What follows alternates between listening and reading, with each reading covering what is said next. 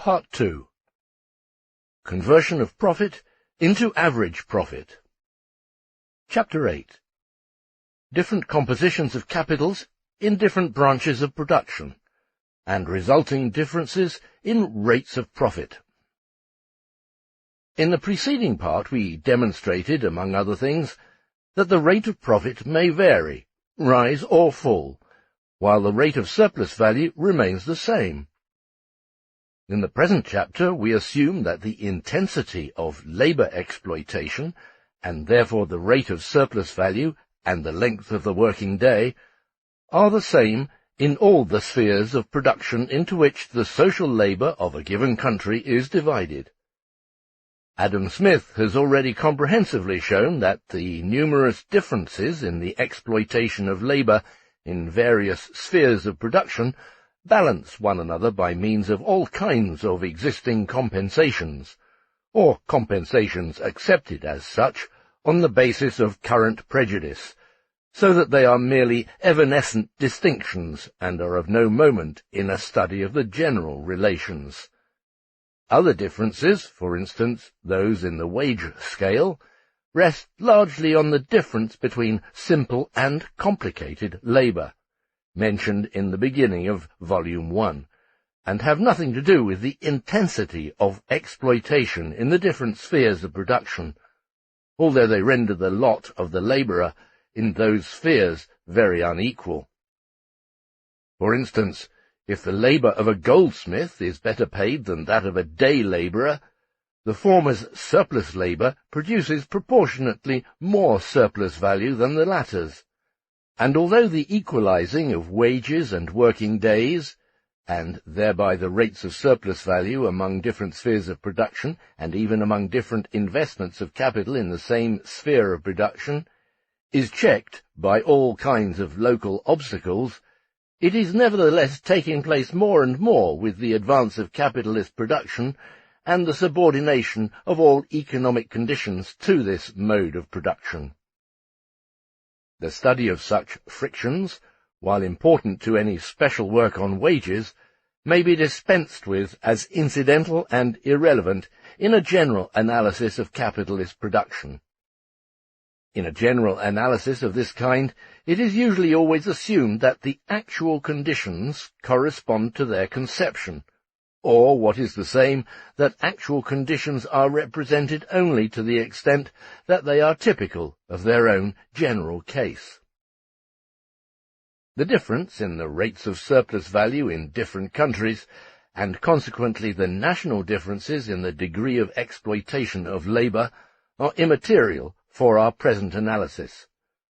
What we want to show in this part is precisely the way in which a general rate of profit takes shape in any given country.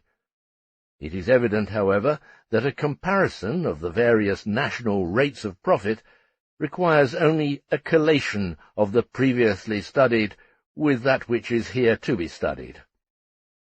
First, one should consider the differences in the national rates of surplus value, and then, on the basis of these given rates, a comparison should be made of the differences in the national rates of profit. In so far as those differences are not due to differences in the national rates of surplus value, they must be due to circumstances in which the surplus value is assumed, just as in the analysis of this chapter, to be universally the same, that is, constant. We demonstrated in the preceding chapter that, assuming the rate of surplus value to be constant, the rate of profit obtaining for a given capital may rise or fall in consequence of circumstances which raise or lower the value of one or the other portion of constant capital, and so affect the proportion between the variable and constant components of capital. We further observed that circumstances which prolong or reduce the time of turnover of an individual capital may similarly influence the rate of profit. Since the mass of the profit is identical with the mass of the surplus value, and with the surplus value itself, it was also seen that the mass of the profit, as distinct from the rate of the profit, is not affected by the aforementioned fluctuations of value. They only modify the rate in which a given surplus value, and therefore a profit of given magnitude, express themselves. In other words, they modify only the relative magnitude of profit, that is, its magnitude compared with the magnitude of the advanced capital. Inasmuch as capital was tied up or released by such fluctuations of value, it was not only the rate of profit, but the profit itself which was likely to be affected in this indirect manner. However, this has then always applied only to such capital as was already invested, and not to new investments. Besides, the increase or reduction of profit always depended on the extent to which the same capital could, in consequence of such fluctuation of value, set in motion more or less labour. In other words, it depended on the extent to which the same capital could, with the rate of surplus value remaining the same, obtain a larger or smaller amount of surplus value. Far from contradicting the general rule, or from being an exception to it, this seeming exception was really but a special case in the application of the general rule. It was seen in the preceding part that, the degree of exploitation remaining constant, changes in the value of the component parts of constant capital and in the time of turnover of capital are attended by changes in the rate of profit. The obvious conclusion is that the rates of profit in different spheres of production, existing side by side, have to differ when, other circumstances remaining unchanged, the time of turnover of capitals employed in the different spheres differs, or when the value relation of the organic components of these capitals differs in the various branches of production. What we previously regarded as changes occurring successively with one and the same capital is now to be regarded as simultaneous differences among capital investments existing side by side in different spheres of production. In these circumstances, we shall have to analyze 1, the difference in the organic composition of capitals, and 2, the difference in their period of turnover. The premise in this entire analysis is naturally that by speaking of the composition or turnover of a capital in a certain line of production, we always mean the average normal proportions of capital invested in this sphere, and generally the average in the total capital employed in that particular sphere, and not the accidental differences of the individual capitals. Since it is further assumed that the rate of surplus value and the working day are constant, and since this assumption also implies constant wages, a certain quantity of variable capital represents a definite quantity of labour power set in motion, and therefore a definite quantity of materialized labour. If, therefore, £100 represent the weekly wage of 100 labourers, indicating 100 actual labour powers, then n times £100 indicate the labour powers of n times 100 labourers, and £100 over n those of 100 over n labourers. The variable capital thus serves here, as is always the case when the wage is given, as an index of the amount of labour set in motion by a definite total capital. Differences in the magnitude of the employed variable capital serve therefore as indexes of the difference in the amount of employed labour power. If £100 indicate 100 labourers per week, and represent 6,000 working hours at 60 working hours per week, then £200 represent 12,000, and £50 only 3,000 working hours. By composition of capital we mean, as stated in Volume 1, the proportion of its active and passive components, that is, of variable and constant capital. Two proportions enter into consideration under this heading. They are not equally important, although they may produce similar effects under certain circumstances. The first proportion rests on a technical basis, and must be regarded as given at a certain stage of development of the productive forces.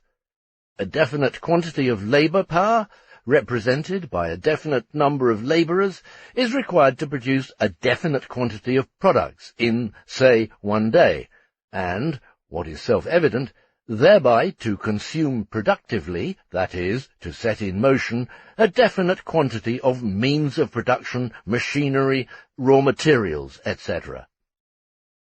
A definite number of labourers corresponds to a definite quantity of means of production, and hence a definite quantity of living labour to a definite quantity of labour materialized in means of production.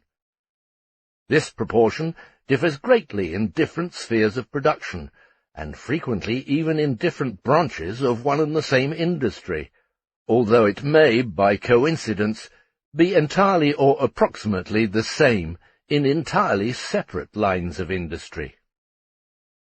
This proportion forms the technical composition of capital, and is the real basis of its organic composition. However, it is also possible that this first proportion may be the same in different lines of industry, provided variable capital is merely an index of labour power, and constant capital merely an index of the mass of means of production set in motion by this labour power. For instance, certain work in copper and iron may require the same ratio of labour power to mass of means of production. But since copper is more expensive than iron, the value relation between variable and constant capital is different in each case, and hence also the value composition of the two total capitals.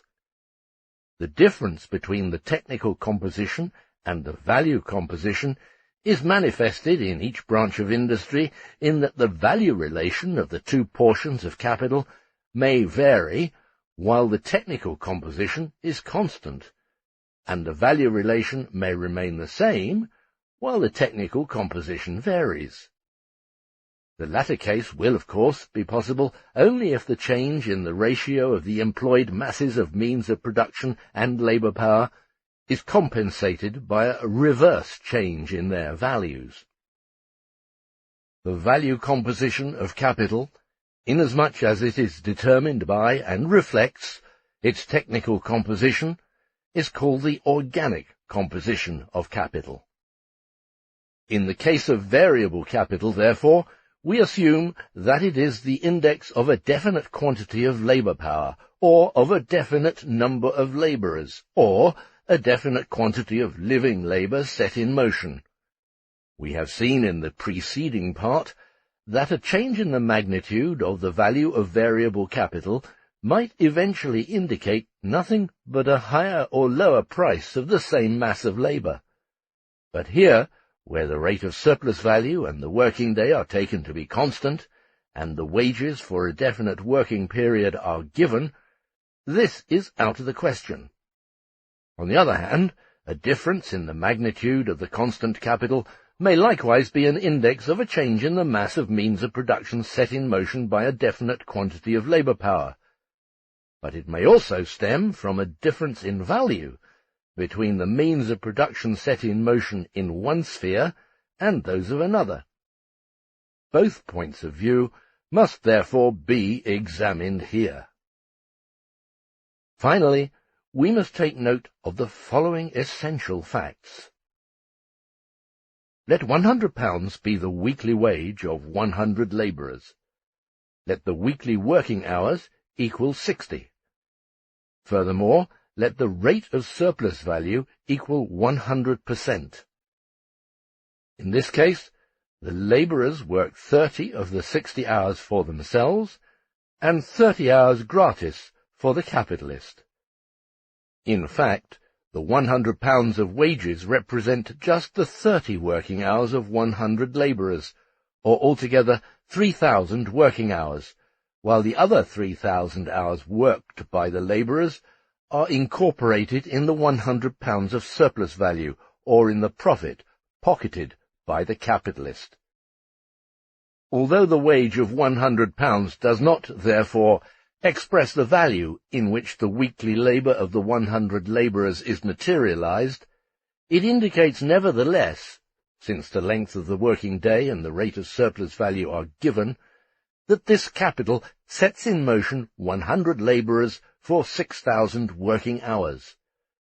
The capital of £100 indicates this, first, because it indicates the number of labourers set in motion, with £1 equals 1 labourer per week, hence £100 equals 100 labourers, and secondly, because since the rate of surplus value is given as 100%, each of these labourers performs twice as much work as is contained in his wages, so that £1, that is, his wage, which is the expression of half a week of labour, actuates a whole week's labour, just as £100 sets in motion 100 weeks of labour, although it contains only 50. A very essential distinction is thus to be made in regard to variable capital laid out in wages. Its value as the sum of wages, that is, as a certain amount of materialized labour, is to be distinguished from its value as a mere index of the mass of living labour which it sets in motion. The latter is always greater than the labour which it incorporates, and is therefore represented by a greater value than that of the variable capital. This greater value is determined on the one hand by the number of labourers set in motion by the variable capital, and on the other by the quantity of surplus labour performed by them. It follows from this manner of looking upon variable capital that, when a capital invested in production sphere A expends only 100 in variable capital for each 700 of total capital, leaving 600 for constant capital, while a capital invested in production sphere B expends 600 for variable and only 100 for constant capital, then capital A of 700 sets in motion only 100 of labour power, or in the terms of our previous assumption, 100 weeks of labour, or 6,000 hours of living labour, while the same amount of capital B will set in motion 600 weeks of labour, or 36,000 hours of living labour. The capital in A would then appropriate only 50 weeks of labour, or 3,000 hours of surplus labour, while the same amount of capital in B would appropriate 300 weeks of labour, or 18,000 hours. Variable capital is not only the index of the labour embodied in it. When the rate of surplus value is known, it is also an index of the amount of labour set in motion over and above that embodied in itself, that is, of surplus labour. Assuming the same intensity of exploitation, the profit in the first case would be 100 over 700 equals 1/7 equals 14 2/7%, and in the second case 600 over 700 equals 6/7 equals 85 5/7%, or a six-fold rate of profit. In this case, the profit itself would actually be 6 times as great, 600 in B as against 100 in A, because the same capital set in motion 6 times as much living labour, which at the same level of exploitation means 6 times as much surplus value, and thus 6 times as much profit. But if the capital invested in A were not 700 but £7,000, while that invested in B were only £700, and the organic composition of both were to remain the same, then the capital in A would employ £1,000 of the £7,000 as variable capital, that is, 1,000 labourers per week equals 60,000 hours of living labour, of which 30,000 would be surplus labour. Yet each £700 of the capital in A would continue to set in motion only 1/6 as much living labour, and hence only 1/6 as much surplus labour as the capital in B, and would produce only 1/6 as much profit. If we consider the rate of profit, then in A, 1,000 over 7,000 equals 100 over 700 equals 14 2/7%, as compared with 600 over 700 or 85 5/7% in B. Taking equal amounts of capital, the rates of profit differ because, owing to the different masses of living labour set in motion, the masses of surplus value, and thus of profit, differ, although the rates of surplus value are the same.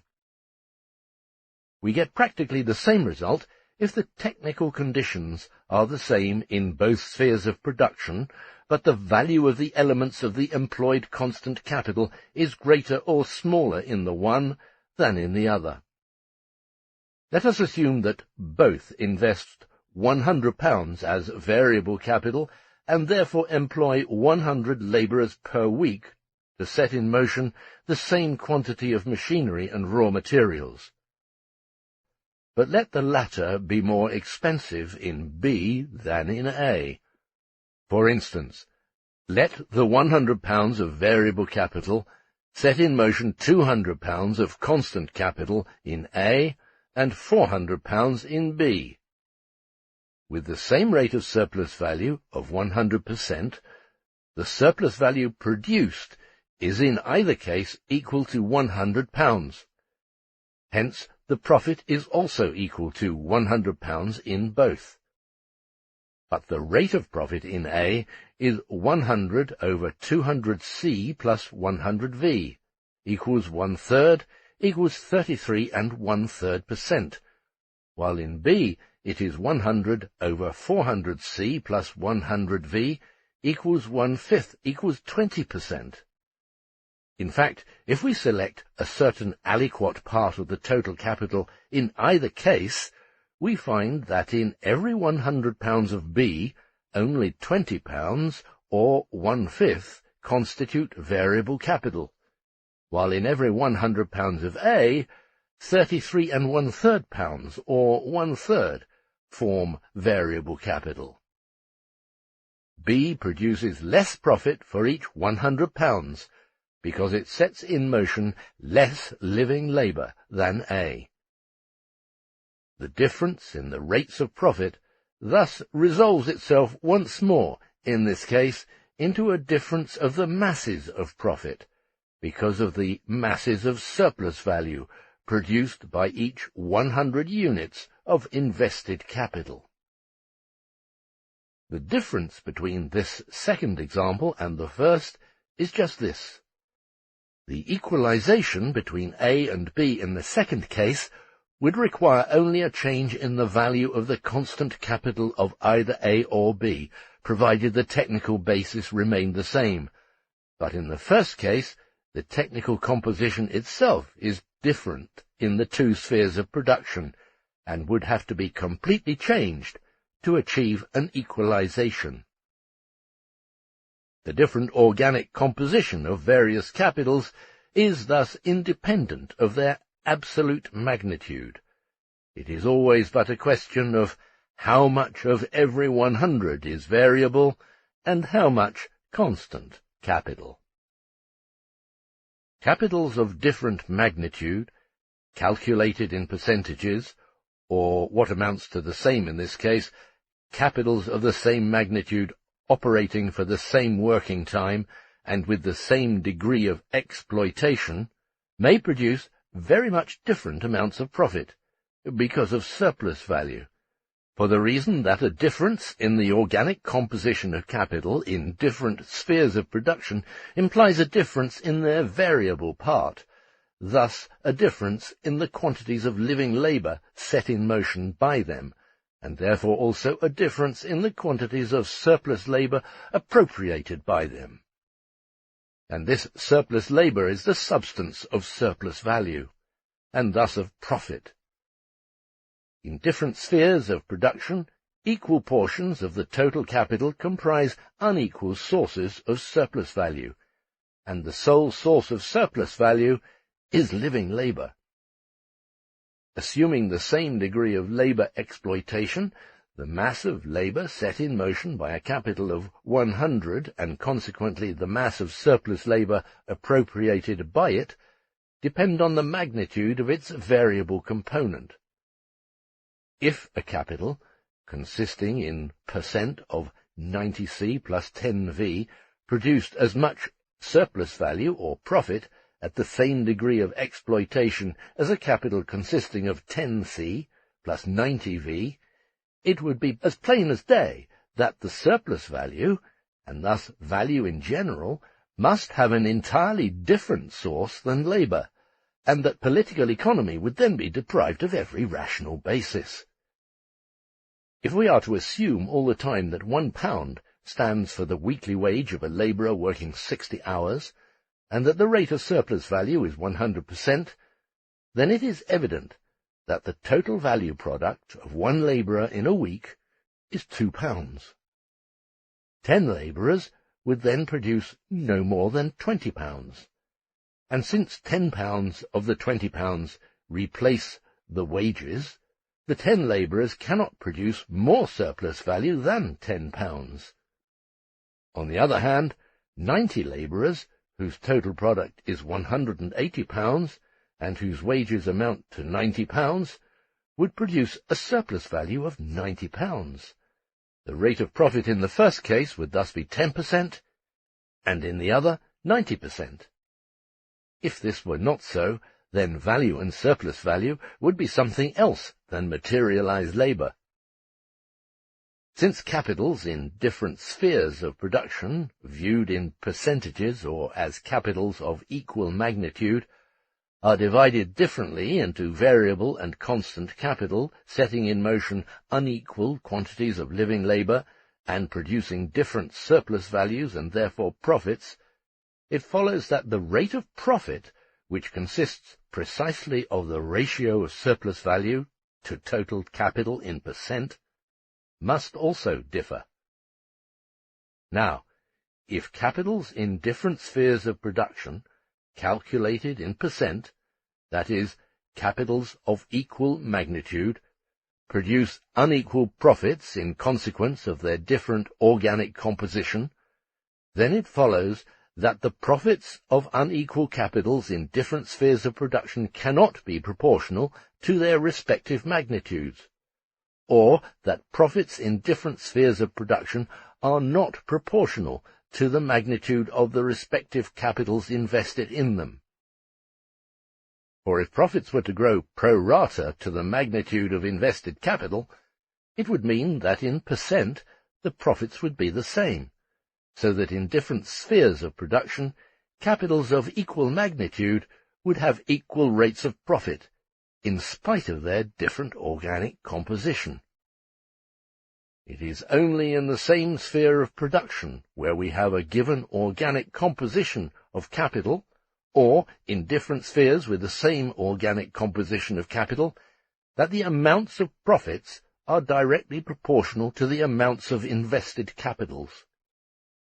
To say that the profits of unequal capitals are proportional to their magnitudes would only mean that capitals of equal magnitude yield equal profits, or that the rate of profit is the same for all capitals, whatever their magnitude and organic composition. These statements hold good on the assumption that the commodities are sold at their values. The value of a commodity is equal to the value of the constant capital contained in it, plus the value of the variable capital reproduced in it, plus the increment, the surplus value produced of this variable capital. At the same rate of surplus value, its quantity evidently depends on the quantity of the variable capital. The value of the product of an individual capital of 100 is, in one case, 90C plus 10V plus 10S equals 110, and in the other, 10C plus 90V plus 90S equals 190. If the commodities go at their values, the first product is sold at 110, of which 10 represents surplus value or unpaid labour, and the second at 190, of which 90 represents surplus value or unpaid labour. This is particularly important in comparing rates of profit in different countries. Let us assume that the rate of surplus value in one European country is 100%, so that the labourer works half of the working day for himself and the other half for his employer. Let us further assume that the rate of profit in an Asian country is 25%, so that the labourer works 4/5 of the working day for himself and 1/5 for his employer. Let 84C plus 16V be the composition of the national capital in the European country, and 16C plus 84V in the Asian country, where little machinery, etc. is used, and where a given quantity of labour power consumes relatively little raw material productively in a given time. Then we have the following calculation. In the European country, the value of the product equals 84C plus 16V plus 16S equals 116. Rate of profit equals 16 over 100 equals 16%. In the Asian country, the value of the product equals 16C plus 84V plus 21S equals 121. Rate of profit equals 21 over 100 equals 21%. The rate of profit in the Asian country is thus more than 25% higher than in the European country, although the rate of surplus value in the Asian country is 1/4 that of the latter. Men like Carey, Bastia, and Tutti Quanti, all and sundry, would arrive at the very opposite conclusion. By the way, different national rates of profit are mostly based on different national rates of surplus value, but in this chapter we compare unequal rates of profit derived from the same rate of surplus value. Aside from differences in the organic composition of capitals, and therefore aside from the different masses of labour, and consequently, other circumstances remaining the same, from different masses of surplus labour set in motion by capitals of the same magnitude in different spheres of production, there is yet another source of inequality in rates of profit. This is the different period of turnover of capital in different spheres of production. We have seen in Chapter 4 that, other conditions being equal, the rates of profit of capitals of the same organic composition are inversely proportional to their periods of turnover. We have also seen that the same variable capital turned over in different periods of time produces different quantities of annual surplus value. The difference in the periods of turnover is therefore another reason why capitals of equal magnitude in different spheres of production do not produce equal profits in equal periods, and why, consequently, the rates of profit in these different spheres differ. As far as the ratio of the fixed and circulating capital in the composition of capitals is concerned, however, it does not in itself affect the rate of profit in the least.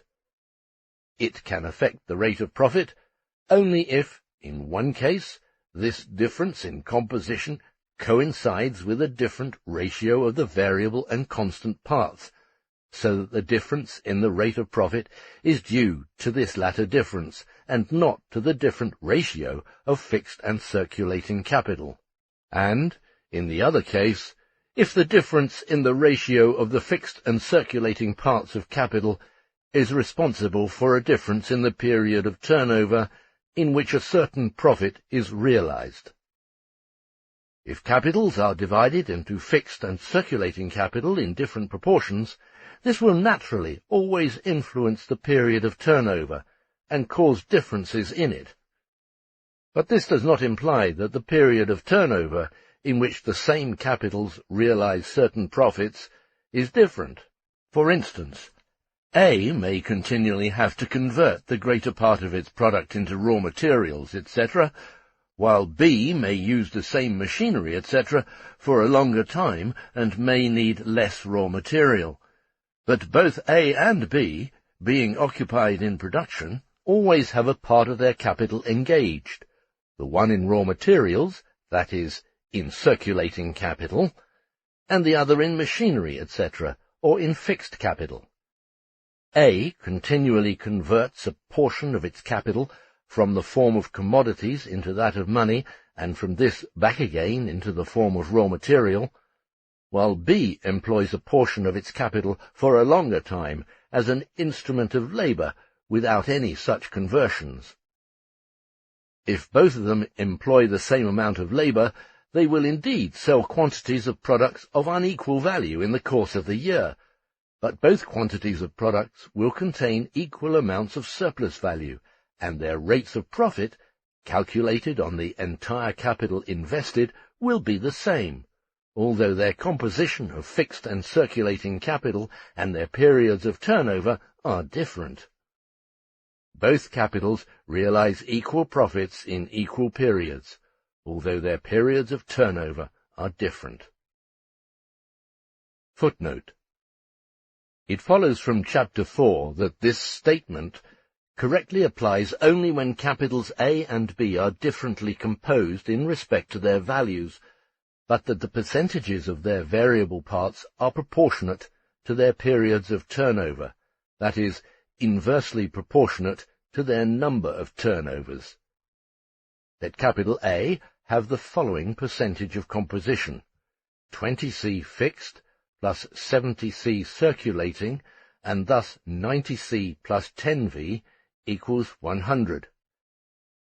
At a rate of surplus value of 100%, the 10V produces 10S in one turnover, yielding a rate of profit for one turnover equal 10%. Let capital B equal 60C fixed and 20C circulating, and thus 80C plus 20V equals 100. The 20V produce 20S in one turnover at the above rate of surplus value, yielding a rate of profit for one turnover equal 20%, which is double that of A. But if A is turned over twice per year, and B only once, then 2 times 10 also makes 20S per year, and the annual rate of profit is the same for both, namely 20%. Friedrich Engels. End of footnote. The difference in the period of turnover is in itself of no importance, except so far as it affects the mass of surplus labour appropriated and realized by the same capital in a given time. If, therefore, a different division into fixed and circulating capital does not necessarily imply a different period of turnover, which would in its turn imply a different rate of profit, it is evident that if there is any such difference in the rates of profit, it is not due to a different ratio of fixed to circulating capital as such, but rather to the fact that this different ratio indicates an inequality in the periods of turnover affecting the rate of profit. It follows, therefore, that the different composition of constant capital in respect to its fixed and circulating portions in various branches of production has in itself no bearing on the rate of profit, since it is the ratio of variable to constant capital which decides this question, while the value of the constant capital, and therefore also its magnitude in relation to the variable, is entirely unrelated to the fixed or circulating nature of its components. Yet it may be found, and this often leads to incorrect conclusions, that wherever fixed capital is considerably advanced, this but expresses the fact that production is on a large scale, so that constant capital greatly outweighs the variable, or that the living labour power it employs is small compared to the mass of the means of production which it operates. We have thus demonstrated that different lines of industry have different rates of profit, which correspond to differences in the organic composition of their capitals, and, within indicated limits, also to their different periods of turnover. Given the same time of turnover, the law, as a general tendency, that profits are related to one another as the magnitudes of the capitals, and that, consequently, capitals of equal magnitude yield equal profits in equal periods, applies only to capitals of the same organic composition, even with the same rate of surplus value. These statements hold good on the assumption which has been the basis of all our analyses so far, namely, that the commodities are sold at their values.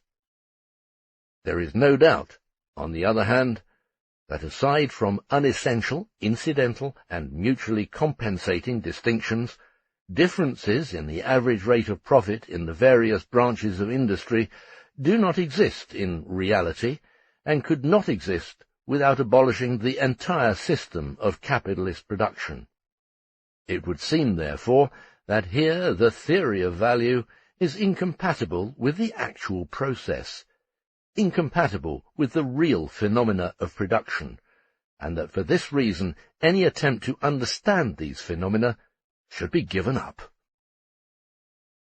It follows from the first part of this volume that the cost prices of products in different spheres of production are equal if equal portions of capital have been advanced for their production, however different the organic composition of such capitals.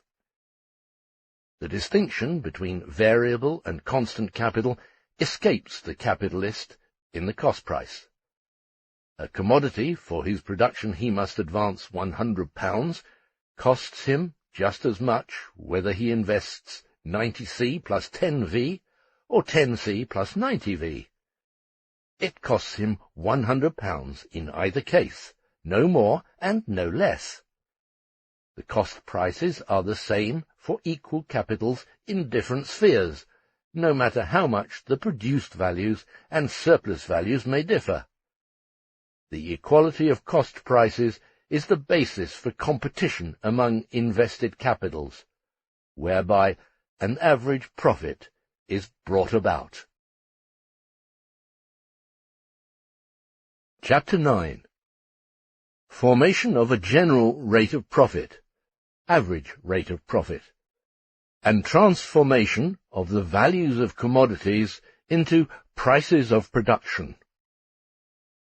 The organic composition of capital depends at any given time on two circumstances. First, on the technical relation of labour power employed to the mass of the means of production employed. Secondly, on the price of these means of production. This composition, as we have seen, must be examined on the basis of percentage ratios. We express the organic composition of a certain capital consisting 4/5 of constant and 1/5 of variable capital by the formula 80C plus 20V. It is furthermore assumed in this comparison that the rate of surplus value is unchangeable. Let it be any rate picked at random, say 100%.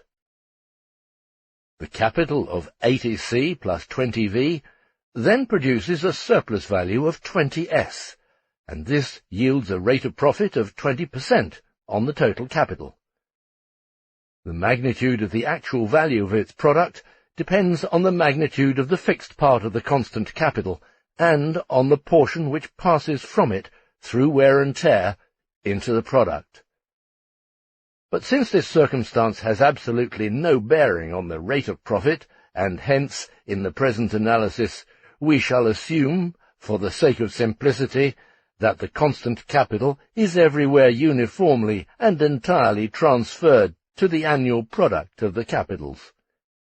It is further assumed that the capitals in the different spheres of production annually realize the same quantities of surplus value proportionate to the magnitude of their variable parts. For the present, therefore, we disregard the difference which may be produced in this respect by variations in the duration of turnovers. This point will be discussed later. Let us take 5 different spheres of production, and let the capital in each have a different organic composition, as follows. Capital 1, 80C plus 20V. Rate of surplus value, 100%. Therefore, surplus value equals 20, and value of product equals 120. Thus, rate of profit equals 20%.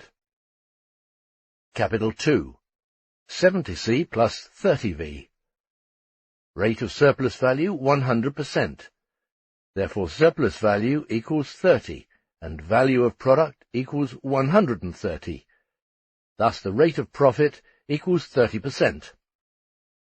Capital 3, 60C plus 40V. Rate of surplus value, 100%. Therefore, surplus value equals 40, and the value of product equals 140. Thus, the rate of profit equals 40%.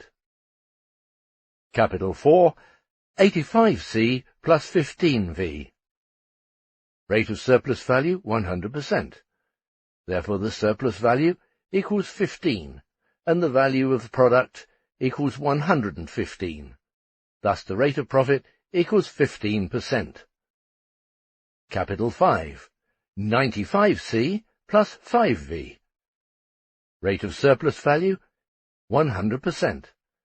Therefore, surplus value equals 5, and the value of the product equals 105. Thus, the rate of profit equals 5%. Here, in different spheres of production with the same degree of exploitation, we find considerably different rates of profit corresponding to the different organic composition of these capitals. The sum total of the capitals invested in these 5 spheres of production equals 500. The sum total of the surplus value produced by them equals 110. The aggregate value of the commodities produced by them equals 610. If we consider the 500 as a single capital, and capitals 1 to 5 merely as its component parts, as, say, different departments of a cotton mill, which has different ratios of constant to variable capital in its carding, preparatory spinning, and weaving shops, and in which the average ratio for the factory as a whole has still to be calculated, the mean composition of this capital of £500 would equal 390C plus 110V, or, in percent, equal 78C plus 22V. Should each of the capitals of 100 be regarded as 1/5 of the total capital, its composition would equal this average of 78C plus 22V. For every 100, there would be an average surplus value of 22. Thus, the average rate of profit would equal 22%. And, finally, the price of every 1/5 of the total product produced by the 500 would equal 122. The product of each 1/5 of the advanced total capital would then have to be sold at 122. But to avoid entirely erroneous conclusions, it must not be assumed that all cost prices equal 100.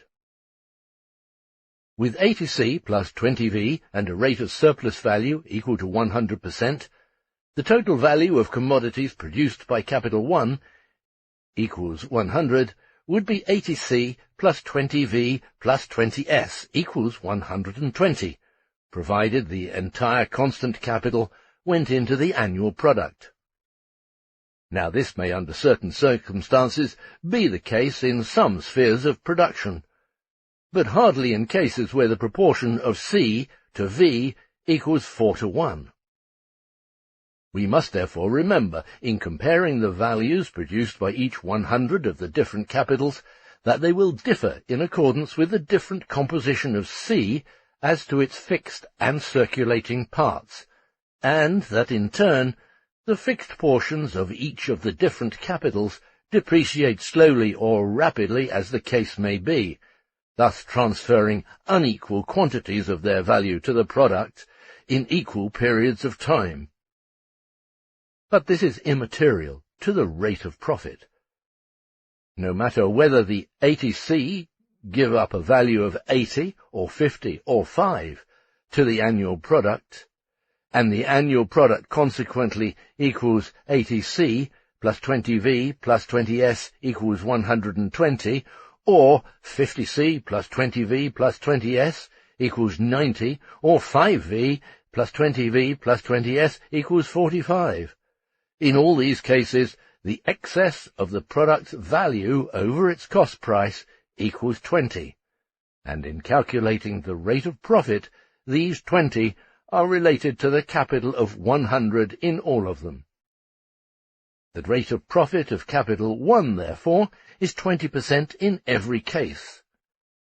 To make this still plainer, we let different portions of constant capital go into the value of the product of the same 5 capitals as follows. Capital 1, 80C plus 20V, rate of surplus value 100%, surplus value 20, rate of profit 20%, used up constant capital 50, value of commodities therefore 50 plus 20 plus 20 equals 90, and the cost price equals 70. Capital 2, 70C plus 30V, rate of surplus value 100%, surplus value 30, rate of profit 30%, used up constant capital 51, value of commodities therefore 51 plus 30 equals 111, and the cost price equals 81. Capital 3, 60C plus 40V, rate of surplus value 100%, surplus value 40, rate of profit 40%, used up constant capital 51, value of commodities therefore 51 plus 40 equals 131, and the cost price equals 91. Capital 4, 85C plus 15V, rate of surplus value 100%, surplus value 15, rate of profit 15%, used up constant capital 40. Value of commodities therefore 40 plus 15 equals 70, and the cost price equals 55. Capital 5, 95C plus 5V, rate of surplus value 100%, surplus value 5, rate of profit 5%, used up constant capital 10. Value of commodities therefore 10 plus 5 equals 20, and the cost price equals 15. Total capital 390C plus 110V, surplus value 110, rate of profit 110%. Average capital 78C plus 22V, surplus value 22, rate of profit 22%.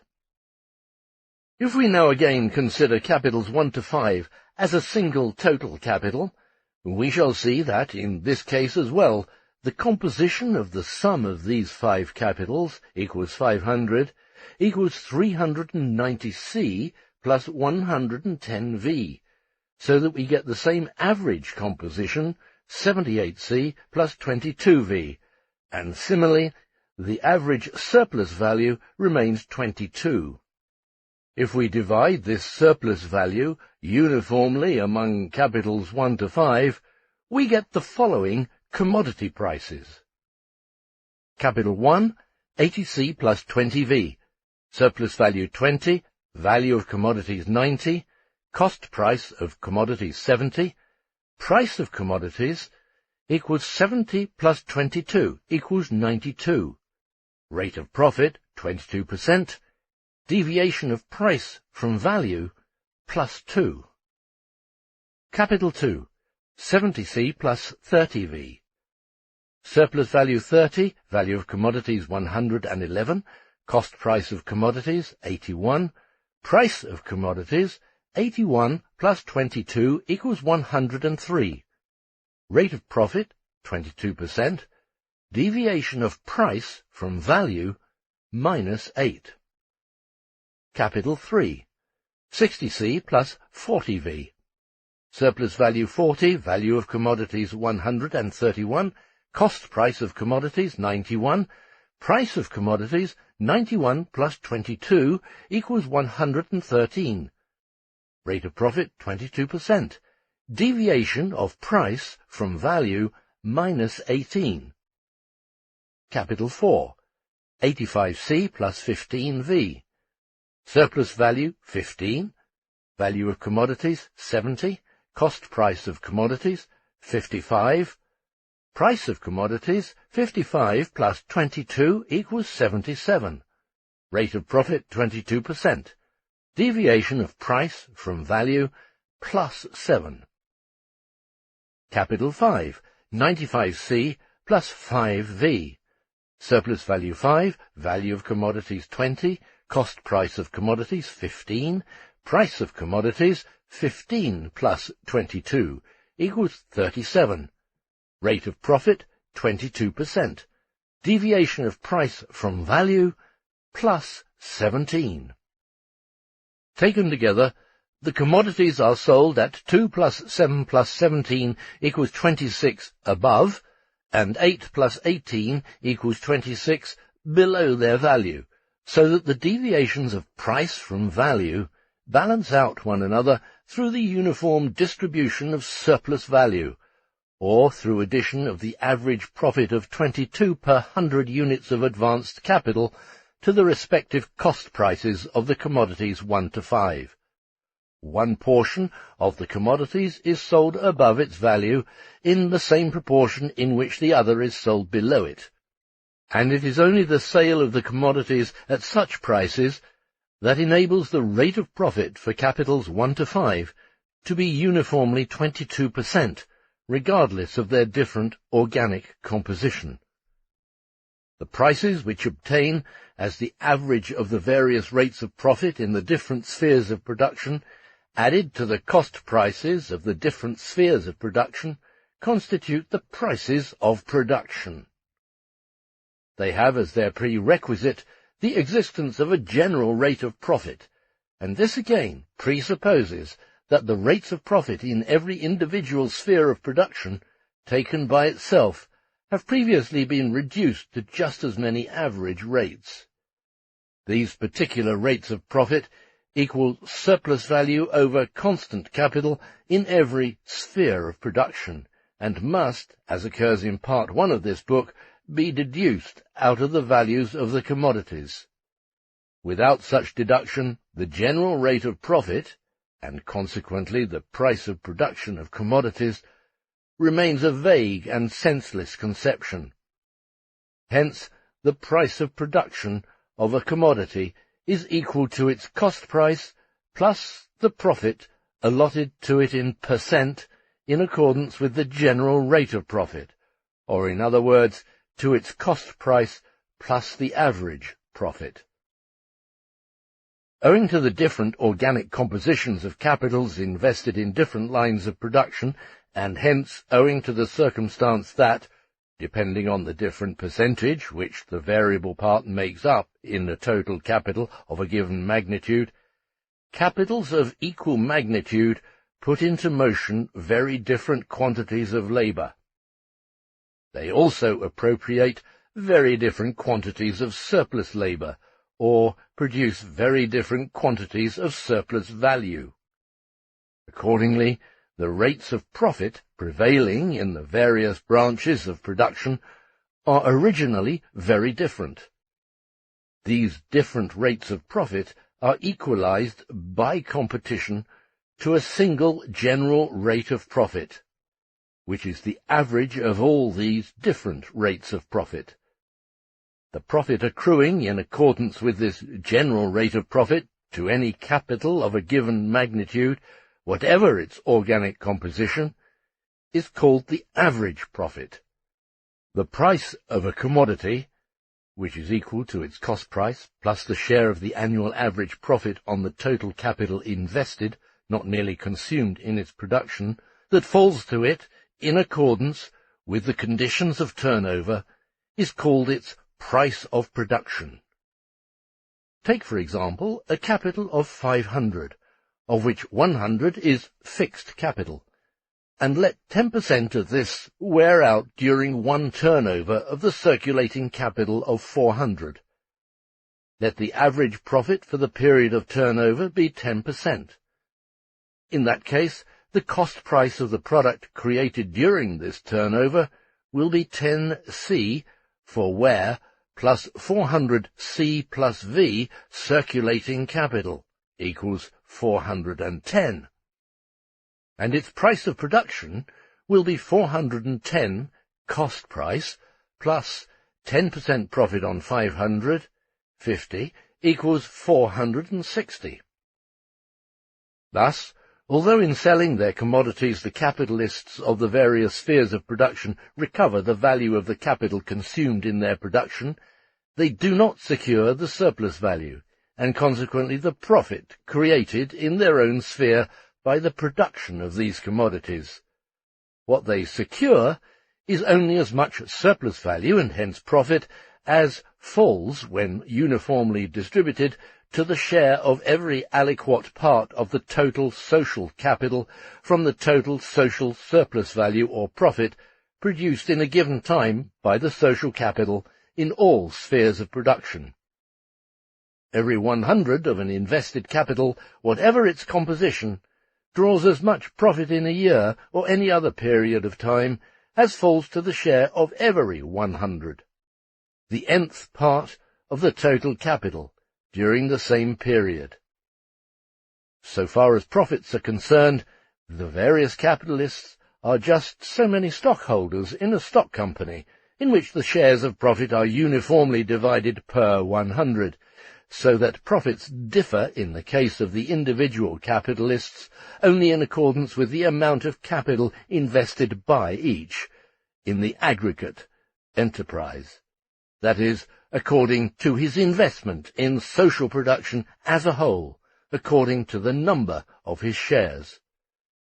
Therefore, the portion of the price of commodities which replaces the elements of capital consumed in the production of these commodities, the portion, therefore, which will have to be used to buy back these consumed capital values, that is, their cost price, depends entirely on the outlay of capital within the respective spheres of production.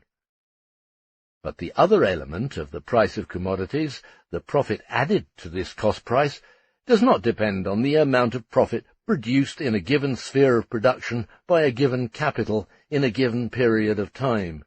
It depends on the mass of profit, which falls as an average for any given period to each individual capital as an aliquot part of the total social capital invested in social production. When a capitalist sells his commodities at their price of production, therefore, he recovers money in proportion to the value of the capital consumed in their production, and secures profit in proportion to this advanced capital as the aliquot part in the total social capital. His cost prices are specific, but the profit added to them is independent of his particular sphere of production, being a simple average per 100 units of invested capital. Let us assume that the 5 different investments, 1 to 5, of the foregoing illustration belong to one man. The quantity of variable and constant capital consumed per 100 of the invested capital in each of the departments 1 to 5 in the production of commodities 1 to 5 would, needless to say, make up a part of their price, since at least this price is required to recover the advanced and consumed portions of the capital. These cost prices would therefore be different for each class of the commodities 1 to 5, and would, as such, be set differently by the owner. But as regards the different quantities of surplus value or profit produced by 1 to 5, they might easily be regarded by the capitalist as profit on his advanced aggregate capital, so that each 100 units would get their definite aliquot part. Hence the cost prices of the commodities produced in the various departments 1 to 5 would be different, but that portion of their selling price derived from the profit added per 100 capital would be the same for all these commodities.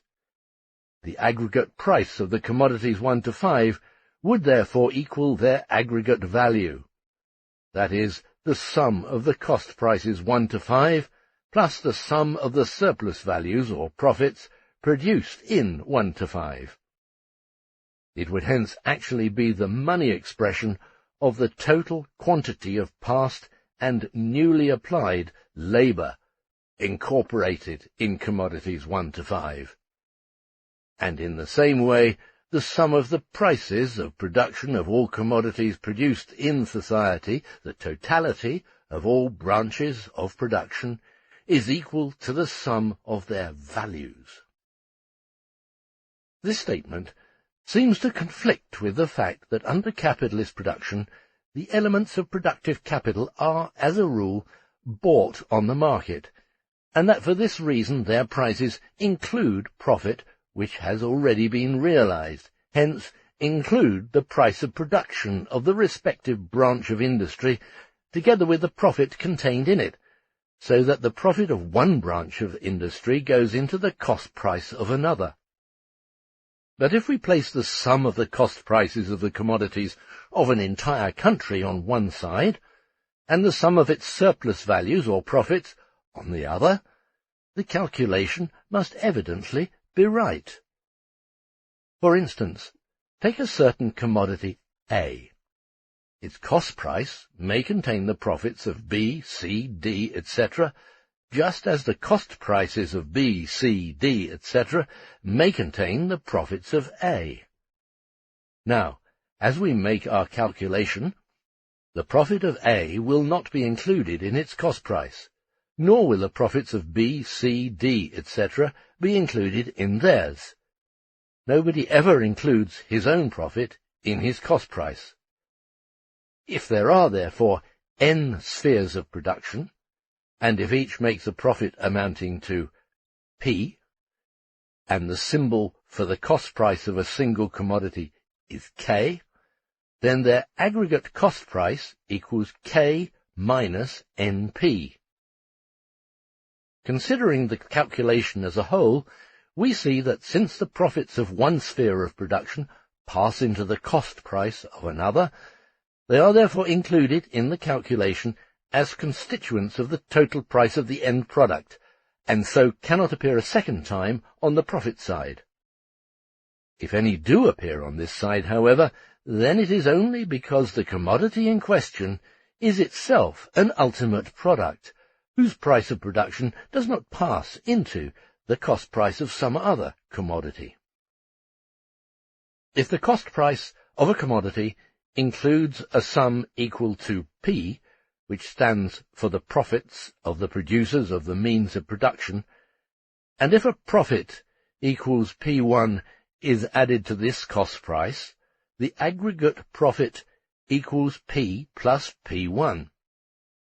The aggregate cost price of the commodity, considered without the profit portions, is then its own cost price minus P plus P1. Let this cost price be K. Then, obviously, K plus the aggregate profit equals K plus P1. In dealing with surplus values, we have seen in Volume 1 that the product of every capital may be so treated, as though a part of it replaces only capital, while the other part represents only surplus value. In applying this approach to the aggregate product of society, we must make some rectifications. Looking upon society as a whole, the profit contained in, say, the price of flax cannot appear twice, not both as a portion of the linen price and as the profit of the flax. There is no difference between surplus value and profit as long as, for example, A's surplus value passes into B's constant capital. It is, after all, quite immaterial to the value of the commodities whether the labour contained in them is paid or unpaid. This merely shows that B pays for A's surplus value. A's surplus value cannot be entered twice in the total calculation. But the difference is this. Aside from the fact that the price of a particular product, let us say that of capital B, differs from its value because the surplus value realized in B may be greater or smaller than the profit added to the price of the products of B, the same circumstance applies also to those commodities which form the constant part of capital B, and indirectly also its variable part, as the labourer's necessities of life. So far as the constant portion is concerned, it is itself equal to the cost price plus the surplus value. Here, therefore, equal to cost price plus profit, and this profit may again be greater or smaller than the surplus value for which it stands. As for the variable capital, the average daily wage is indeed always equal to the value produced in the number of hours the labourer must work to produce the necessities of life. But this number of hours is in its turn obscured by the deviation of the prices of production of the necessities of life from their values. However, this always resolves itself to one commodity receiving too little of the surplus value, while another receives too much, so that the deviations from the value which are embodied in the prices of production compensate one another. Under capitalist production, the general law acts as the prevailing tendency only in a very complicated and approximate manner, as a never ascertainable average of ceaseless fluctuations. Since the general rate of profit is formed by taking the average of the various rates of profit for each 100 of capital invested in a definite period, for example a year, it follows that in it the difference brought about by different periods of turnover of different capitals is also effaced. But these differences have a decisive bearing on the different rates of profit in the various spheres of production whose average forms the general rate of profit. In the preceding illustration concerning the formation of the average rate of profit, we assumed that each capital in each sphere of production is equal to 100, and we did so to show the difference in the rates of profit in percent, and thus also the difference in the values of commodities produced by equal amounts of capital. But it goes without saying that the actual amounts of surplus value produced in each sphere of production depend on the magnitude of the invested capitals, since the composition of capital is given in each sphere of production. Yet the actual rate of profit in any particular sphere of production is not affected by the fact that the capital invested is 100, or M times 100, or XM times 100. The rate of profit remains 10%, whether the total profit is 10 to 100, or 1,000 to 10,000. However, since the rates of profit differ in the various spheres of production, with very much different quantities of surplus value or profit being produced in them, depending on the proportion of the variable to the total capital, it is evident that the average profit per 100 of the social capital, and hence the average or general rate of profit, will differ considerably in accordance with the respective magnitudes of the capitals invested in the various spheres. Let us take 4 capitals, A, B, C, D. Let the rate of surplus value for all equal 100%. Let the variable capital for each 100 of the total be 25 in A, 40 in B, 15 in C, and 10 in D. Then each 100 of the total capital would yield a surplus value or profit of 25 in A, 40 in B, 15 in C, and 10 in D. This would total 90, and if these 4 capitals are of the same magnitude, the average rate of profit would then be 90 over 4, or 22.5%. Suppose, however, the total capitals are as follows. A equals 200, B equals 300, C equals 1,000, D equals 4,000. The profits produced would then respectively equal 50, 120, 150, and 400. This makes a profit of 720, and an average rate of profit of 13 1/11%, for 5,500, the sum of the 4 capitals. The masses of the total value produced differ in accordance with the magnitudes of the total capitals invested in A, B, C, D, respectively.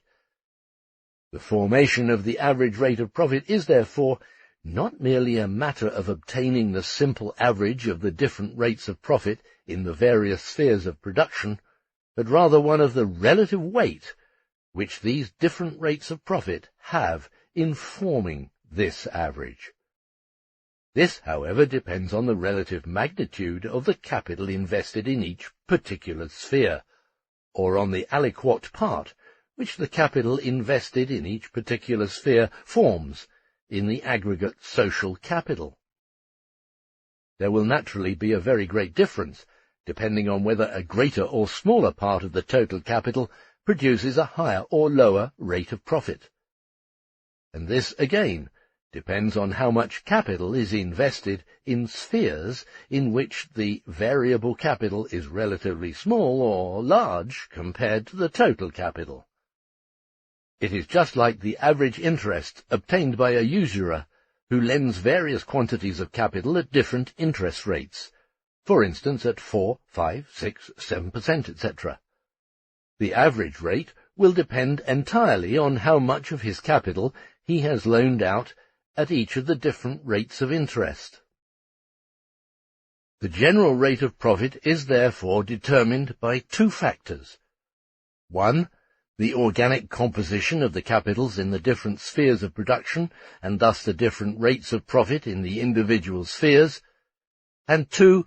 The distribution of the total social capital in these different spheres, and thus the relative magnitude of the capital invested in each particular sphere at the specific rate of profit prevailing in it, that is, the relative share of the total social capital absorbed by each individual sphere of production.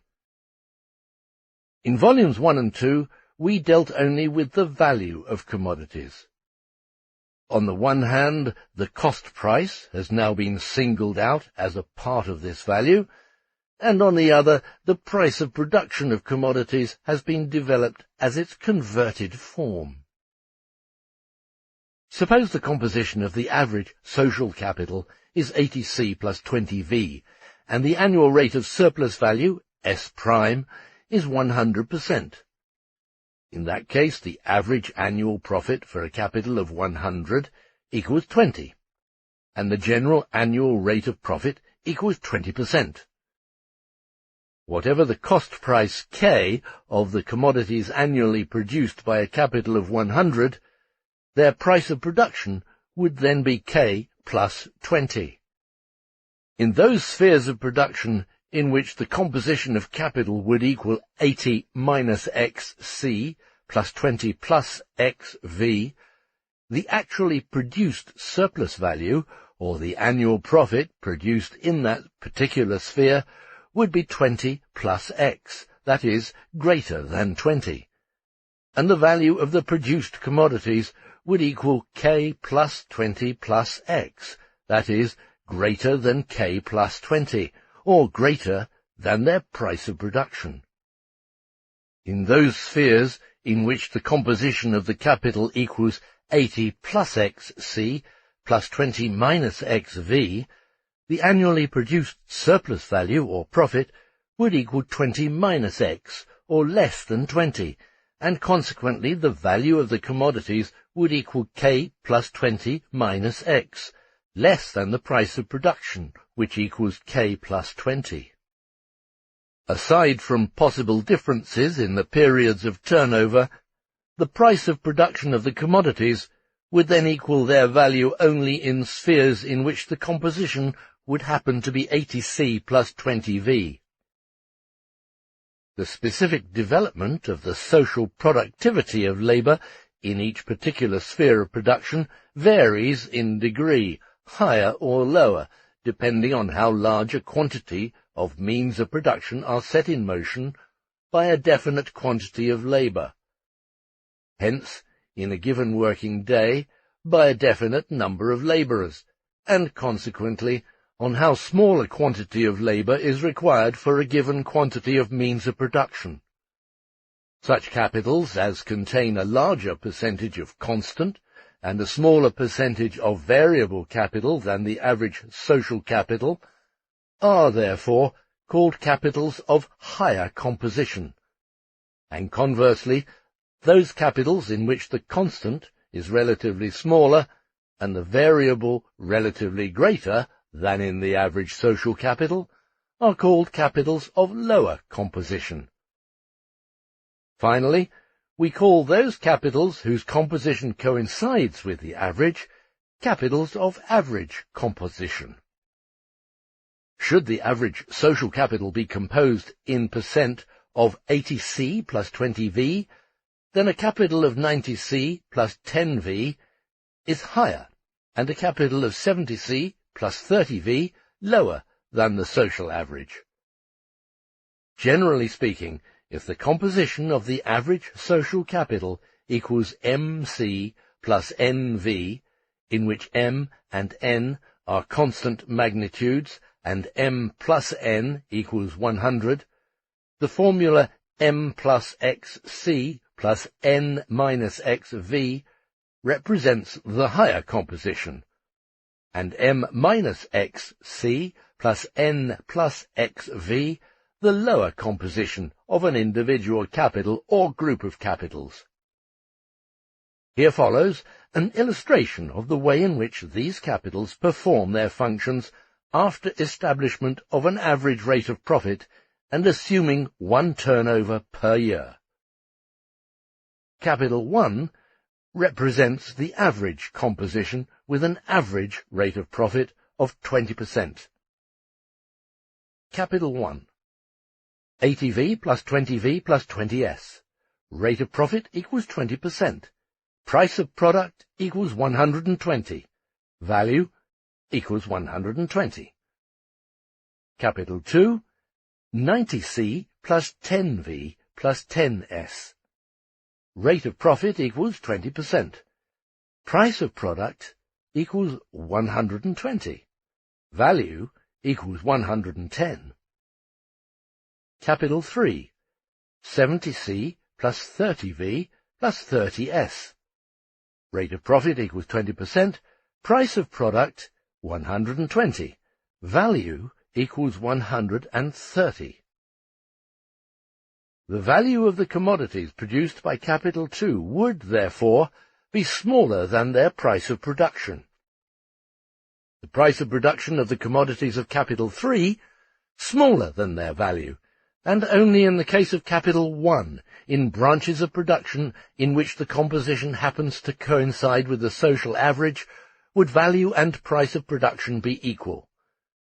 In applying these terms to any particular cases, note must, however, be taken whether a deviation of the ratio between C and V is simply due to a change in the value of the elements of constant capital, rather than to a difference in the technical composition.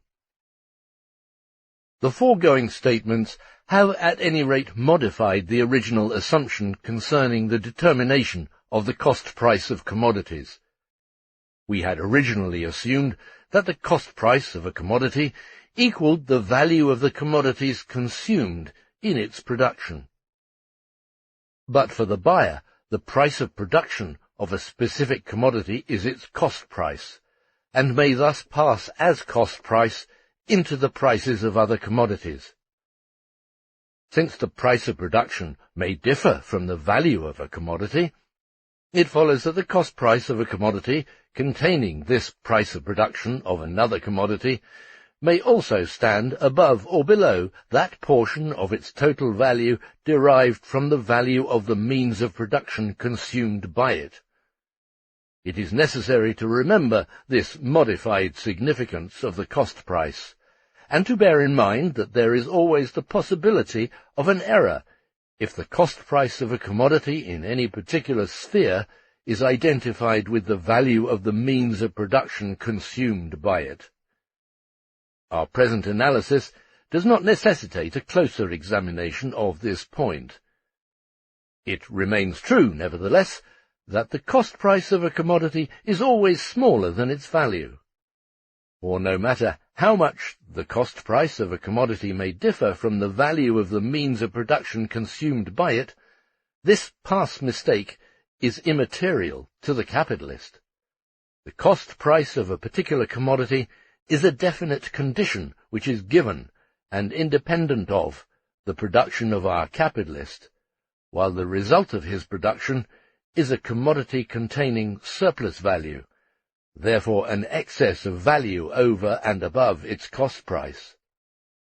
For all other purposes, the statement that the cost price is smaller than the value of a commodity has now changed practically into the statement that the cost price is smaller than the price of production. As concerns the total social capital, in which the price of production is equal to the value, this statement is identical with the former, namely that the cost price is smaller than the value.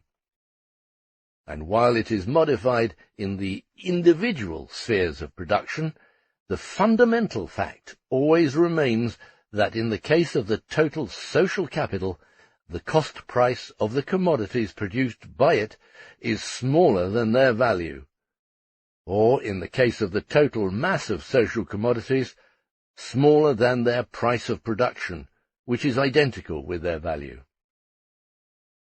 The cost price of a commodity refers only to the quantity of paid labor contained in it, while its value refers to all the paid and unpaid labor contained in it. The price of production refers to the sum of the paid labor plus a certain quantity of unpaid labor determined for any particular sphere of production by conditions over which it has no control. The formula that the price of production of a commodity equals K plus P, that is, equals its cost price plus profit, is now more precisely defined with P equal to Kp prime, P prime being the general rate of profit. Hence, the price of production equals K plus Kp prime. If K equals 300 and P prime equals 15%, then the price of production is K plus Kp prime equals 300 plus 300 times 15 over 100, or 345. The price of production of the commodities in any particular sphere may change in magnitude thus. 1.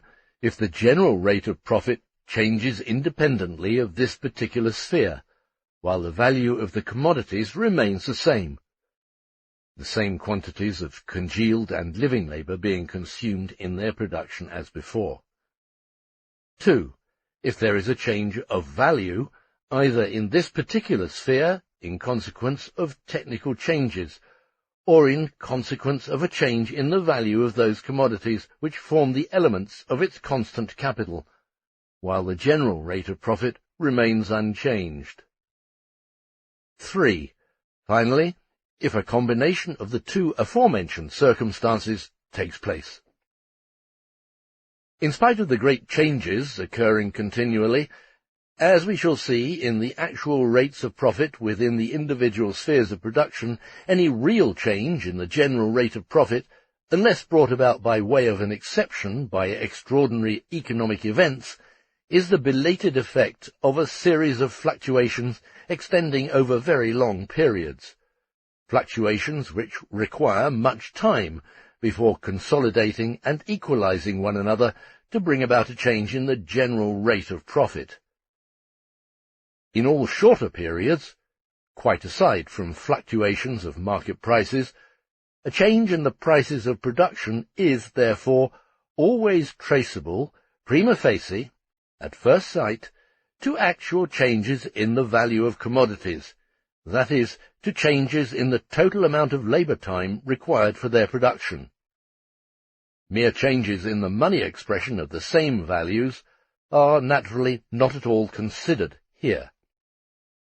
On the other hand, it is evident that from the point of view of the total social capital, the value of the commodities produced by it, or expressed in money, their price, equals the value of constant capital plus the value of variable capital plus surplus value.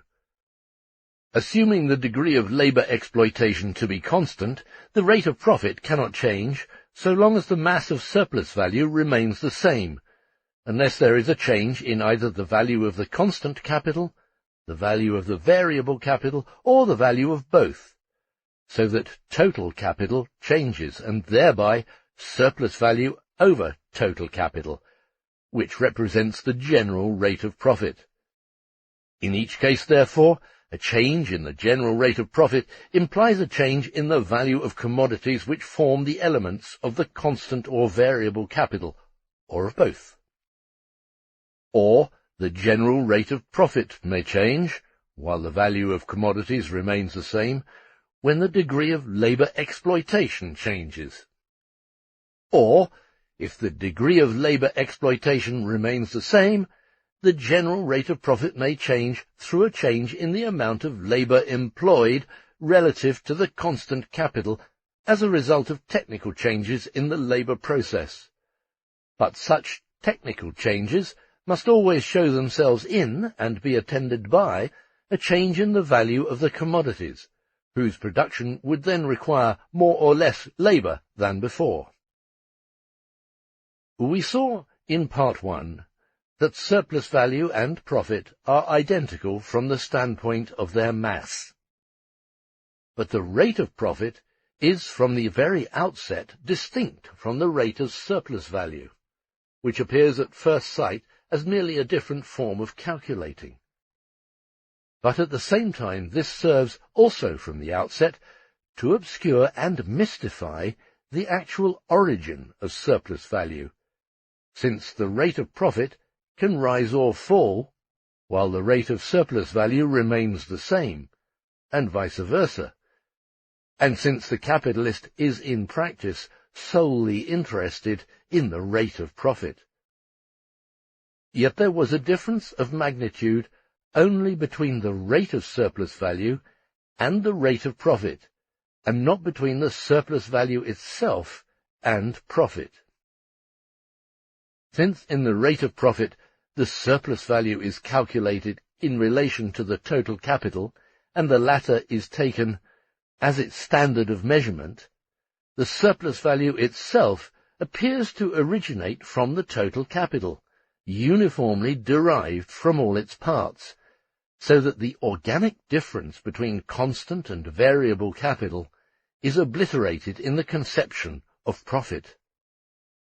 Disguised as profit, surplus value actually denies its origin, loses its character, and becomes unrecognizable.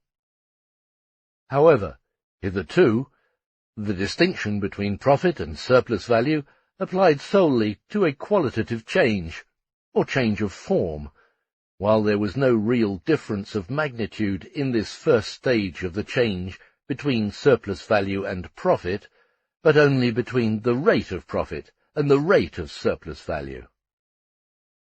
But it is different as soon as a general rate of profit, and thereby an average profit corresponding to the magnitude of invested capital given in the various spheres of production, have been established. It is then only an accident if the surplus value, and thus the profit, actually produced in any particular sphere of production coincides with the profit contained in the selling price of a commodity. As a rule, surplus value and profit, and not their rates alone, are then different magnitudes. At a given degree of exploitation, the mass of surplus value produced in a particular sphere of production is then more important for the aggregate average profit of social capital, and thus for the capitalist class in general, than for the individual capitalist in any specific branch of production. It is of importance to the latter only in so far as the quantity of surplus value produced in his branch helps to regulate the average profit. But this is a process which occurs behind his back, one he does not see nor understand, and which, indeed, does not interest him.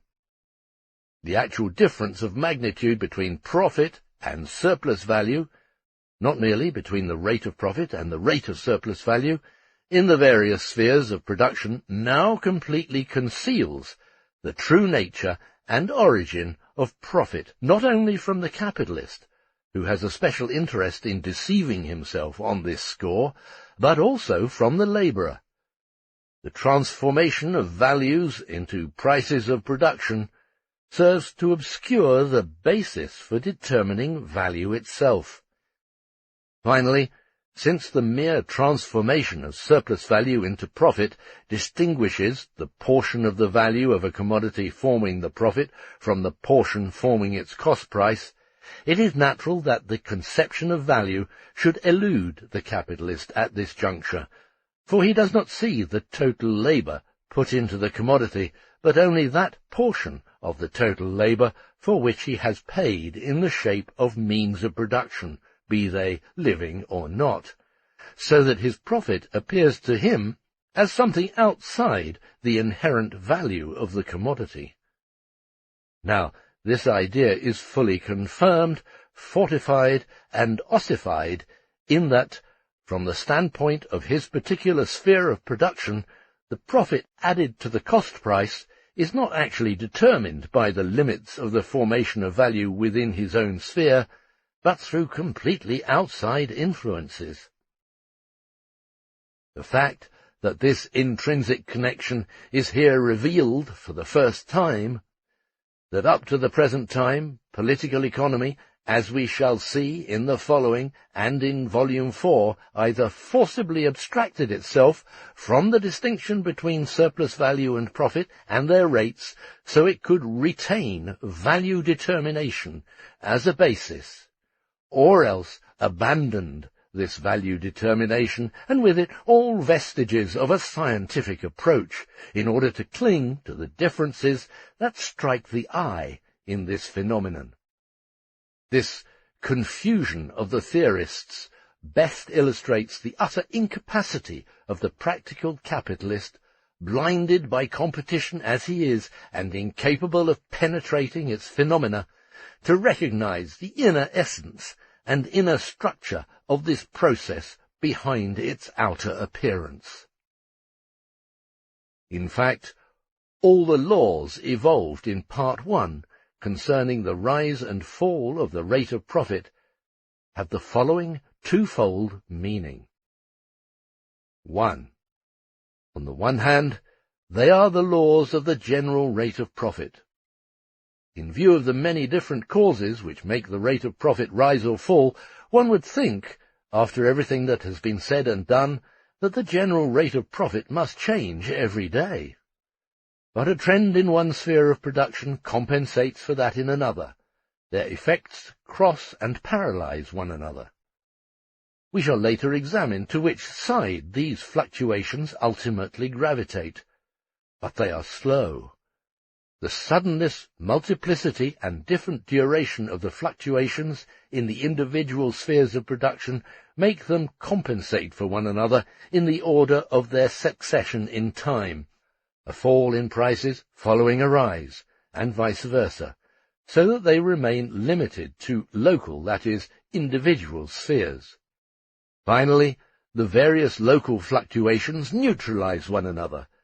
Within each individual sphere of production, there take place changes, that is, deviations from the general rate of profit, which counterbalance one another in a definite time on the one hand, and thus have no influence upon the general rate of profit, and which, on the other, do not react upon it, because they are balanced by other simultaneous local fluctuations.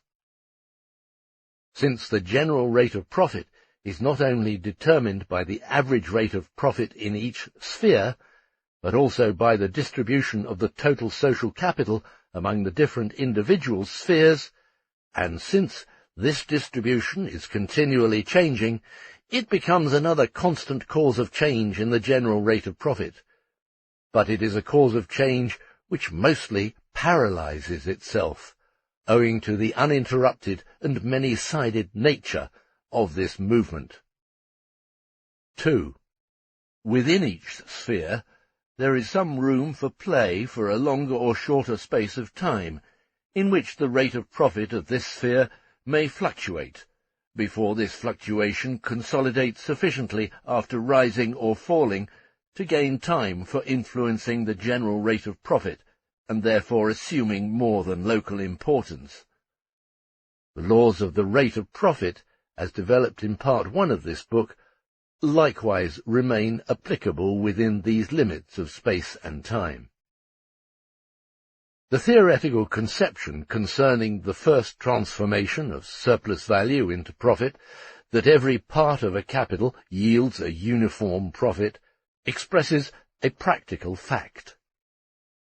Whatever the composition of an industrial capital, whether it sets in motion 1/4 of congealed labour and 3/4 of living labour, or 3/4 of congealed labour and 1/4 of living labour, whether in one case it absorbs 3 times as much surplus labour, or produces 3 times as much surplus value than in another, in either case it yields the same profit, given the same degree of labour exploitation, and leaving aside individual differences, which, incidentally, disappear, because we are dealing in both cases with the average composition of the entire sphere of production.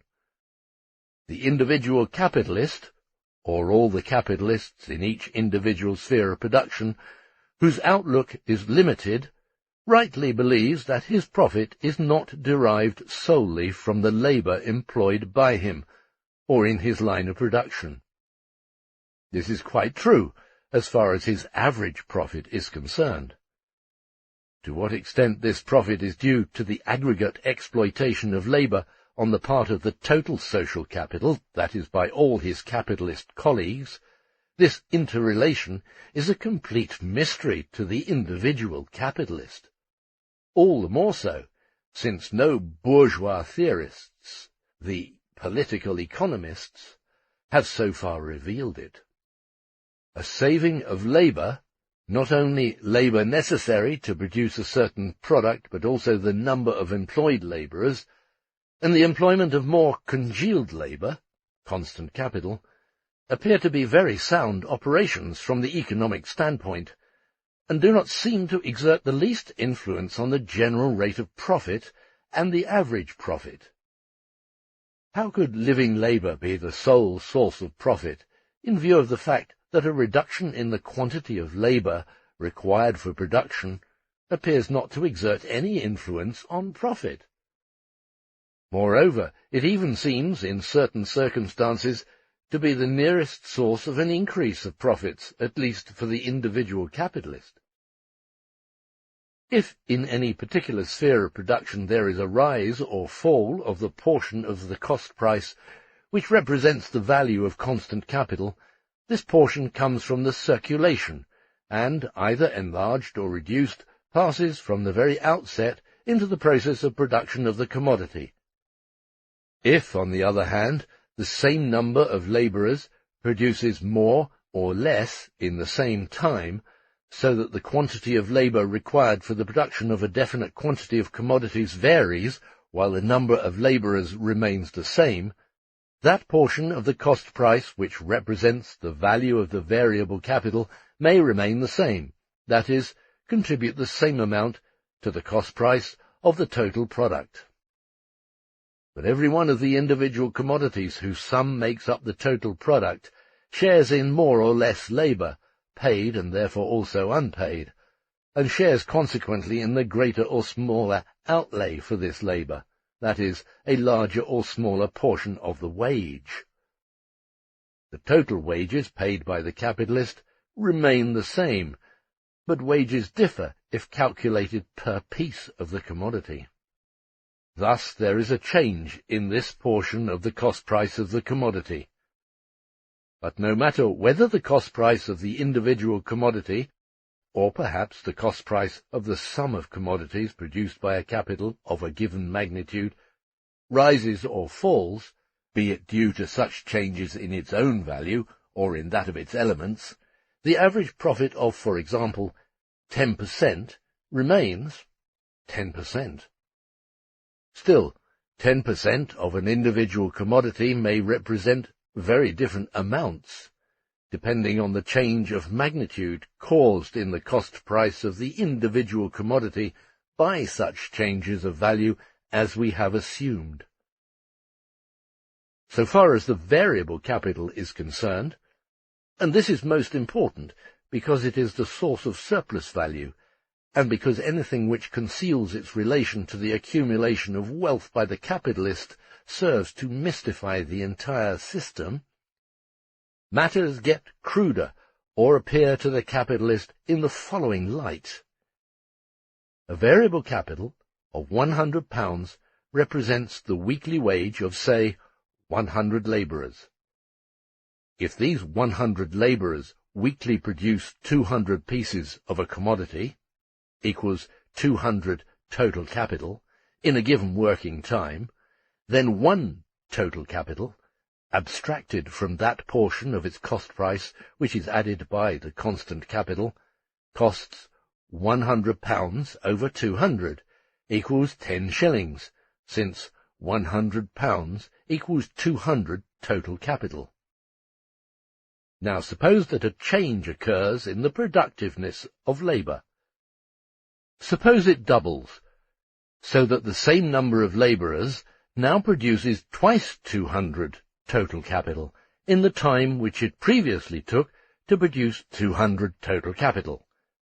In that case, considering only that part of the cost price which consists of wages, one total capital equals £100 over 400, equals 5 shillings, since now £100 equals 400 total capital.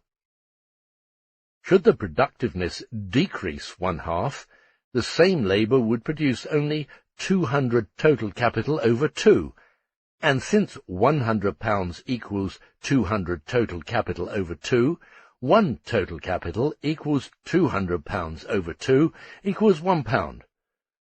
The changes in the labour time required for the production of the commodities, and hence the changes in their value, thus appear in regard to the cost price, and hence to the price of production, as a different distribution of the same wage for more or fewer commodities, depending on the greater or smaller quantity of commodities produced in the same working time for the same wage. What the capitalist, and consequently also the political economist, see is that the part of the paid labour per piece of commodity changes with the productivity of labour, and that the value of each piece also changes accordingly. What they do not see is that the same applies to unpaid labour contained in every piece of the commodity, and this is perceived so much less, since the average profit actually is only accidentally determined by the unpaid labour absorbed in the sphere of the individual capitalist. It is only in such crude and meaningless form that we can glimpse that the value of commodities is determined by the labour contained in them. Chapter 10. Equalization of the general rate of profit through competition. Market prices and market values. Surplus profit. The capital invested in some spheres of production has a mean or average composition. That is, it has the same or almost the same composition as the average social capital. In these spheres, the price of production is exactly or almost the same as the value of the produced commodity expressed in money. If there were no other way of reaching a mathematical limit, this would be the one. Competition so distributes the social capital among the various spheres of production that the prices of production in each sphere take shape according to the model of the prices of production in these spheres of average composition. That is, they equal K plus Kp prime, cost price plus the average rate of profit multiplied by the cost price.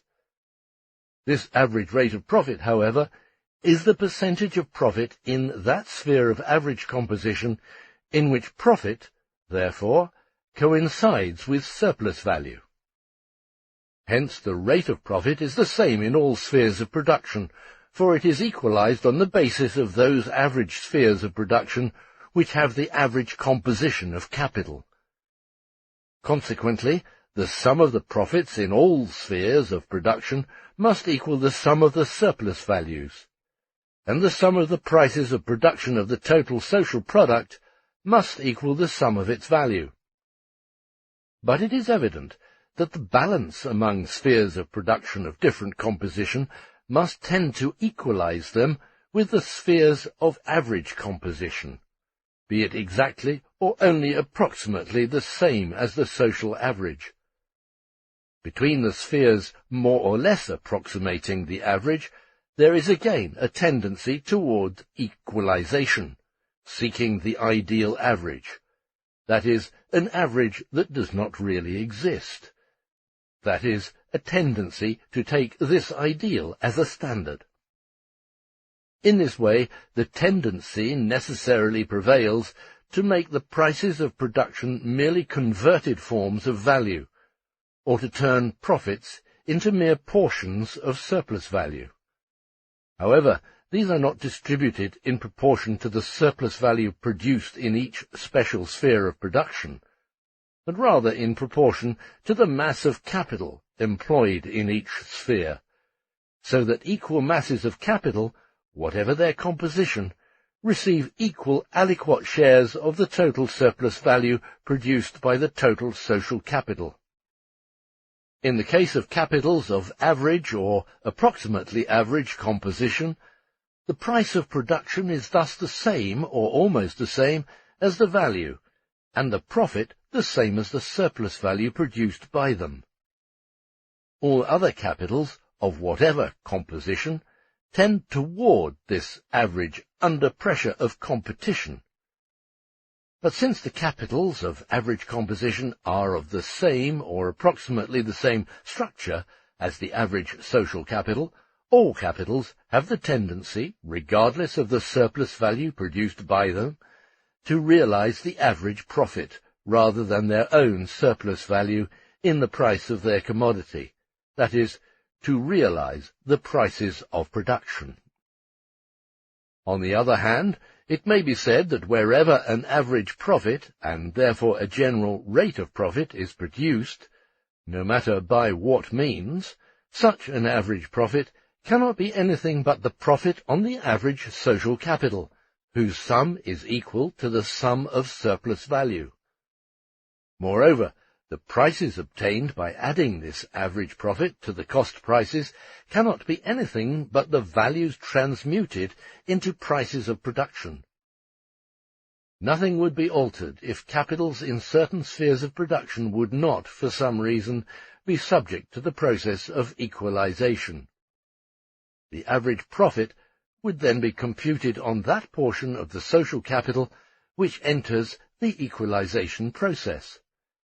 It is evident that the average profit can be nothing but the total mass of surplus values allotted to the various quantities of capital proportionally to their magnitudes in their different spheres of production. It is the total realized unpaid labor. And this total mass, like the paid congealed or living labor, obtains in the total mass of commodities and money that falls to the capitalists. The really difficult question is this: how is this equalization of profits into a general rate of profit brought about, since it is obviously a result rather than a point of departure? To begin with, an estimate of the values of commodities, for instance in terms of money, can obviously only be the result of their exchange. If, therefore, we assume such an estimate, we must regard it as the outcome of an actual exchange of commodity value for commodity value. But how does this exchange of commodities at their real value come about? Let us first assume that all commodities in the different branches of production are sold at their real values. What would then be the outcome? According to the foregoing, very different rates of profit would then reign in the various spheres of production. It is prima facie two entirely different matters whether commodities are sold at their values, that is, exchanged in proportion to the value contained in them at prices corresponding to their value, or whether they are sold at such prices that their sale yields equal profits for equal masses of the capital advance for their respective production. The fact that capitals employing unequal amounts of living labor produce unequal amounts of surplus value presupposes, at least to a certain extent, that the degree of exploitation or the rate of surplus value are the same, or that any existing differences in them are equalized by real or imaginary, conventional, grounds of compensation.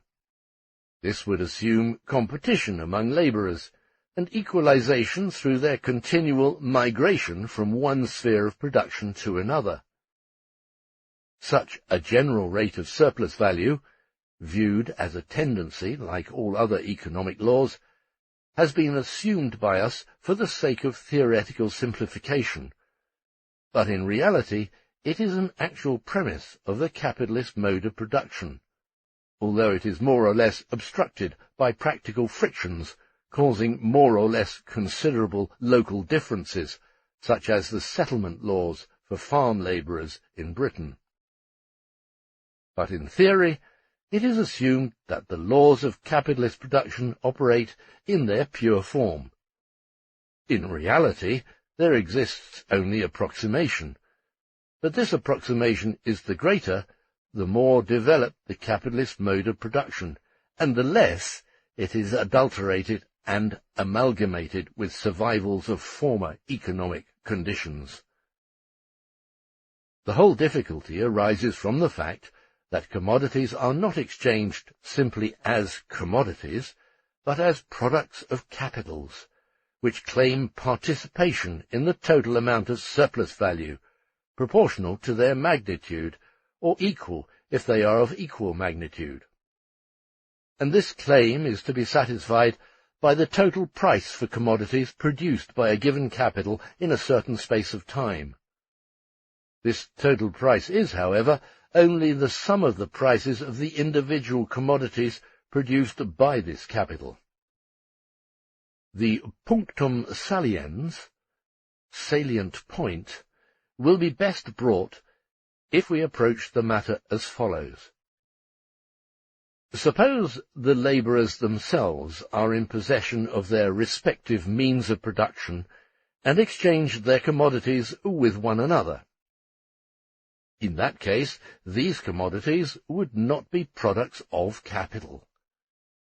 The value of the various means of labour and raw materials would differ in accordance with the technical nature of the labours performed in the different branches of production. Furthermore, aside from the unequal value of the means of production employed by them, they would require different quantities of means of production for given quantities of labour, depending on whether a certain commodity can be finished in 1 hour, another in 1 day, and so forth. Also, suppose the labourers work an equal average length of time, allowing for compensations that arise from the different labour intensities, etc. In such a case, 2 labourers would, first, both have replaced their outlays, the cost prices of the consumed means of production, in the commodities which make up the product of their day's work. These outlays would differ, depending on the technical nature of their labour. Secondly, both of them would have created equal amounts of new value, namely the working day added by them to the means of production.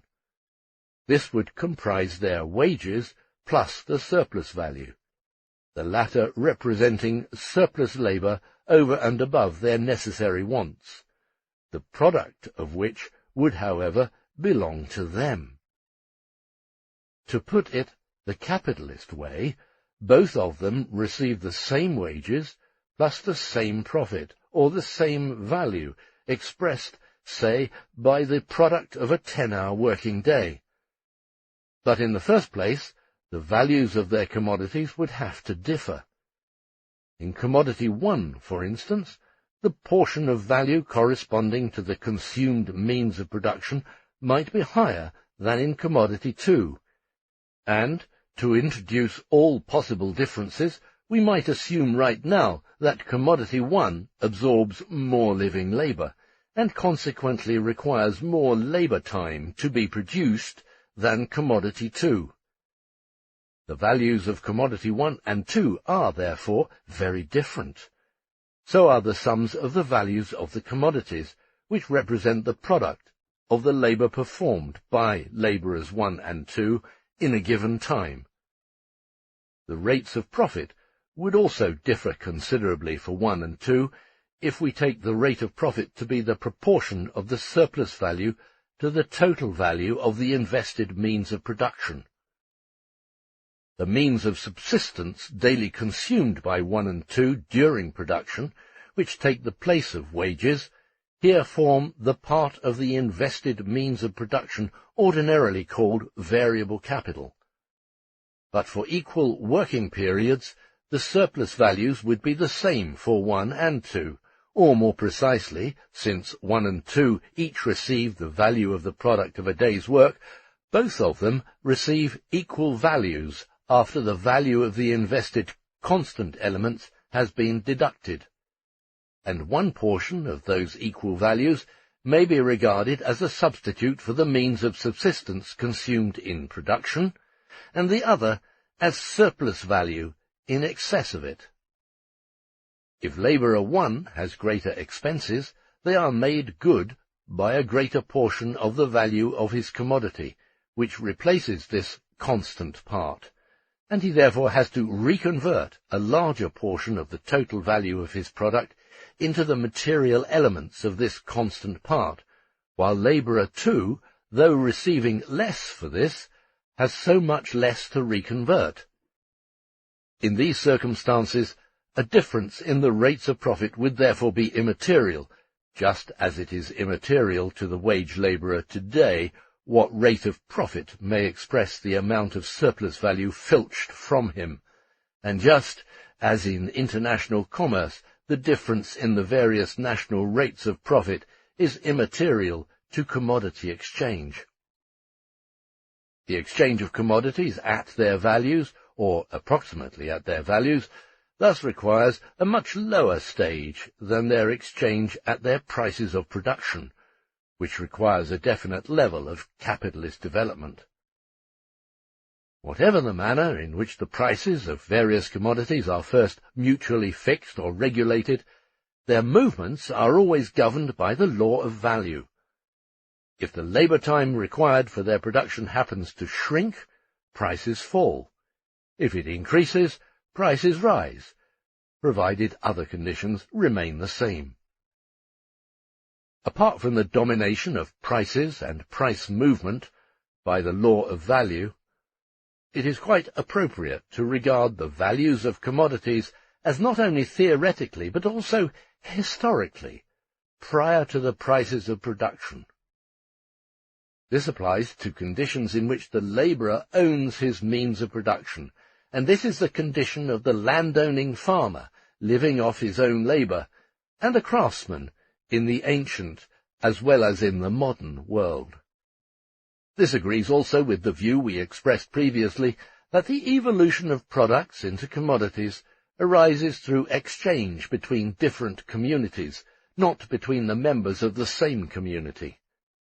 It holds not only for this primitive condition, but also for subsequent conditions based on slavery and serfdom, and for the guild organization of handicrafts, so long as the means of production involved in each branch of production can be transferred from one sphere to another only with difficulty, and therefore the various spheres of production are related to one another within certain limits as foreign countries or communist communities. For prices at which commodities are exchanged to approximately correspond to their values, nothing more is necessary than 1. For the exchange of the various commodities to cease being purely accidental or only occasional. 2. So far as direct exchange of commodities is concerned, for these commodities to be produced on both sides in approximately sufficient quantities to meet mutual requirements, something learned from mutual experience in trading, and therefore a natural outgrowth of continued trading. And 3, so far as selling is concerned, for no natural or artificial monopoly to enable either of the contracting sides to sell commodities above their value, or to compel them to undersell. By accidental monopoly, we mean a monopoly which a buyer or seller acquires through an accidental state of supply and demand. The assumption that the commodities of the various spheres of production are sold at their value merely implies, of course, that their value is the centre of gravity around which their prices fluctuate, and their continual rises and drops tend to equalize. There is also the market value, of which later, to be distinguished from the individual value of particular commodities produced by different producers. The individual value of some of these commodities will be below their market value. That is, less labour time is required for their production than expressed as the market value, while that of others will exceed the market value. On the one hand, market value is to be viewed as the average value of commodities produced in a single sphere, and on the other, as the individual value of the commodities produced under average conditions of their respective sphere and forming the bulk of the products of that sphere. It is only in extraordinary combinations that commodities produced under the worst, or the most favourable, conditions regulate the market value, which, in turn, forms the centre of fluctuation for market prices. The latter, however, are the same for commodities of the same kind. If the ordinary demand is satisfied by the supply of commodities of average value, hence of a value midway between the two extremes, then the commodities whose individual value is below the market value realize an extra surplus value or surplus profit, while those whose individual value exceeds the market value are unable to realize a portion of the surplus value contained in them. It does no good to say that the sale of commodities produced under the least favourable conditions proves that they are required to satisfy the demand. If, in the assumed case, the price were higher than the average market value, the demand would be smaller. At a certain price, a commodity occupies just so much place on the market. This place remains the same in case of a price change, only if the higher price is accompanied by a drop in the supply of the commodity, and a lower price by an increase of supply. And if the demand is so great that it does not contract, when the price is regulated by the value of commodities produced under the least favourable conditions, then these determine the market value. This is not possible unless demand is greater than usual, or if supply drops below the usual level. Finally, if the mass of the produced commodities exceeds the quantity disposed of at average market values, the commodities produced under the most favourable conditions regulate the market value.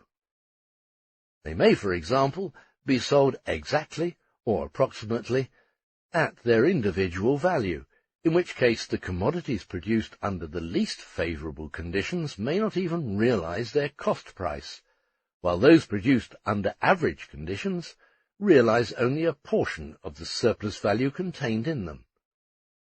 What has been said here of market value applies to the price of production as soon as it takes the place of market value. The price of production is regulated in each sphere, and likewise regulated by special circumstances.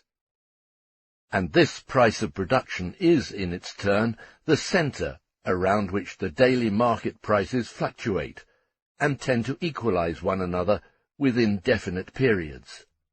See Ricardo on determining the price of production through those working under the least favourable conditions. No matter how the prices are regulated, we arrive at the following. 1. The law of value dominates price movements with reductions or increases in required labour time, making prices of production fall or rise.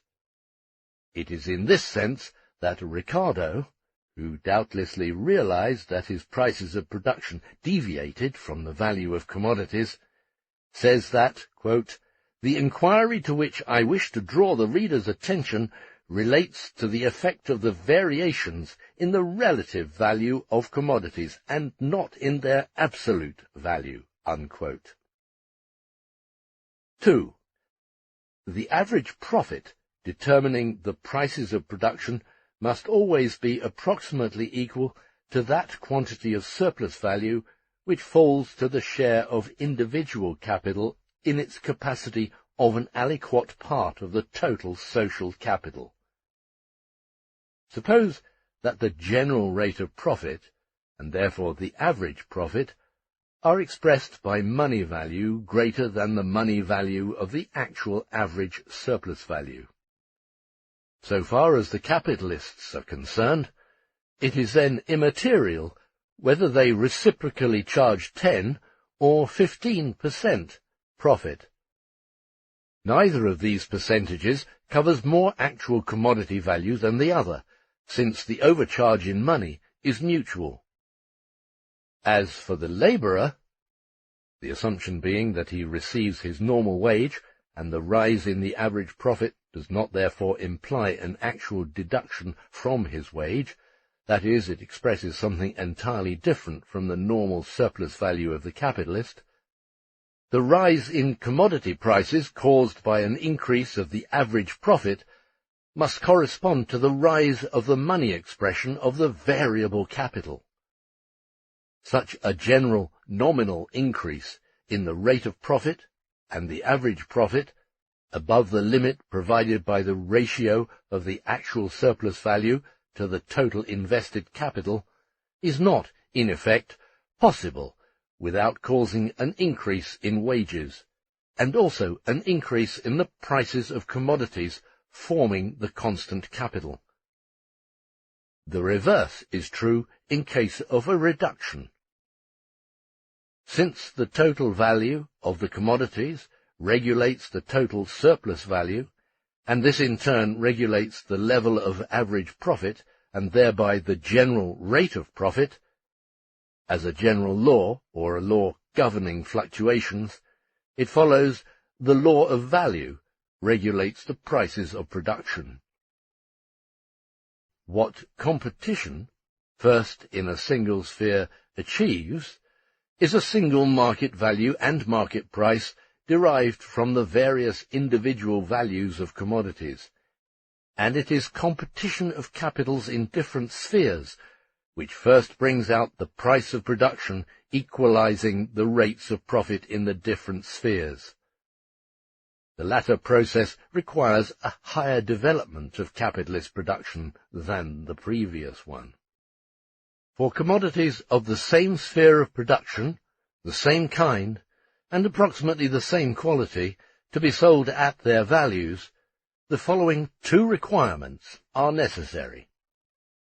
First requirement: the different individual values must be equalized at one social value, the aforementioned market value, and this implies competition among producers of the same kind of commodities, and likewise the existence of a common market in which they offer their articles for sale.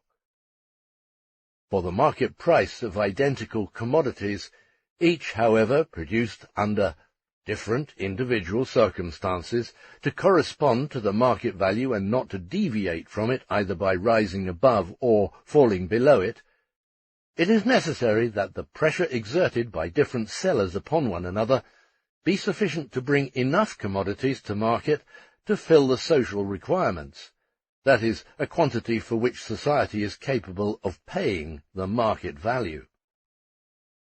Should the mass of products exceed this demand, the commodities would have to be sold below their market value, and conversely, above their market value if the mass of products were not large enough to meet the demand, or, what amounts to the same, if the pressure of competition among sellers were not strong enough to bring this mass of products to market. Should the market value change, this would also entail a change in the conditions on which the total mass of commodities could be sold. Should the market value fall, this would entail a rise in the average social demand, this always taken to mean the effective demand, which could, within certain limits, absorb larger masses of commodities. Should the market value rise, this would entail a drop in the social demand, and a smaller mass of commodities would be absorbed. Hence, if supply and demand regulate the market price, or rather the deviations of the market price from the market value, then in turn the market value regulates the ratio of supply to demand, or the centre round which fluctuations of supply and demand cause market prices to oscillate. Looking closer, we find that the conditions applicable to the value of an individual commodity are here reproduced as conditions governing the value of the aggregate of a certain kind of commodity. Capitalist production is mass production from the very outset. But even in other, less developed modes of production, that which is produced in relatively small quantities as a common product by small-scale, even if numerous, producers, is concentrated in large quantities, at least in the case of the vital commodities, in the hands of relatively few merchants. The latter accumulate them and sell them as the common product of an entire branch of production, or of a more or less considerable contingent of it. It should be here noted in passing that the social demand, that is, the factor which regulates the principle of demand, is essentially subject to the mutual relationship of the different classes and their respective economic position, notably, therefore, to, firstly, the ratio of total surplus value to wages, and secondly, to the relation of the various parts into which surplus value is split up, profit, interest, ground rent, taxes, etc.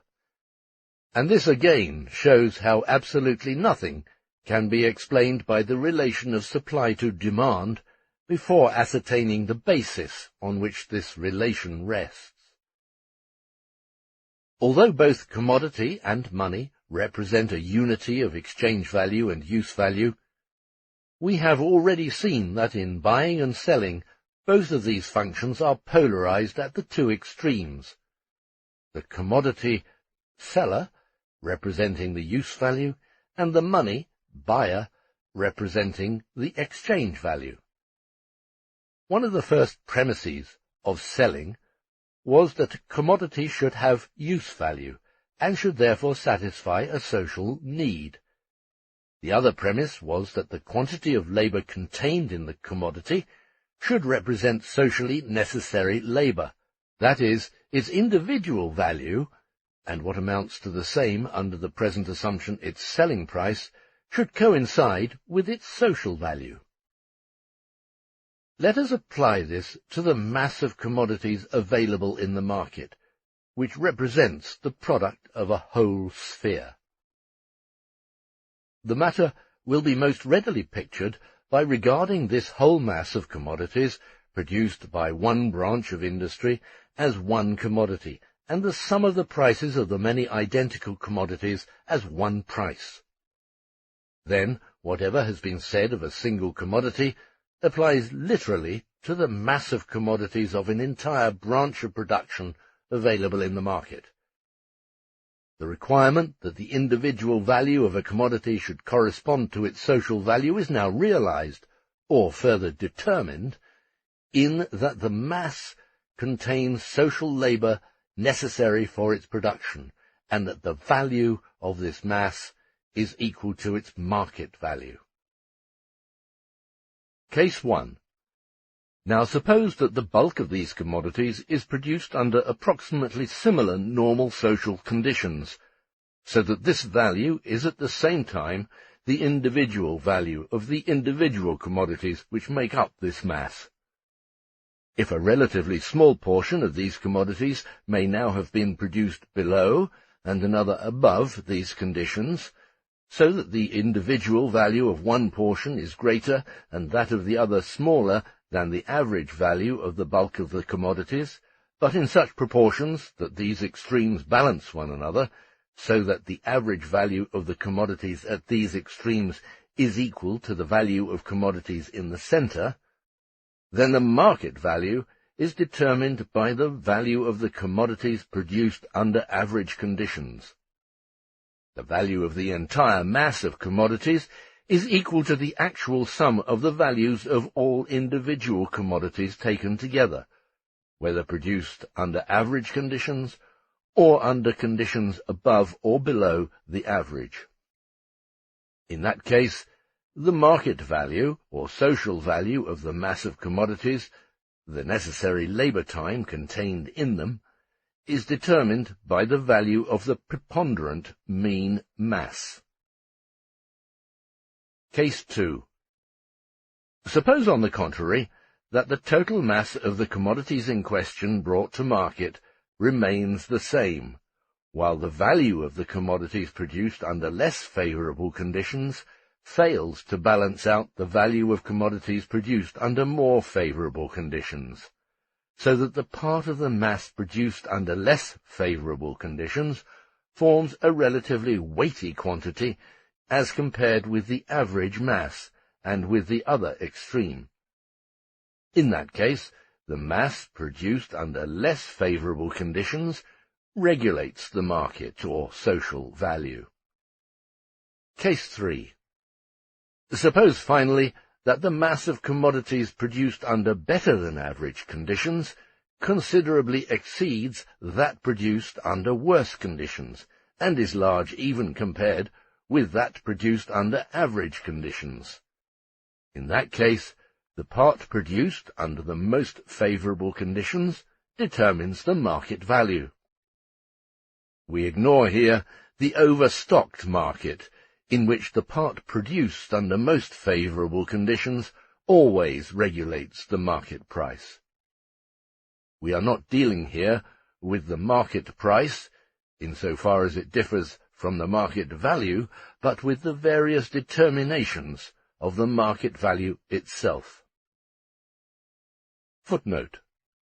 The controversy between Storch and Ricardo with regard to ground rent, a controversy pertaining only to the subject, in fact the two opponents pay no attention to one another, whether the market value, or rather what they call market price and price of production respectively, was regulated by the commodities produced under unfavourable conditions, Ricardo, on the Principles of Political Economy and Taxation, 3rd edition, London 1821, or by those produced under favourable conditions, Storch, Course of Political Economy, or Exposition of the Principles which Determine the Prosperity of the Nations, Volume 2, St. Petersburg, 1815.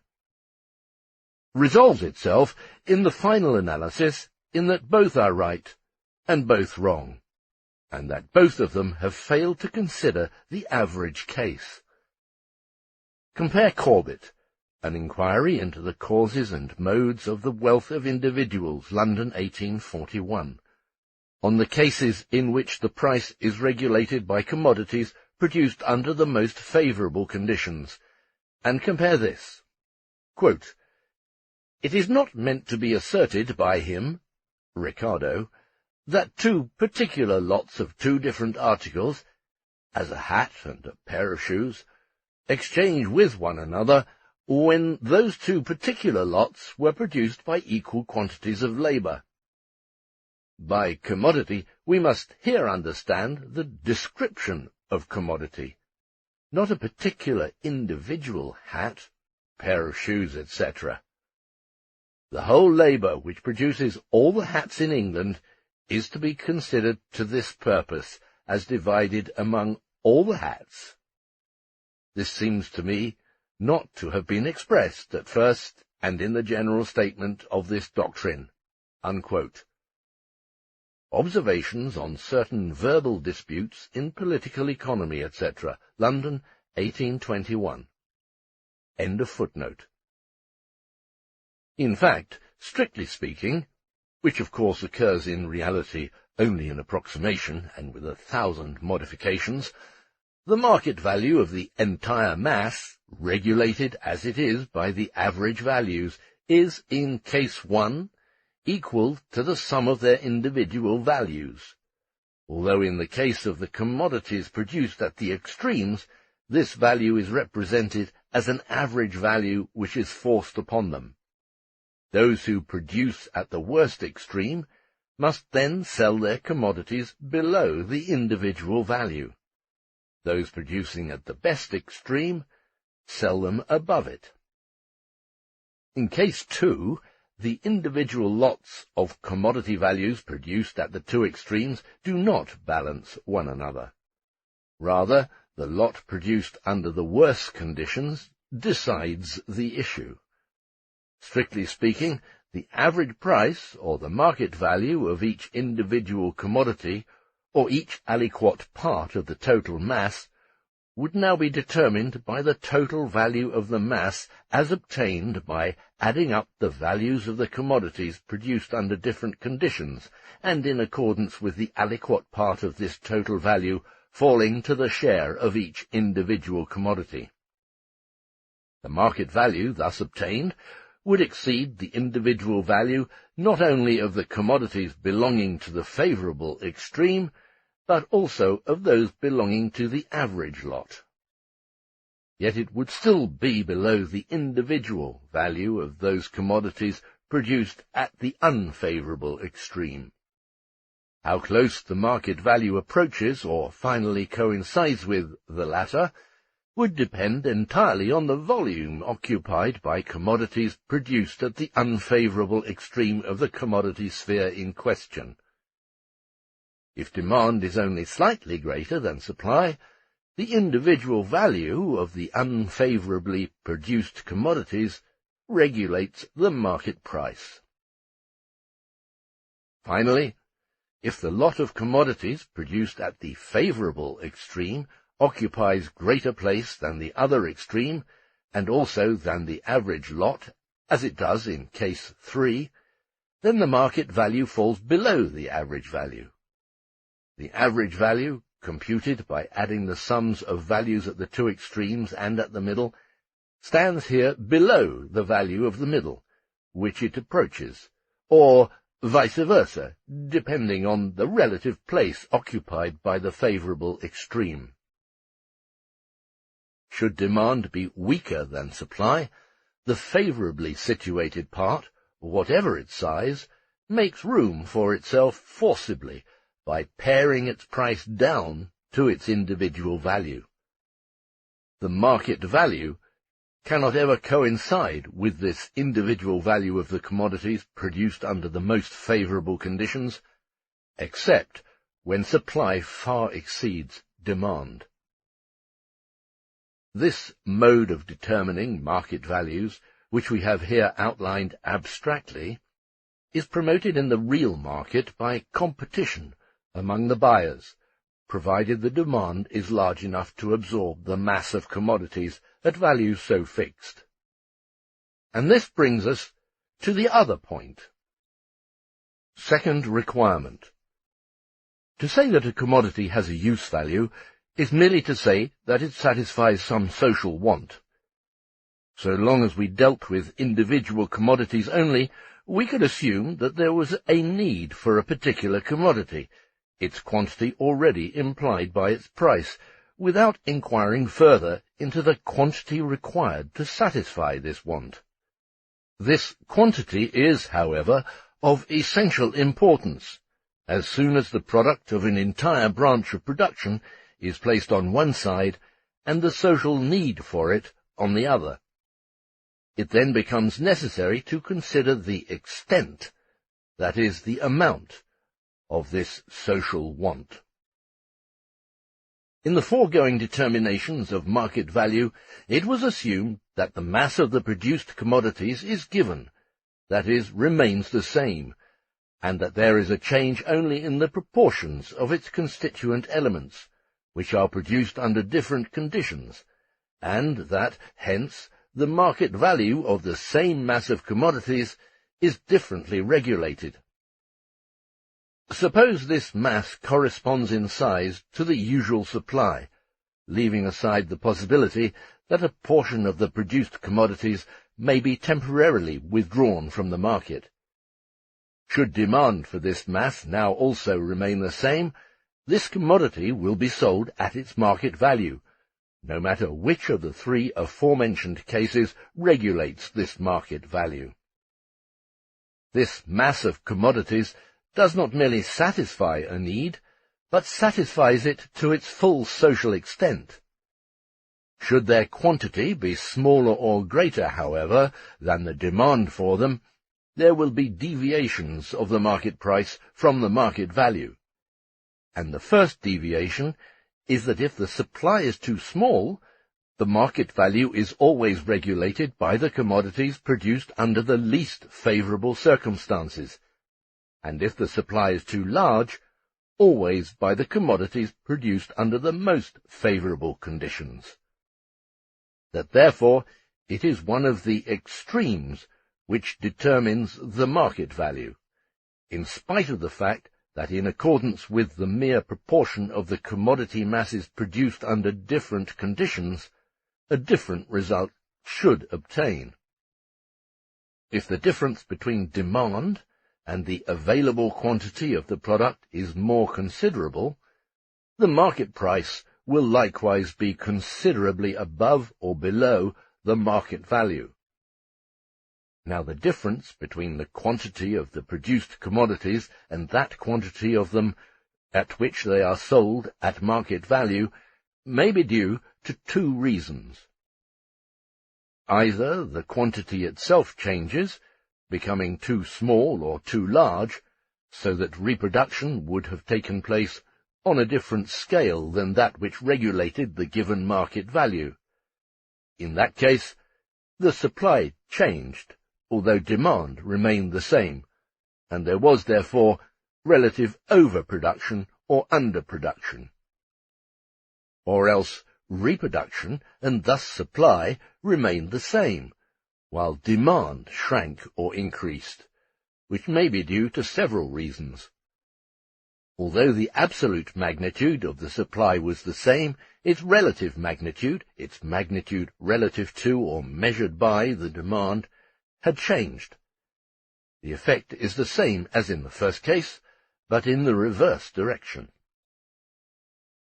Finally, if changes take place on both sides, but either in reverse directions, or if in the same direction, then not to the same extent, if, therefore, there are changes on both sides, but these alter the former proportion between the two sides, then the final result must always lead to one of the two aforementioned cases. The real difficulty in formulating the general definition of supply and demand is that it seems to take on the appearance of a tautology. First, consider the supply, the product available in the market, or that which can be delivered to it. To avoid dwelling upon useless detail, we shall here consider only the mass annually reproduced in every given branch of production, and ignore the greater or lesser faculty possessed by the different commodities to be withdrawn from the market and stored away for consumption, say, until next year. This annual reproduction is expressed by a certain quantity, in weight or numbers, depending on whether this mass of commodities is measured in discrete elements or continuously. They are not only use values satisfying human wants, but these use values are available in the market in definite quantities. Secondly, however, this quantity of commodities has a specific market value, which may be expressed by a multiple of the market value of the commodity, or of its measure, which serves as a unit. Thus, there is no necessary connection between the quantitative volume of the commodities in the market and their market value, since, for instance, many commodities have a specifically high value, and others a specifically low value, so that a given sum of values may be represented by a very large quantity of one commodity and a very small quantity of another. There is only the following connection between the quantity of the articles available in the market and the market value of these articles. On a given basis of labor productivity, the production of a certain quantity of articles in every particular sphere of production requires a definite quantity of social labor time, although this proportion varies in different spheres of production, and has no inner relation to the usefulness of these articles or the special nature of their use values. Assuming all other circumstances to be equal, and a certain quantity A of some commodity to cost B labor time, a quantity NA of the same commodity will cost NB labor time. Further, if society wants to satisfy some want, and have an article produced for this purpose, it must pay for it. Indeed, since commodity production necessitates a division of labor, society pays for this article by devoting a portion of the available labor time to its production. Therefore, society buys it with a definite quantity of its disposable labor time. That part of society which, through the division of labor, happens to employ its labor in producing this particular article, must receive an equivalent in social labor incorporated in articles which satisfy its own wants.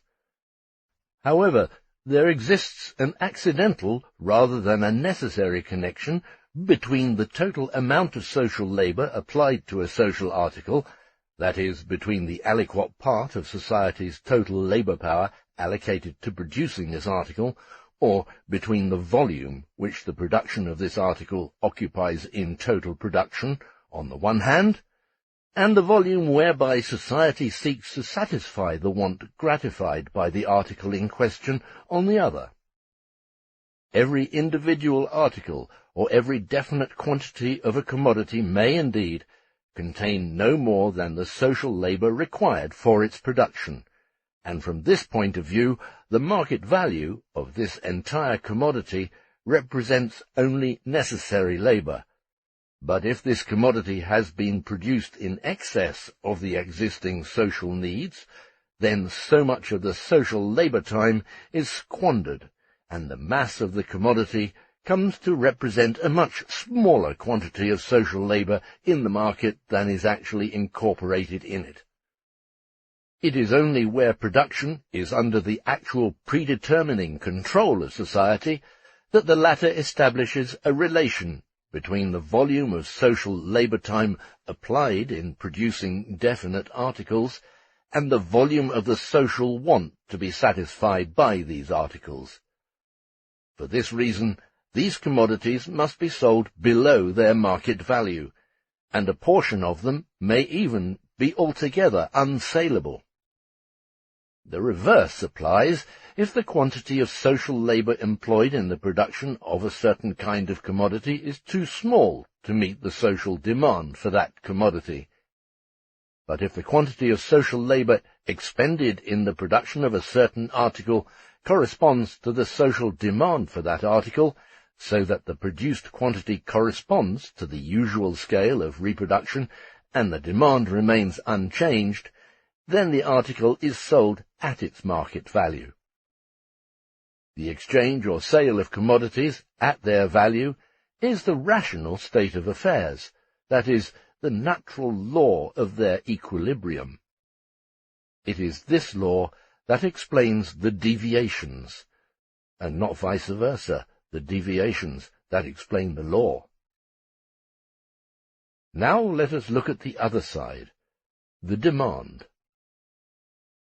Commodities are bought either as means of production or means of subsistence to enter productive or individual consumption. It does not alter matters that some commodities may serve both purposes. There is, then, a demand for them on the part of producers, here capitalists, since we have assumed that means of production have been transformed into capital, and of consumers.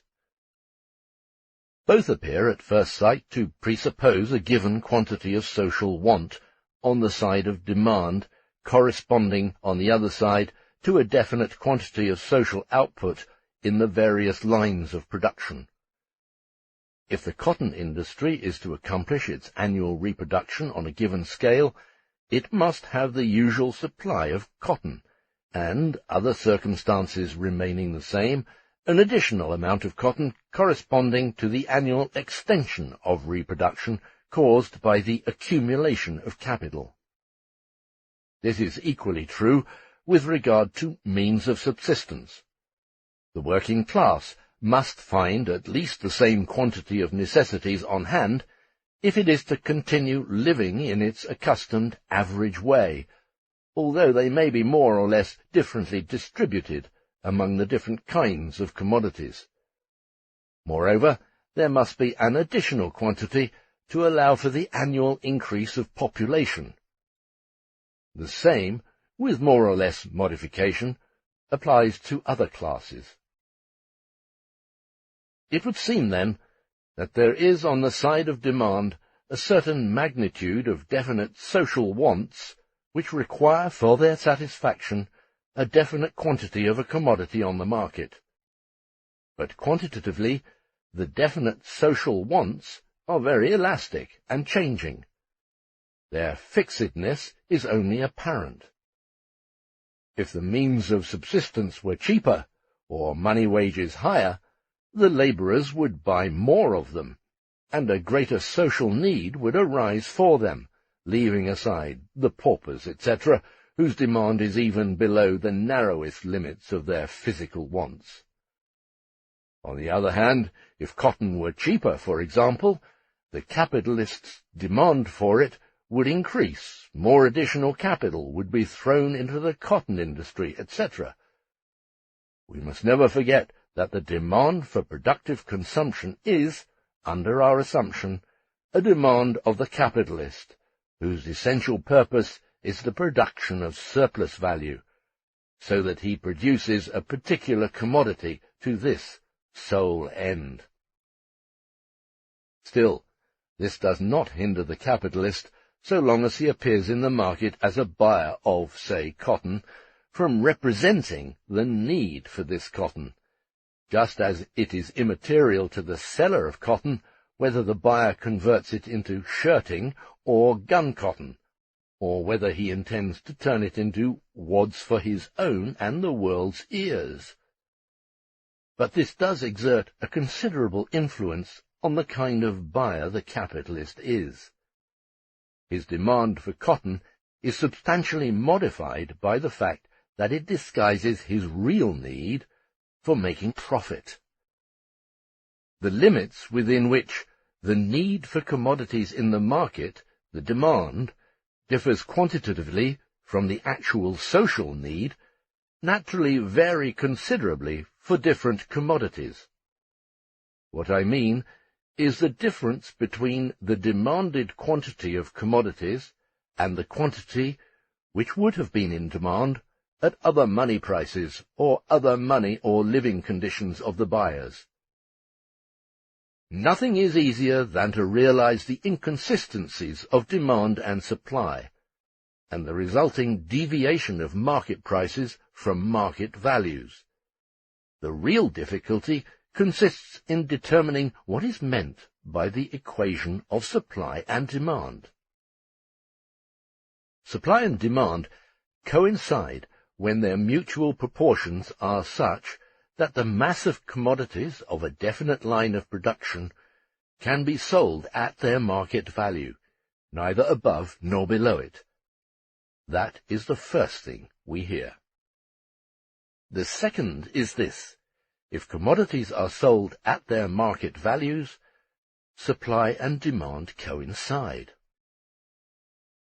If supply equals demand, they cease to act, and for this very reason commodities are sold at their market values. Whenever two forces operate equally in opposite directions, they balance one another, exert no outside influence, and any phenomena taking place in these circumstances must be explained by causes other than the effect of these two forces. If supply and demand balance one another, they cease to explain anything, do not affect market values, and therefore leave us so much more in the dark about the reasons why the market value is expressed in just this sum of money and no other. It is evident that the real inner laws of capitalist production cannot be explained by the interaction of supply and demand, quite aside from a deeper analysis of these two social motive forces, which would be out of place here. Because these laws cannot be observed in their pure state until supply and demand cease to act, that is, are equated. In reality, supply and demand never coincide, or if they do, it is by mere accident, hence scientifically equals zero, and to be regarded as not having occurred. But political economy assumes that supply and demand coincide with one another. Why? To be able to study phenomena in their fundamental relations, in the form corresponding to their conception, that is to study them independent of the appearances caused by the movement of supply and demand. The other reason is to find the actual tendencies of their movements and to some extent record them. Since the inconsistencies are of an antagonistic nature, and since they continually succeed one another, they balance out one another through their opposing movements and their mutual contradiction. Since, therefore, supply and demand never equal one another in any given case, their differences follow one another in such a way, and the result of a deviation in one direction is that it calls forth a deviation in the opposite direction, that supply and demand are always equated when the whole is viewed over a certain period, but only as an average of past movements, and only as the continuous movement of their contradiction. In this way, the market prices which have deviated from the market values adjust themselves, as viewed from the standpoint of their average number, to equal the market values, in that deviations from the latter cancel each other as plus and minus. and this average is not merely of theoretical, but also of practical importance to capital, whose investment is calculated on the fluctuations and compensations of a more or less fixed period. On the one hand, the relation of demand and supply, therefore, only explains the deviations of market prices from market values. On the other, it explains the tendency to eliminate these deviations, that is, to eliminate the effect of the relation of demand and supply. Such exceptions as commodities, which have a price without having a value, are not considered here. Supply and demand may eliminate the effect caused by their difference in many different ways. For instance, if the demand, and consequently the market price, fall, capital may be withdrawn, thus causing supply to shrink. It may also be that the market value itself shrinks and balances with the market price as a result of inventions which reduce the necessary labor time. Conversely, if the demand increases, and consequently the market price rises above the market value, this may lead to too much capital flowing into this line of production, and production may swell to such an extent that the market price will even fall below the market value. Or it may lead to a price increase, which cuts the demand. In some lines of production, it may also bring about a rise in the market value itself for a shorter or longer period, with a portion of the desired products having to be produced under worse conditions during this period. Supply and demand determine the market price, and so does the market price and the market value in the further analysis determine supply and demand. This is obvious in the case of demand, since it moves in a direction opposite to prices, swelling when prices fall, and vice versa. But this is also true of supply, because the prices of means of production incorporated in the offered commodities determine the demand for these means of production, and thus the supply of commodities, whose supply embraces the demand for these means of production. The prices of cotton are determinants in the supply of cotton goods. To this confusion, determining prices through demand and supply, and at the same time determining supply and demand through prices, must be added that demand determines supply, just as supply determines demand, and production determines the market, as well as the market determines production. Footnote. The following subtlety from Observations on Certain Verbal Disputes, etc., London, 1821, is sheer nonsense. Quote, "Where the quantity of wages, capital, and land required to produce an article are become different from what they were, that which Adam Smith calls the natural price of it is also different, and that price, which was previously its natural price, becomes, with reference to this alteration, its market price. Because though neither the supply nor the quantity wanted may have been changed," note, both of them change here, simply because the market value, or in the case of Adam Smith, the price of production, changes in consequence of a change of value. That supply is not now exactly enough for those persons who are able and willing to pay what is now the cost of production, but is either greater or less than that. So that the proportion between the supply and what is, with reference to the new cost of production, the effectual demand, is different from what it was. An alteration in the rate of supply will then take place if there is no obstacle in the way of it, and at last bring the commodity to its new natural price. It may then seem good to some persons to say that as the commodity gets to its natural price by an alteration in its supply, the natural price is as much owing to one proportion between the demand and supply as the market price is to another, and consequently that the natural price, just as much as the market price, depends on the proportion that demand and supply bear to each other." Unquote. Malthus comments in his Principles of Political Economy, London 1820, "The great principle of demand and supply is called into action to determine what Adam Smith calls natural prices as well as market prices." Unquote. The good man, in Observations on Certain Verbal Disputes, etc., does not grasp the fact that it is precisely the change in the cost of production, and thus in the value, which caused a change in the demand, in the present case, and thus in the proportion between demand and supply, and that this change in the demand may bring about a change in the supply. This would prove just the reverse of what our good thinker wants to prove. It would prove that the change in the cost of production is by no means due to the proportion of demand and supply, but rather regulates this proportion. End of footnote. Even the ordinary economist, see next footnote, agrees that the proportion between supply and demand may vary in consequence of a change in the market value of commodities, without a change being brought about in demand or supply by extraneous circumstances.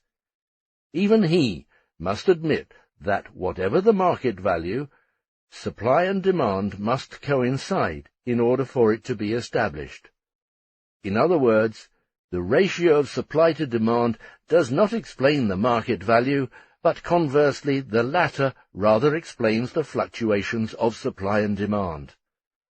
The author of the Observations continues, after the passage quoted, in the footnote, "This proportion between demand and supply, however, if we still mean by demand and natural price what we meant just now when referring to Adam Smith, must always be a proportion of equality, for it is only when the supply is equal to the effectual demand, that is, to that demand which will neither more nor less than pay the natural price, that the natural price is in fact paid.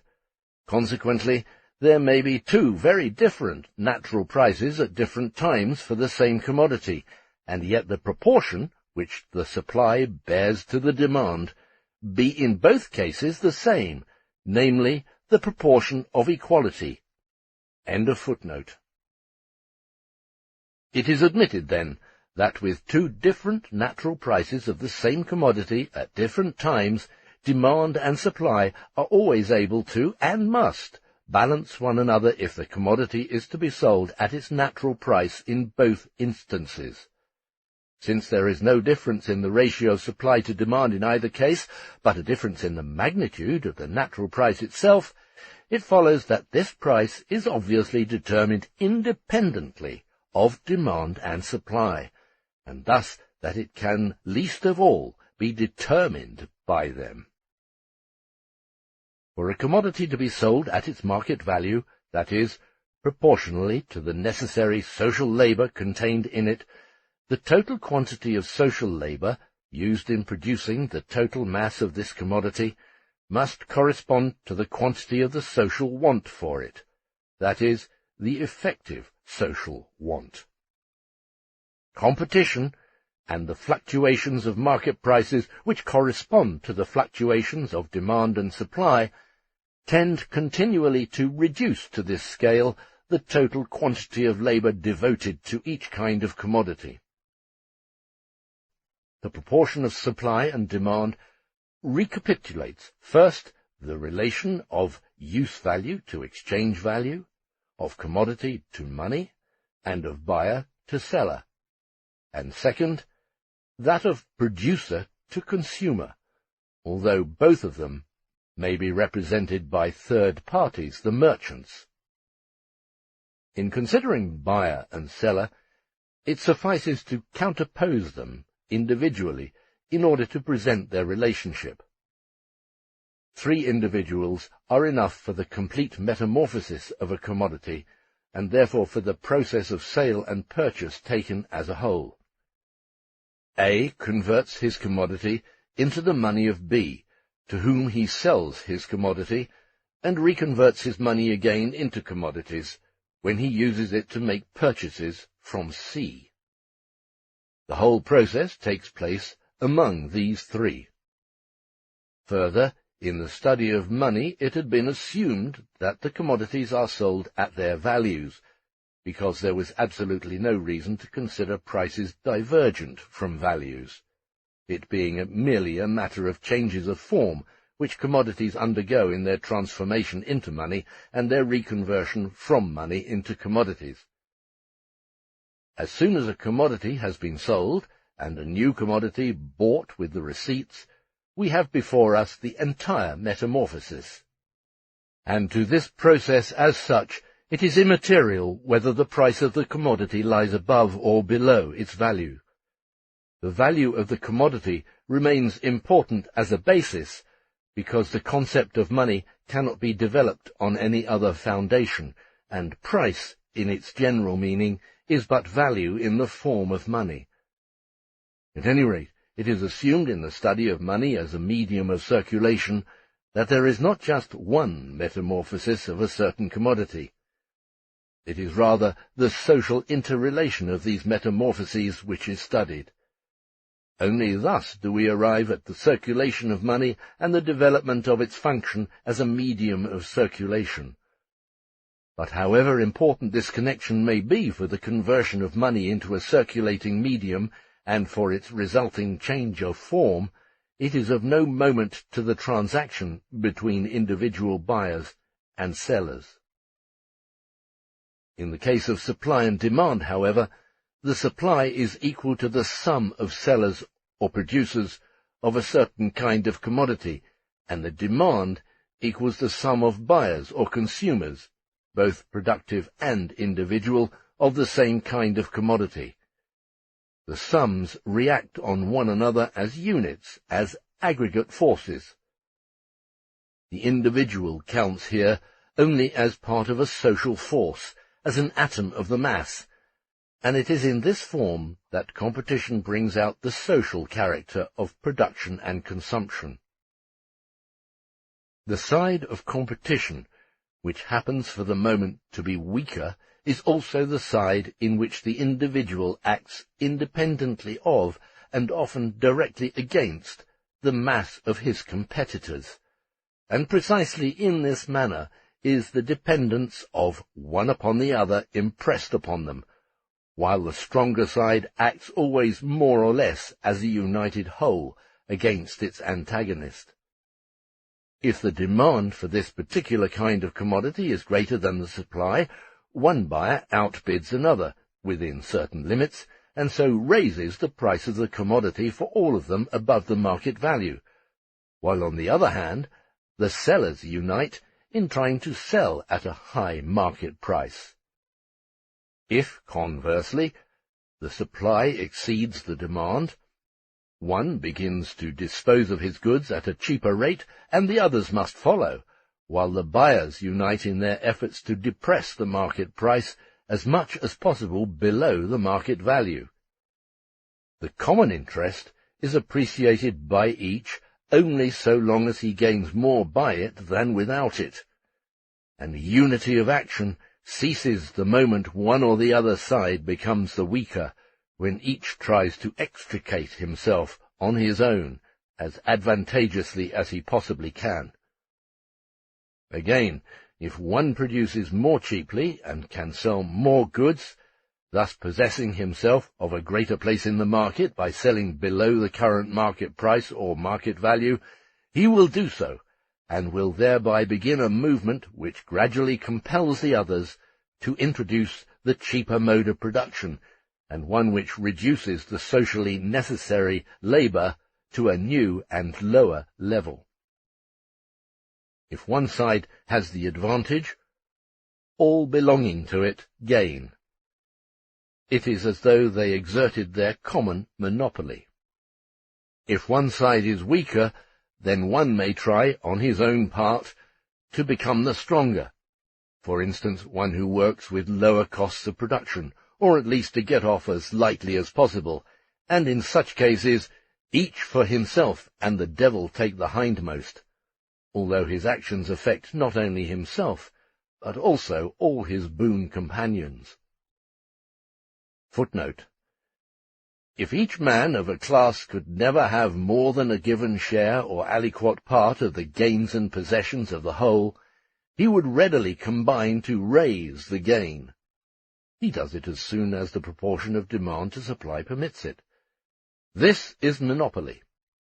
But where each man thinks that he may anyway increase the absolute amount of his own share, though by a process which lessens the whole amount, he will often do it.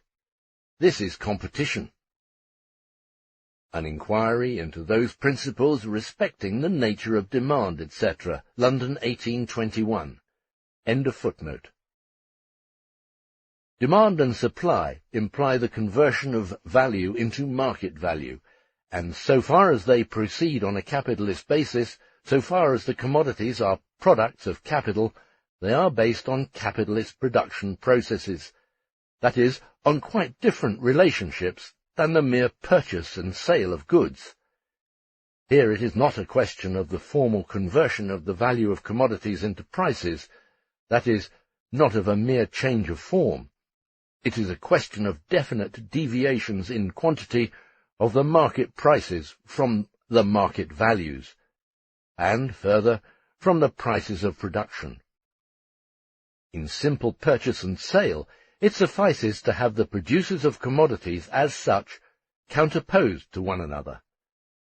In further analysis, supply and demand presuppose the existence of different classes and sections of classes which divide the total revenue of a society and consume it among themselves as revenue, and therefore make up the demand created by revenue.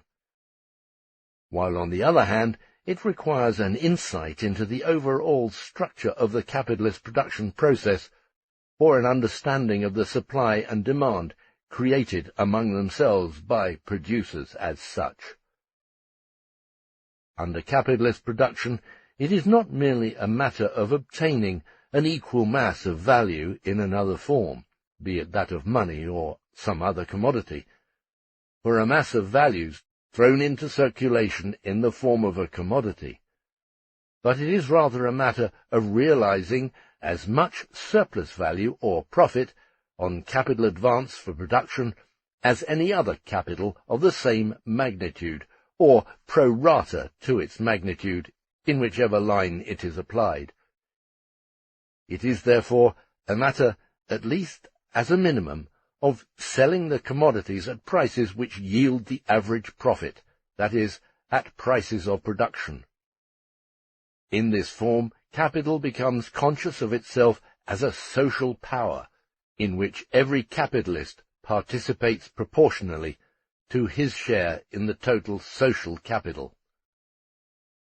First, capitalist production is in itself indifferent to the particular use value and distinctive features of any commodity it produces. In every sphere of production, it is only concerned with producing surplus value and appropriating a certain quantity of unpaid labor incorporated in the product of labor. And it is likewise in the nature of the wage labor subordinated by capital that it is indifferent to the specific character of its labor, and must submit to being transformed in accordance with the requirements of capital, and to being transferred from one sphere of production to another. Second, one sphere of production is, in fact, just as good or just as bad as another.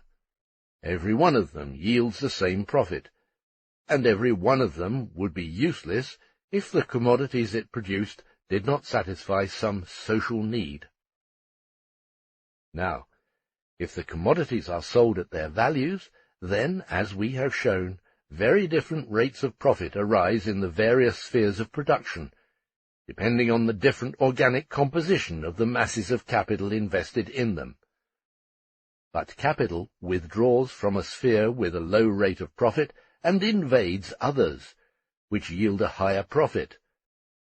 Through this incessant outflow and influx, or Briefly, through its distribution among the various spheres, which depends on how the rate of profit falls here and rises there, it creates such a ratio of supply to demand that the average profit in the various spheres of production becomes the same, and values are, therefore, converted into prices of production.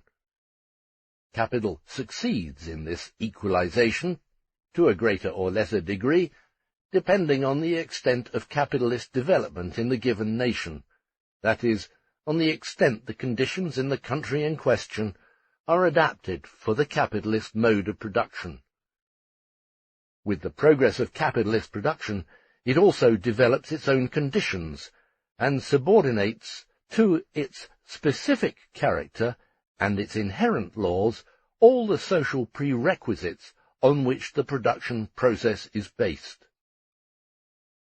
The incessant equilibration of constant divergences is accomplished so much more quickly, 1, the more mobile the capital, that is, the more easily it can be shifted from one sphere and from one place to another. 2, the more quickly labour power can be transferred from one sphere to another, and from one production locality to another. The first condition implies complete freedom of trade within the society and the removal of all monopolies, with the exception of the natural ones, those, that is, which naturally arise out of the capitalist mode of production. It implies, furthermore, the development of the credit system, which concentrates the inorganic mass of the disposable social capital vis-à-vis the individual capitalist. Finally, it implies the subordination of the various spheres of production to the control of capitalists. This last implication is included in our premises, since we assume that it was a matter of converting values into prices of production in all capitalistically exploited spheres of production. But this equilibration itself runs into greater obstacles whenever numerous and large spheres of production not operated on a capitalist basis, such as soil cultivation by small farmers, filter in between the capitalist enterprises and become linked with them. A great density of population is another requirement. The second condition implies the abolition of all laws preventing the labourers from transferring from one sphere of production to another and from one local centre of production to another, indifference of the labourer to the nature of his labour, the greatest possible reduction of labour in all spheres of production to simple labour, the elimination of all vocational prejudices among labourers, and last but not least, a subjugation of the labourer to the capitalist mode of production.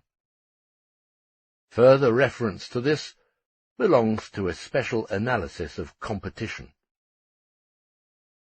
It follows from the foregoing that in each particular sphere of production the individual capitalist, as well as the capitalists as a whole, take direct part in the exploitation of the total working class by the totality of capital, and in the degree of that exploitation, not only out of general class sympathy, but also for direct economic reasons.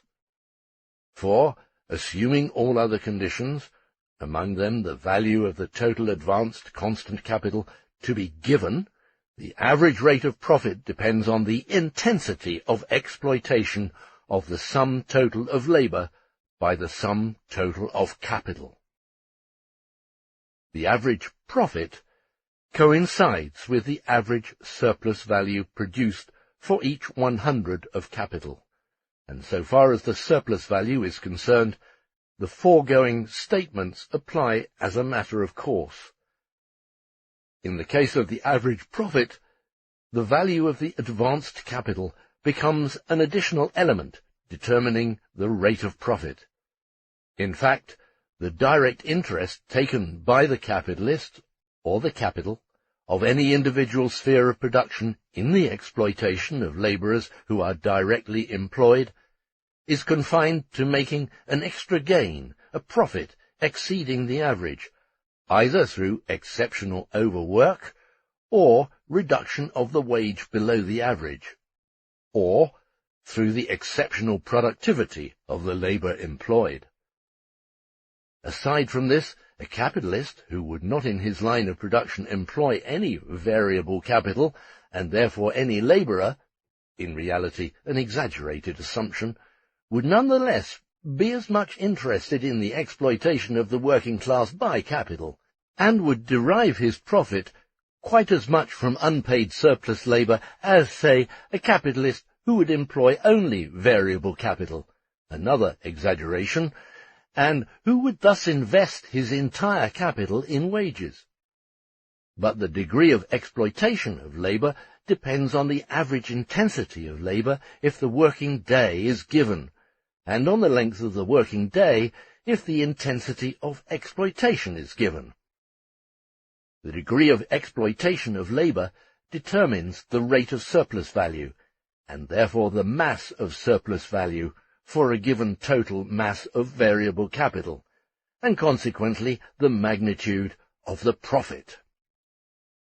The individual capitalist, as distinct from his sphere as a whole, has the same special interest in exploiting the labourers he personally employs as the capital of a particular sphere, as distinct from the total social capital, has in exploiting the labourers directly employed in that sphere.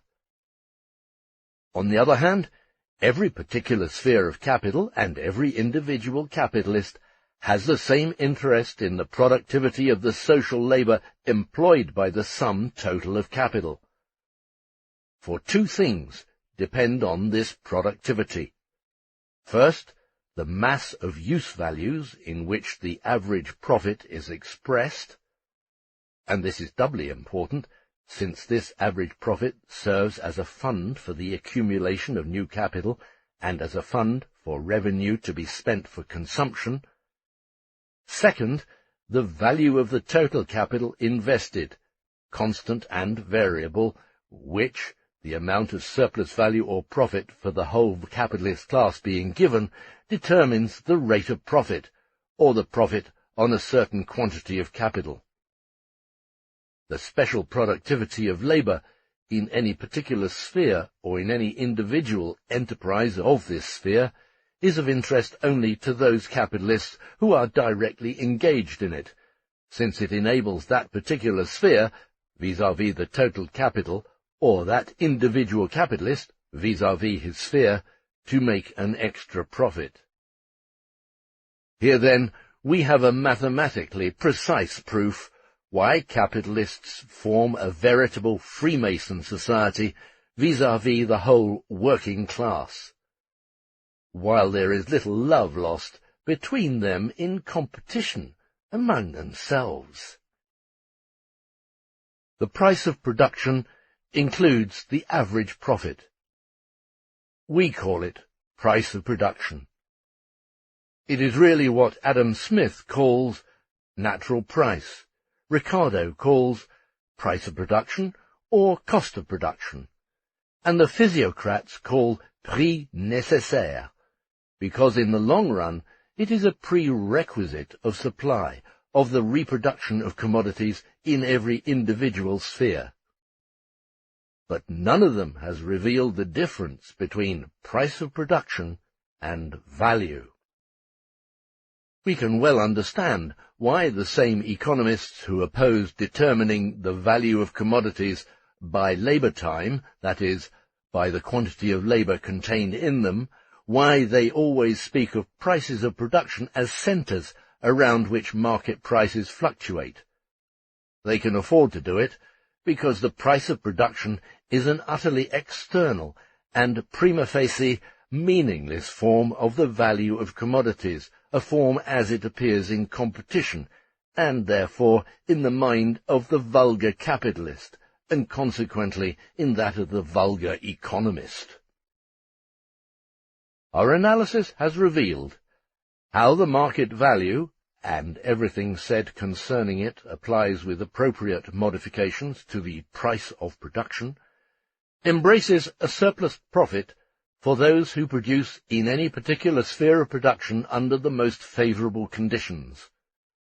With the exception of crises and of overproduction in general, this applies to all market prices, no matter how much they may deviate from market values or market prices of production. For the market price signifies that the same price is paid for commodities of the same kind, although they may have been produced under very different individual conditions, and hence may have different cost prices. We do not speak at this point of any surplus profits due to monopolies in the usual sense of the term, whether natural or artificial. A surplus profit may also arise if certain spheres of production are in a position to evade the conversion of the values of their commodities into prices of production, and thus the reduction of their profits to the average profit. We shall devote more attention to the further modifications of these two forms of surplus profit in the part dealing with ground rent. Chapter 11. Effects of general wage fluctuations on prices of production. Let the average composition of social capital, case 1, be 80C plus 20V, and the profit 20%. The rate of surplus value is then 100%. A general increase of wages, all else remaining the same, is tantamount to a reduction in the rate of surplus value. In the case of average capital, profit P and surplus value S are identical. Let wages rise 25%. Then the same quantity of labour, formerly set in motion with 20, will cost 25. We shall then have a turnover value of 80C plus 25V plus 15P, instead of 80C plus 20V plus 20P. As before, the labour set in motion by the variable capital produces a value of 40. If V, variable capital, rises from 20 to 25, the surplus S, or profit P, will amount to only 15. The profit of 15 on a capital of 105 is 14 2/7%, and this would be the new average rate of profit, P prime. Since the price of production of commodities produced by the average capital coincides with their value, the price of production of these commodities would have remained unchanged. A wage increase would therefore have caused a drop in profit, but no change in the value and price of the commodities. Formerly, as long as the average profit was 20%, the price of production of commodities produced in one period of turnover was equal to their cost price plus a profit of 20% on this cost price, or K plus 20K over 100, which equals K plus KP prime. In this formula, K is a variable magnitude, changing in accordance with the value of the means of production that go into the commodities, and with the amount of depreciation given up by the fixed capital to the product. The price of production would then amount to K plus 14 2/7 K over 100. Let us now select case 2, a capital whose composition is lower than the original composition of the average social capital of 80C plus 20V, which is now changed into 76 4/21 C plus 23 17/21 V. Say 50C plus 50V. In this case, the price of production of the annual product before the wage increase would have been 50C plus 50V plus 20P equals 120, assuming, for the sake of simplicity, that the entire fixed capital passes through depreciation into the product, and that the period of turnover is the same as in case 1. For the same quantity of labour set in motion, a wage increase of 25% means an increase of the variable capital from 50 to 62.5. If the annual product were sold at the former price of production of 120, this would give us 50C plus 62.5V plus 7.5P, or a rate of profit of 6 2/3%. But the new average rate of profit is 14 2/7%, and since we assume all other circumstances to remain the same, the capital of 50C plus 62.5V must also make this profit. Now a capital of 112.5 makes a profit of 16 1/14 at a rate of profit of 14 2/7%. Therefore, the price of production of the commodities produced by this capital is now 50C plus 62.5V plus 16 1/4P equals 128 8/14. Owing to a wage rise of 255, the price of production of the same quantity of the same commodities, therefore, has here risen from 120 to 128 8/14, or more than 7%. Conversely, suppose we take as case 3 a sphere of production of a higher composition than the average capital, say 92C plus 8V. The original average profit in this case would still be 20, and if we again assume that the entire fixed capital passes into the annual product and that the period of turnover is the same as in cases 1 and 2, the price of production of the commodity is here also 120. Owing to the rise in wages of 25%, the variable capital for the same quantity of labour rises from 8 to 10, the cost price of the commodities from 100 to 102, while the average rate of profit falls from 20% to 14 2/7%. But 100 to 14 2/7 equals 102 to 14 4/7. The profit, now falling to the share of 102, is therefore 14 4/7. For this reason, the total product sells at K plus Kp prime equals 102 plus 14 4/7 equals 116 4/7. The price of production has therefore fallen from 120 to 116 4/7, or by 3 3/7. Consequently, if wages are raised 25%, 1. The price of production of the commodities of a capital of average social composition does not change. 2. The price of production of the commodities of a capital of lower composition rises, but not in proportion to the fall in profit. 3. The price of production of the commodities of a capital of higher composition falls, but also not in the same proportion as profit. Since the price of production of the commodities of the average capital remain the same, equal to the value of the product, the sum of the prices of production of the products of all capitals remained the same as well, and equal to the sum total of the values produced by the aggregate capital. The increase on one side and the decrease on the other balance for the aggregate capital on the level of the average social capital. If the price of production rises in case 2 and falls in case 3, these opposite effects alone, which are brought about by a fall in the rate of surplus value or by a general wage increase, show that this cannot be a matter of compensation in the price for the rise in wages, since the fall in the price of production in case 3 cannot compensate the capitalist for the fall in profit, and since the rise of the price in case 2 does not prevent a fall in profit.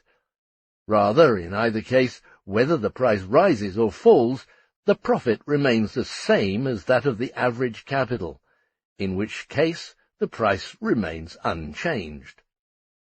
It is the same average profit which has fallen by 5 5/7, or somewhat over 25% in the case of 2 as well as 3. It follows from this that if the price did not rise in 2 and fall in 3, 2 would have to sell below and 3 above the new reduced average profit.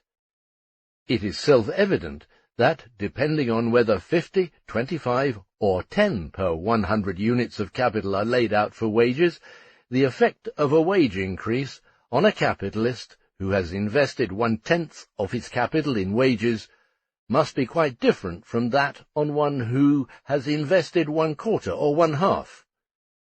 An increase in the price of production on the one side, a fall on the other, depending on a capital being below or above the average social composition, occurs solely by virtue of the process of levelling the profit to the new reduced average profit.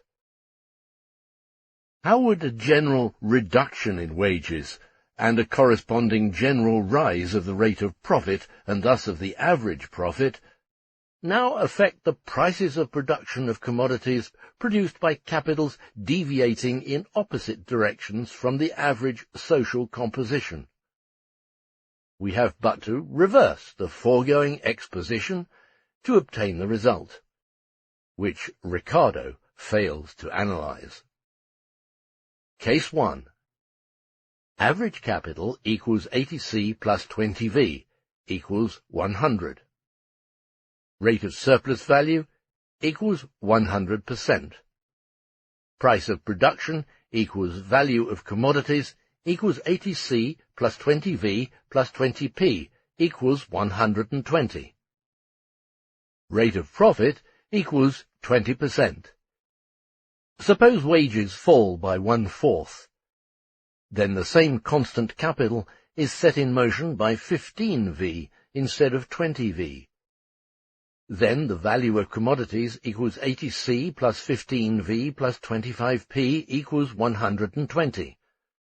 The quantity of labour performed by V remains unchanged, except that the value newly created by it is distributed differently between the capitalist and the labourer. The surplus value rises from 20 to 25, and the rate of surplus value from 20 over 20 to 25 over 15, or from 100% to 166 2/3%. The profit on 95 now equals 25, so that the rate of profit per 100 equals 26 6/19. The new composition of the capital in percent is now 84 4/19 C plus 15 15/19 V equals 100. Case 2. Lower composition.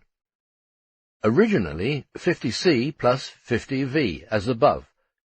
Due to the fall of wages by 1/4, V is reduced to 37.5, and consequently the advanced total capital to 50C plus 37.5V equals 87.5.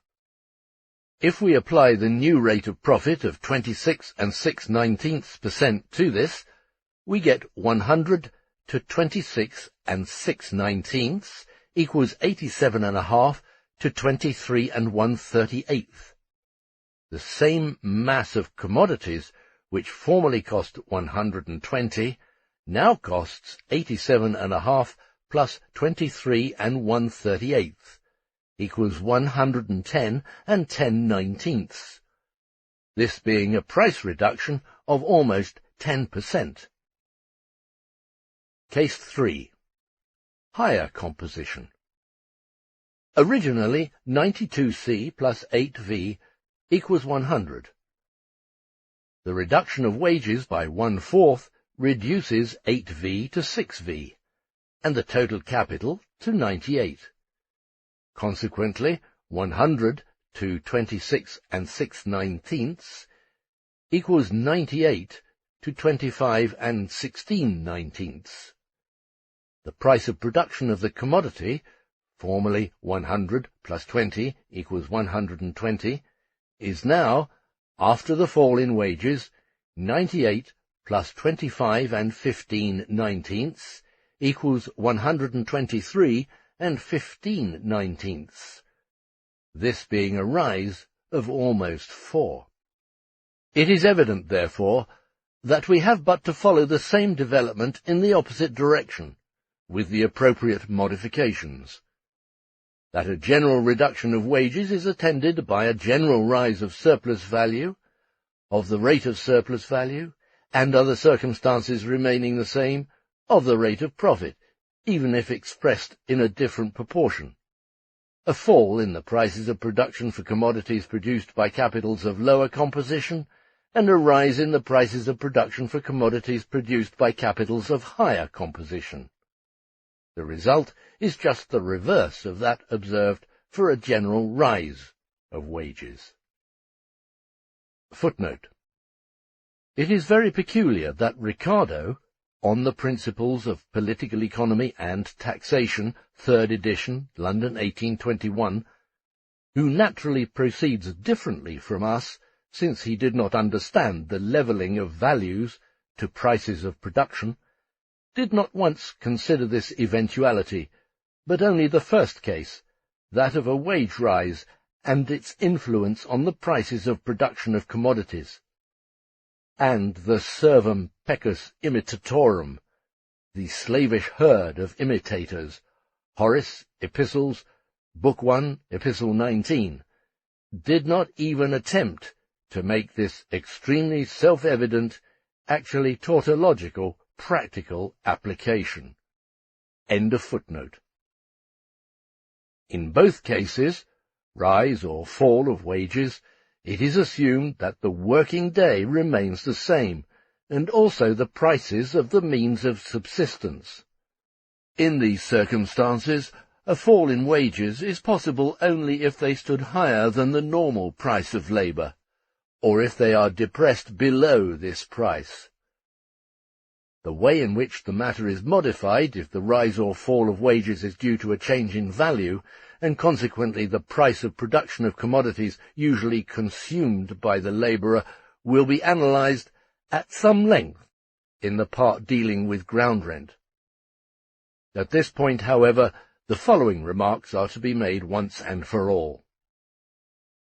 Should the rise or fall in wages be due to a change in the value of the necessities of life, a modification of the foregoing findings can take place only to the extent that commodities, whose change of price raises or lowers the variable capital, also go into the constant capital as constituent elements, and therefore affect more than just the wages alone. But if they affect only wages, the above analysis contains all that needs to be said. In this entire chapter, the establishment of the general rate of profit and the average profit, and consequently the transmutation of values into prices of production, are assumed as given. The question merely was how a general rise or fall in wages affected the assumed prices of production of commodities. This is but a very secondary question compared with the other important points analysed in this part. But it is the only relevant question treated by Ricardo, and, as we shall see, he treated it one-sidedly and unsatisfactorily. Chapter 12. Supplementary Remarks. Section 1. Causes implying a change in the price of production. There are just two causes that can change the price of production of a commodity.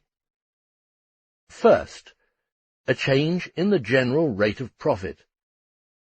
This can solely be due to a change in the average rate of surplus value, or, if the average rate of surplus value remains the same, to a change in the ratio of the sum of the appropriated surplus values to the sum of the advanced total social capital.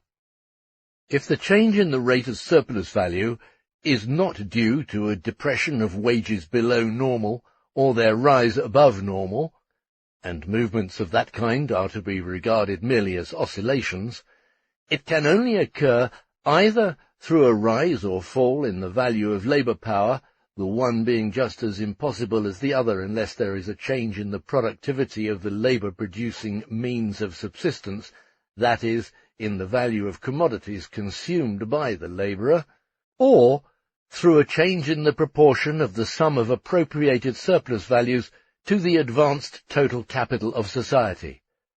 Since the change in this case is not caused by the rate of surplus value, it must be caused by the total capital, or rather its constant part.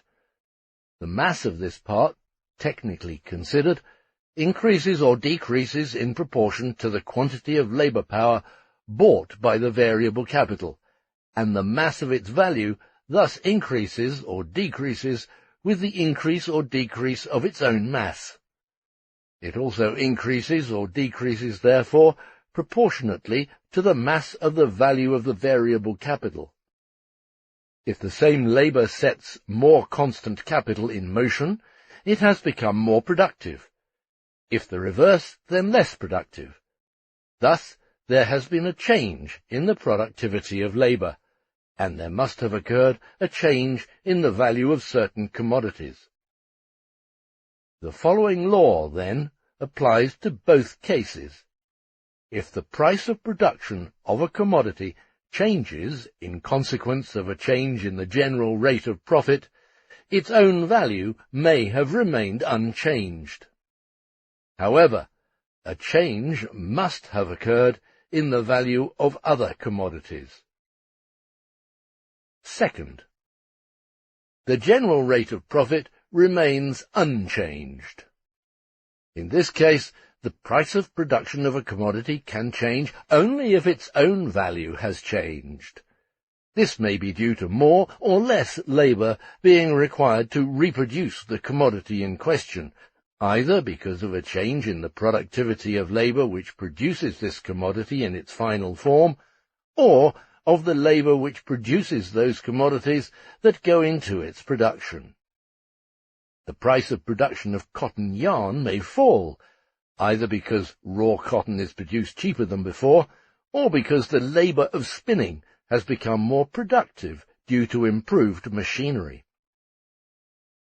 The price of production, as we have seen, equals K plus P, equal to cost price plus profit.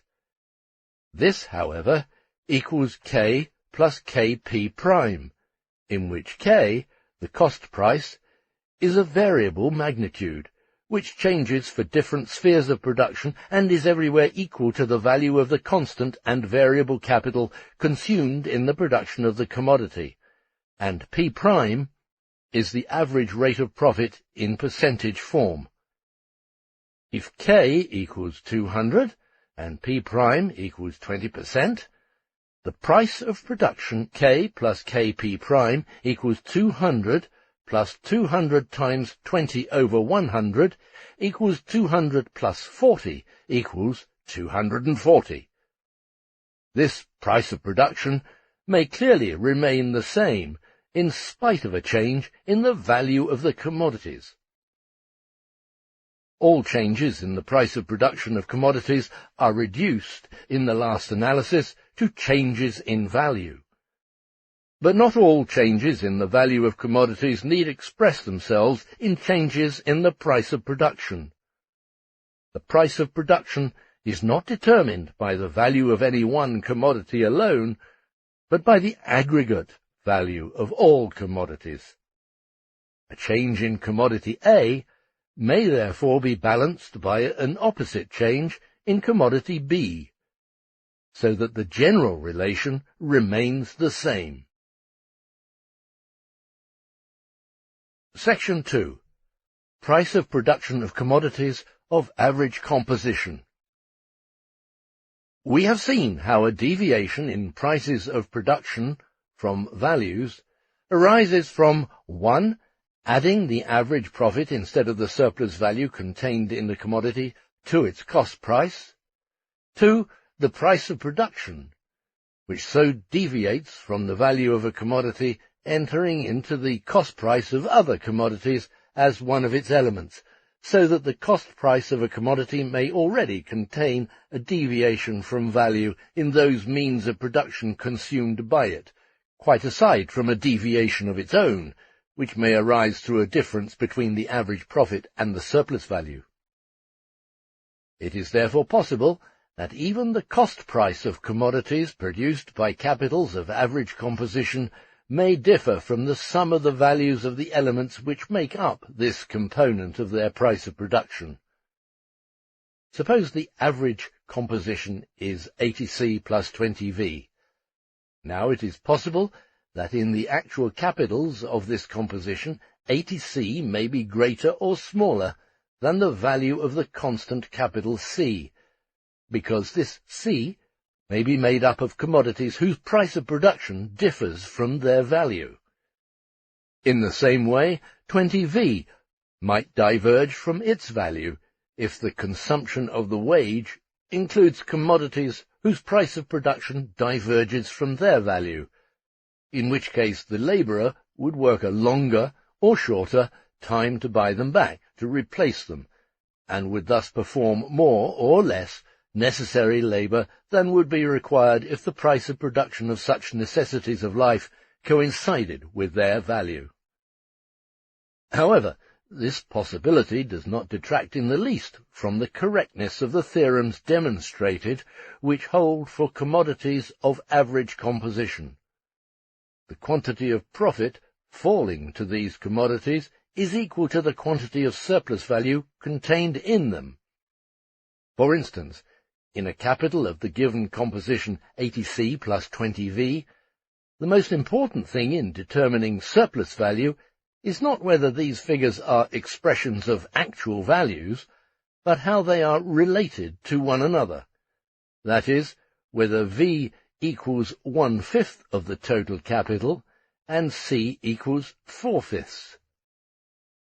Whenever this is the case, the surplus value produced by V is, as was assumed, equal to the average profit. On the other hand, since it equals the average profit, the price of production equals cost price plus profit, equals K plus P, equals K plus S. That is, in practice, it is equal to the value of the commodity. This implies that a rise or fall in wages would not change the price of production, K plus P, any more than it would change the value of the commodities, and would merely effect a corresponding opposite movement, a fall or a rise, in the rate of profit.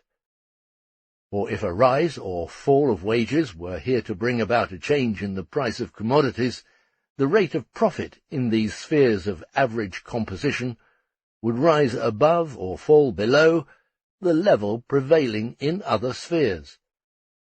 The sphere of average composition maintains the same level of profit as the other spheres only so long as the price remains unchanged. The practical result is therefore the same as it would be if its products were sold at their real value. For if commodities are sold at their actual values, it is evident that, other conditions being equal, a rise or fall in wages will cause a corresponding fall or rise in profit, but no change in the value of commodities, and that under all circumstances a rise or fall in wages can never affect the value of commodities, but only the magnitude of the surplus value. Section 3. The capitalist's grounds for compensating. It has been said that competition levels the rates of profit of the different spheres of production into an average rate of profit, and thereby turns the values of the products of these different spheres into prices of production. This occurs through the continual transfer of capital from one sphere to another in which, for the moment, the profit happens to lie above average. The fluctuations of profit caused by the cycle of fat and lean years succeeding one another in any given branch of industry within given periods must, however, receive due consideration.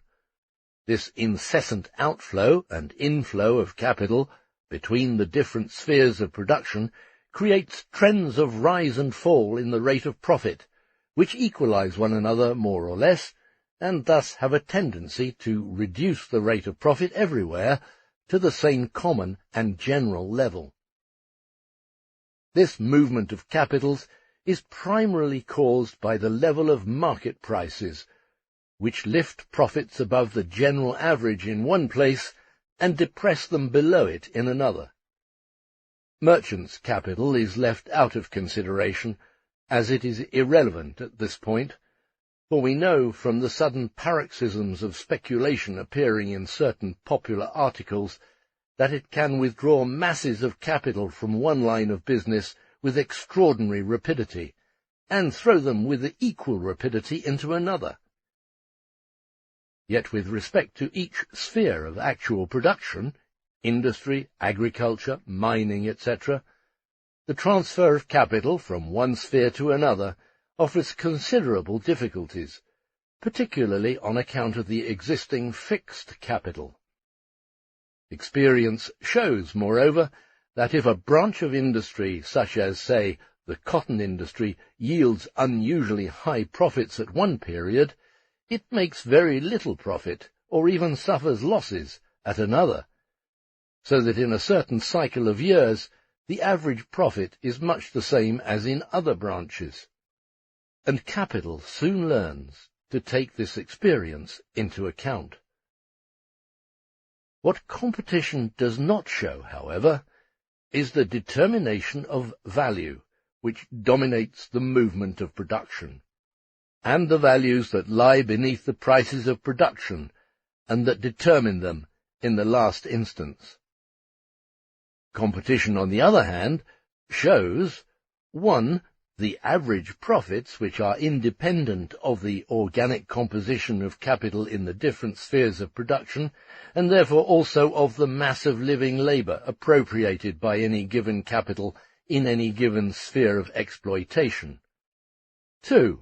The rise and fall of prices of production caused by changes in the level of wages, a phenomenon which at first glance completely contradicts the value relation of commodities.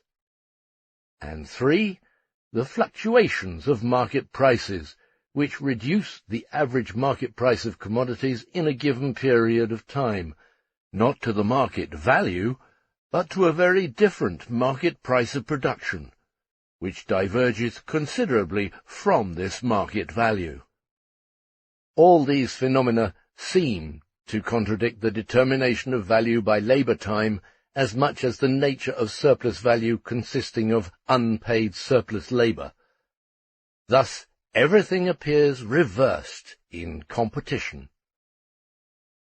The final pattern of economic relations as seen on the surface, in their real existence and consequently in the conceptions by which the bearers and agents of these relations seek to understand them, is very much different from, and indeed quite the reverse of, their inner but concealed essential pattern, and the conception corresponding to it.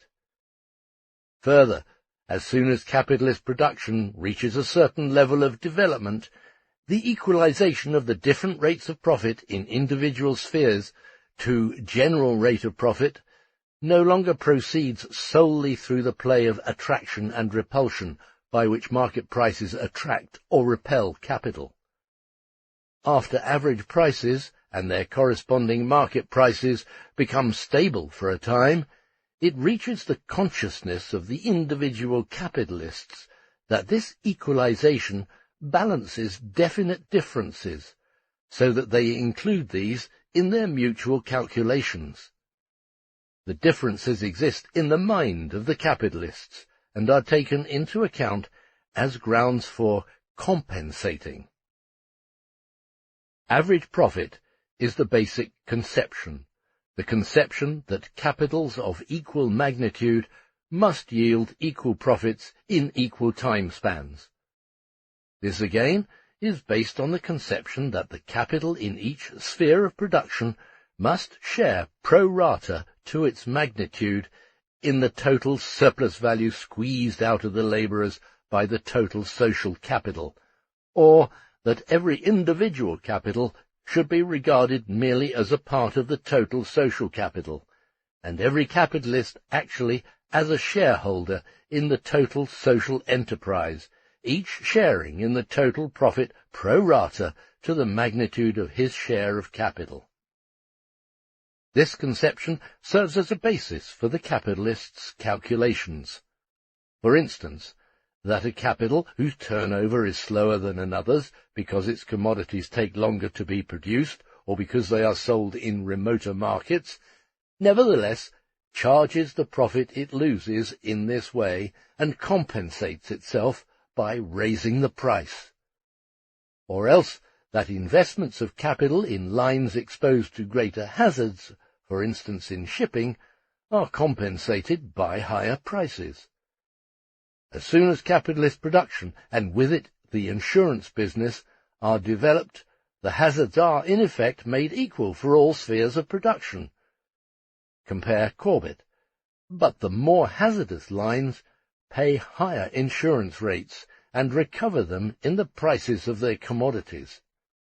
In practice, all this means that every circumstance which renders one line of production, and all of them are considered equally necessary within certain limits, less profitable, and another more profitable, is taken into account once and for all as valid ground for compensation, without always requiring the renewed action of competition to justify the motives or factors for calculating this compensation. The capitalist simply forgets, or rather fails to see, because competition does not point it out to him, that all these grounds for compensation, mutually advanced by capitalists in calculating the prices of commodities of different lines of production, merely come down to the fact that they all have an equal claim, pro rata to the magnitude of their respective capitals, to the common loot, the total surplus value. It rather seems to them that since the profit pocketed by them differs from the surplus value they appropriated, these grounds for compensation do not level out their participation in the total surplus value, but create the profit itself, which seems to be derived from the additions made on one or another ground to the cost price of their commodities. In other respects, the statements made in Chapter 7 concerning the capitalist's assumptions as to the source of surplus value apply also to average profit. The present case appears different only insofar as a saving in cost price depends on individual business acumen, alertness, etc., assuming the market price of commodities and the exploitation of labour to be given. Part 3. The law of the tendency of the rate of profit to fall. Chapter 13. The law as such. Assuming a given wage and working day, a variable capital, for instance of 100, represents a certain number of employed labourers. It is the index of this number. Suppose £100 are the wages of 100 labourers for, say, 1 week. If these labourers perform equal amounts of necessary and surplus labour, if they work daily as many hours for themselves, that is, for the reproduction of their wage, as they do for the capitalist, that is, for the production of surplus value, then the value of their total product equals £200, and the surplus value they produced would amount to £100. The rate of surplus value, S over V, would equal 100%. But, as we have seen, this rate of surplus value would nonetheless express itself in very different rates of profit, depending on the different volumes of constant capital C, and consequently of the total capital, because the rate of profit, P prime, equals surplus value S over the total capital. If the rate of surplus value is 100%, and if C equals 50 and V equals 100, then P prime equals 100 over 150, equals 66 2/3%. If C equals 100 and V equals 100, then P prime equals 100 over 200, equals 50%.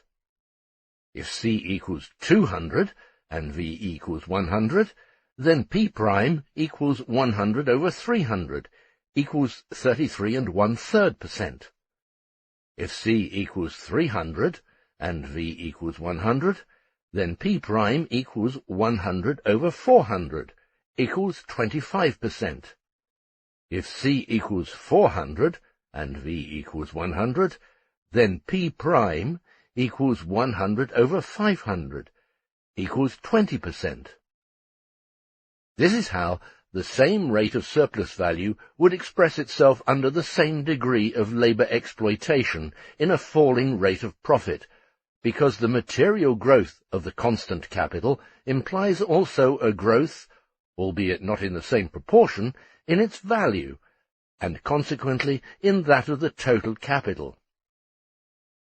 If it is further assumed that this gradual change in the composition of capital is not confined only to individual spheres of production, but that it occurs more or less in all, or at least in the key spheres of production, so that it involves changes in the average organic composition of the total capital of a certain society, then the gradual growth of constant capital in relation to variable capital must necessarily lead to a gradual fall of the general rate of profit, so long as the rate of surplus value, or the intensity of exploitation of labour by capital, remain the same. Now we have seen that it is a law of capitalist production that its development is attended by a relative decrease of variable in relation to constant capital, and consequently to the total capital set in motion. This is just another way of saying that owing to the distinctive methods of production developing in the capitalist system, the same number of labourers, that is, the same quantity of labour power set in motion by a variable capital of a given value, operate, work up, and productively consume in the same time span an ever-increasing quantity of means of labour, machinery, and fixed capital of all sorts, raw and auxiliary materials, and consequently a constant capital of an ever-increasing value.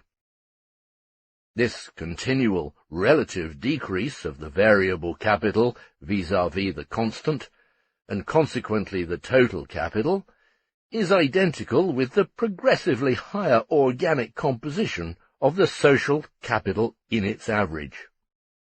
It is likewise just another expression for the progressive development of the social productivity of labour, which is demonstrated precisely by the fact that the same number of labourers in the same time, that is, with less labour, convert an ever-increasing quantity of raw and auxiliary materials into products, thanks to the growing application of machinery and fixed capital in general. To this growing quantity of value of the constant capital, although indicating the growth of the real mass of use values of which the constant capital materially consists only approximately, corresponds a progressive cheapening of products. Every individual product, considered by itself, contains a smaller quantity of labour than it did on a lower level of production, where the capital invested in wages occupies a far greater place compared to the capital invested in means of production. The hypothetical series drawn up at the beginning of this chapter expresses, therefore, the actual tendency of capitalist production. This mode of production produces a progressive relative decrease of the variable capital as compared to the constant capital, and consequently a continuously rising organic composition of the total capital. The immediate result of this is that the rate of surplus value, at the same or even a rising degree of labor exploitation, is represented by a continually falling general rate of profit. We shall see later, present edition, chapter 14, why this fall does not manifest itself in an absolute form, but rather as a tendency toward a progressive fall. The progressive tendency of the general rate of profit to fall is therefore just an expression peculiar to the capitalist mode of production of the progressive development of the social productivity of labor. This does not mean to say that the rate of profit may not fall temporarily for other reasons, but proceeding from the nature of the capitalist mode of production, it is thereby proved logical necessity that in its development the general average rate of surplus value must express itself in a falling general rate of profit. Since the mass of the employed living labor is continually on the decline as compared to the mass of materialized labor set in motion by it, that is, to the productively consumed means of production, it follows that the portion of living labor, unpaid and congealed in surplus value, must also be continually on the decrease compared to the amount of value represented by the invested total capital.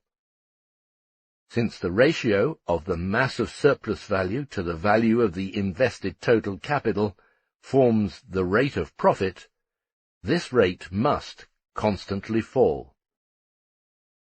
Simple as this law appears from the foregoing statements, all of political economy has so far had little success in discovering it, as we shall see in a later part. Karl Marx, Theorien über den Mehrwert, Theories about added value. The economists perceived the phenomenon and cudgelled their brains in tortuous attempts to interpret it. Since this law is of great importance to capitalist production, it may be said to be a mystery whose solution has been the goal of all political economy since Adam Smith. The difference between the various schools since Adam Smith having been in the divergent approaches to a solution. When we consider, on the other hand, that up to the present political economy has been running in circles around the distinction between constant and variable capital, but has never known how to define it accurately, that it has never separated surplus value from profit, and never even considered profit in its pure form as distinct from its different independent components such as industrial profit, commercial profit, interest, and ground rent, that it has never thoroughly analyzed the differences in the organic composition of capital, and for this reason has never thought of analyzing the formation of the general rate of profit. If we consider all this, the failure to solve this riddle is no longer surprising. We intentionally present this law before going on to the division of profit into different independent categories. The fact that this analysis is made independently of the division of profit into different parts, which fall to the share of different categories of people, shows from the outset that this law is, in its entirety, independent of this division, and just as independent of the mutual relations of the resultant categories of profit. The profit to which we are here referring is but another name for surplus value itself, which is presented only in its relation to total capital rather than to variable capital from which it arises. The drop in the rate of profit, therefore, expresses the falling relation of surplus value to advanced total capital, and is for this reason independent of any division whatsoever of this surplus value among the various categories. We have seen that at a certain stage of capitalist development, where the organic composition of capital C to V was 50 to 100, a rate of surplus value of 100% was expressed in a rate of profit of 66 2/3%, and that at a higher stage, where C to V was 400 to 100, the same rate of surplus value was expressed in a rate of profit of only 20%. What is true of different successive stages of development in one country is also true of different coexisting stages of development in different countries.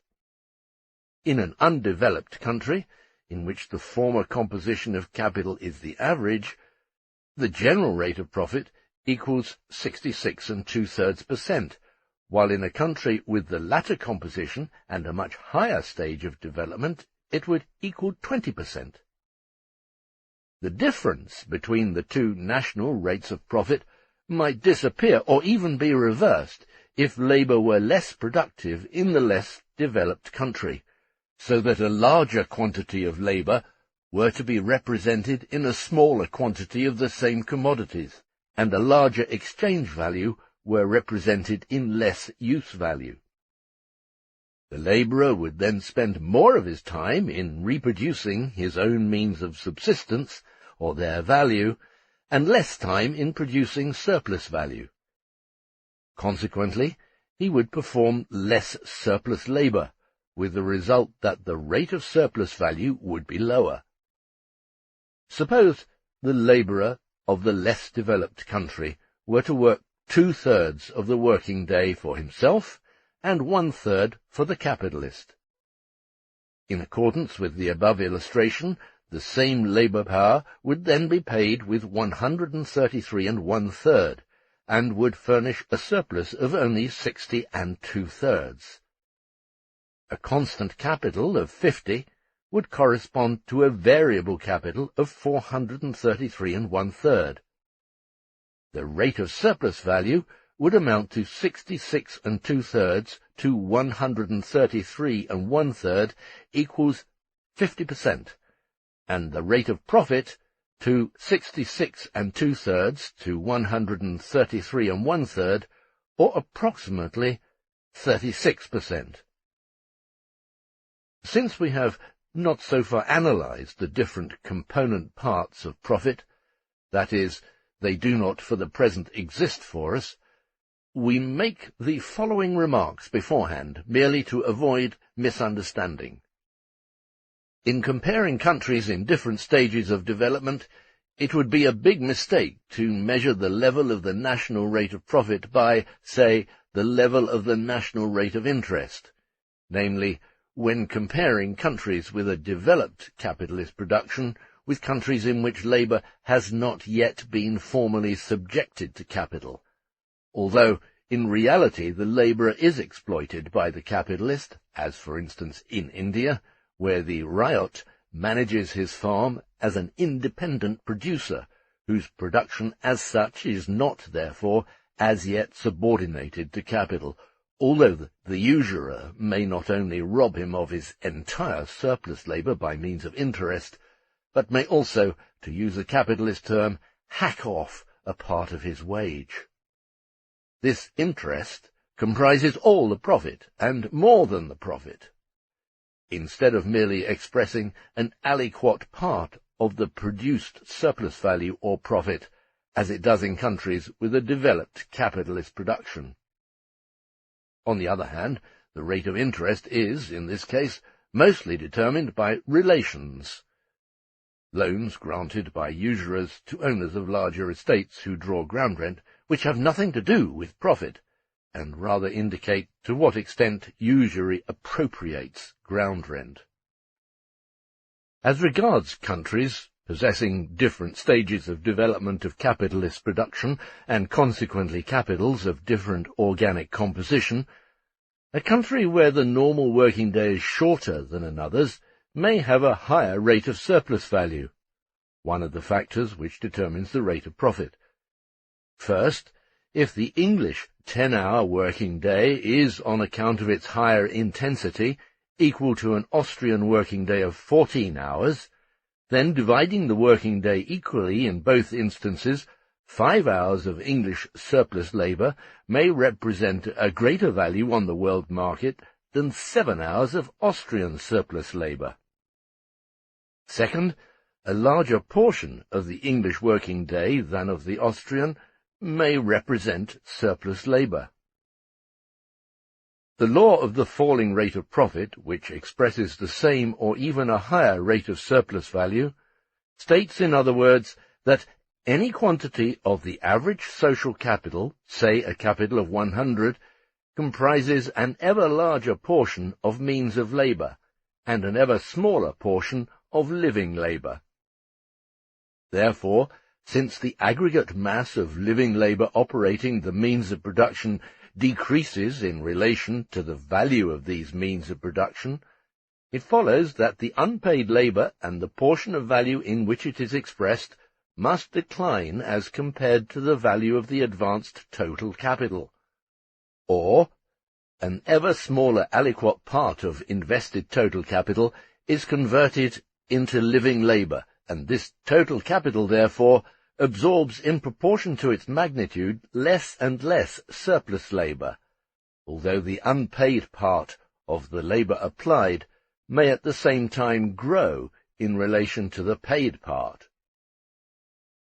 The relative decrease of the variable and increase of the constant capital, however much both parts may grow in absolute magnitude, is, as we have said, but another expression for greater productivity of labour. Let a capital of 100 consist of 80C plus 20V, and the latter, 20V, equal 20 labourers.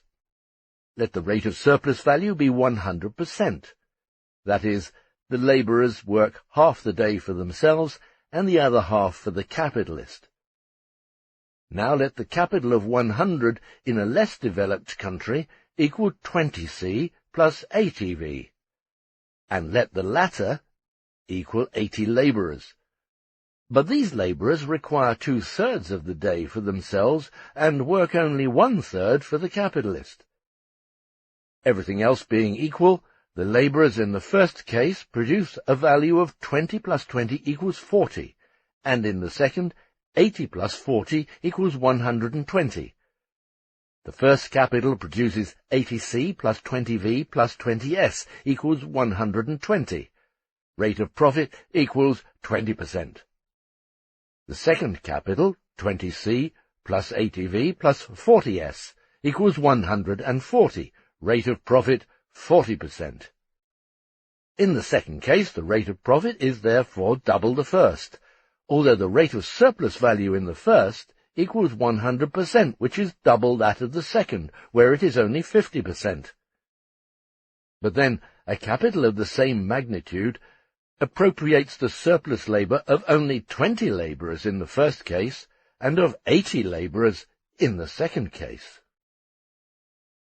The law of the progressive falling of the rate of profit, or the relative decline of appropriated surplus labour compared to the mass of materialized labour set in motion by living labour, does not rule out in any way that the absolute mass of exploited labour set in motion by the social capital, and consequently the absolute mass of the surplus labour it appropriates, may grow, nor that the capitals controlled by individual capitalists may dispose of a growing mass of labour, and hence of surplus labour, the latter even though the number of labourers they employ does not increase. Take a certain working population of, say, 2 million. Assume, furthermore, that the length and intensity of the average working day, and the level of wages, and thereby the proportion between necessary and surplus labour, are given. In that case, the aggregate labour of these 2 million, and their surplus labour expressed in surplus value, always produces the same magnitude of value. But with the growth of the mass of the constant, fixed and circulating, capital set in motion by this labour, this produced quantity of value declines in relation to the value of this capital, which value grows with its mass, even if not in quite the same proportion. This ratio, and consequently the rate of profit, shrinks, in spite of the fact that the mass of commanded living labour is the same as before, and the same amount of surplus labour is sucked out of it by the capital. It changes because the mass of materialized labour set in motion by living labour increases, and not because the mass of living labour has shrunk.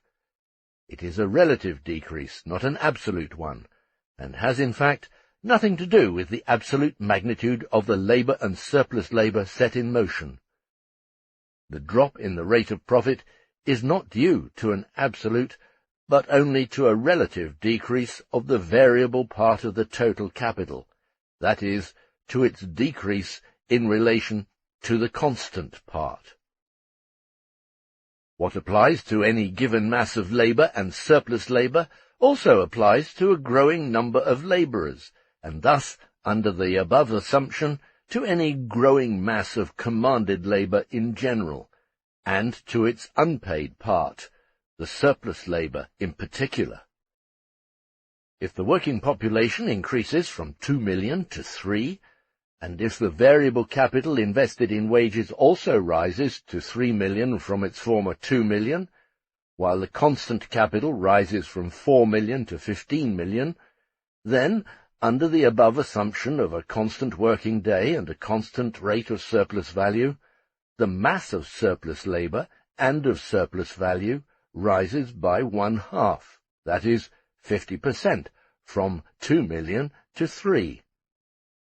Nevertheless, in spite of this growth of the absolute mass of surplus labour, and hence of surplus value, by 50%, the ratio of variable to constant capital would fall from 2 to 4 to 3 to 15, and the ratio of surplus value to total capital, P prime, would be, in millions, initially 4C plus 2V plus 2S, total capital equals 6, P prime equals 33 1/3%. Subsequently, 15C plus 3V plus 3S, total capital equals 18, P prime equals 16 2/3%. While the mass of surplus value has increased by 1/2, the rate of profit has fallen by 1/2. However, the profit is only the surplus value calculated in relation to the total social capital, and the mass of profit, its absolute magnitude, is socially equal to the absolute magnitude of the surplus value.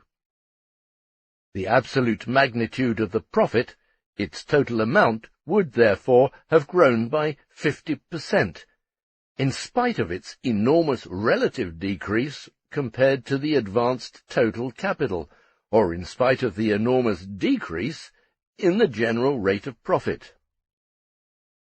The number of labourers employed by capital, hence the absolute mass of the labour set in motion by it, and therefore the absolute mass of surplus labour absorbed by it, the mass of the surplus value produced by it, and therefore the absolute mass of the profit produced by it, can consequently increase, and increase progressively, in spite of the progressive drop in the rate of profit. And this not only can be so. Aside from temporary fluctuations, it must be so, on the basis of capitalist production. Essentially, the capitalist process of production is simultaneously a process of accumulation. We have shown that with the development of capitalist production, the mass of values to be simply reproduced or maintained increases as the productivity of labour grows, even if the labour power employed should remain constant. But with the development of social productivity of labour, the mass of produced use values, of which the means of production form a part, grows still more, and the additional labour, through whose appropriation this additional wealth can be reconverted into capital, does not depend on the value, but on the mass of these means of production, including means of subsistence, because in the production process the labourers have nothing to do with the value, but with the use value of the means of production. Accumulation itself, however, and the concentration of capital that goes with it, is a material means of increasing productiveness. Now, this growth of the means of production includes the growth of the working population, the creation of a working population which corresponds to the surplus capital, or even exceeds its general requirements, thus leading to an overpopulation of workers. A momentary excess of surplus capital over the working population it has commandeered would have a twofold effect. It could, on the one hand, by raising wages, mitigate the adverse conditions which decimate the offspring of the labourers, and would make marriages easier among them, so as gradually to increase the population. On the other hand, by applying methods which yield relative surplus value, introduction and improvement of machinery, it would produce a far more rapid artificial relative overpopulation, which in its turn would be a breeding ground for a really swift propagation of the population, since under capitalist production misery produces population. It therefore follows of itself, from the nature of the capitalist process of accumulation, which is but one facet of the capitalist production process, that the increased mass of means of production that is to be converted into capital always finds a correspondingly increased, even excessive, exploitable worker population. As the process of production and accumulation advances, therefore, the mass of available and appropriated surplus labour, and hence the absolute mass of profit appropriated by the social capital, must grow. Along with the volume, however, the same laws of production and accumulation increase also the value of the constant capital in a mounting progression more rapidly than that of the variable part of capital, invested as it is in living labour. Hence, the same laws produce for the social capital a growing absolute mass of profit and a falling rate of profit. We shall entirely ignore here that with the advance of capitalist production and the attendant development of the productiveness of social labour and multiplication of production branches, hence products, the same amount of value represents a progressively increasing mass of use values and enjoyments. The development of capitalist production and accumulation lifts labour processes to an increasingly enlarged scale, and thus imparts to them ever greater dimensions, and involves accordingly larger investments of capital for each individual establishment. A mounting concentration of capitals, accompanied, though on a smaller scale, by an increase in the number of capitalists, is therefore one of its material requirements, as well as one of its results. Hand in hand with it, mutually interacting, there occurs a progressive expropriation of the more or less direct producers. It is, then, natural for the individual capitalists to command increasingly large armies of labourers, no matter how much the variable capital may decrease in relation to the constant. And natural, too, that the mass of surplus value, and hence profit, appropriated by them, should grow simultaneously with, and in spite of, the fall in the rate of profit. The causes which concentrate masses of labourers under the command of individual capitalists are the very same that swell the mass of the invested fixed capital and auxiliary and raw materials in mounting proportion as compared to the mass of employed living labour.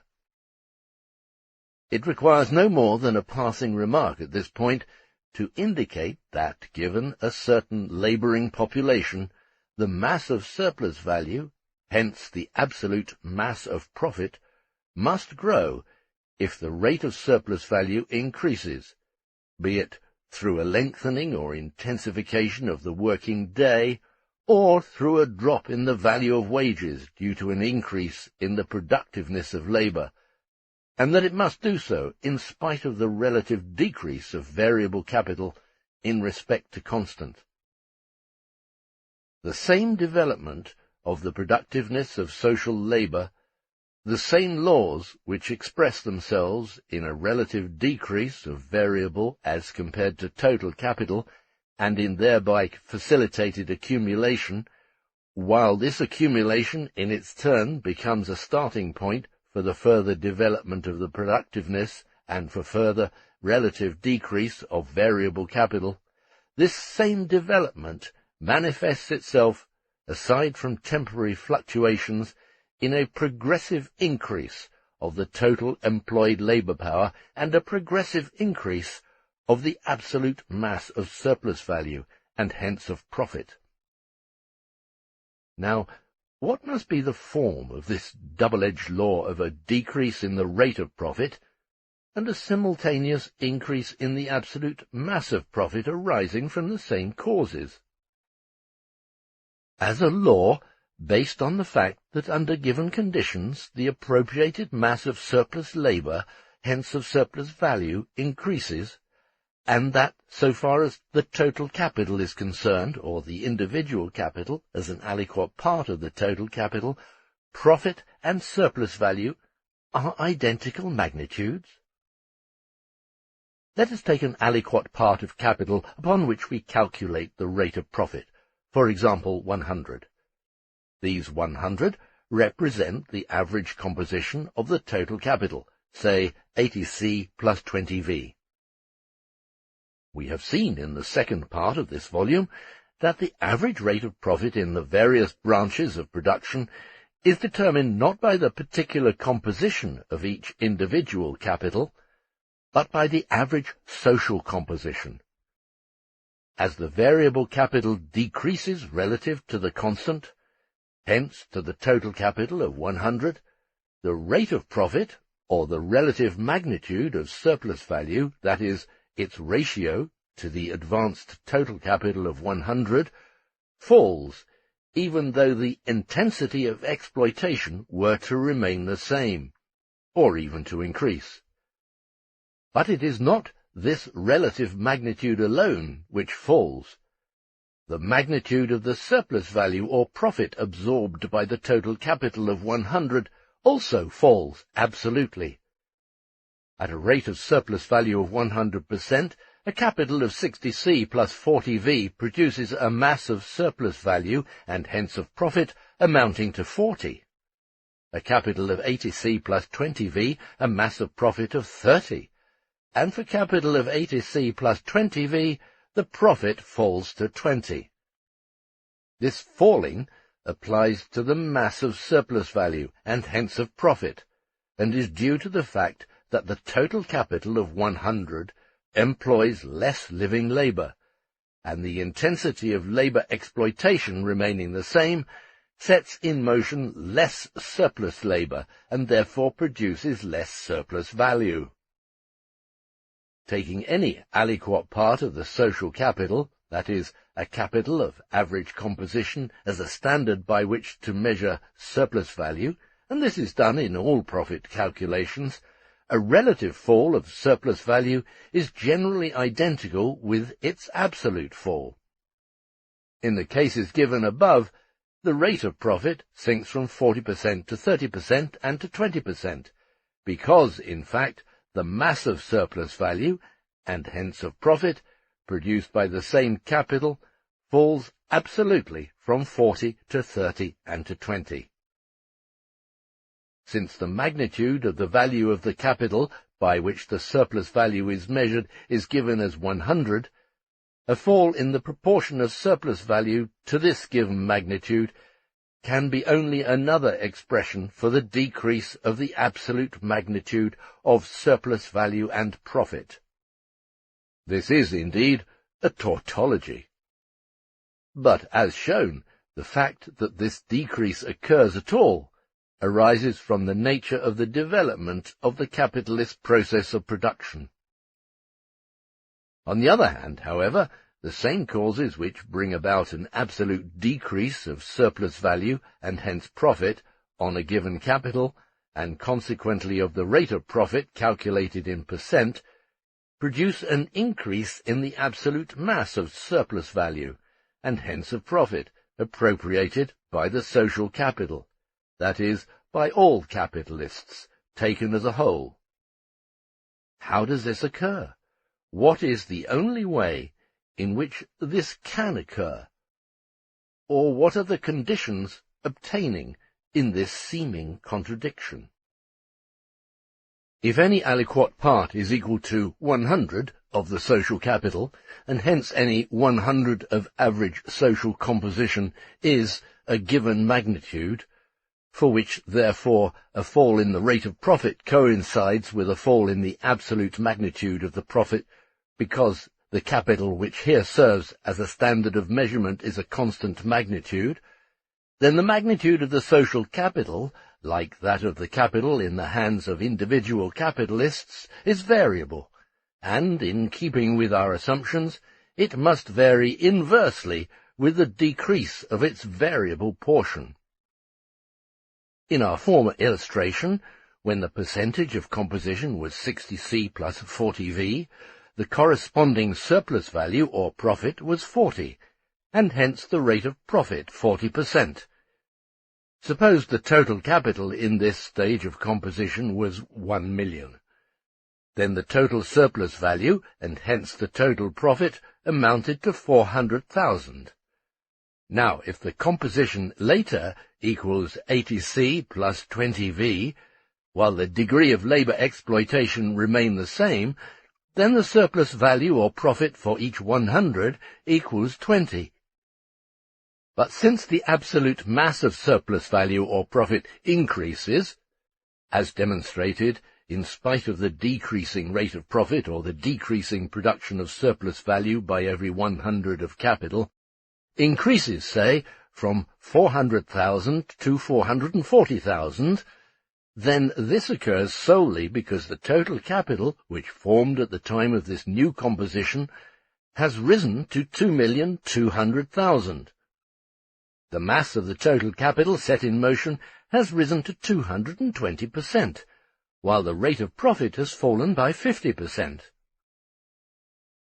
Had the total capital no more than doubled, it would have to produce as much surplus value and profit to obtain a rate of profit of 20% as the old capital of 1 million produced at 40%.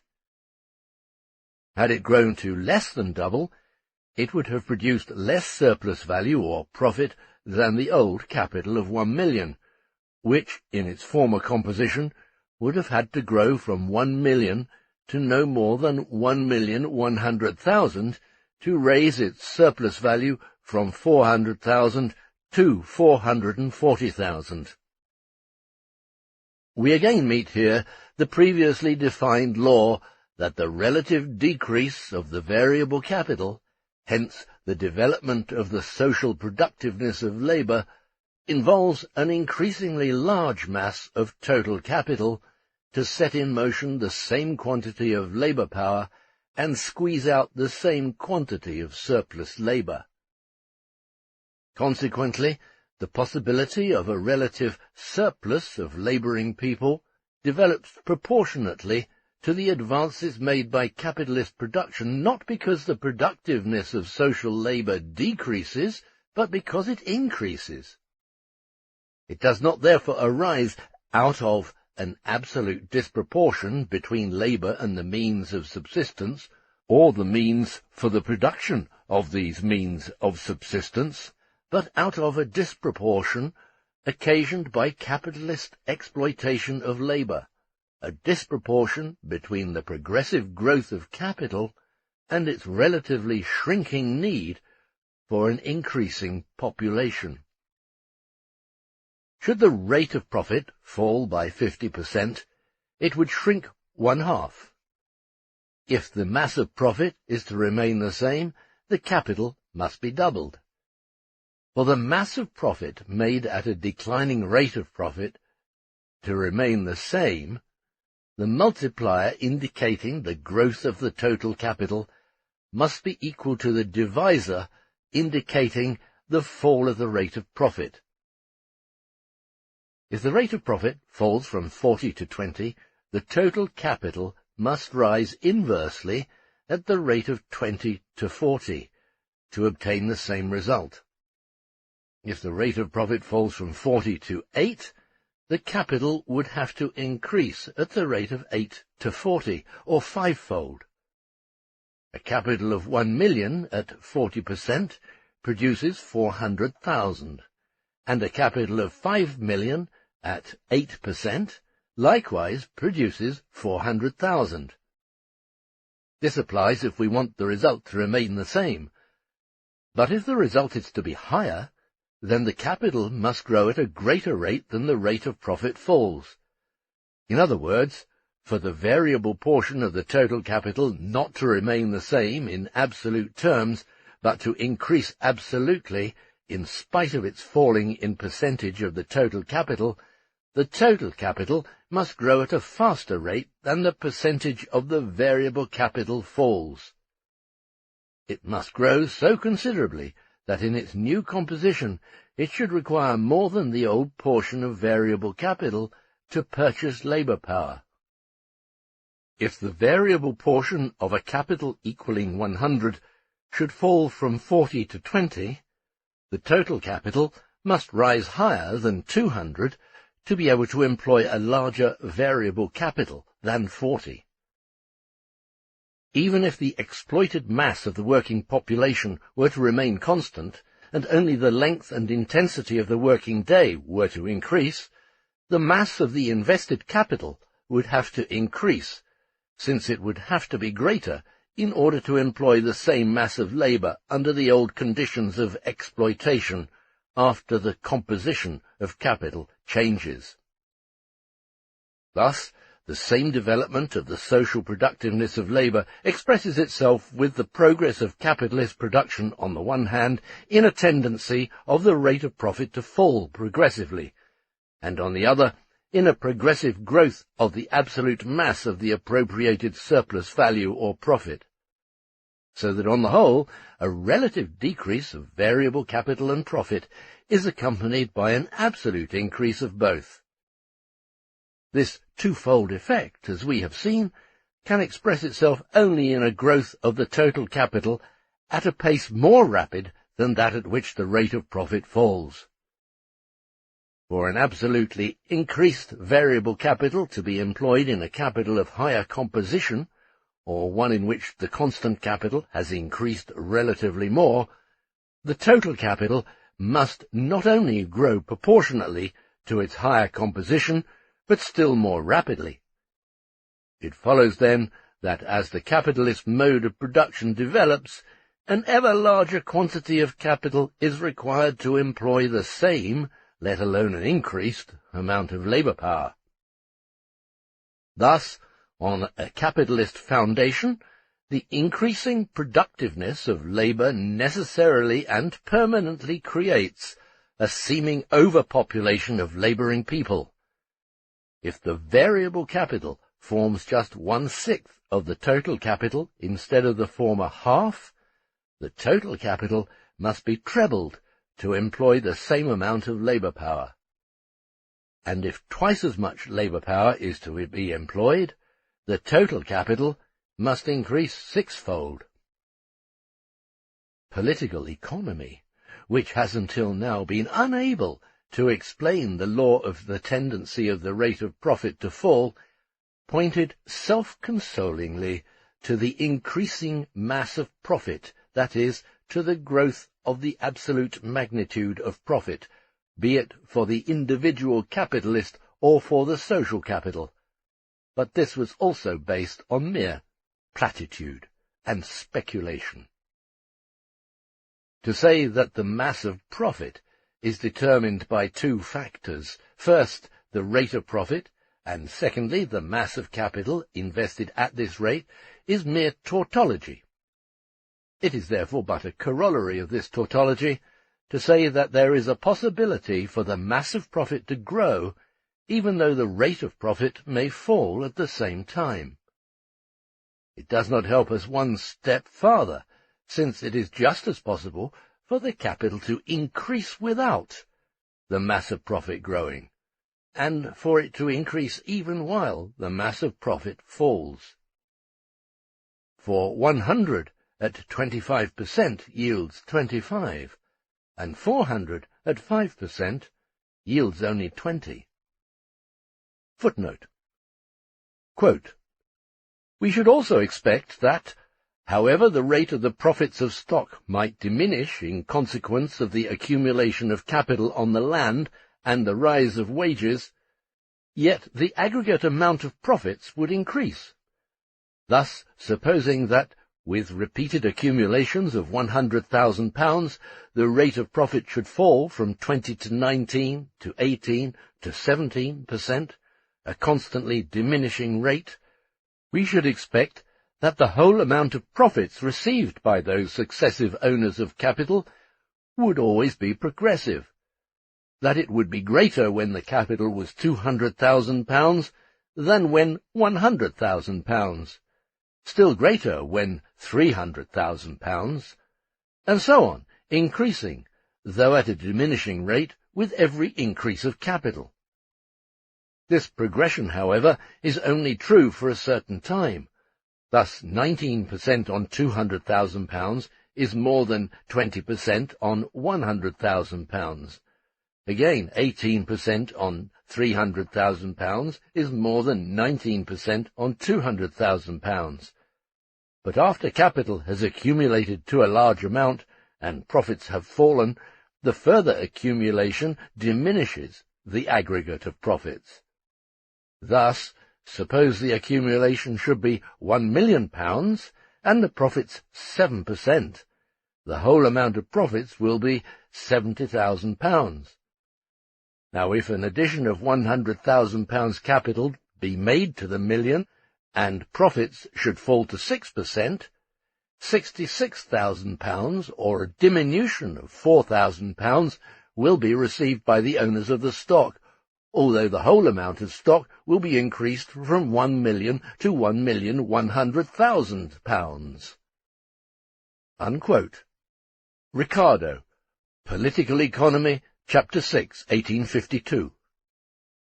The fact is that the assumption has here been made that the capital increases from 1 million to 1,100,000, that is, by 10%, while the rate of profit falls from 7 to 6, hence by 14 2/7%. Hinc illae lacrimae, thus these tears. Publius Terens, The Maid of Andros, Act 1, Scene 1. End of footnote. But if the same causes which make the rate of profit fall entail the accumulation, that is, the formation of additional capital, and if each additional capital employs additional labour and produces additional surplus value, if, on the other hand, the mere fall in the rate of profit implies that the constant capital, and with it the total old capital, have increased, then this process ceases to be mysterious. We shall see later. Karl Marx, Theorien über den Mehrwert, Theories of Surplus Value, Part 2. To what deliberate falsifications some people resort in their calculations to spirit away the possibility of an increase in the mass of profit simultaneous with a decrease in the rate of profit. We have shown how the same causes that bring about a tendency for the general rate of profit to fall necessitate an accelerated accumulation of capital, and consequently an increase in the absolute magnitude or total mass of the surplus labour, surplus value or profit, appropriated by it. Just as everything appears reversed in competition, and thus in the consciousness of the agents of competition, so also this law, this inner and necessary connection between two seeming contradictions. It is evident that within the proportions indicated above, a capitalist disposing of a large capital will receive a larger mass of profit than a small capitalist making seemingly high profits. Even a cursory examination of competition shows furthermore that under certain circumstances, when the greater capitalist wishes to make room for himself on the market and to crowd out the smaller ones, as happens in times of crises, he makes practical use of this, that is, he deliberately lowers his rate of profit in order to drive the smaller ones to the wall. Merchant's capital, which we shall describe in detail later, also notably exhibits phenomena which appear to attribute a fall in profit to an expansion of business and thus of capital. The scientific expression for this false conception will be given later. Similar superficial observations result from a comparison of rates of profit in individual lines of business, distinguished either as subject to free competition or to monopoly. The utterly shallow conception existing in the minds of the agents of competition is found in Rocher, namely, that a reduction in the rate of profit is more prudent and humane. Rocher, Die Grundlagen der Nationalökonomie, Principles of Political Economy, 1858. The fall in the rate of profit appears in this case as an effect of an increase in capital and of the concomitant calculation of the capitalist that the mass of profits pocketed by him will be greater at a smaller rate of profit. This entire conception, with the exception of Adam Smith's, which we shall mention later, Karl Marx Theories of Surplus Value, Part 2, rests on an utter misapprehension of what the general rate of profit is, and on the crude notion that prices are actually determined by adding a more or less arbitrary quota of profit to the true value of commodities. Crude as these ideas are, they arise necessarily out of the inverted aspect which the inherent laws of capitalist production represent in competition. The law that a fall in the rate of profit due to the development of productiveness is accompanied by an increase in the mass of profit also expresses itself in the fact that a fall in the price of commodities produced by a capital is accompanied by a relative increase of the masses of profit contained in them and realized by their sale. Since the development of the productiveness and the correspondingly higher composition of capital sets in motion an ever-increasing quantity of means of production through a constantly decreasing quantity of labor, every aliquot part of the total product, that is, every single commodity, or each particular lot of commodities in the total mass of products, absorbs less living labor, and also contains less materialized labor, both in the depreciation of the fixed capital applied and in the raw and auxiliary materials consumed. Hence, every single commodity contains a smaller sum of labor materialized in means of production and of labor newly added during production. This causes the price of the individual commodity to fall. But the mass of profits contained in the individual commodities may nevertheless increase if the rate of the absolute or relative surplus value grows. The commodity contains less newly added labor, but its unpaid portion grows in relation to its paid portion. However, this is the case only within certain limits. With the absolute amount of living labor newly incorporated in individual commodities decreasing enormously as production develops, the absolute mass of unpaid labor contained in them will likewise decrease, however much it may have grown as compared to the paid portion. The mass of profit on each individual commodity will shrink considerably with the development of the productiveness of labor, in spite of a growth in the rate of surplus value. And this reduction, just as the fall in the rate of profit, is only delayed by the cheapening of the elements of constant capital and by the other circumstances set forth in the first part of this volume, which increase the rate of profit at a given or even falling rate of surplus value.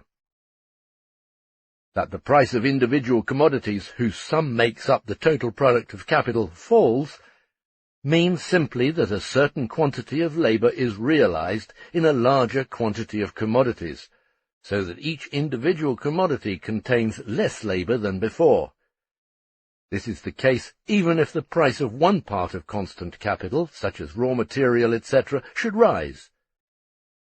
Outside of a few cases, for instance, if the productiveness of labour uniformly cheapens all elements of the constant and the variable capital, the rate of profit will fall, in spite of the higher rate of surplus value.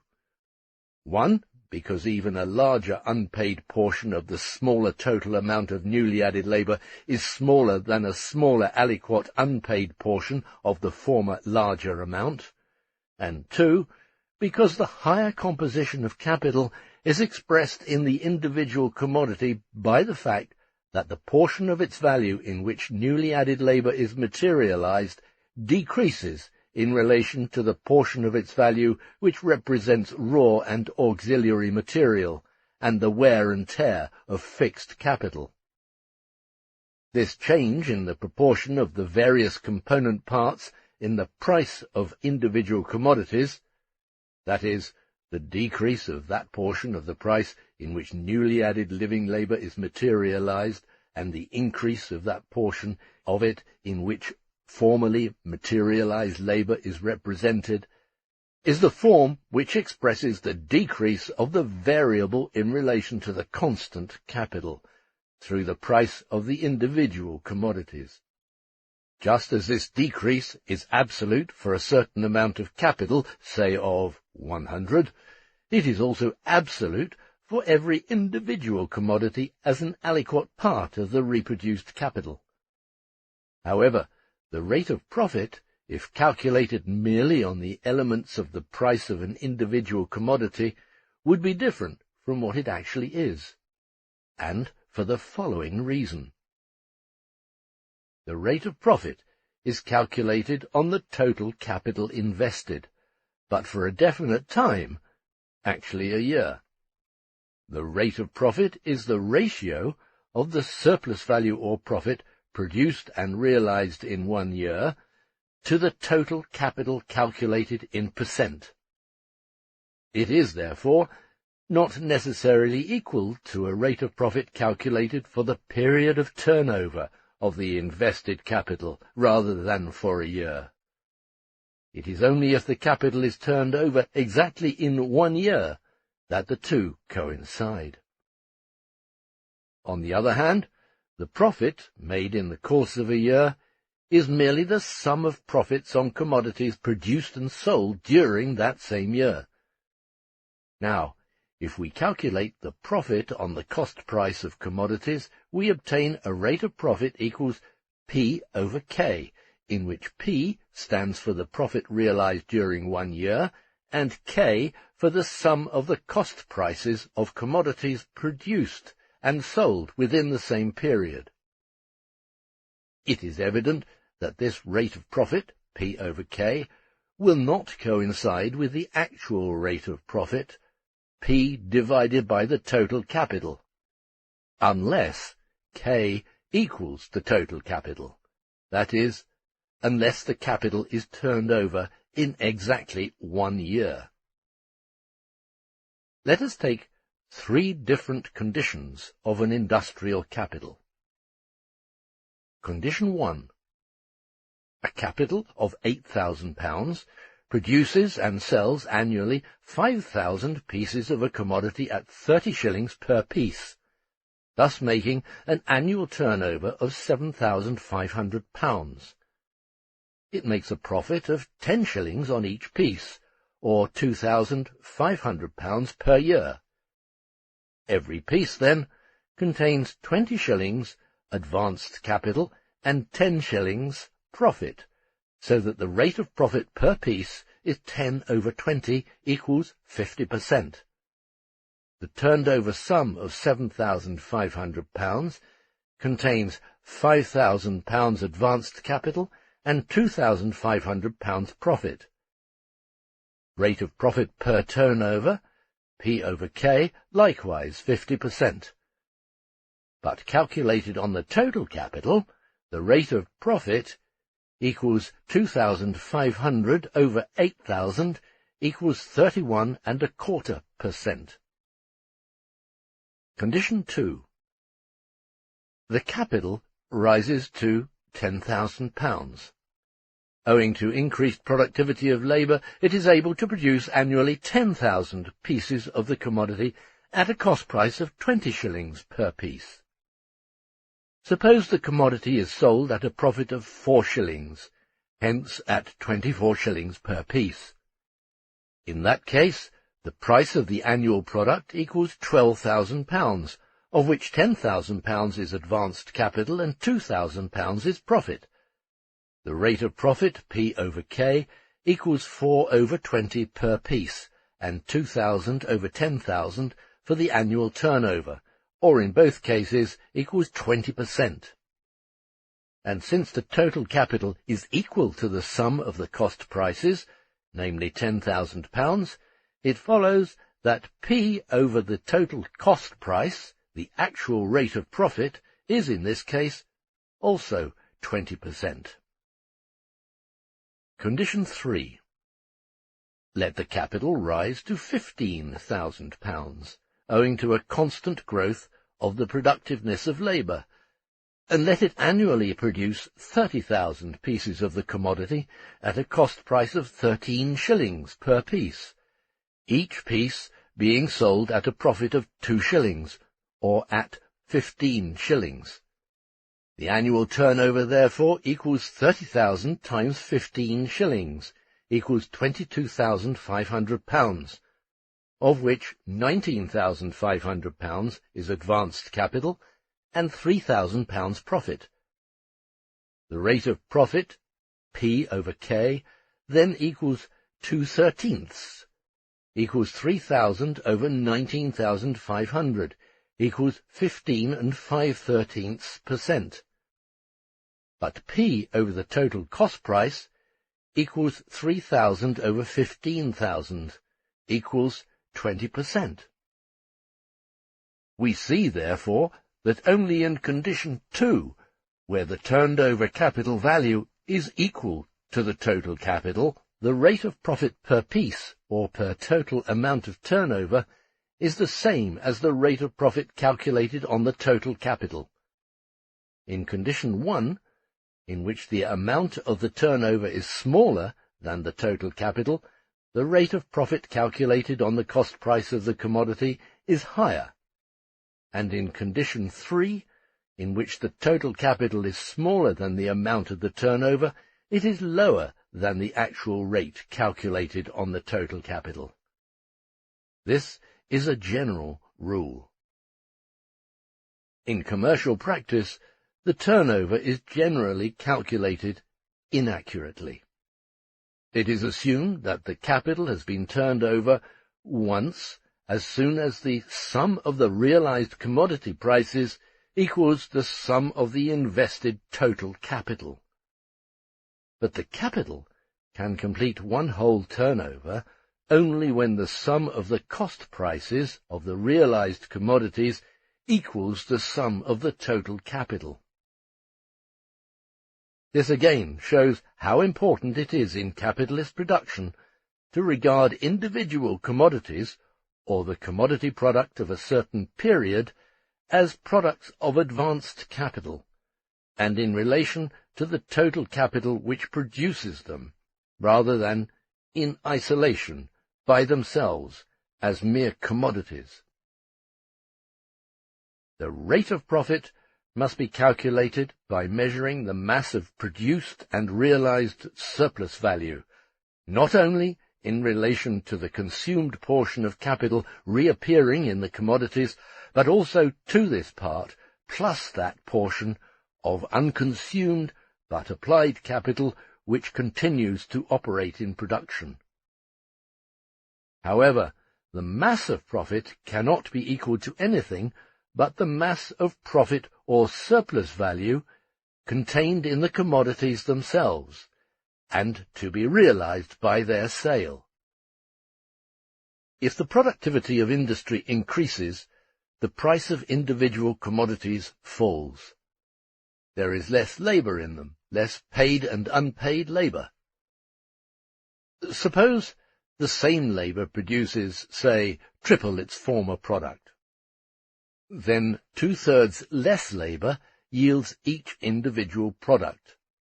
And since profit can make up but a portion of the amount of labour contained in an individual commodity, the mass of profit in the individual commodity must decrease, and this takes place within certain limits, even if the rate of surplus value should rise. In any case, the mass of profit on the total product does not fall below the original mass of profit so long as the capital employs the same number of labourers at the same degree of exploitation. This may also occur if fewer labourers are employed at a higher rate of exploitation. For the mass of profit on the individual product decreases proportionately to the increase in the number of products. The mass of profit remains the same, but it is distributed differently over the total amount of commodities. Nor does this alter the distribution between the labourers and capitalists of the amount of value created by newly added labour. The mass of profit cannot increase so long as the same amount of labour is employed, unless the unpaid surplus labour increases, or should intensity of exploitation remain the same, unless the number of labourers grows. Or both these causes may combine to produce this result. In all these cases, which, however, in accordance with our assumption, presuppose an increase of constant capital as compared to variable and an increase in the magnitude of total capital, the individual commodity contains a smaller mass of profit, and the rate of profit falls even if calculated on the individual commodity. A given quantity of newly added labour materializes in a larger quantity of commodities. The price of the individual commodity falls. Considered abstractly, the rate of profit may remain the same, even though the price of the individual commodity may fall as a result of greater productiveness of labour and a simultaneous increase in the number of this cheaper commodity, if, for instance, the increase in productiveness of labour acts uniformly and simultaneously on all the elements of the commodity, so that its total price falls in the same proportion in which the productivity of labour increases, while on the other hand, the mutual relation of the different elements of the price of the commodity remains the same. The rate of profit could even rise if a rise in the rate of surplus value were accompanied by a substantial reduction in the value of the elements of constant, and particularly of fixed, capital. But in reality, as we have seen, the rate of profit will fall in the long run. In no case does a fall in the price of any individual commodity by itself give a clue to the rate of profit. Everything depends on the magnitude of the total capital invested in its production. For instance, if the price of 1 yard of fabric falls from 3 shillings to 1 2/3 shillings, if we know that before this price reduction it contained 1 2/3 shillings constant capital, yarn, etc., 2/3 of a shilling wages, and 2/3 of a shilling profit, while after the reduction it contains 1 shilling constant capital, 1/3 of a shilling wages, and 1/3 of a shilling profit, we cannot tell if the rate of profit has remained the same or not. This depends on whether and by how much the advanced total capital has increased, and how many yards more it produces in a given time. The phenomenon, springing from the nature of the capitalist mode of production, that increasing productivity of labour implies a drop in the price of the individual commodity or of a certain mass of commodities, an increase in the number of commodities, a reduction in the mass of profit on the individual commodity and in the rate of profit on the aggregate of commodities, and an increase in the mass of profit on the total quantity of commodities, this phenomenon appears on the surface only, in a reduction of the mass of profit on the individual commodity, a fall in its price, an increase in the mass of profit on the augmented total number of commodities produced by the total social capital or an individual capitalist. It then appears as if the capitalist adds less profit to the price of the individual commodity of his own free will, and makes up for it through the greater number of commodities he produces. This conception rests upon the notion of profit upon alienation, which in its turn is deduced from the conception of merchant capital. We have previously seen, in Volume 1, Parts 4 and 7, that the mass of commodities growing along with the productivity of labour and the cheapening of the individual commodity as such, as long as these commodities do not enter the price of labour power as determinants, that this does not affect the proportion between paid and unpaid labour in the individual commodity, in spite of the falling price. Since all things appear distorted, namely reversed, in competition, the individual capitalist may imagine, 1. That he is reducing his profit on the individual commodity by cutting its price, but still making a greater profit by selling a larger quantity of commodities. 2. That he fixes the price of the individual commodities, and that he determines the price of the total product by multiplication, while the original process is really one of division. See Volume 1, Chapter 12. And multiplication is only correct secondarily, since it is based on that division. The vulgar economist does practically no more than translate the singular concepts of the capitalists who are in the thrall of competition into a seemingly more theoretical and generalized language, and attempt to substantiate the justice of those conceptions. The fall in commodity prices and the rise in the mass of profit on the augmented mass of these cheapened commodities is, in fact, but another expression for the law of the falling rate of profit, attended by a simultaneously increasing mass of profit. The analysis of how far a falling rate of profit may coincide with rising prices no more belongs here than that of the point previously discussed in Volume 1, Chapter 12, concerning relative surplus value. A capitalist working with improved, but not as yet generally adopted methods of production sells below the market price, but above his individual price of production. His rate of profit rises until competition levels it out.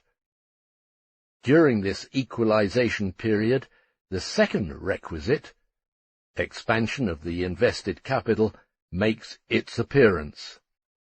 According to the degree of this expansion, the capitalist will be able to employ a part of his former labourers, actually perhaps all of them, or even more, under the new conditions, and hence to produce the same, or a greater, mass of profit. Chapter 14. Counteracting influences.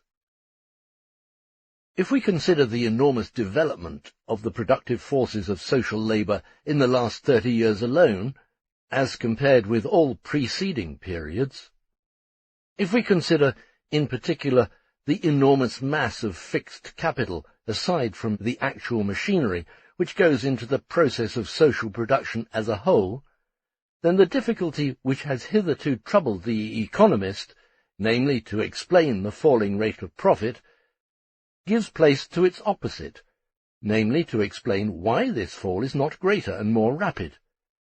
There must be some counteracting influences at work, which cross and annul the effect of the general law, and which give it merely the characteristic of a tendency, for which reason we have referred to the fall of the general rate of profit as a tendency to fall.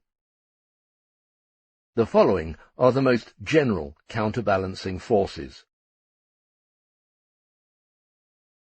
Section 1. Increasing intensity of exploitation. The degree of exploitation of labour, the appropriation of surplus value and surplus labour, is raised notably by lengthening the working day and intensifying labour. These 2 points have been comprehensively treated in Volume 1, as incidental to the production of absolute and relative surplus value. There are many ways of intensifying labour which imply an increase of constant as compared to variable capital, and hence a fall in the rate of profit, such as compelling a labourer to operate a larger number of machines. In such cases, and in most procedures serving the production of relative surplus values, the same causes which increase the rate of surplus value may also, from the standpoint of given quantities of invested total capital, involve a fall in the mass of surplus value. But there are other aspects of intensification, such as the greater velocities of machinery, which consume more raw material in the same time, but, so far as the fixed capital is concerned, wear out the machinery so much faster, and yet do not in any way affect the relation of its value to the price of the labour which sets it in motion. But, notably, it is prolongation of the working day, this invention of modern industry, which increases the mass of appropriated surplus labour without essentially altering the proportion of the employed labour power to the constant capital set in motion by it, and which rather tends to reduce this capital relatively.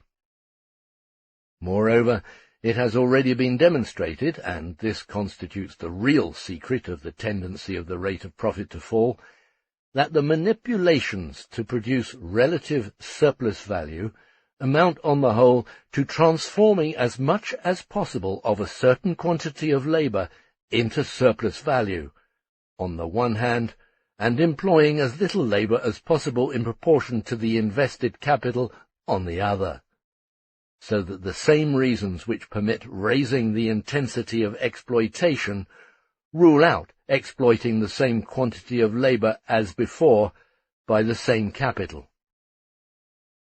These are the counteracting tendencies, which, while effecting a rise in the rate of surplus value, also tend to decrease the mass of surplus value, and hence the rate of profit produced by a certain capital. Mention should also be made here of the widespread introduction of female and child labour, insofar as the whole family must now perform more surplus labour for capital than before, even when the total amount of their wages increases, which is by no means always the case. Everything that promotes the production of relative surplus value by mere improvements in methods, as in agriculture, without altering the magnitude of the invested capital, has the same effect. The constant capital, it is true, does not in such cases increase in relation to the variable, inasmuch as we regard the variable capital as an index of the amount of labour power employed, but the mass of the product does increase in proportion to the labour power employed.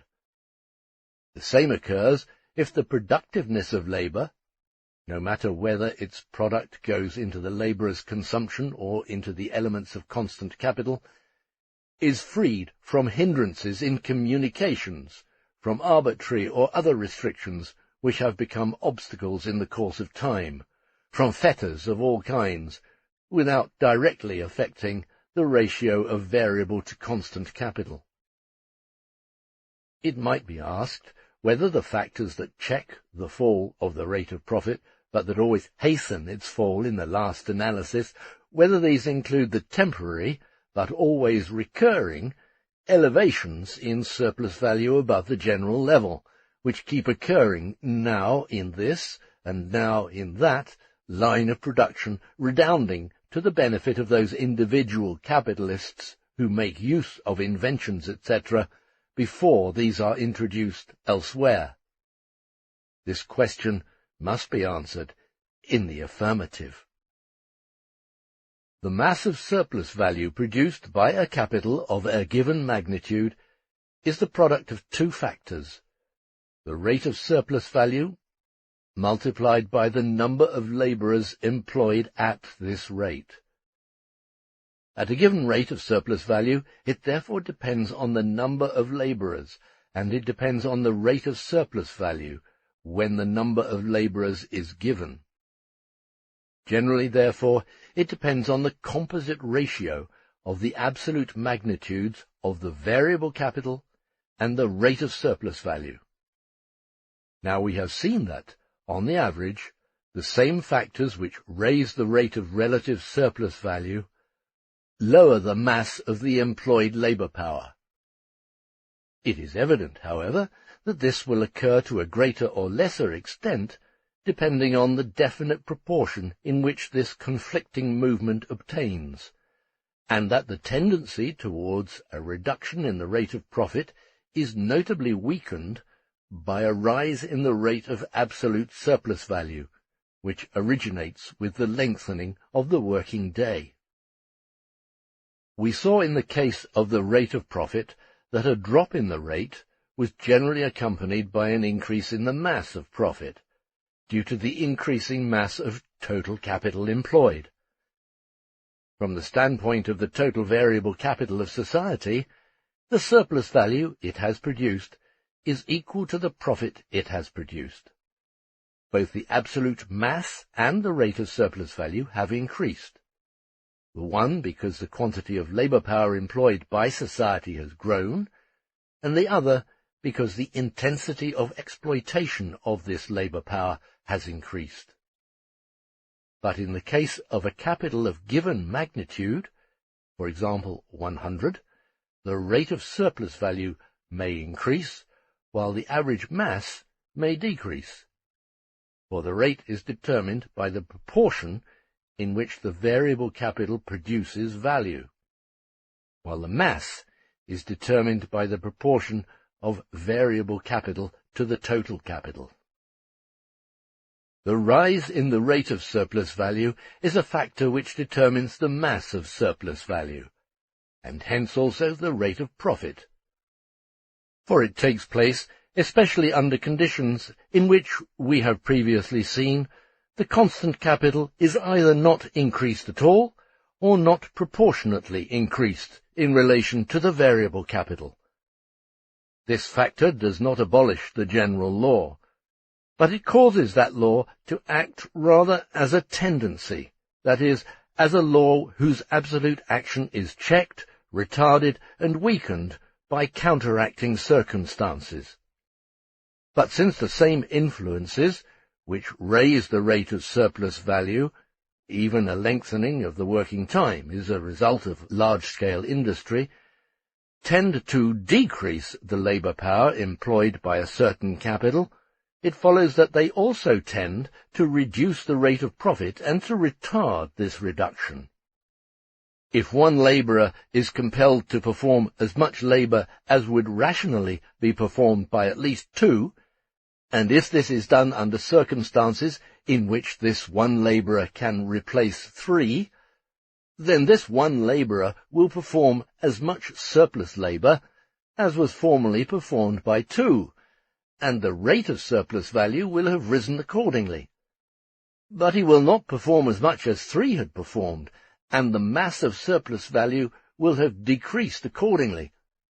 But this reduction in mass will be compensated or limited by the rise in the rate of surplus value. If the entire population is employed at a higher rate of surplus value, the mass of surplus value will increase, in spite of the population remaining the same. It will increase still more if the population increases, and although this is tied up with a relative reduction of the number of employed labourers in proportion to the magnitude of the total capital, this reduction is moderated or checked by the rise in the rate of surplus value. Before leaving this point, it is to be emphasized once more that with a capital of a given magnitude, the rate of surplus value may rise while its mass is decreasing, and vice versa. The mass of surplus value is equal to the rate multiplied by the number of labourers. However, the rate is never calculated on the total, but only on the variable capital, actually only for every working day. On the other hand, with a given magnitude of capital value, the rate of profit can neither rise nor fall without the mass of surplus value also rising or falling. Section 2. Depression of wages below the value of labour power. This is mentioned here only empirically, since, like many other things which might be enumerated, it has nothing to do with the general analysis of capital, but belongs in an analysis of competition, which is not presented in this work. However, it is one of the most important factors checking the tendency of the rate of profit to fall. Section 3. Cheapening of elements of constant capital. Everything said in Part 1 of this volume about factors which raise the rate of profit while the rate of surplus value remains the same, or regardless of the rate of surplus value, belongs here. Hence also, with respect to the total capital, that the value of the constant capital does not increase in the same proportion as its material volume. For instance, the quantity of cotton worked up by a single European spinner in a modern factory has grown tremendously compared to the quantity formerly worked up by a European spinner with a spinning wheel. Yet the value of the worked-up cotton has not grown in the same proportion as its mass. The same applies to machinery and other fixed capital. In short, the same development which increases the mass of the constant capital in relation to the variable reduces the value of its elements as a result of the increased productivity of labour, and therefore prevents the value of constant capital, although it continually increases, from increasing at the same rate as its material volume, that is, the material volume of the means of production set in motion by the same amount of labour power. In isolated cases, the mass of the elements of constant capital may even increase, while its value remains the same, or falls. The foregoing is bound up with the depreciation of existing capital, that is, of its material elements, which occurs with the development of industry. This is another continually operating factor which checks the fall of the rate of profit, although it may, under certain circumstances, encroach on the mass of profit by reducing the mass of the capital yielding a profit. This again shows that the same influences which tend to make the rate of profit fall also moderate the effects of this tendency. Section 4. Relative overpopulation. Relative overpopulation is inseparable from, and hastened by, the development of the productivity of labour as expressed by a fall in the rate of profit. The relative overpopulation becomes so much more apparent in a country the more the capitalist mode of production is developed in it. This, again, is the reason why, on the one hand, the more or less imperfect subordination of labour to capital continues in many branches of production, and continues longer than seems at first glance compatible with the general stage of development. This is due to the cheapness and abundance of disposable or unemployed wage labourers, and to the greater resistance which some branches of production, by their very nature, render to the transformation of manual work into machine production. On the other hand, new lines of production are opened up, especially for the production of luxuries, and it is these that take as their basis this relative overpopulation, often set free in other lines of production through the increase of their constant capital. These new lines start out predominantly with living labour, and by degrees pass through the same evolution as the other lines of production. In either case, the variable capital makes up a considerable portion of the total capital, and wages are below the average, so that both the rate and mass of surplus value in these lines of production are unusually high. Since the general rate of profit is formed by levelling the rates of profit in the individual branches of production, however, the same factor which brings about the tendency in the rate of profit to fall again produces a counterbalance to this tendency, and more or less paralyzes its effects. Section 5. Foreign trade. Since foreign trade partly cheapens the elements of constant capital and partly the necessities of life for which the variable capital is exchanged, it tends to raise the rate of profit by increasing the rate of surplus value and lowering the value of constant capital.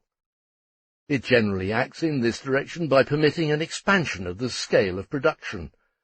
It thereby hastens the process of accumulation on the one hand, but causes the variable capital to shrink in relation to the constant capital on the other, and thus hastens a fall in the rate of profit. In the same way, the expansion of foreign trade, although the basis of the capitalist mode of production in its infancy, has become its own product, with the further progress of the capitalist mode of production, through the innate necessity of this mode of production, its need for an ever-expanding market. Here we see once more the dual nature of this effect. Ricardo has entirely overlooked this side of foreign trade. D. Ricardo, On the Principles of Political Economy and Taxation, 3rd edition, London, 1824, Chapter 7. Another question, really beyond the scope of our analysis because of its special nature, is this: is the general rate of profit raised by the higher rate of profit produced by capital invested in foreign and particularly colonial trade? Capitals invested in foreign trade can yield a higher rate of profit because, in the first place, there is competition with commodities produced in other countries with inferior production facilities, so that the more advanced country sells its goods above their value, even though cheaper than the competing countries. Insofar as the labour of the more advanced country is here realized as labour of a higher specific weight, the rate of profit rises, because labour which has not been paid as being of a higher quality is sold as such. The same may obtain in relation to the country to which commodities are exported, and to that from which commodities are imported. Namely, the latter may offer more materialized labour in kind than it receives, and yet thereby receive commodities cheaper than it could produce them. Just as a manufacturer who employs a new invention before it becomes generally used undersells his competitors and yet sells his commodity above its individual value, that is, realizes the specifically higher productiveness of the labour he employs as surplus labour. He thus secures a surplus profit. As concerns capitals invested in colonies, etc., on the other hand, they may yield higher rates of profit for the simple reason that the rate of profit is higher there due to backward development, and likewise the exploitation of labour, because of the use of slaves, coolies, etc. Why should not these higher rates of profit realized by capitals invested in certain lines and sent home by them enter into the equalization of the general rate of profit and thus tend pro tanto to raise it, unless it is the monopolies that stand in the way? Footnote. Adam Smith was right in this respect, contrary to Ricardo, who said, quote, "They contend that the equality of profits will be brought about by the general rise of profits, and I am of the opinion that the profits of the favoured trade will speedily submit to the general level." Unquote. Works edited by McCulloch. End of footnote. There is so much less reason for it, since these spheres of investment of capital are subject to the laws of free competition. What Ricardo fancies is mainly this. With the higher prices realized abroad, commodities are bought there in return and sent home. These commodities are thus sold on the home market, which fact can at best be but a temporary extra disadvantage of these favoured spheres of production over others. This illusion falls away as soon as it is divested of its money form. The favoured country recovers more labour in exchange for less labour, although this difference, this excess, is pocketed, as in any exchange between labour and capital, by a certain class. Since the rate of profit is higher, therefore, because it is generally higher in a colonial country, it may, provided natural conditions are favourable, go hand in hand with low commodity prices. A levelling takes place, but not a levelling to the old level, as Ricardo feels. This same foreign trade develops the capitalist mode of production in the home country, which implies the decrease of variable capital in relation to constant, and, on the other hand, causes overproduction in respect to foreign markets, so that in the long run it again has the opposite effect. We have thus seen, in a general way, that the same influences which produce a tendency in the general rate of profit to fall also call forth counter-effects, which hamper, retard, and partly paralyze this fall. The latter do not do away with the law, but impair its effect. Otherwise it would not be the fall of the general rate of profit, but rather its relative slowness that would be incomprehensible. Thus the law acts only as a tendency, and it is only under certain circumstances, and only after long periods, that its effects become strikingly pronounced. Before we go on, in order to avoid misunderstandings, we should recall two repeatedly treated points. First point. The same process which brings about a cheapening of commodities in the course of the development of the capitalist mode of production causes a change in the organic composition of the social capital invested in the production of commodities, and consequently lowers the rate of profit. We must be careful, therefore, not to identify the reduction in the relative cost of an individual commodity, including that portion of it which represents wear and tear of machinery, with the rise in the value of the constant in relation to variable capital. Although, conversely, every reduction in the relative cost of the constant capital, assuming the volume of its material elements remains the same or increases, tends to raise the rate of profit, that is, to reduce pro tanto the value of the constant capital in relation to the shrinking proportions of the employed variable capital. Second point. The fact that the newly added living labour contained in the individual commodities, which taken together make up the product of capital, decreases in relation to the materials they contain and the means of labour consumed by them. The fact, therefore, that an ever-decreasing quantity of additional living labour is materialized in them, because their production requires less labour with the development of the social productiveness. This fact does not affect the ratio in which the living labour contained in the commodities breaks up into paid and unpaid labour. Quite the contrary. Although the total quantity of additional living labour contained in the commodities decreases, the unpaid portion increases in relation to the paid portion, either by an absolute or a relative shrinking of the paid portion. For the same mode of production which reduces the total quantity of additional living labour in a commodity is accompanied by a rise in the absolute and relative surplus value, The tendency of the rate of profit to fall is bound up with the tendency of the rate of surplus value to rise, hence with a tendency for the rate of labour exploitation to rise. Nothing is more absurd for this reason than to explain the fall in the rate of profit by a rise in the rate of wages, although this may be the case by way of an exception. Statistics is not able to make actual analyses of the rates of wages in different epochs and countries until the conditions which shape the rate of profit are thoroughly understood. The rate of profit does not fall because labour becomes less productive, but because it becomes more productive. Both the rise in the rate of surplus value and the fall in the rate of profit are but specific forms through which growing productivity of labour is expressed under capitalism. Section 6. The increase of stock capital. The foregoing 5 points may still be supplemented by the following, which, however, cannot be more fully treated for the present.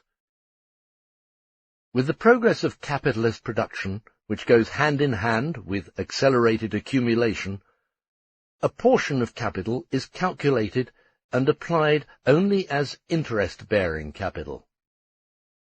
Not in the sense in which every capitalist who lends out capital is satisfied with interest, while the industrial capitalist pockets the investor's profit. This has no bearing on the level of the general rate of profit, because for the latter, profit equals interest plus profit of all kinds plus ground rent, the division into these particular categories being immaterial to it, but in the sense that these capitals, although invested in large productive enterprises, yield only large or small amounts of interest, so-called dividends, after all costs have been deducted. In railways, for instance, these do not therefore go into levelling the general rate of profit, because they yield a lower than average rate of profit. If they did enter into it, the general rate of profit would fall much lower.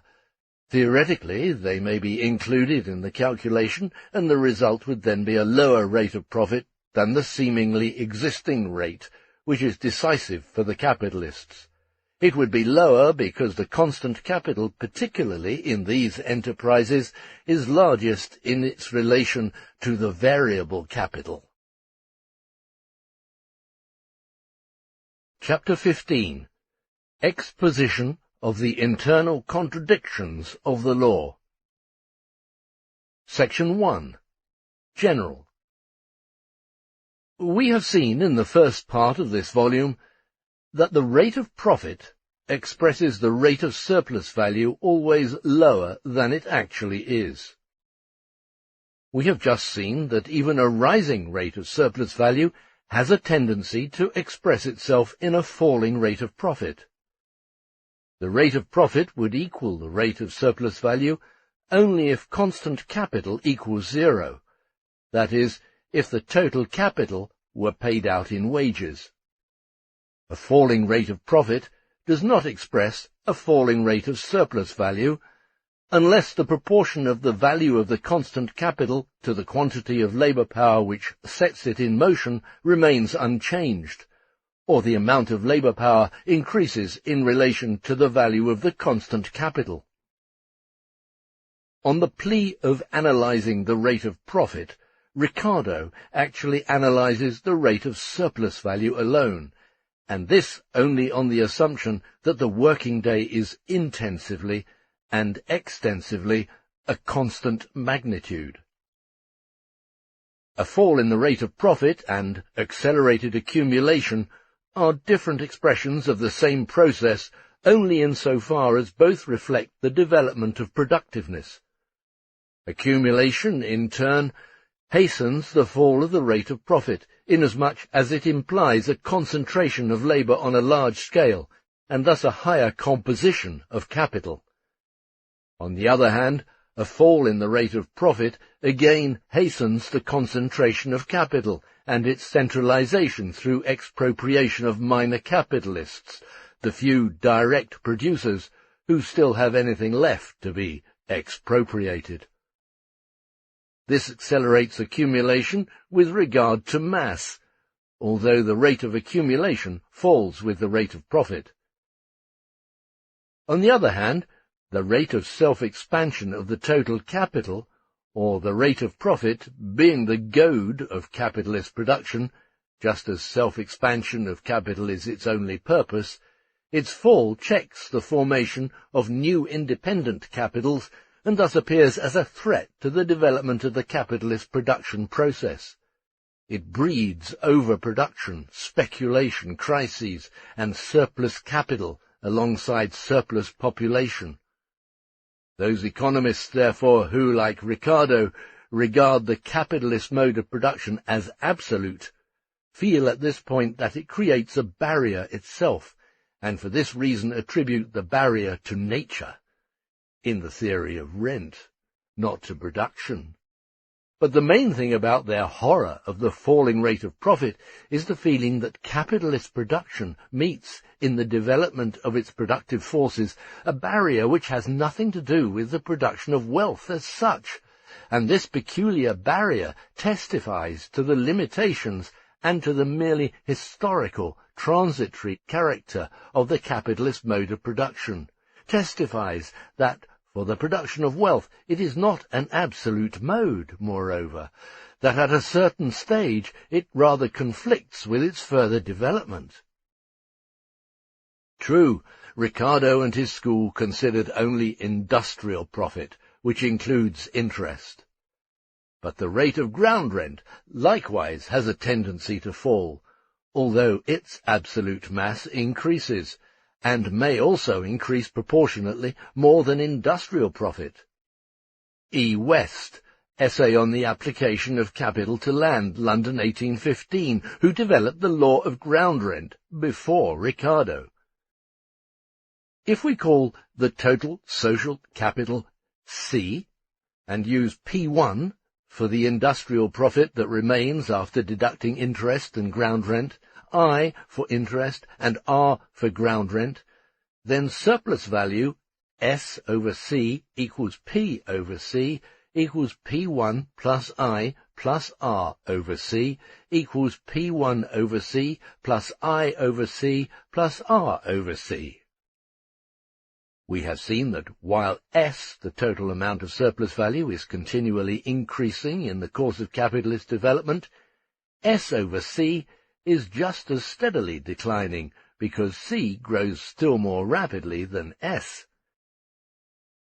Therefore, it is by no means a contradiction for P1, I, and R to be steadily increasing, each individually, while S over C equals P over C, as well as P1 over C, I over C, and R over C, should each by itself be steadily shrinking, or that P1 should increase in relation to I, or R in relation to P1, or to P1 and I. With the rising total surplus value or profit S equals P, and a simultaneously falling rate of profit S over C equals P over C, the proportions of the parts P1, I, and R, which make up S equals P, may change at will within the limits set by the total amount of S without thereby affecting the magnitude of S or S over C. The mutual variation of P1, I, and R is merely a varying distribution of S among different classes. Consequently, P1 over C, I over C, or R over C, the rate of individual industrial profit, the rate of interest, and the ratio of ground rent to the total capital, may rise in relation to one another, while S over C, the general rate of profit, falls. The only condition is that the sum of all three equals S over C. If the rate of profit falls from 50% to 25%, because the composition of a certain capital with, say, a rate of surplus value equal to 100% has changed from 50C plus 50V to 75C plus 25V, then a capital of 1,000 will yield a profit of 500 in the first case, and in the second, a capital of 4,000 will yield a profit of 1,000. we see that S or P have doubled, while P' has fallen by 1/2. And if that 50% was formerly divided into 20 profit, 10 interest, and 20 rent, then P1 over C equals 20%, I over C equals 10%, and R over C equals 20%. If the proportions had remained the same after the change from 50% to 25%, then P1 over C equals 10%, I over C equals 5%, and R over C equals 10%. If, however, P1 over C should fall to 8% and I over C to 4%, then R over C would rise to 13%. The relative magnitude of R would have risen as against P1 and I, while P would have remained the same. Under both assumptions, the sum of P1, I, and R would have increased, because produced by a capital 4 times as large. Furthermore, Ricardo's assumption that originally industrial profit plus interest contains the entire surplus value is historically and logically false. It is rather the progress of capitalist production which, 1. Gives the whole profit directly to the industrial and commercial capitalists for further distribution, and 2. Reduces rent to the excess over the profit. On this capitalist basis again, the rent grows, being a portion of profit, that is, of the surplus value viewed as the product of the total capital, but not that specific portion of the product which the capitalist pockets. Given the necessary means of production, that is, a sufficient accumulation of capital, the creation of surplus value is only limited by the labouring population if the rate of surplus value, that is, the intensity of exploitation, is given, and no other limit but the intensity of exploitation if the labouring population is given. And the capitalist process of production consists essentially of the production of surplus value, represented in the surplus product, or that aliquot portion of the produced commodities materializing unpaid labour. It must never be forgotten that the production of this surplus value, and the reconversion of a portion of it into capital or the accumulation forms an integral part of this production of surplus value, is the immediate purpose and compelling motive of capitalist production.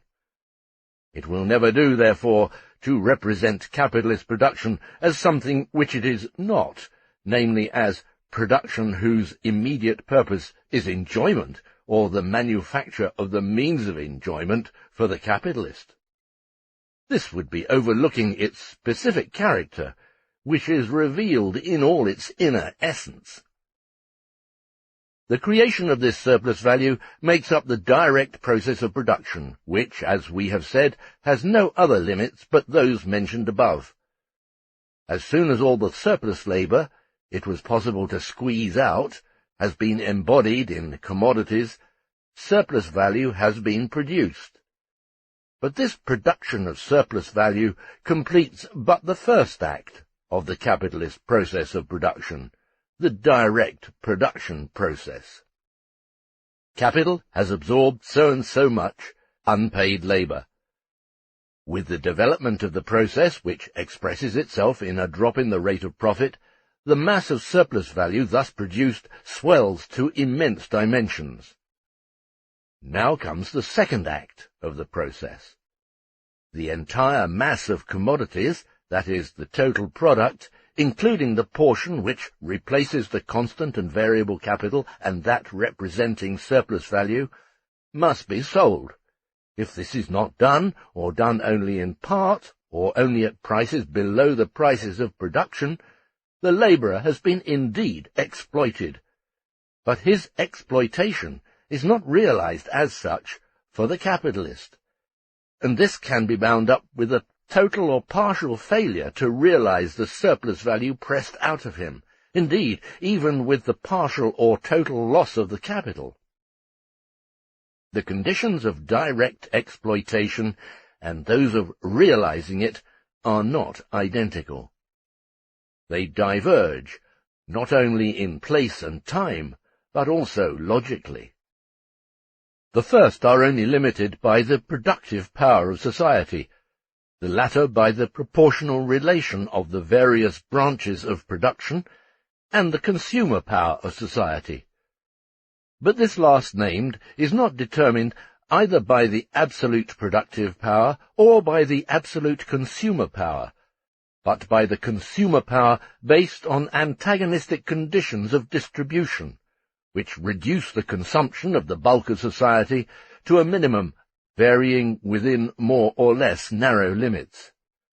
It is furthermore restricted by the tendency to accumulate, the drive to expand capital and produce surplus value on an extended scale. This is law for capitalist production, imposed by incessant revolutions in the methods of production themselves, by the depreciation of existing capital always bound up with them, by the general competitive struggle and the need to improve production and expand its scale merely as a means of self-preservation and under penalty of ruin. The market must, therefore, be continually extended, so that its interrelations and the conditions regulating them assume more and more the form of a natural law working independently of the producer, and become ever more uncontrollable.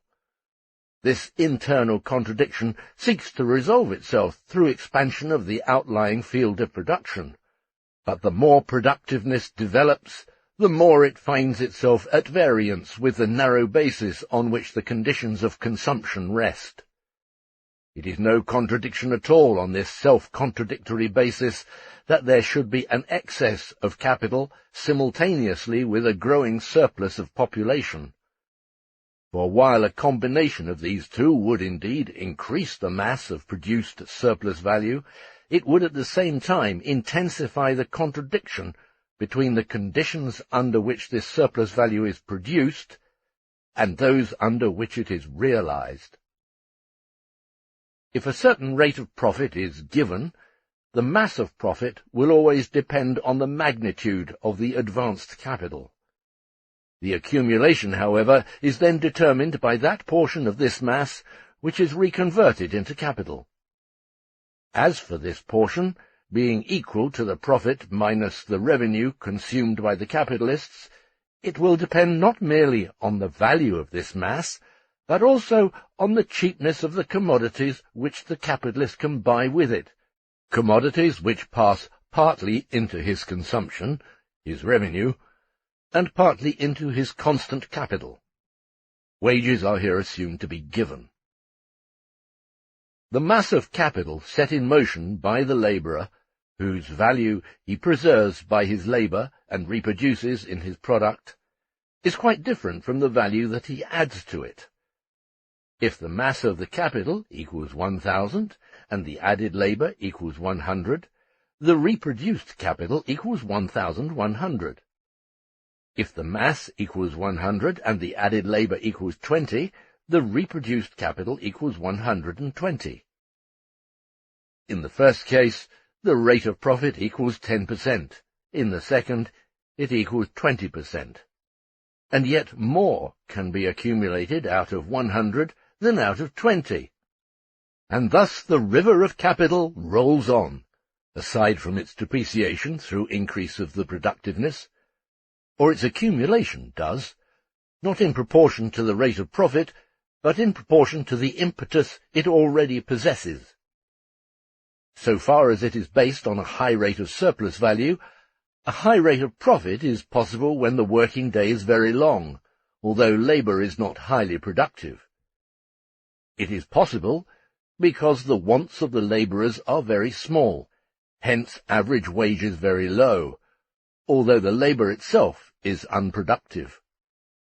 The low wages will correspond to the labourer's lack of energy. Capital then accumulates slowly, in spite of the high rate of profit. Population is stagnant, and the working time which the product costs is great, while the wages paid to the labourer are small. The rate of profit does not sink because the labour is exploited any less, but because generally less labour is employed in proportion to the employed capital. If, as shown, a falling rate of profit is bound up with an increase in the mass of profit, a larger portion of the annual product of labour is appropriated by the capitalist under the category of capital, as a replacement for consumed capital, and a relatively smaller portion under the category of profit. Hence the fantastic idea of priest-charmers. Thomas Chalmers, on political economy in connection with the moral state and moral prospects of society, 2nd edition, Glasgow, 1832.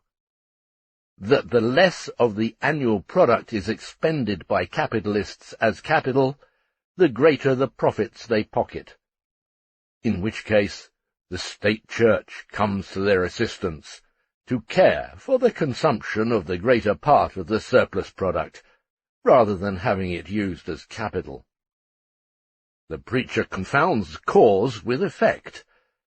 Furthermore, the mass of profit increases, in spite of its slower rate, with the growth of the invested capital.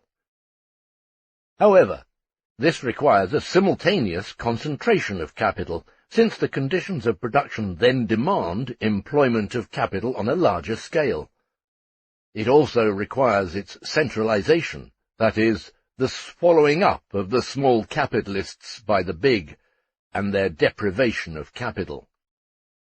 It is again but an instance of separating, raised to the second power, the conditions of production from the producers to whose number these small capitalists still belong, since their own labour continues to play a role in their case. The labour of a capitalist stands altogether in inverse proportion to the size of his capital, that is, to the degree in which he is a capitalist. It is this same severance of the conditions of production on the one hand from the producers on the other that forms the conception of capital. It begins with primitive accumulation. Capital Volume 1, Part 8. Appears as a permanent process in the accumulation and concentration of capital, and expresses itself finally as centralization of existing capitals in a few hands, and a deprivation of many of their capital. This process would soon bring about the collapse of capitalist production if it were not for counteracting tendencies, which have a continuous decentralizing effect alongside the centripetal one. Section 2. Conflict between expansion of production and production of surplus value. The development of the social productiveness of labour is manifested in two ways. First, in the magnitude of the already produced productive forces, the value and mass of the conditions of production under which new production is carried on, and in the absolute magnitude of the already accumulated productive capital. Secondly, in the relative smallness of the portion of total capital laid out in wages, that is, in the relatively small quantity of living labour required for the reproduction and self-expansion of a given capital for mass production. This also implies concentration of capital. In relation to employed labour power, the development of the productivity again reveals itself in two ways. First, in the increase of surplus labour, that is, the reduction of the necessary labour time required for the reproduction of labour power. Secondly, in the decrease of the quantity of labour power, the number of labourers, generally employed to set in motion a given capital. The two movements not only go hand in hand, but mutually influence one another and are phenomena in which the same law expresses itself. Yet they affect the rate of profit in opposite ways. The total mass of profit is equal to the total mass of surplus value. The rate of profit equals surplus value over the advanced total capital. The surplus value, however, as a total, is determined first by its rate, and second by the mass of labour simultaneously employed at this rate, or, what amounts to the same, by the magnitude of the variable capital. One of these factors, the rate of surplus value, rises, and the other, the number of labourers, falls, relatively or absolutely. Inasmuch as the development of the productive forces reduces the paid portion of employed labour, it raises the surplus value because it raises its rate. But inasmuch as it reduces the total mass of labour employed by a given capital, it reduces the factor of the number by which the rate of surplus value is multiplied to obtain its mass. 2 labourers, each working 12 hours daily, cannot produce the same mass of surplus value as 24 who work only 2 hours, even if they could live on air, and hence did not have to work for themselves at all. In this respect, then, the compensation of the reduced number of labourers by intensifying the degree of exploitation has certain insurmountable limits. It may for this reason well check the fall in the rate of profit, but cannot prevent it altogether. With the development of the capitalist mode of production, therefore, the rate of profit falls, while its mass increases with the growing mass of the capital employed. Given the rate, the absolute increase in the mass of capital depends on its existing magnitude. But on the other hand, if this magnitude is given, the proportion of its growth, that is, the rate of its increment, depends on the rate of profit. The increase in the productiveness, which, moreover, we repeat, always goes hand in hand with a depreciation of the available capital, can directly only increase the value of the existing capital if, by raising the rate of profit, it increases that portion of the value of the annual product which is reconverted into capital.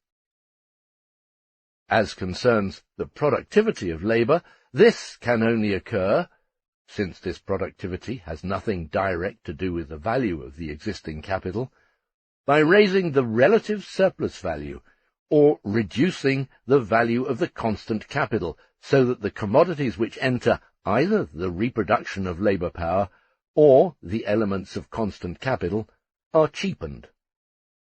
Both imply a depreciation of the existing capital, and both go hand in hand with a reduction of the variable capital in relation to the constant.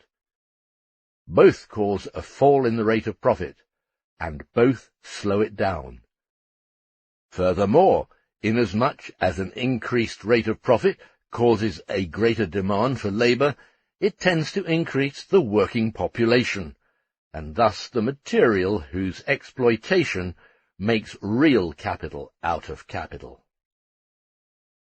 Indirectly, however, the development of the productivity of labour contributes to the increase of the value of the existing capital by increasing the mass and variety of use values, in which the same exchange value is represented and which form the material substance, that is, the material elements of capital, the material objects making up the constant capital directly, and the variable capital at least indirectly. More products, which may be converted into capital, whatever their exchange value, are created with the same capital and the same labour. These products may serve to absorb additional labour, hence also additional surplus labour, and therefore create additional capital. The amount of labour which a capital can command does not depend on its value, but on the mass of raw and auxiliary materials, machinery, and elements of fixed capital and necessities of life, all of which it comprises, whatever their value may be. As the mass of labour employed, and thus of surplus labour, increases, there is also a growth in the value of the reproduced capital, and in the surplus value newly added to it. These two elements, embraced by the process of accumulation, however, are not to be regarded merely as existing side by side in repose, as Ricardo does. They contain a contradiction which manifests itself in contradictory tendencies and phenomena. These antagonistic agencies counteract each other simultaneously. Alongside the stimulants of an actual increase of the labouring population, which spring from the increase of the portion of the total social product serving as capital, there are agencies which create a merely relative overpopulation. Alongside the fall in the rate of profit, mass of capitals grows, and hand in hand with this there occurs a depreciation of existing capitals, which checks the fall and gives an accelerating motion to the accumulation of capital values. Alongside the development of productivity, there develops a higher composition of capital, that is, the relative decrease of the ratio of variable to constant capital. These different influences may at one time operate predominantly side by side in space, and at another succeed each other in time. From time to time, the conflict of antagonistic agencies finds vent in crises. The crises are always but momentary and forcible solutions of the existing contradictions. They are violent eruptions which for a time restore the disturbed equilibrium. The contradiction, to put it in a very general way, consists in that the capitalist mode of production involves a tendency towards absolute development of the productive forces, regardless of the value and surplus value it contains, and regardless of the social conditions under which capitalist production takes place. While, on the other hand, its aim is to preserve the value of the existing capital and promote its self-expansion to the highest limit, that is, to promote an ever more rapid growth of this value. The specific feature about it is that it uses the existing value of capital as a means of increasing this value to the utmost. The methods by which it accomplishes this include the fall of the rate of profit, depreciation of existing capital, and development of the productive forces of labour at the expense of already created productive forces. The periodical depreciation of existing capital, one of the means inherent in capitalist production to check the fall of the rate of profit and hasten accumulation of capital value through formation of new capital, disturbs the given conditions within which the process of circulation and reproduction of capital takes place, and is therefore accompanied by sudden stoppages and crises in the production process. The decrease of variable in relation to constant capital, which goes hand in hand with the development of the productive forces, stimulates the growth of the labouring population, while continually creating an artificial overpopulation. The accumulation of capital, in terms of value, is slowed down by the falling rate of profit, to hasten still more the accumulation of use values, while this, in its turn, adds new momentum to accumulation in terms of value. Capitalist production seeks continually to overcome these inherent barriers, but overcomes them only by means which again place these barriers in its way, and on a more formidable scale. The real barrier of capitalist production is capital itself. It is that capital and its self-expansion appear as the starting and the closing point, the motive and the purpose of production. That production is only production for capital, and not vice versa. The means of production are not mere means for a constant expansion of the living process of the society of producers. The limits within which the preservation and self-expansion of the value of capital resting on the expropriation and pauperization of the great mass of producers can alone move, these limits come continually into conflict with the methods of production employed by capital for its purposes, which drive towards unlimited extension of production, towards production as an end in itself, towards unconditional development of the social productivity of labour. The means, unconditional development of the productive forces of society, comes continually into conflict with the limited purpose, the self-expansion of the existing capital.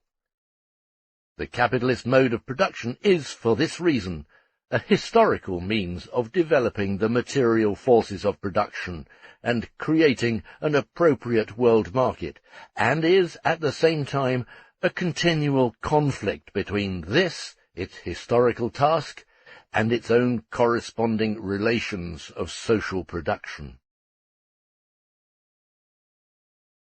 Section 3.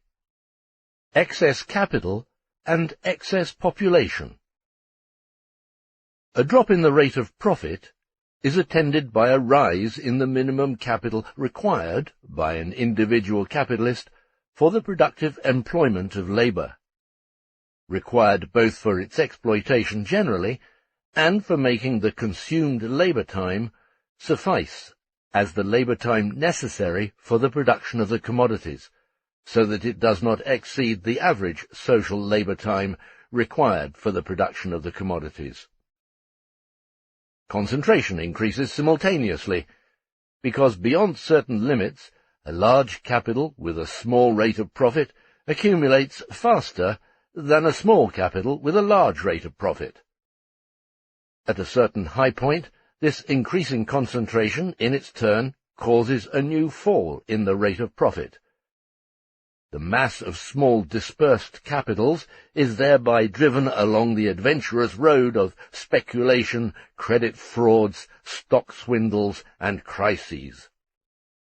The so-called plethora of capital always applies essentially to a plethora of the capital for which the fall in the rate of profit is not compensated through the mass of profit. This is always true of newly developing fresh offshoots of capital, or to a plethora which places capitals incapable of action on their own at the disposal of the managers of large enterprises in the form of credit. This plethora of capital arises from the same causes as those which call forth relative overpopulation, and is, therefore, a phenomenon supplementing the latter, although they stand at opposite poles, unemployed capital at one pole, and unemployed worker population at the other. Overproduction of capital, not of individual commodities, although overproduction of capital always includes overproduction of commodities, is therefore simply overaccumulation of capital. To appreciate what this overaccumulation is, its closer analysis follows later, one need only assume it to be absolute. When would overproduction of capital be absolute? Overproduction which would affect not just one or another, or a few important spheres of production, but would be absolute in its full scope, hence would extend to all fields of production? There would be absolute overproduction of capital as soon as additional capital for purposes of capitalist production equals zero. The purpose of capitalist production, however, is self-expansion of capital, that is, appropriation of surplus labour, production of surplus value, of profit. As soon as capital would therefore have grown in such a ratio to the labouring population that neither the absolute working time supplied by this population, nor the relative surplus working time, could be expanded any further. This last would not be feasible, at any rate, in the case when the demand for labour were so strong that there were a tendency for wages to rise. At a point, therefore, when the increased capital produced only as much or even less surplus value than it did before its increase, there would be absolute overproduction of capital, that is, the increased capital C plus delta capital C would produce no more, or even less, profit than capital C before its expansion by delta capital C. In both cases there would be a steep and sudden fall in the general rate of profit, but this time due to a change in the composition of capital, not caused by the development of the productive forces, but rather by a rise in the money value of the variable capital because of increased wages and the corresponding reduction in the proportion of surplus labour to necessary labour. In reality, it would appear that a portion of the capital would lie completely or partially idle, because it would have to crowd out some of the active capital before it could expand its own value, and the other portion would produce values at a lower rate of profit, owing to the pressure of unemployed or partly employed capital. It would be immaterial in this respect if a part of the additional capital were to take the place of the old capital, and the latter were to take its position in the additional capital. We should still always have the old sum of capital on one side, and the sum of additional capital on the other. The fall in the rate of profit would then be accompanied by an absolute decrease in the mass of profit, since the mass of employed labour power could not be increased, and the rate of surplus value raised under the conditions we had assumed, so that the mass of surplus value could not be increased either. And the reduced mass of profit would have to be calculated on an increased total capital. But even if it is assumed that the employed capital continues to self-expand at the old rate of profit, and the mass of profit hence remains the same, this mass would still be calculated on an increased total capital, this likewise implying a fall in the rate of profit. If a total capital of 1,000 yielded a profit of 100, and after being increased to 1,500 still yielded 100, then, in the second case, 1,000 would yield only 66 2/3. Self-expansion of the old capital, in the absolute sense, would have been reduced. The capital of 1,000 would yield no more under the new circumstances than formerly a capital of 666 2/3 did. It is evident, however, that this actual depreciation of the old capital could not occur without a struggle, and that the additional delta capital C could not assume the function of capital without a struggle. The rate of profit would not fall under the effect of competition caused by overproduction of capital. It would rather be the reverse.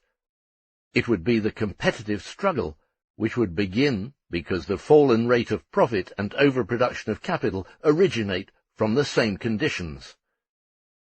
The part of delta capital C in the hands of old functioning capitalists would be allowed to remain more or less idle to prevent a depreciation of their own original capital, and not to narrow its place in the field of production. Or they would employ it, even at a momentary loss, to shift the need of keeping additional capital idle onto newcomers and onto their competitors in general. That portion of delta capital C which is in new hands would seek to assume a place for itself at the expense of the old capital, and would accomplish this in part by forcing a portion of the old capital to lie idle. It would compel the old capital to give up its old place and withdraw, to join completely or partially unemployed additional capital. A portion of the old capital has to lie unused under all circumstances. It has to give up its characteristic quality as capital, so far as acting as such and producing value is concerned. The competitive struggle would decide what part of it would be particularly affected. So long as things go well, competition effects an operating fraternity of the capitalist class, as we have seen in the case of the equalization of the general rate of profit, so that each shares in the common loot in proportion to the size of his respective investment. But as soon as it no longer is a question of sharing profits, but of sharing losses, Everyone tries to reduce his own share to a minimum and to shove it off upon another. The class, as such, must inevitably lose. How much the individual capitalist must bear of the loss, that is, to what extent he must share in it at all, is decided by strength and cunning, and competition then becomes a fight among hostile brothers. The antagonism between each individual capitalist's interest and those of the capitalist class as a whole then comes to the surface, just as previously the identity of these interests operated in practice through competition. How is this conflict settled, and the conditions restored which correspond to the sound operation of capitalist production? The mode of settlement is already indicated in the very emergence of the conflict whose settlement is under discussion. It implies the withdrawal and even the partial destruction of capital, amounting to the full value of additional delta capital C, or at least part of it. Although, as the description of this conflict shows, the loss is by no means equally distributed among individual capitals, its distribution being rather decided through a competitive struggle in which the loss is distributed in very different proportions and forms, depending on special advantages or previously captured positions, so that one capital is left unused, another is destroyed, and a third suffers but a relative loss, or is just temporarily depreciated, etc. But the equilibrium would be restored under all circumstances through the withdrawal or even the destruction of more or less capital. This would extend partly to the material substance of capital, that is, a part of the means of production of fixed and circulating capital would not operate, not act as capital. Some of the operating establishments would then be brought to a standstill. Although in this respect time attacks and worsens all means of production, except land, the stoppage would in reality cause far greater damage to the means of production. However, the main effect in this case would be that these means of production would cease to function as such, that their function as means of production would be disturbed for a shorter or longer period. The main damage, and that of the most acute nature, would occur in respect to capital, and insofar as the latter possesses the characteristic of value, it would occur in respect to the values of capitals. That portion of the value of a capital which exists only in the form of claims on prospective shares of surplus value, that is, profit, in fact in the form of promissory notes on production in various forms, is immediately depreciated by the reduction of the receipts on which it is calculated. A part of the gold and silver lies unused, that is, does not function as capital. Part of the commodities on the market can complete their process of circulation and reproduction only through an immense contraction of their prices, hence through a depreciation of the capital which they represent. The elements of fixed capital are depreciated to a greater or lesser degree in just the same way. It must be added that definite, presupposed price relations govern the process of reproduction, so that the latter is halted and thrown into confusion by a general drop in prices. This confusion and stagnation paralyzes the function of money as a medium of payment, whose development is geared to the development of capital and is based on those presupposed price relations. The chain of payment obligations due at specific dates is broken in 100 places. The confusion is augmented by the attendant collapse of the credit system, which develops simultaneously with capital, and leads to violent and acute crises, to sudden and forcible depreciations, to the actual stagnation and disruption of the process of reproduction, and thus to a real falling off in reproduction. But there would have been still other agencies at work at the same time.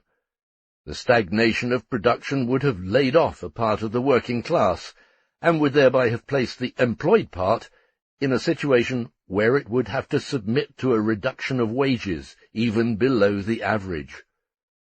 This has the very same effect on capital as an increase of the relative or absolute surplus value at average wages would have had. Prosperity would have led to more marriages among labourers, and reduced the decimation of offspring. While implying a real increase in population, this does not signify an increase in the actual working population, but it affects the relations of the labourer to capital in the same way as an increase of the number of actually working labourers would have affected them.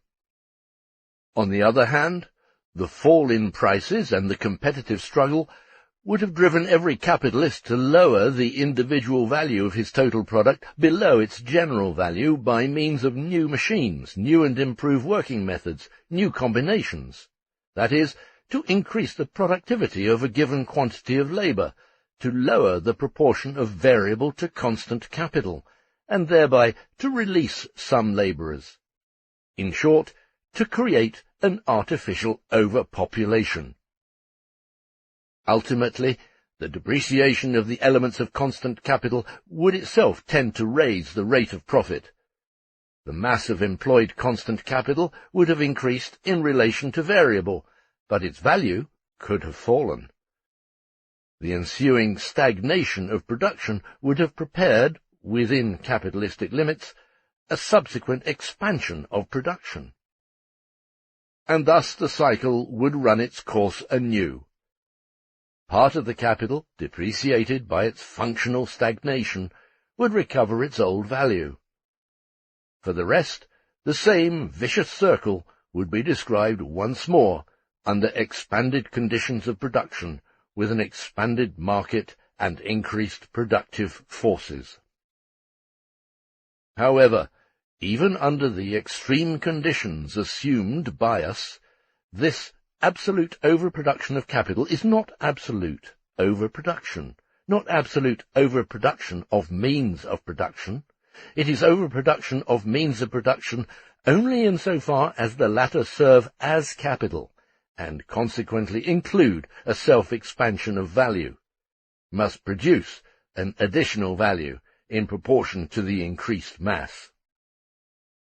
Yet it would still be overproduction, because capital would be unable to exploit labour to the degree required by a sound, normal development of the process of capitalist production, to a degree which would at least increase the mass of profit along with the growing mass of the employed capital, to a degree which would therefore prevent the rate of profit from falling as much as the capital grows, or even more rapidly. Overproduction of capital is never anything more than overproduction of means of production, of means of labour and necessities of life, which may serve as capital, that is, may serve to exploit labour at a given degree of exploitation. A fall in the intensity of exploitation below a certain point, however, calls forth disturbances and stoppages in the capitalist production process, crises and destruction of capital. It is no contradiction that this overproduction of capital is accompanied by more or less considerable relative overpopulation. The circumstances which increased the productiveness of labour augmented the mass of produced commodities, expanded markets, accelerated accumulation of capital, both in terms of its mass and its value, and lowered the rate of profit. These same circumstances have also created, and continuously create, a relative overpopulation, an overpopulation of labourers not employed by the surplus capital, owing to the low degree of exploitation at which alone they could be employed, or at least owing to the low rate of profit which they would yield at the given degree of exploitation. If capital is sent abroad, this is not done because it absolutely could not be applied at home, but because it can be employed at a higher rate of profit in a foreign country. But such capital is absolute excess capital for the employed labouring population, and for the home country in general. It exists as such alongside the relative overpopulation, and this is an illustration of how both of them exist side by side and mutually influence one another. On the other hand, a fall in the rate of profit connected with accumulation necessarily calls forth a competitive struggle. Compensation of a fall in the rate of profit by a rise in the mass of profit applies only to the total social capital and to the big, firmly placed capitalists. The new additional capital operating independently does not enjoy any such compensating conditions. It must still win them. And so it is that a fall in the rate of profit calls forth a competitive struggle among capitalists, not vice versa. To be sure, the competitive struggle is accompanied by a temporary rise in wages and a resultant further temporary fall of the rate of profit. The same occurs when there is an overproduction of commodities, when markets are overstocked. Since the aim of capital is not to minister to certain wants but to produce profit, and since it accomplishes this purpose by methods which adapt the mass of production to the scale of production, not vice versa, a rift must continually ensue between the limited dimensions of consumption under capitalism and a production which forever tends to exceed this inherent barrier. Furthermore, capital consists of commodities, and therefore overproduction of capital implies overproduction of commodities. Hence, the peculiar phenomenon of economists who deny overproduction of commodities, admitting overproduction of capital.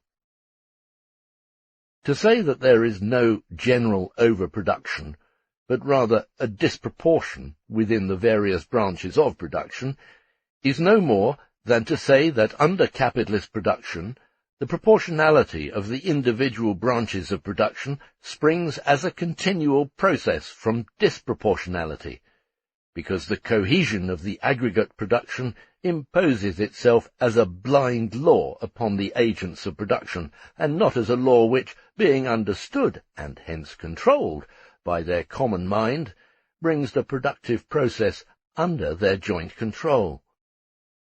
It amounts furthermore to demanding that countries in which capitalist production is not developed should consume and produce at a rate which suits the countries with capitalist production. If it is said that overproduction is only relative, this is quite correct. But the entire capitalist mode of production is only a relative one, whose barriers are not absolute. They are absolute only for this mode, that is, on its basis. How could there otherwise be a shortage of demand for the very commodities which the mass of the people lack? And how would it be possible for this demand to be sought abroad in foreign markets to pay the labourers at home the average amount of necessities of life? This is possible only because in this specific capitalist interrelation, the surplus product assumes a form in which its owner cannot offer it for consumption unless it first reconverts itself into capital for him. If it is finally said that the capitalists have only to exchange and consume their commodities among themselves, then the entire nature of the capitalist mode of production is lost sight of, and also forgotten is the fact that it is a matter of expanding the value of capital, not consuming it. In short, all these objections to the obvious phenomena of overproduction, phenomena which pay no heed to these objections, amount to the contention that the barriers of capitalist production are not barriers of production generally, and therefore not barriers of this specific capitalist mode of production. The contradiction of the capitalist mode of production, however, lies precisely in its tendency towards an absolute development of the productive forces, which continually come into conflict with the specific conditions of production in which capital moves, and alone can move. There are not too many necessities of life produced in proportion to the existing population. Quite the reverse. Too little is produced to decently and humanely satisfy the wants of the great mass. There are not too many means of production produced to employ the able-bodied portion of the population. Quite the reverse.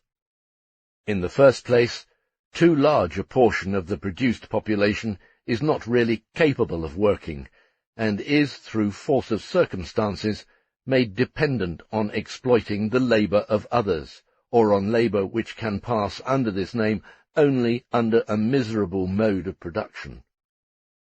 In the second place, not enough means of production are produced to permit the employment of the entire able-bodied population under the most productive conditions, so that their absolute working period could be shortened by the mass and effectiveness of the constant capital employed during working hours.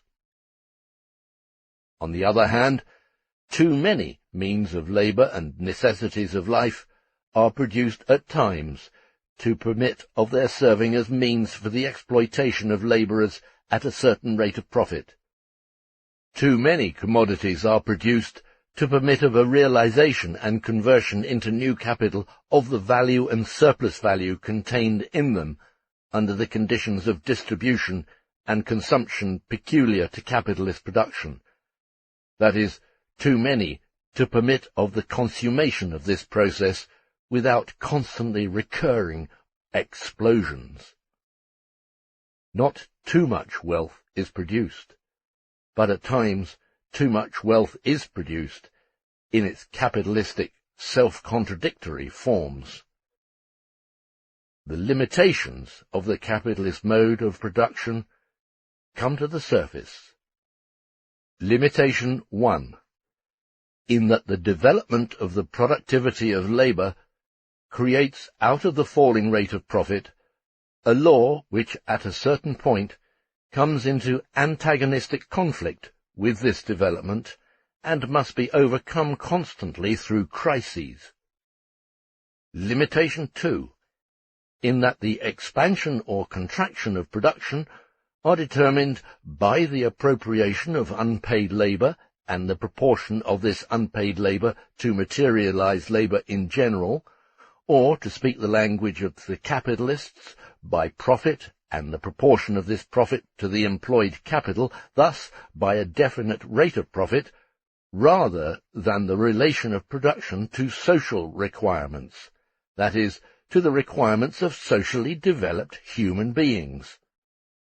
It is for this reason that the capitalist mode of production meets with barriers at a certain expanded stage of production, which, if viewed from the other premise, would reversely have been altogether inadequate. It comes to a standstill at a point fixed by the production and realization of profit, and not the satisfaction of requirements. If the rate of profit falls, there follows, on the one hand, an exertion of capital in order that the individual capitalists, through improved methods, etc., may depress the value of their individual commodity below the social average value, and thereby realize an extra profit at the prevailing market price. On the other hand, there appears swindling, and a general promotion of swindling, by recourse to frenzied ventures with new methods of production, new investments of capital, new adventures, all for the sake of securing a shred of extra profit, which is independent of the general average and rises above it. The rate of profit, that is, the relative increment of capital, is above all important to all new offshoots of capital seeking to find an independent place for themselves, and as soon as formation of capital were to fall into the hands of a few established big capitals, for which the mass of profit compensates for the falling rate of profit, the vital flame of production would be altogether extinguished. It would die out. The rate of profit is the motive power of capitalist production. Things are produced only so long as they can be produced with a profit. Hence the concern of the English economists over the decline of the rate of profit. The fact that the bare possibility of this happening should worry Ricardo shows his profound understanding of the conditions of capitalist production. It is that which is held against him. It is his unconcern about human beings, and his having an eye solely for the development of the productive forces, whatever the cost in human beings and capital values. It is precisely that which is the important thing about him. Development of the productive forces of social labour is the historical task and justification of capital. This is just the way in which it unconsciously creates the material requirements of a higher mode of production. What worries Ricardo is the fact that the rate of profit, the stimulating principle of capitalist production, the fundamental premise and driving force of accumulation, should be endangered by the development of production itself. And here the quantitative proportion means everything. There is indeed something deeper behind it, of which he is only vaguely aware. It comes to the surface here in a purely economic way, that is, from the bourgeois point of view within the limitations of capitalist understanding, from the standpoint of capitalist production itself, that it has its barrier, that it is relative, that it is not an absolute but only a historical mode of production, corresponding to a definite limited epoch in the development of the material requirements of production. Section 4. Supplementary remarks. Since the development of the productivity of labour proceeds very disproportionately in the various lines of industry, and not only disproportionately in degree, but frequently also in opposite directions, it follows that the mass of average profit equals the surplus value must be substantially below the level one would naturally expect after the development of the productiveness in the most advanced branches of industry. The fact that the development of the productivity in different lines of industry proceeds at substantially different rates, and frequently even in opposite directions, is not due merely to the anarchy of competition and the peculiarity of the bourgeois mode of production. Productivity of labour is also bound up with natural conditions, which frequently become less productive as productivity grows, inasmuch as the latter depends on social conditions. Hence the opposite movements in these different spheres, progress here and retrogression there.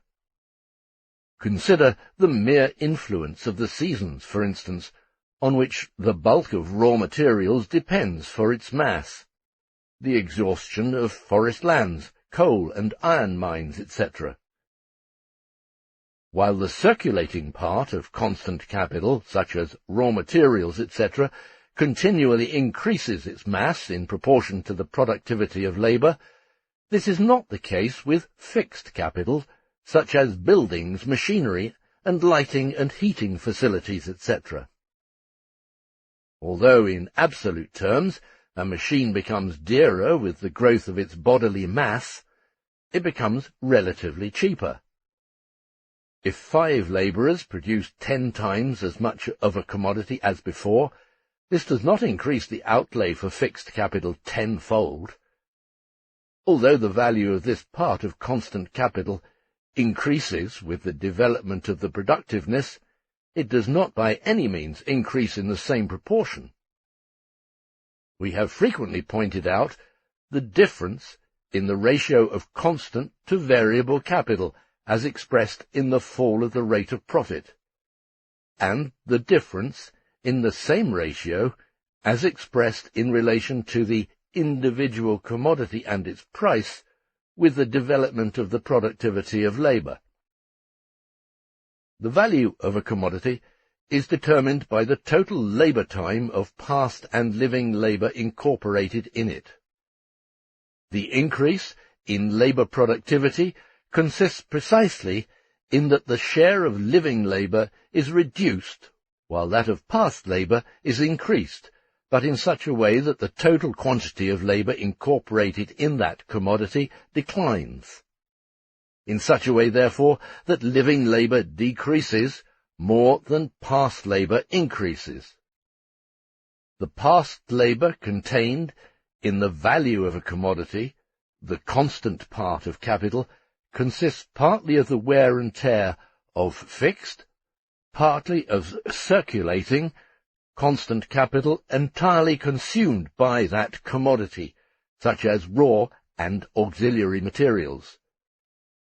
The portion of value deriving from raw and auxiliary materials must decrease with the increased productivity of labour, because with regard to these materials the productivity expresses itself precisely by reducing their value. On the other hand, it is most characteristic of rising labour productivity that the fixed part of constant capital is strongly augmented, and with it that portion of its value which is transferred by wear and tear to the commodities. For a new method of production to represent a real increase in productivity, it must transfer a smaller additional portion of the value of fixed capital to each unit of the commodity in wear and tear than the portion of value deducted from it through the saving in living labour. In short, it must reduce the value of the commodity. It must obviously do so, even if, as it occurs in some cases, an additional value goes into the value of the commodity for more or dearer raw or auxiliary materials over and above the additional portion for wear and tear of the fixed capital. All additions to the value must be more than offset by the reduction in value resulting from the decrease in living labour. This reduction of the total quantity of labour going into a commodity seems, accordingly, to be the essential criterion of increased productivity of labour, no matter under what social conditions production is carried on. Productivity of labour, indeed, would always be measured by this standard in a society in which producers regulate their production according to a preconceived plan, or even under simple commodity production. But how does the matter stand under capitalist production? Suppose a certain line of capitalist industry produces a normal unit of its commodity under the following conditions. The wear and tear of fixed capital amounts to half a shilling per piece. Raw and auxiliary materials go into it to the amount of 17.5 shillings per piece. Wages, 2 shillings, and surplus value, 2 shillings, at a rate of surplus value of 100%. Total value equals 22 shillings. We assume, for the sake of simplicity, that the capital in this line of production has the average composition of social capital, so that the price of production of the commodity is identical with its value, and the profit of the capitalist with the created surplus value. Then the cost price of the commodity equals 1/2 plus 17.5 plus 2 equals 20 shillings. The average rate of profit, 2/20, equals 10%, and the price of production per piece of the commodity, like its value, 22 shillings. Suppose a machine is invented which reduces by half the living labour required per piece of the commodity, but trebles that portion of its value accounted for by the wear and tear of the fixed capital.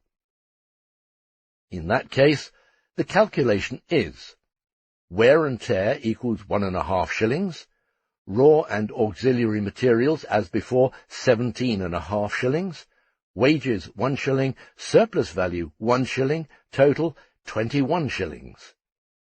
The commodity then falls 1 shilling in value. The new machine has certainly increased the productivity of labour, but the capitalist sees the matter as follows. His cost price is now 1.5 shillings for wear, 17.5 shillings for raw and auxiliary materials, 1 shilling for wages, total 20 shillings as before. Since the rate of profit is not immediately altered by the new machine, he will receive 10% over his cost price, that is, 2 shillings. The price of production, then, remains unaltered, 22 shillings, but is 1 shilling above the value. For a society producing under capitalist conditions, the commodity has not cheapened. The new machine is no improvement for it. The capitalist is therefore not interested in introducing it. And since its introduction would make his present, not as yet worn-out machinery simply worthless, would turn it into scrap iron, hence would cause a positive loss, he takes good care not to commit this, what is for him a utopian mistake.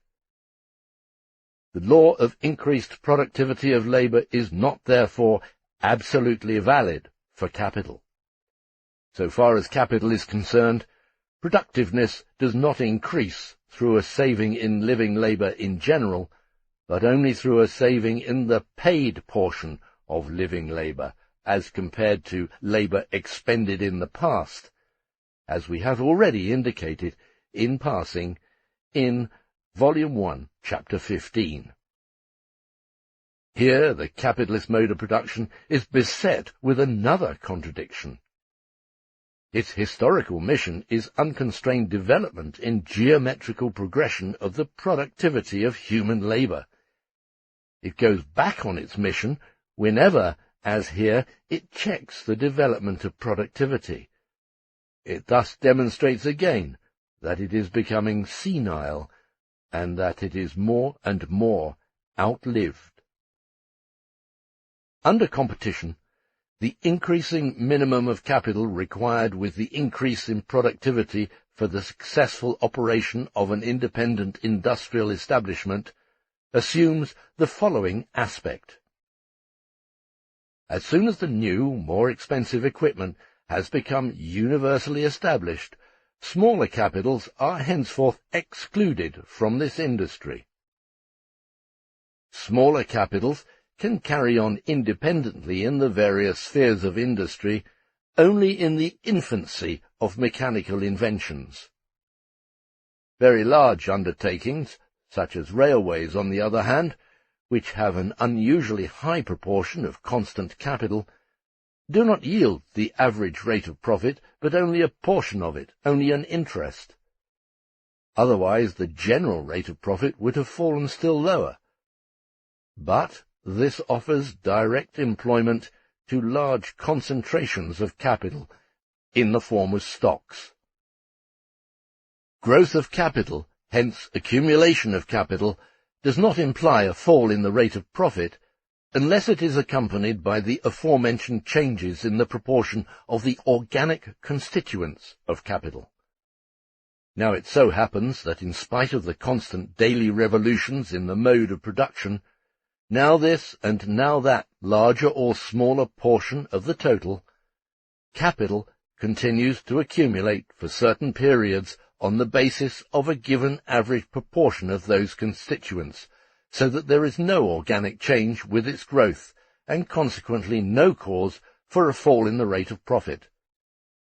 This constant expansion of capital, hence also an expansion of production, on the basis of the old method of production which goes quietly on while new methods are already being introduced at its side, is another reason why the rate of profit does not decline as much as the total capital of society grows. The increase in the absolute number of labourers does not occur in all branches of production, and not uniformly in all, in spite of the relative decrease of variable capital laid out in wages. In agriculture, the decrease of the element of living labour may be absolute. At any rate, it is but a requirement of the capitalist mode of production that the number of wage workers should increase absolutely, in spite of its relative decrease. Labour power becomes redundant for it, as soon as it is no longer necessary to employ it for 12 to 15 hours daily. A development of productive forces which would diminish the absolute number of labourers, that is, enable the entire nation to accomplish its total production in a shorter time span, would cause a revolution, because it would put the bulk of the population out of the running. This is another manifestation of the specific barrier of capitalist production, showing also that capitalist production is by no means an absolute form for the development of the productive forces and for the creation of wealth, but rather that at a certain point it comes into collision with this development. This collision appears partly in periodical crises, which arise from the circumstance that now this and now that portion of the labouring population becomes redundant under its old mode of employment. The limit of capitalist production is the excess time of the labourers. The absolute spare time gained by society does not concern it. The development of productivity concerns it only in so far as it increases the surplus labour time of the working class, not because it decreases the labour time for material production in general. It moves thus in a contradiction. We have seen that the growing accumulation of capital implies its growing concentration. Thus grows the power of capital, the alienation of the conditions of social production personified in the capitalist from the real producers. Capital comes more and more to the fore as a social power, whose agent is the capitalist. This social power no longer stands in any possible relation to that which the labour of a single individual can create. It becomes an alienated, independent social power, which stands opposed to society as an object, and as an object that is the capitalist's source of power. The contradiction between the general social power into which capital develops, on the one hand, and the private power of the individual capitalist over these social conditions of production, on the other, becomes ever more irreconcilable, and yet contains the solution of the problem, because it implies at the same time the transformation of the conditions of production into general, common, social conditions. This transformation stems from the development of the productive forces under capitalist production, and from the ways and means by which this development takes place. No capitalist ever voluntarily introduces a new method of production, no matter how much more productive it may be, and how much it may increase the rate of surplus value, so long as it reduces the rate of profit. Yet every such new method of production cheapens the commodities. Hence, the capitalist sells them originally above their prices of production, or perhaps above their value. He pockets the difference between their costs of production and the market prices of the same commodities produced at higher costs of production. He can do this because the average labour time required socially for the production of these latter commodities is higher than the labour time required for the new methods of production. His method of production stands above the social average. But competition makes it general, and subject to the general law.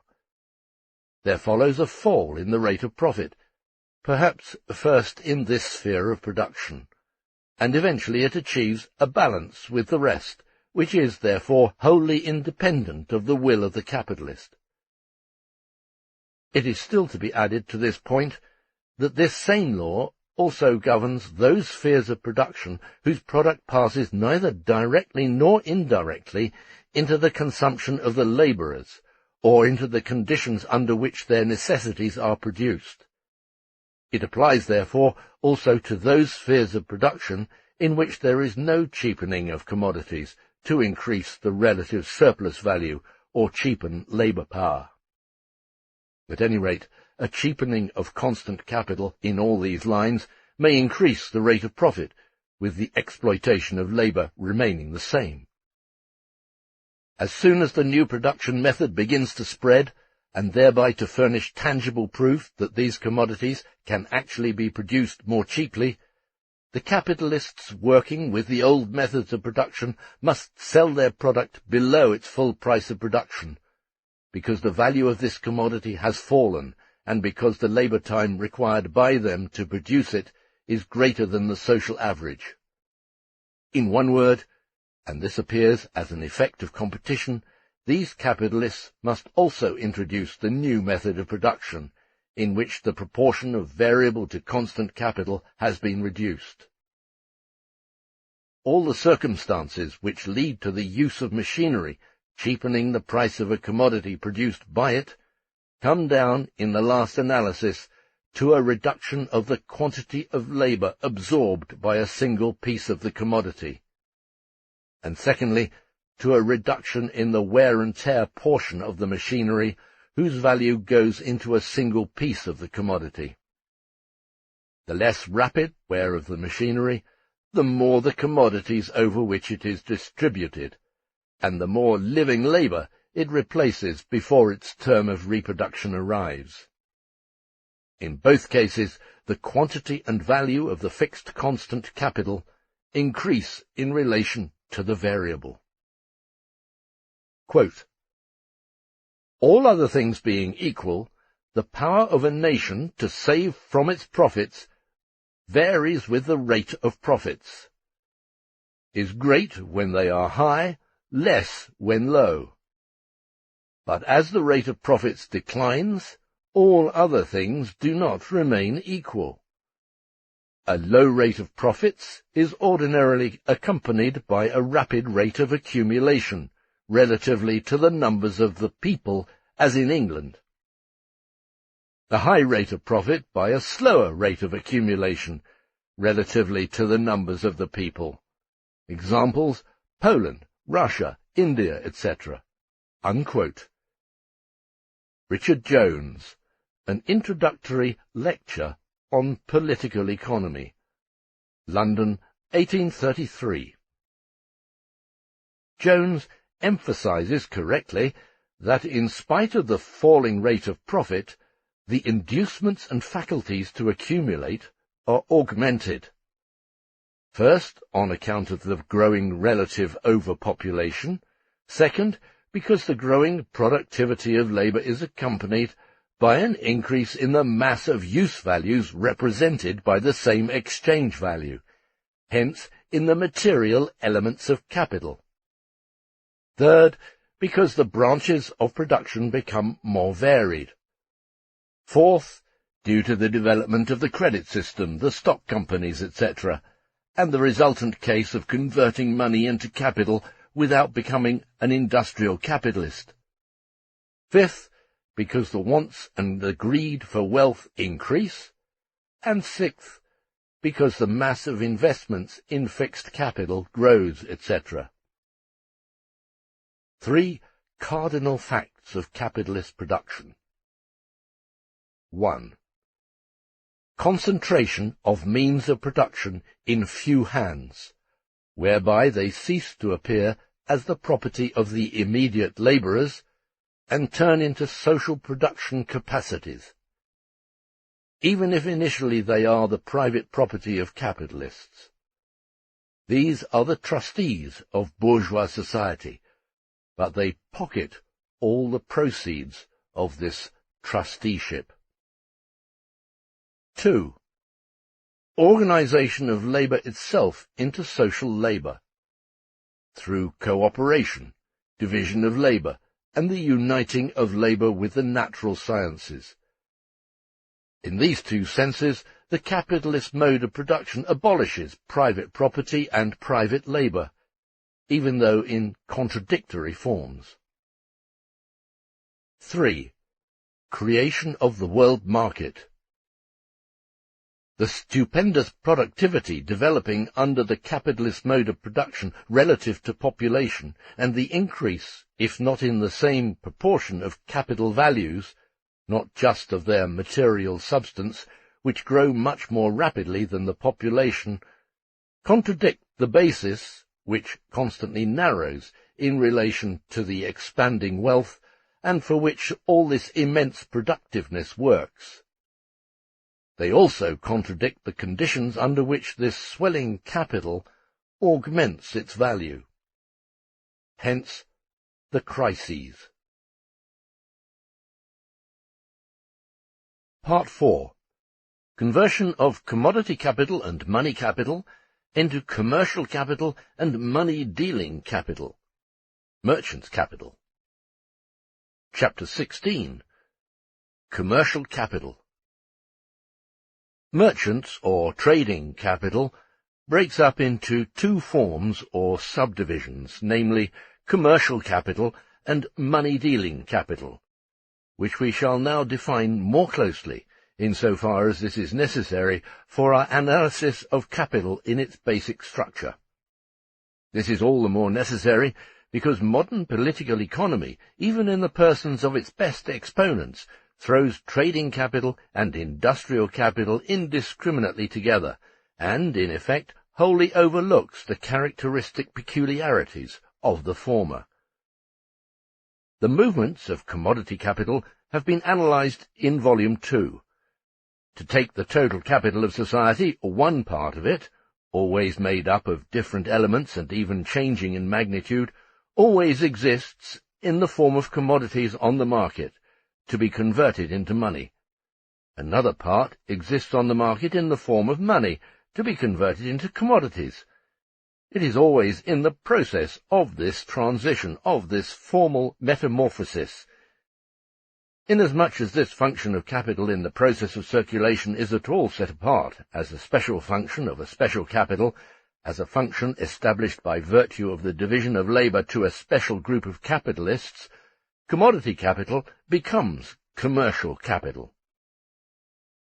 We have explained in Volume 2, Chapter 6, the costs of circulation, to what extent the transport industry, storage and distribution of commodities in a distributable form may be regarded as production processes continuing within the process of circulation.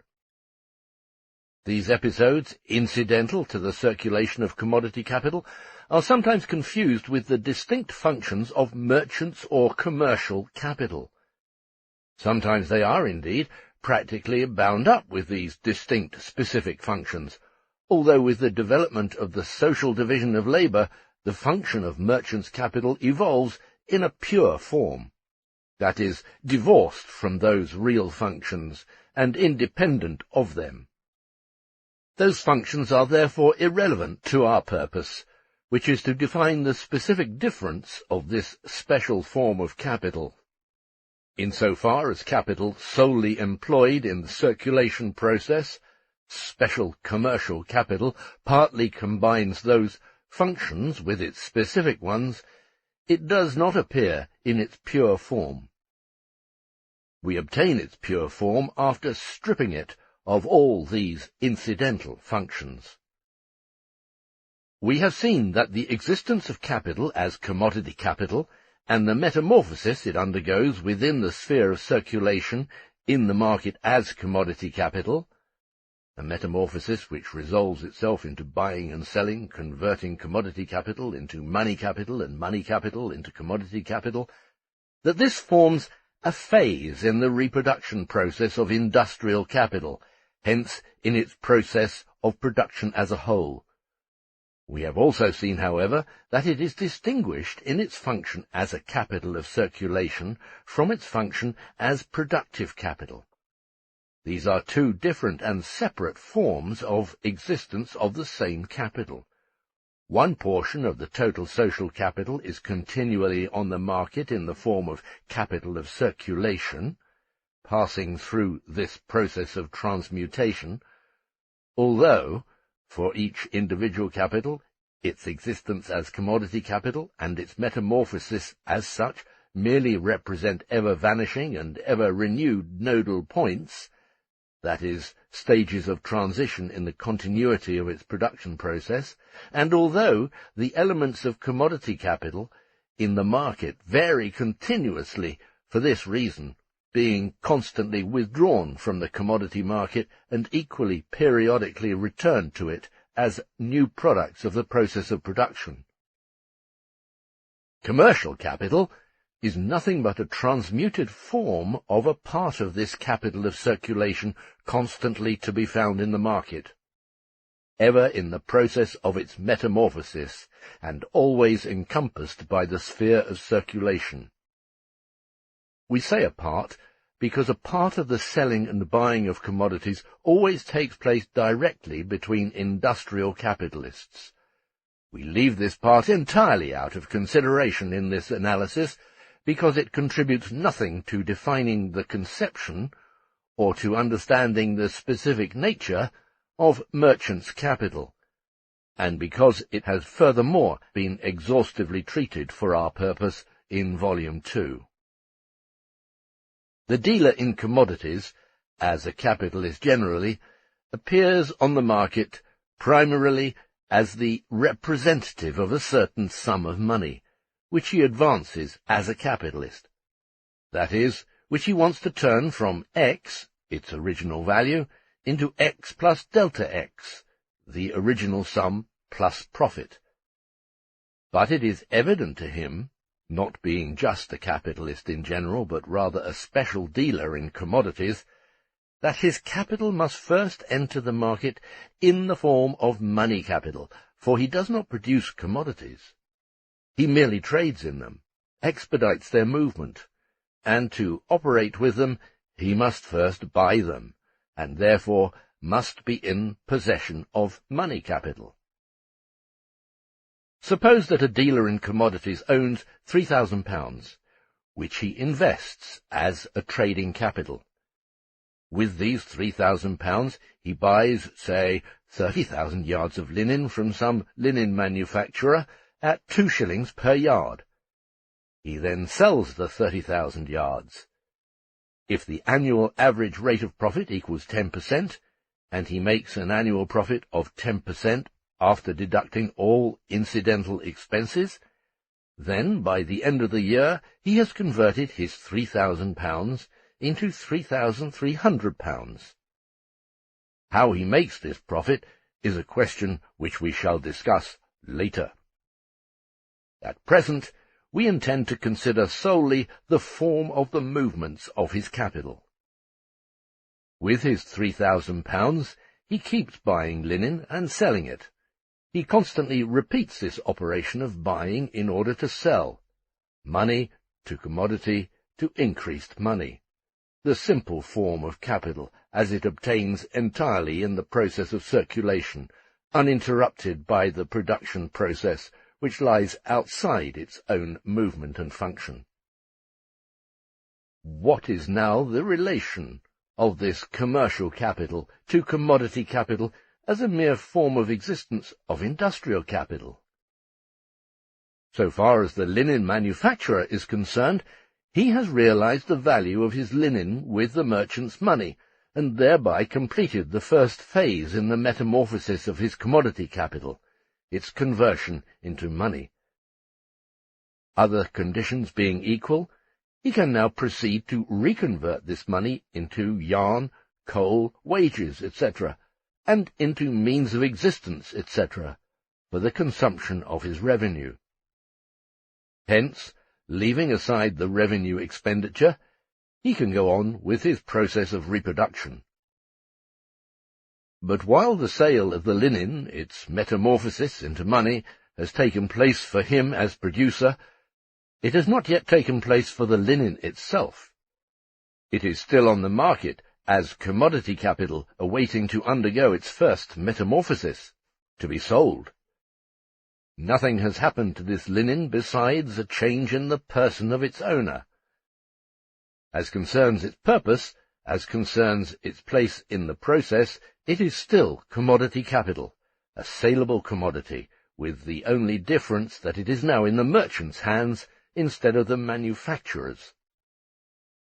The function of selling it, of effecting the first phase of its metamorphosis, has passed from the manufacturer to the merchant, has become the special business of the merchant, whereas previously it was a function which the producer had to perform himself after having completed the function of its production. Let us assume that the merchant fails to sell the 30,000 yards of linen during the interval required by the linen manufacturer to bring another 30,000 yards to market at a value of £3,000. The merchant cannot buy them again, because he still has in stock the unsold 30,000 yards, which have not as yet been reconverted into money capital. A stoppage ensues, that is, an interruption of reproduction. The linen producer might, of course, have additional money capital at his disposal, which he could convert into productive capital, regardless of the sale of the 30,000 yards, in order to continue the production process. But this would not alter the situation. So far as the capital tied up in the 30,000 yards of linen is concerned, its process of reproduction is, and remains, interrupted. It is indeed easily seen here that the merchant's operations are really nothing but operations that must be performed at all events to convert the producer's commodity capital into money. They are operations which effect the functions of commodity capital in the circulation and reproduction processes. If it devolved upon the producer's clerk to attend exclusively to the sale and also the purchase, instead of an independent merchant, this connection would not be obscured for a single moment. Commercial capital is, therefore, nothing but the producer's commodity, capital which has to undergo the process of conversion into money, to perform its function of commodity capital on the market. The only difference being that instead of representing an incidental function of the producer, it is now the exclusive operation of a special kind of capitalist, the merchant, and is set apart as the business of a special investment of capital. This becomes evident, furthermore, in the specific form of circulation of commercial capital. The merchant buys a commodity and then sells it, money to commodity to increased money. In the simple circulation of commodities, or even in the circulation of commodities as it appears in the circulation process of industrial capital, increased commodity to money to commodity, circulation is effected by each piece of money changing hands twice. The linen manufacturer sells his commodity linen, converting it into money. The buyer's money passes into his hands. With this same money he buys yarn, coal, labour, etc., expends the money for reconverting the value of linen into the commodities which make up its production elements. The commodity he buys is not the same commodity, not the same kind of commodity which he sells. He has sold products and bought means of production. But it is different with respect to the movements of merchant's capital. With his £3,000, the linen merchant buys 30,000 yards of linen. He sells the same 30,000 yards of linen in order to retrieve his money capital, £3,000, and the profit from circulation. It is not the same pieces of money, but rather the same commodity, which here changes places twice. The commodity passes from the seller into the hands of the buyer, and from the hands of the buyer, who now becomes the seller, into those of another buyer. It is sold twice, and may be sold repeatedly through the medium of a series of merchants. And it is precisely through this repeated sale, through this twofold change of place of the same commodity, that the money advanced for its purchase by the first buyer is retrieved, its reflux to him effected. In one case, increased commodity to commodity effects the twofold change of place of the same money, the sale of a commodity in one form and the purchase of a commodity in another. In the other case, money to increased money effects the twofold change of place of the same commodity, the withdrawal of advanced money from circulation. It is evident that the commodity has not been finally sold when it passes from the producer into the hands of the merchant, in that the latter merely carries on the operation of selling, or effects the function of commodity capital. But at the same time it is evident that what is commodity to money, a mere function of his capital in its transient form of commodity capital for the productive capitalist, is money to increased money, a specific increase in the value of his advanced money capital for the merchant. One phase of the metamorphosis of commodities appears here in respect to the merchant in the form of money to commodity to increased money, hence as evolution of a distinct kind of capital. The merchant finally sells his commodity, that is, the linen, to the consumer, be it a productive consumer, for instance a bleacher, or an individual who acquires the linen for his private use. The merchant thereby recovers his advanced capital, with a profit, and can repeat his operation anew. Had the money served merely as a means of payment in purchasing the linen, so that the merchant would have had to pay only after 6 weeks, and had he succeeded in selling before this term was out, he could have paid the linen manufacturer without advancing any money capital of his own. Had he not sold it, he would have had to advance his £3,000 on the date of expiration, instead of on delivery of the linen. And if a drop in the market prices had compelled him to sell below the purchase price, he would have had to make good the shortage out of his own capital. What is it, then, that lends to commercial capital the character of an independently operating capital, whereas in the hands of the producer who does his own selling, it is obviously merely a special form of his capital in a specific phase of the reproduction process during its sojourn in the sphere of circulation?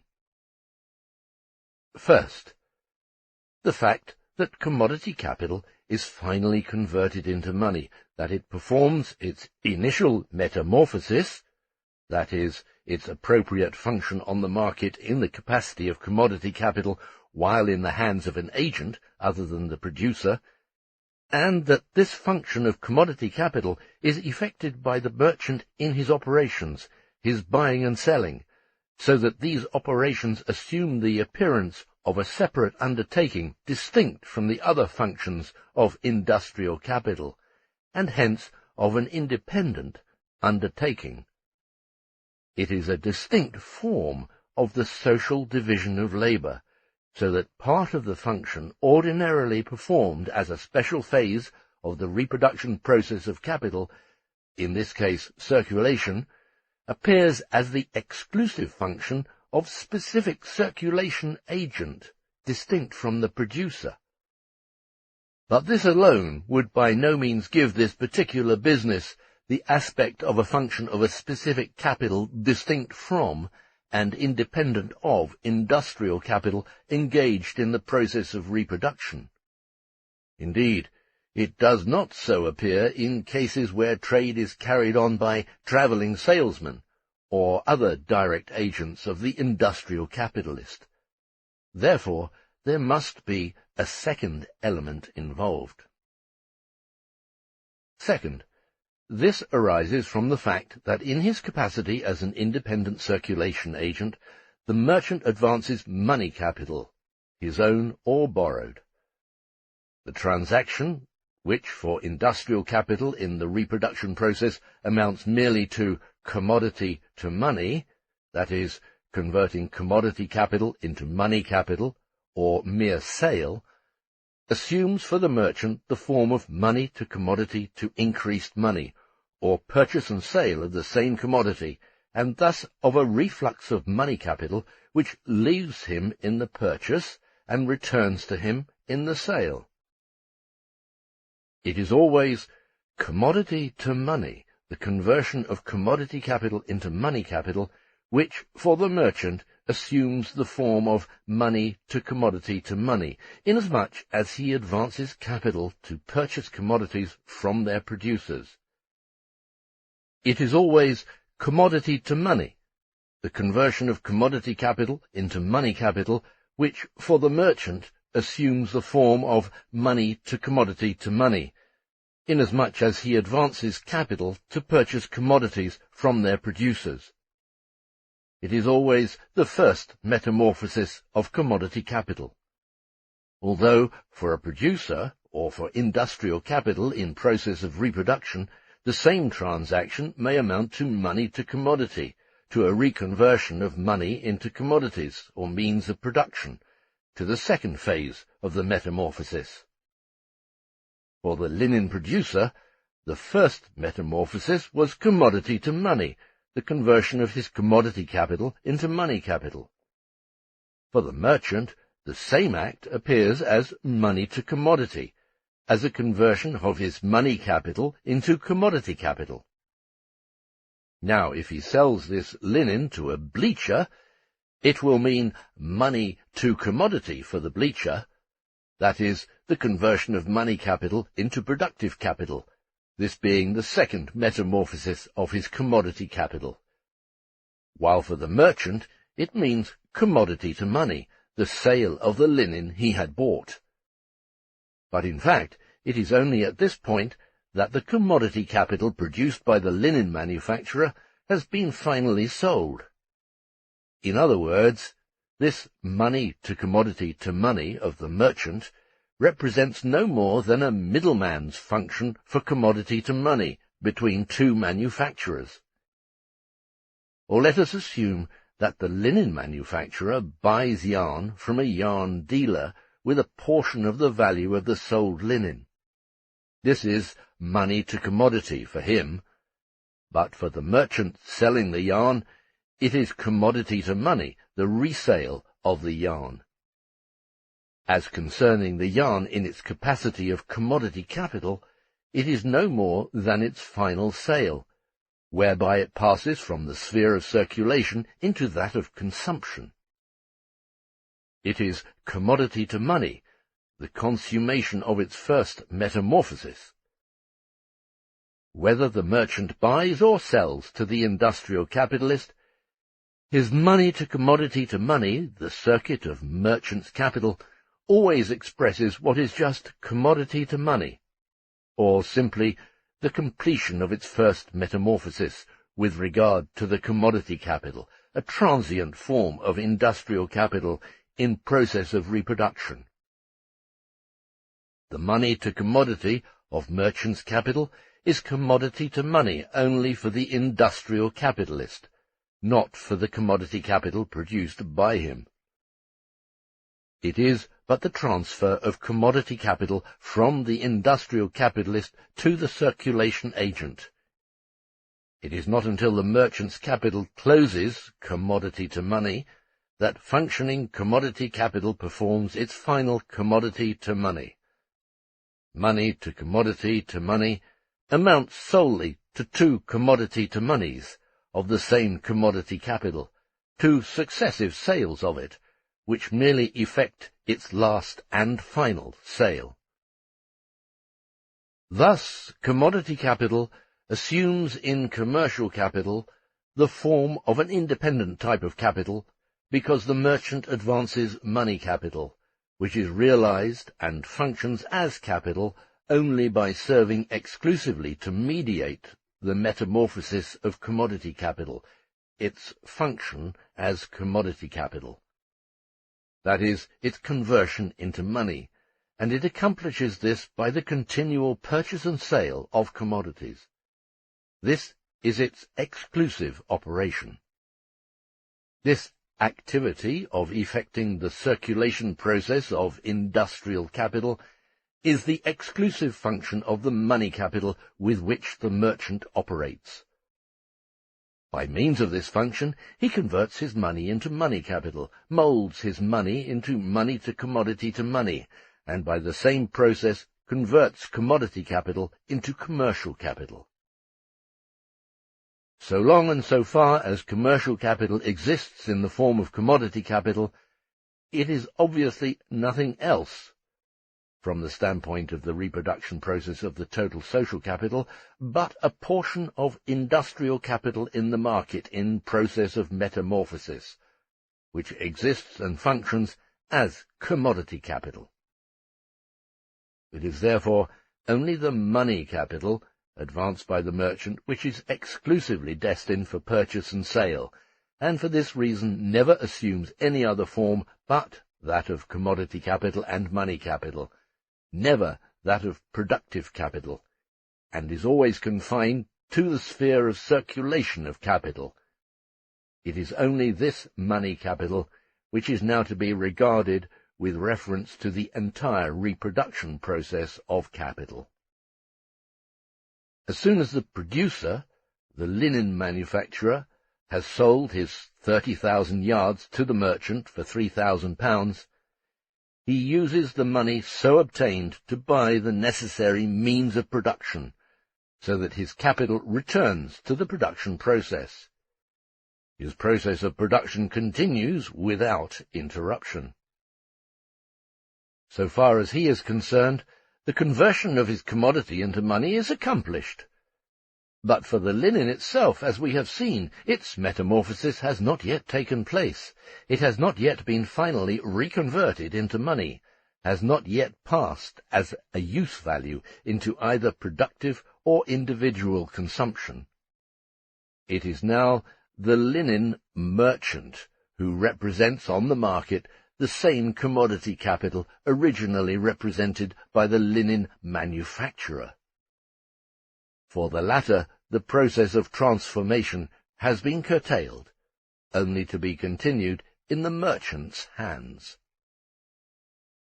Had the linen producer been obliged to wait until his linen had really ceased being a commodity, until it has passed into the hands of its ultimate buyer, its productive or individual consumer, his process of reproduction would have been interrupted. Or, to avoid interrupting it, he would have had to curtail his operations, to convert a smaller portion of his linen into yarn, coal, labour, etc., in short, into the elements of productive capital, and to retain a larger portion of it as a money reserve, so that with one portion of his capital on the market in the shape of commodities, another would continue the process of production. One portion would be on the market in the form of commodities, while the other returned in the form of money. This division of his capital is not abolished by the merchant's intervention, but without it, the portion of money reserve in the capital of circulation would always have to be greater in relation to the part employed in the form of productive capital, and the scale of reproduction would have to be restricted accordingly. Instead, however, the manufacturer is enabled to constantly employ a larger portion of his capital in the actual process of production, and a smaller portion as money reserve. On the other hand, however, another portion of the social capital, in the form of merchant's capital, is kept continually within the sphere of circulation. It is employed all the time for the sole purpose of buying and selling. Hence there seems to have been no more than a replacement of persons holding this capital in their hands. If, instead of buying £3,000 worth of linen with the purpose of selling it again, the merchant had applied these £3,000 productively, the productive capital of society would have increased. True, the linen manufacturer would then have been obliged to hold back a larger portion of his capital as money reserve, and likewise the merchant, now transformed into an industrial capitalist. On the other hand, if the merchant remains merchant, the manufacturer saves time in selling, which he can devote to supervising the production process, while the merchant must apply all his time to selling. If merchant's capital does not overstep its necessary proportions, it is to be inferred, 1. That, as a result of the division of labour, the capital devoted exclusively to buying and selling, and this includes not only the money required to buy commodities, but also the money which must be invested in labour to maintain the merchant's establishment, and in his constant capital, the storehouses, transport, etc., is smaller than it would be if the industrial capitalist were constrained to carry on the entire commercial part of his business on his own. 2. That, because the merchant devotes all his time exclusively to this business, the producer is able to convert his commodities more rapidly into money, and, moreover, the commodity capital itself passes more rapidly through its metamorphosis than it would in the hands of the producer. 3. That in viewing the aggregate merchant's capital in its relation to industrial capital, one turnover of merchant's capital may represent not only the turnovers of many capitals in one sphere of production, but the turnovers of a number of capitals in different spheres of production. The former is the case when, for instance, the linen merchant, after buying the product of some linen manufacturer with his £3,000, sells it, before the same manufacturer brings another lot of the same quantity to market, and buys and again sells the product of another or several other linen manufacturers, thus effecting the turnovers of different capitals in the same sphere of production. The latter is the case if, for example, the merchant, after selling his linen, buys silk, thus effecting the turnover of a capital in a different sphere of production. In general, it may be noted that the turnover of industrial capital is limited not by the time of circulation alone, but also by the time of production. The turnover of merchant's capital dealing in one kind of commodity is not merely limited by the turnover of a single industrial capital, but by that of all industrial capitals in the same branch of production. After the merchant has bought and sold the linen of one producer, he can buy and sell that of another, before the first brings another lot to the market. The same merchant's capital may, therefore, successively promote the different turnovers of capitals invested in a certain branch of production, with the effect that its turnover is not identical with the turnovers of a sole industrial capital, and does not therefore replace just the single money reserve which that one industrial capitalist would have had to hold in petto, privately. The turnover of merchant's capital in one sphere of production is naturally restricted by the total production of that sphere.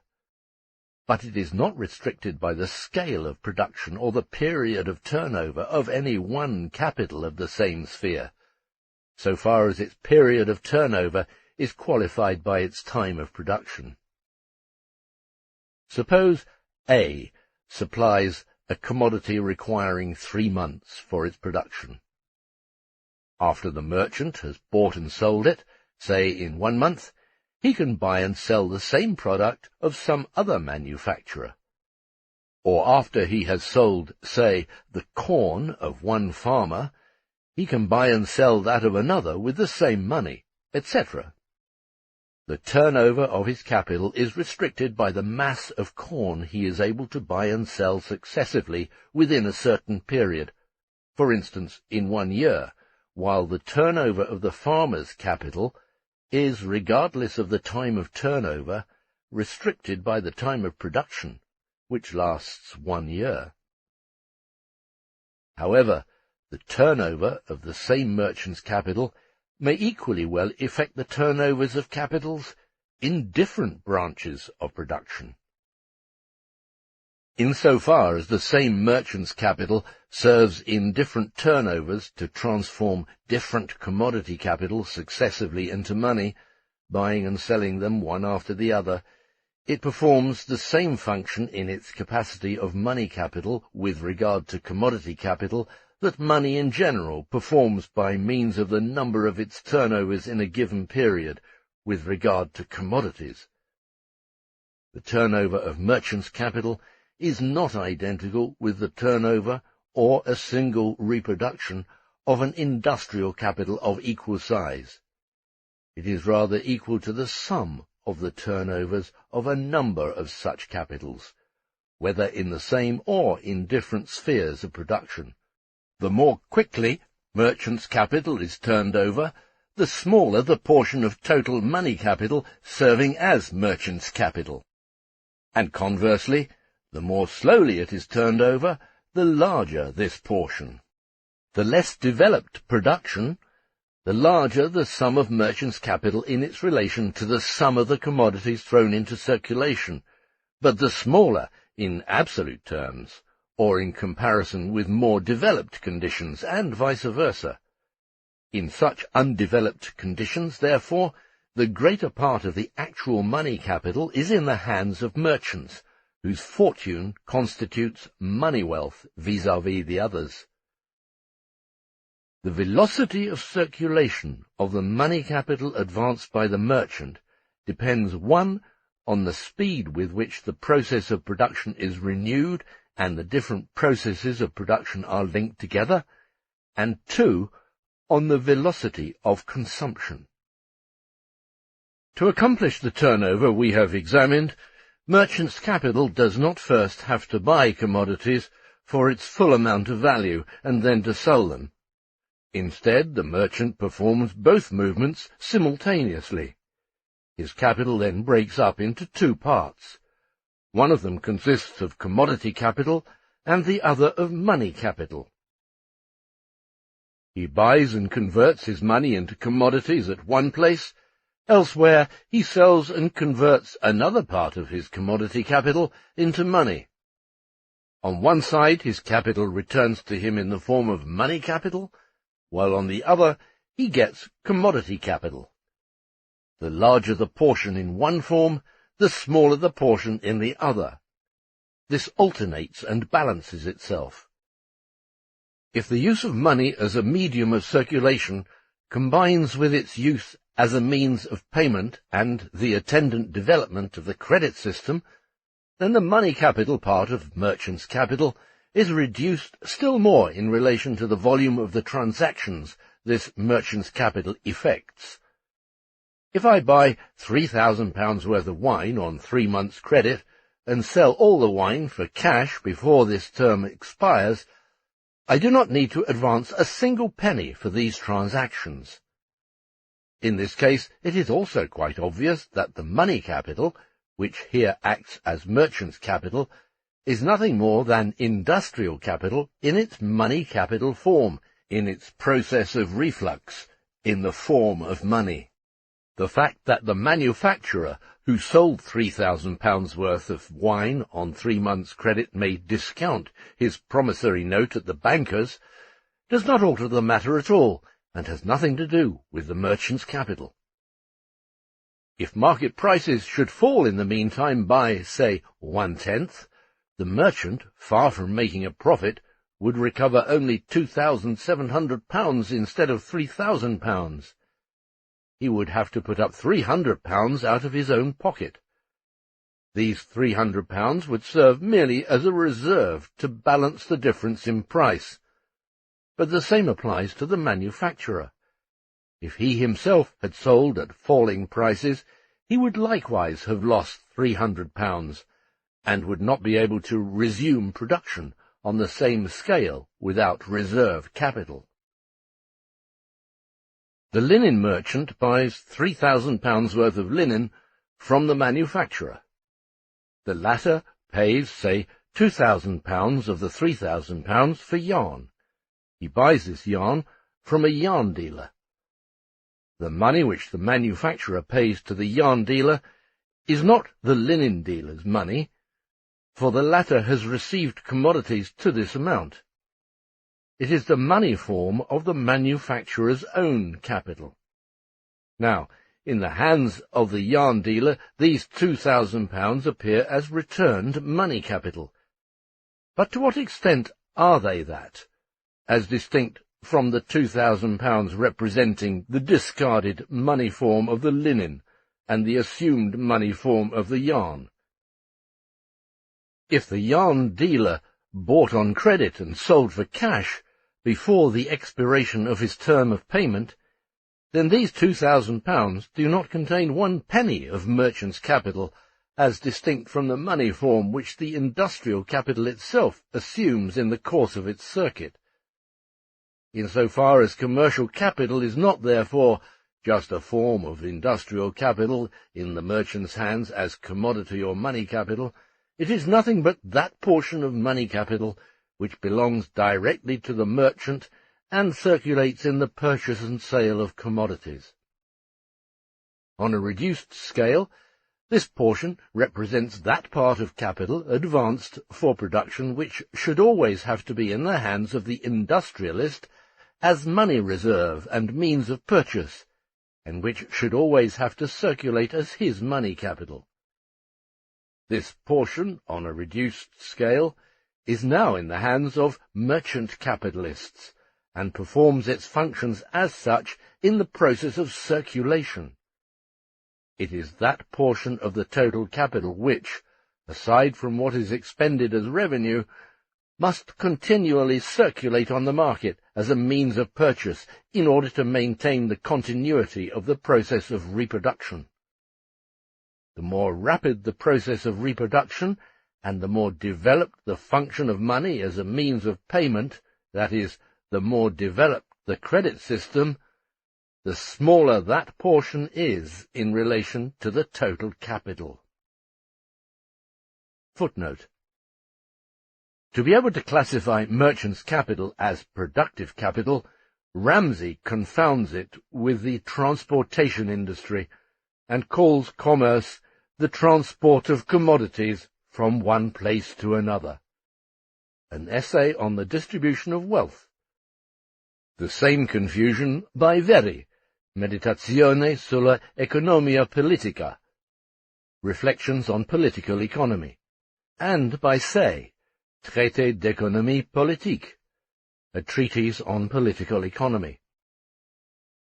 In his Elements of Political Economy, Andover and New York, 1835, S. P. Newman says, quote, "In the existing economical arrangements of society, the very act which is performed by the merchant of standing between the producer and the consumer, advancing to the former capital and receiving products in return, and then handing over these products to the latter, receiving back capital in return, is a transaction which both facilitates the economical processes of the community and adds value to the products in relation to which it is performed." Unquote. Producer and consumer thus save time and money through the intervention of the merchant. This service requires an advance of capital and labour, and must be rewarded, quote, "since it adds value to products, for the same products in the hands of consumers are worth more than in the hands of producers." Unquote. And so commerce appears to him, as it does to Monsieur Say, as strictly an act of production. This Newman's view is fundamentally wrong. The use value of a commodity is greater in the hands of the consumer than in those of the producer, because it is first realized by the consumer. For the use value of a commodity does not serve its end, does not begin to function until the commodity enters the sphere of consumption. So long as it is in the hands of the producer, it exists only in potential form. But one does not pay twice for a commodity, first for its exchange value and then for its use value. By paying for its exchange value, I appropriate its use value. And its exchange value is not in the least augmented by transferring the commodity from the producer or middleman to the consumer. End of footnote. Merchant's capital is simply capital functioning in the sphere of circulation. The process of circulation is a phase of the total process of reproduction. But no value is produced in the process of circulation, and therefore no surplus value. Only changes of form of the same mass of value take place.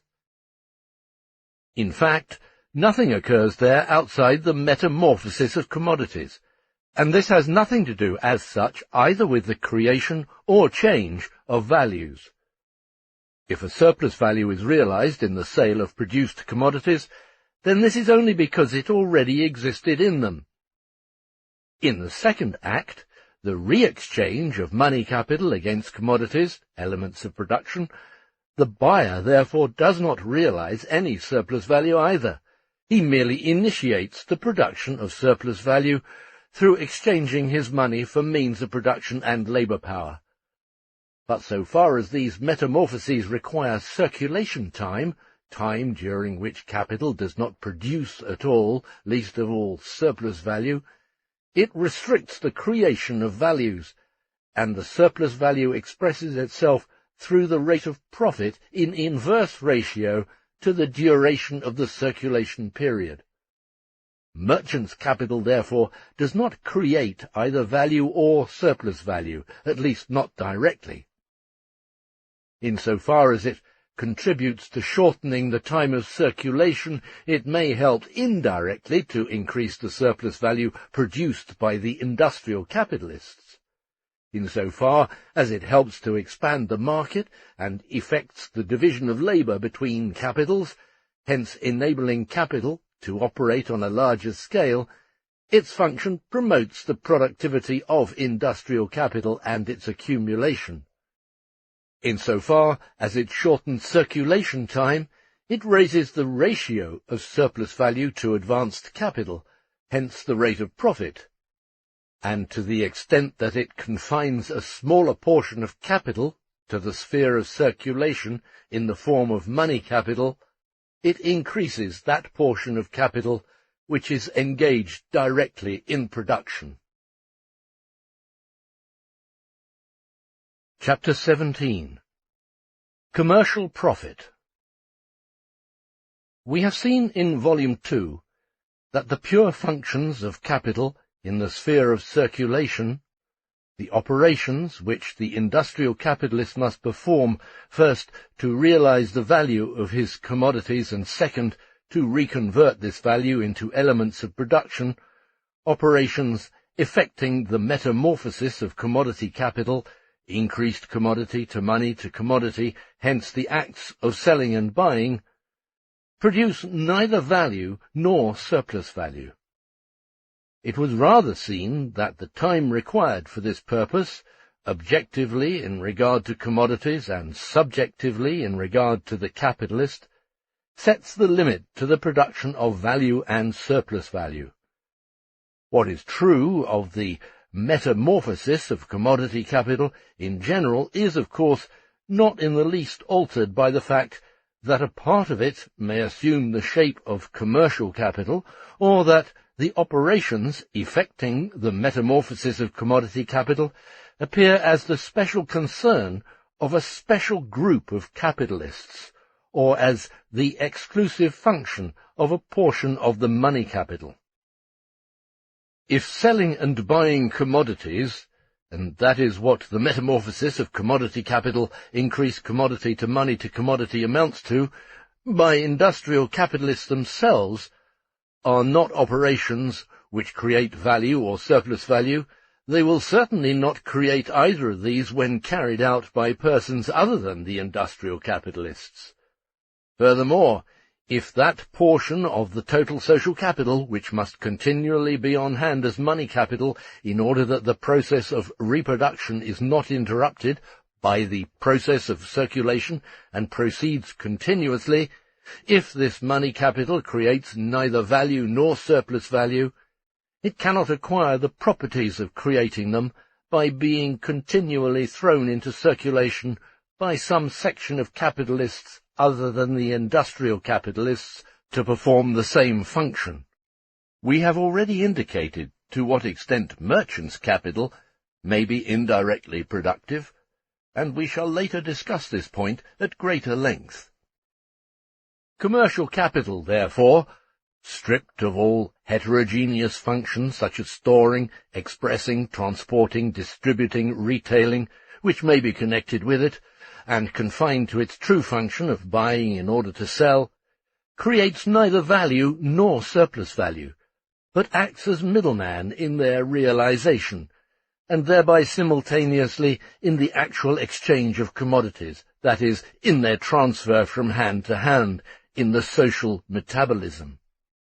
Nevertheless, since the circulation phase of industrial capital is just as much a phase of the reproduction process as production is, the capital operating independently in the process of circulation must yield the average annual profit just as well as capital operating in the various branches of production.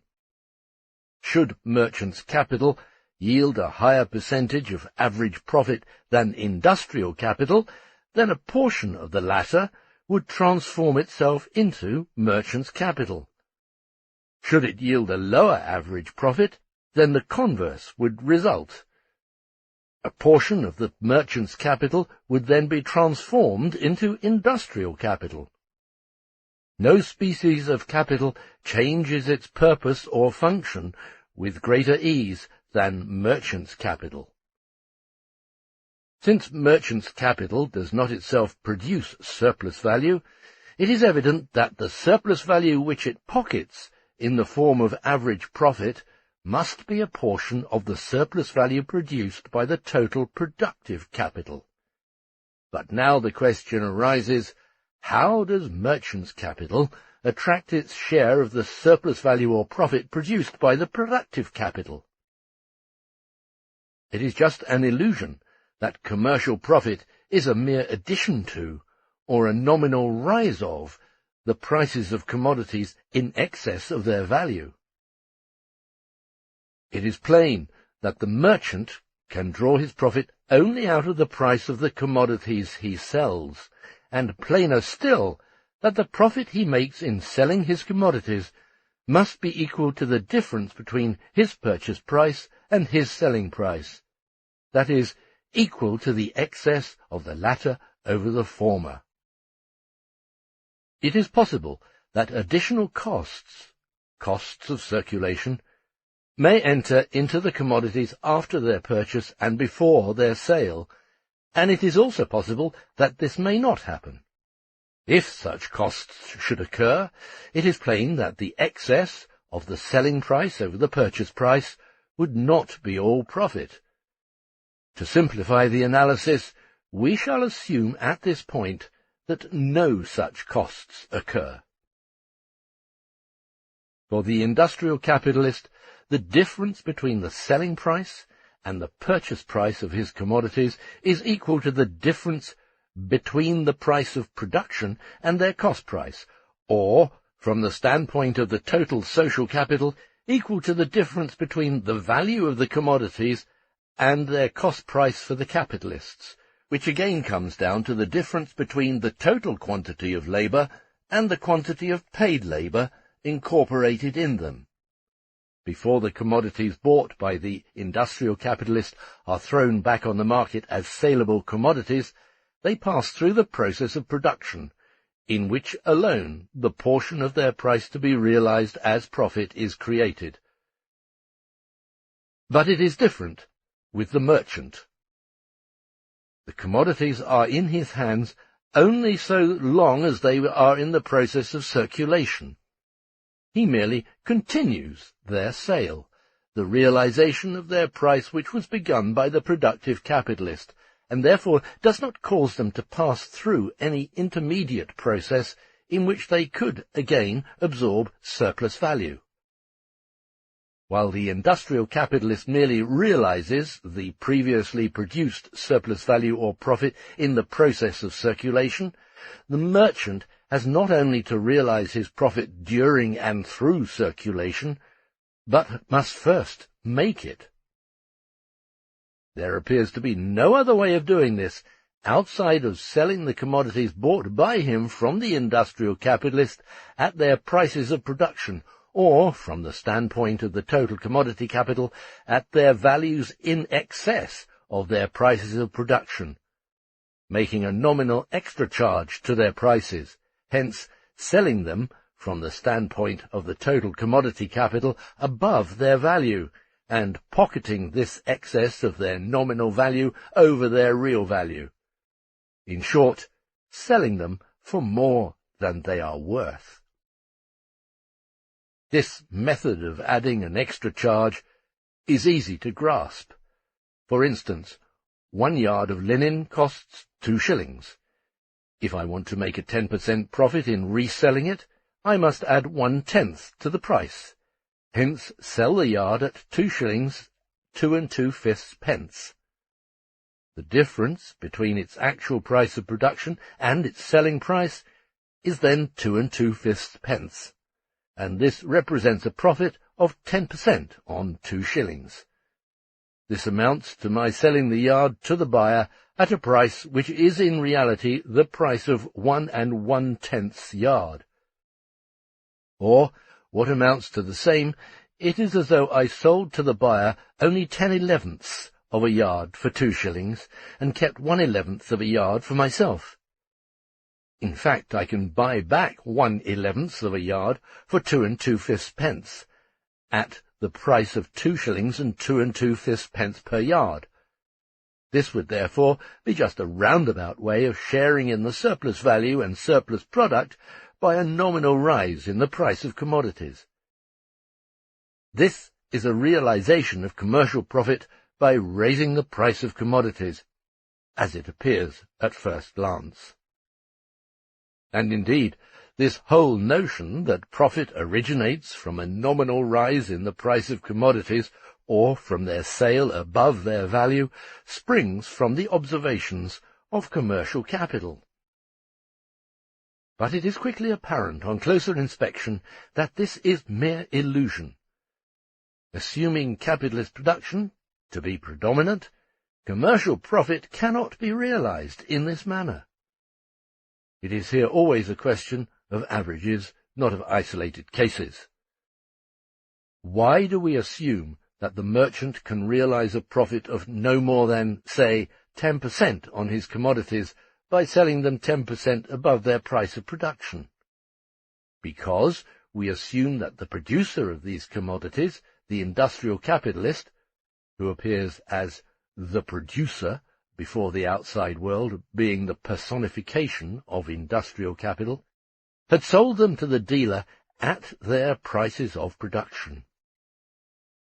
If the purchase price of commodities paid by the dealer is equal to their price of production, or in the last instance equal to their value, so that the price of production, or in the last instance their value, represent the merchant's cost price, then indeed the excess of his selling price over his purchase price, and this difference alone is the source of his profit, must be an excess of their commercial price over their price of production, so that, in the final analysis, the merchant sells all commodities above their values. But why was it assumed that the industrial capitalist sells his commodities to the merchant at their prices of production? Or rather, what was taken for granted in that assumption? It was that merchant's capital did not go into forming the general rate of profit. We are dealing with it as yet only in its capacity of commercial capital. We proceeded necessarily from this premise in discussing the general rate of profit, first because merchant's capital as such did not exist for us at the time, and second because average profit, and hence the general rate of profit, had first to be developed as a levelling of profits or surplus values actually produced by the industrial capitals in the different spheres of production. But in the case of merchant's capital, we are dealing with a capital which shares in the profit without participating in its production. Hence, it is now necessary to supplement our earlier exposition. Suppose the total industrial capital advanced in the course of the year equals 720C plus 180V equals 900, say, £1,000,000, and that the rate of surplus value, S prime, equals 100%. The product, therefore, equals 720C plus 180V plus 180S, where C equals constant capital, V equals variable capital, and S equals surplus value. This product, the produced commodity capital, has a value or price of production, since both are identical for the totality of commodities, equal to 1,080, and the rate of profit for the total social capital of 900 equals 20%. These 20% are, according to our earlier analyses, the average rate of profit, since the surplus value is not calculated here on this or that capital of any particular composition, but on the total industrial capital of average composition. Thus, commodity capital equals 1,080, and the rate of profit equals 20%. Let us now assume, however, that aside from these £900 of industrial capital, there are still £100 of merchant's capital, which shares in the profit pro rata to its magnitude, just as the former. According to our assumption, it is 1/10 of the total capital of 1,000. Therefore, it participates to the extent of 1/10 in the total surplus value of 180, and thus secures a profit of 18%. Actually, then, the profit to be distributed among the other 1/10 of the total capital is only 162, or on the capital of 900, likewise 18%. Hence the price at which the product, the produced commodity capital, is sold by the owners of the industrial capital of 900 to the merchants equals 720C plus 180V plus 162S equals 1,062. If the dealer then adds the average profit of 18% to his capital of 100, he sells the commodities at 1,062 plus 18 equals 1,080, that is, at their price of production, or, from the standpoint of the total commodity capital, at their value, although he makes his profit only during and through the circulation process, and only from an excess of his selling price over his purchase price. Yet he does not sell the commodities above their value, or above their price of production, precisely because he has bought them from the industrial capitalist below their value, or below their price of production. Thus, merchant's capital enters the formation of the general rate of profit as a determinant pro rata to its part in the total capital. Hence, if we say in the given case that the average rate of profit equals 18%, it would equal 20% if it were not that 1/10 of the total capital was merchant's capital, and the general rate of profit thereby lowered by 1/10. This leads to a closer and more comprehensive definition of the price of production. By price of production we mean, just as before, the price of a commodity equals its costs, the value of the constant plus variable capital contained in it, plus the average profit. But this average profit is now determined differently. It is determined by the total profit produced by the total productive capital, but not as calculated on the total productive capital alone, so that if this equals 900 as assumed above, and the profit equals 180, then the average rate of profit equals 180 over 900 equals 20%. But rather as calculated on the total productive plus merchant's capital, so that with 900 productive and 100 merchant's capital, the average rate of profit equals 180 over 1,000 equals 18%. The price of production is therefore equal to K, the costs, plus 18, instead of K plus 20. The share of the total profit falling to merchant's capital is thus included in the average rate of profit. The actual value, or price of production, of the total commodity capital is therefore K plus P plus M, where M is commercial profit. The price of production, or the price at which the industrial capitalist as such sells his commodities, is thus smaller than the actual price of production of the commodity. Or in terms of all commodities taken together, the prices at which the class of industrial capitalists sell their commodities are lower than their value. Hence, in the above case, 900 costs plus 18% on 900, or 900 plus 162, equals 1,062. It follows, then, that in selling a commodity at 118, for which he paid 100, the merchant does indeed add 18% to the price. But since this commodity, for which he paid 100, is really worth 118, he does not sell it above its value. We shall henceforth use the term price of production in this, its more precise sense.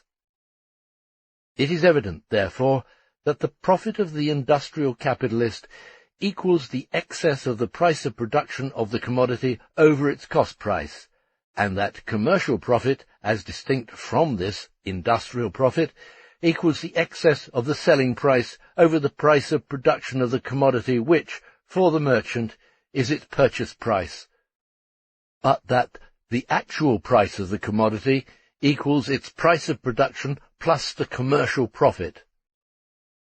Just as industrial capital realizes only such profits as already exist in the value of commodities as surplus value, so merchant capital realizes profits only because the entire surplus value or profit has not as yet been fully realized in the price charged for the commodities by the industrial capitalist.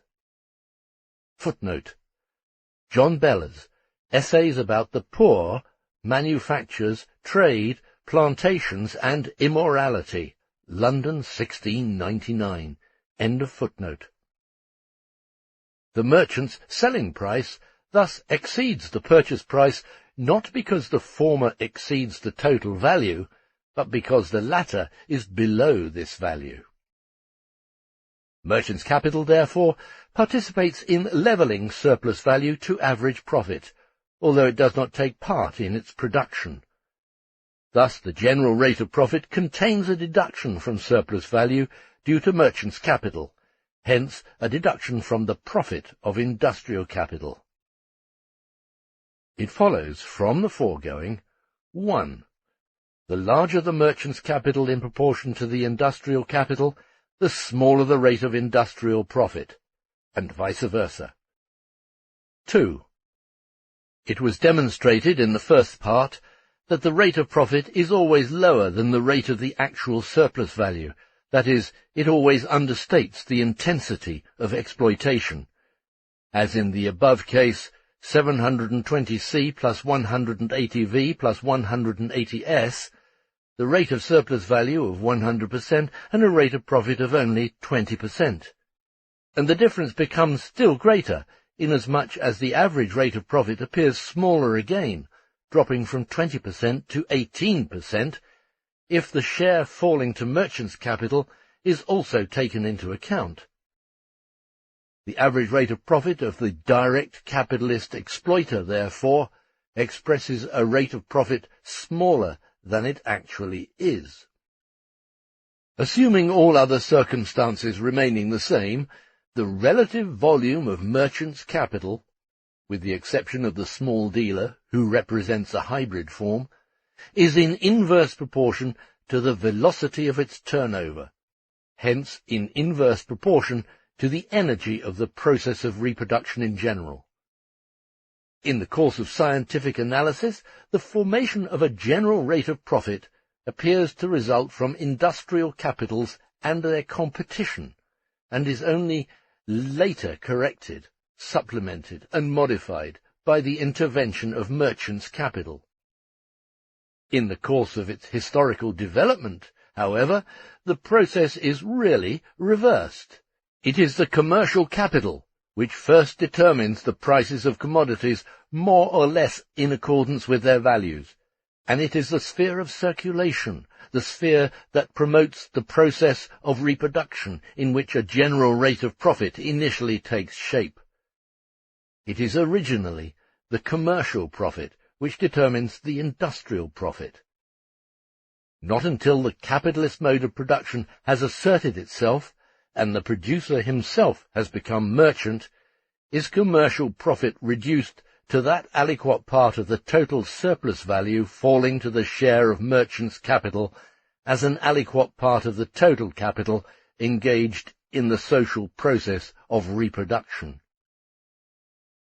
It was seen in the supplementary equalization of profit through the intervention of merchants' capital that no additional element entered the value of commodities with the merchant's advanced money capital, and that the extra charge to the price, whereby the merchant makes his profit, was merely equal to that portion of the value of the commodities which productive capital had not calculated in the price of production, that is, had left out.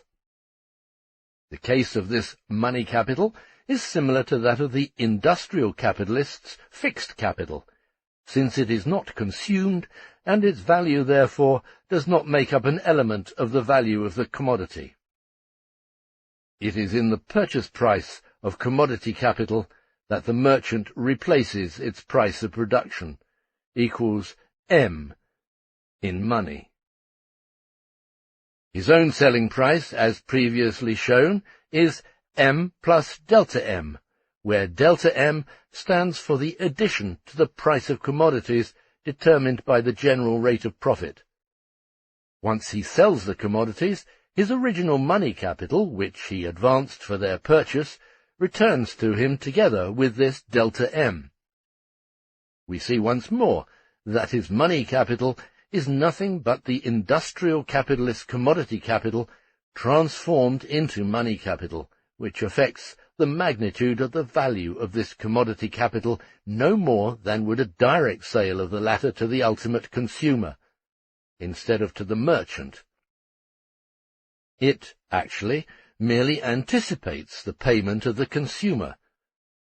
However, this is correct only on the condition hitherto assumed that the merchant has no overhead expenses, or that aside from the money capital, which he must advance to buy commodities from the producer, he need not advance any other capital, circulating or fixed, in the process of commodity metamorphosis, the process of buying and selling. But this is not so in reality, as we have seen in the analysis of the costs of circulation, Volume 2, Chapter 6. These costs of circulation are partly expenses, which the merchant has to reclaim from other agents of circulation, and partly expenses arising directly from his specific business. No matter what the nature of these costs of circulation, whether they arise from the purely commercial nature of the merchant's establishment as such, and hence belong to the merchant's specific costs of circulation, or represent items which are charges for subsequent processes of production added in the process of circulation, such as expressage, transport, storage, etc.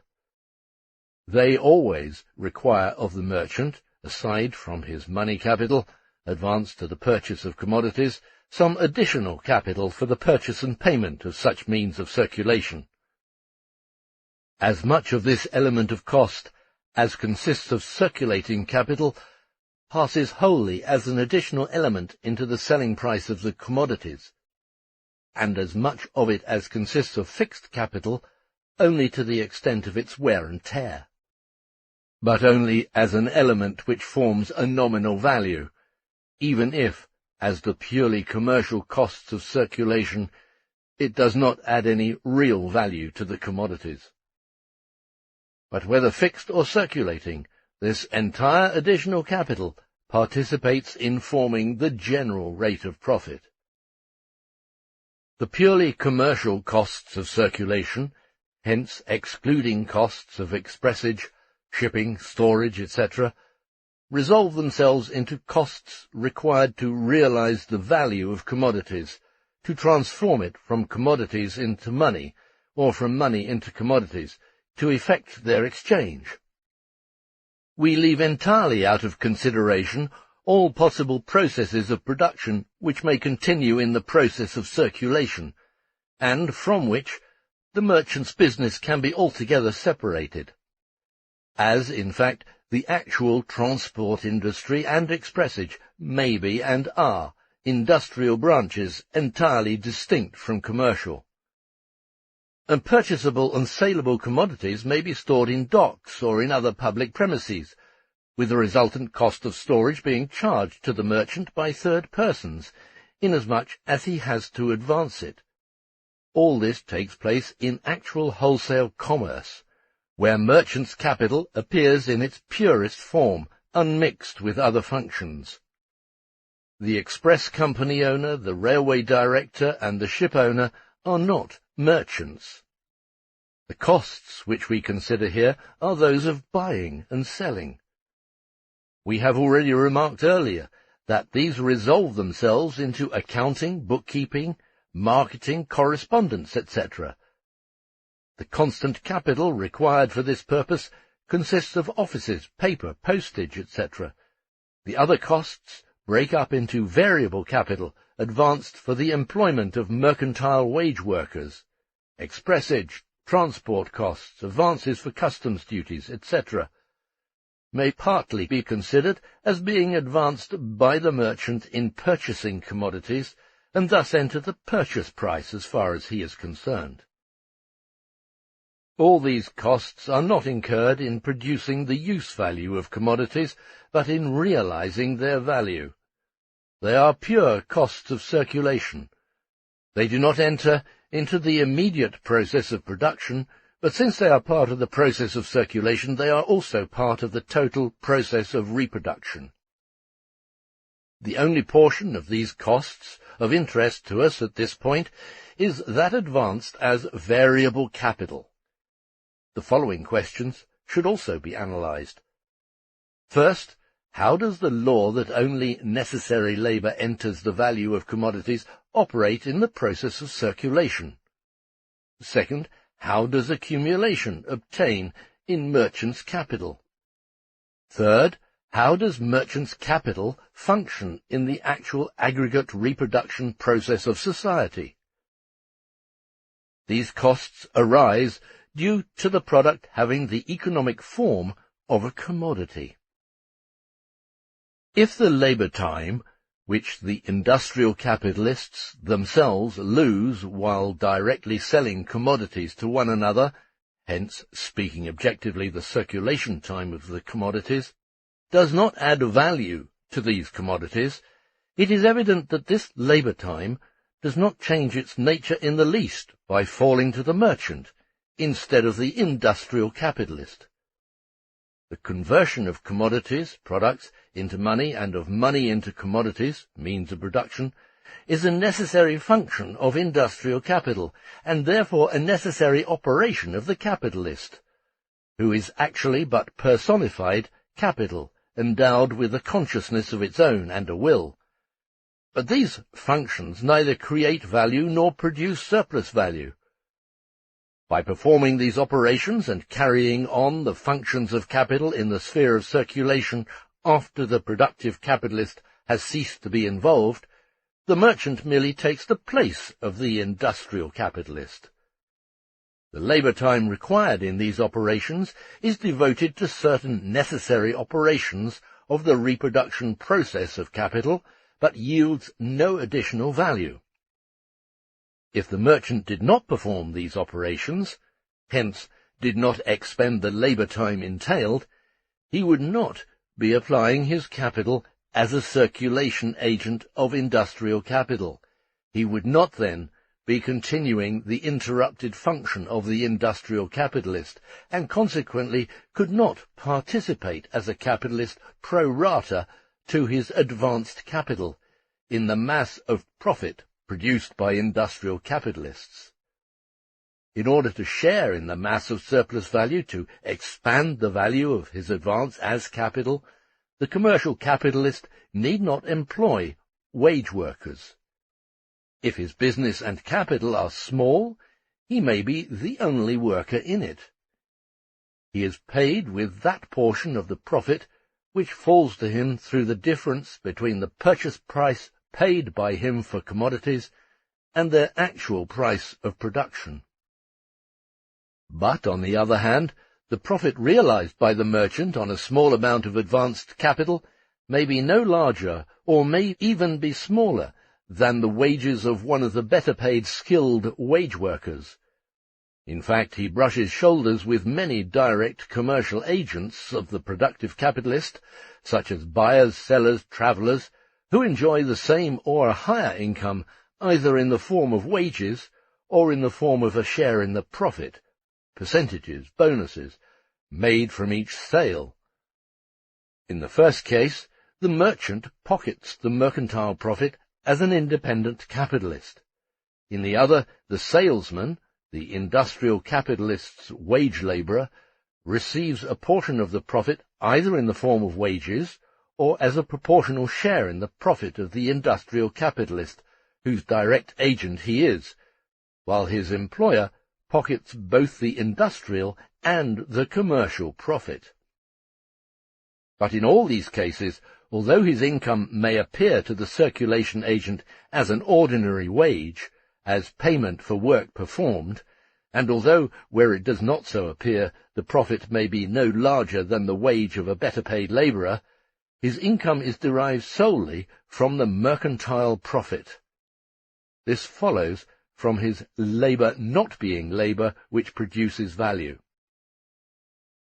The lengthening of the act of circulation represents for the industrial capitalist, 1, a personal loss of time, since it prevents him from performing in person his function as manager of the productive process.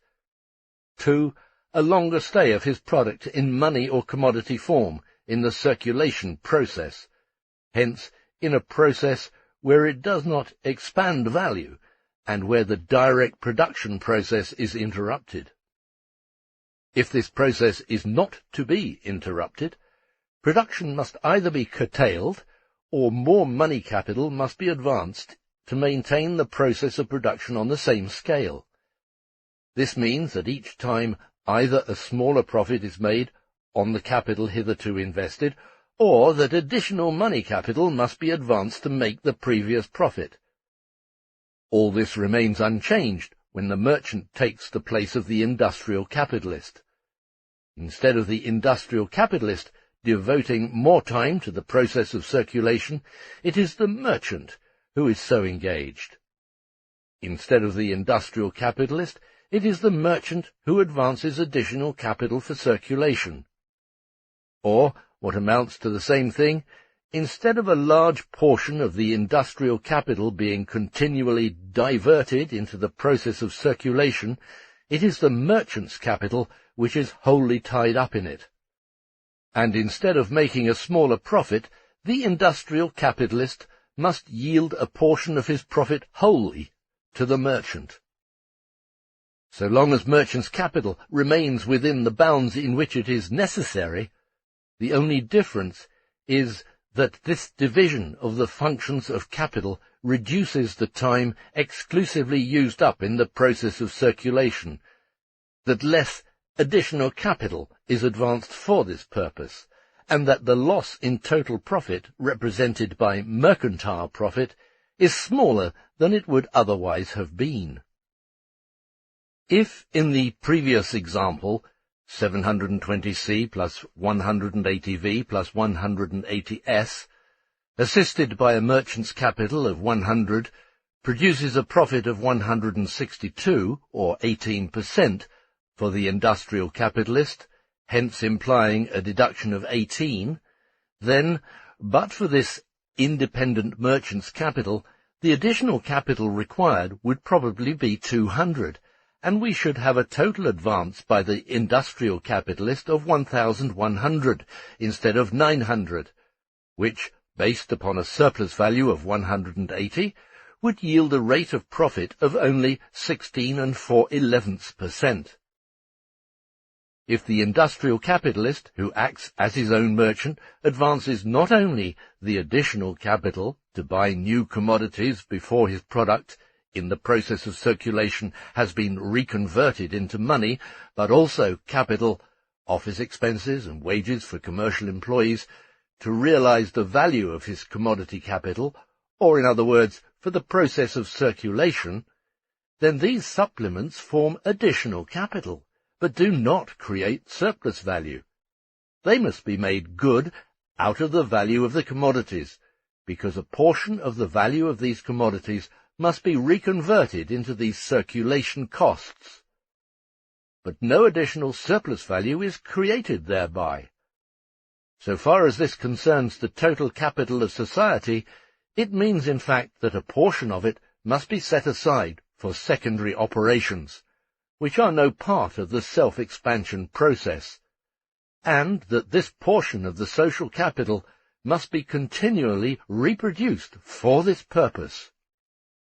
This reduces the rate of profit for the individual capitalist and for the entire class of industrial capitalists, an effect arising from every new investment of additional capital whenever such capital is required to set in motion the same mass of variable capital.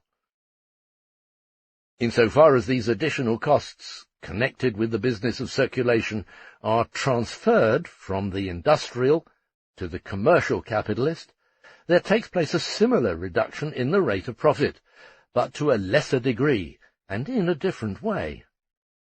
It now develops that the merchant advances more capital than would be necessary if these costs did not exist, and that the profit on this additional capital increases the amount of the commercial profit, so that more of the merchant's capital joins industrial capital in levelling the average rate of profit, and thereby the average profit falls. If, in our previous example, an additional capital of 50 is advanced besides the merchant's capital of 100 to cover the costs in question, then the total surplus value of 180 is distributed with respect to a productive capital of 900 plus a merchant's capital of 150, together equals 1,050. The average rate of profit, therefore, sinks to 17 1/7%. The industrial capitalist sells his commodities to the merchant at 900 plus 154 2/7 equals 1,054 2/7, and the merchant sells them at 1,130, 1,080 plus 50 for costs which he must recover. Moreover, it must be admitted that the division between merchants and industrial capital is accompanied by a centralization of the commercial expenses, and consequently by their reduction. The question now arises, what about the commercial wage workers employed by the commercial capitalist? Here, the merchant. In one respect, such a commercial employee is a wage worker like any other.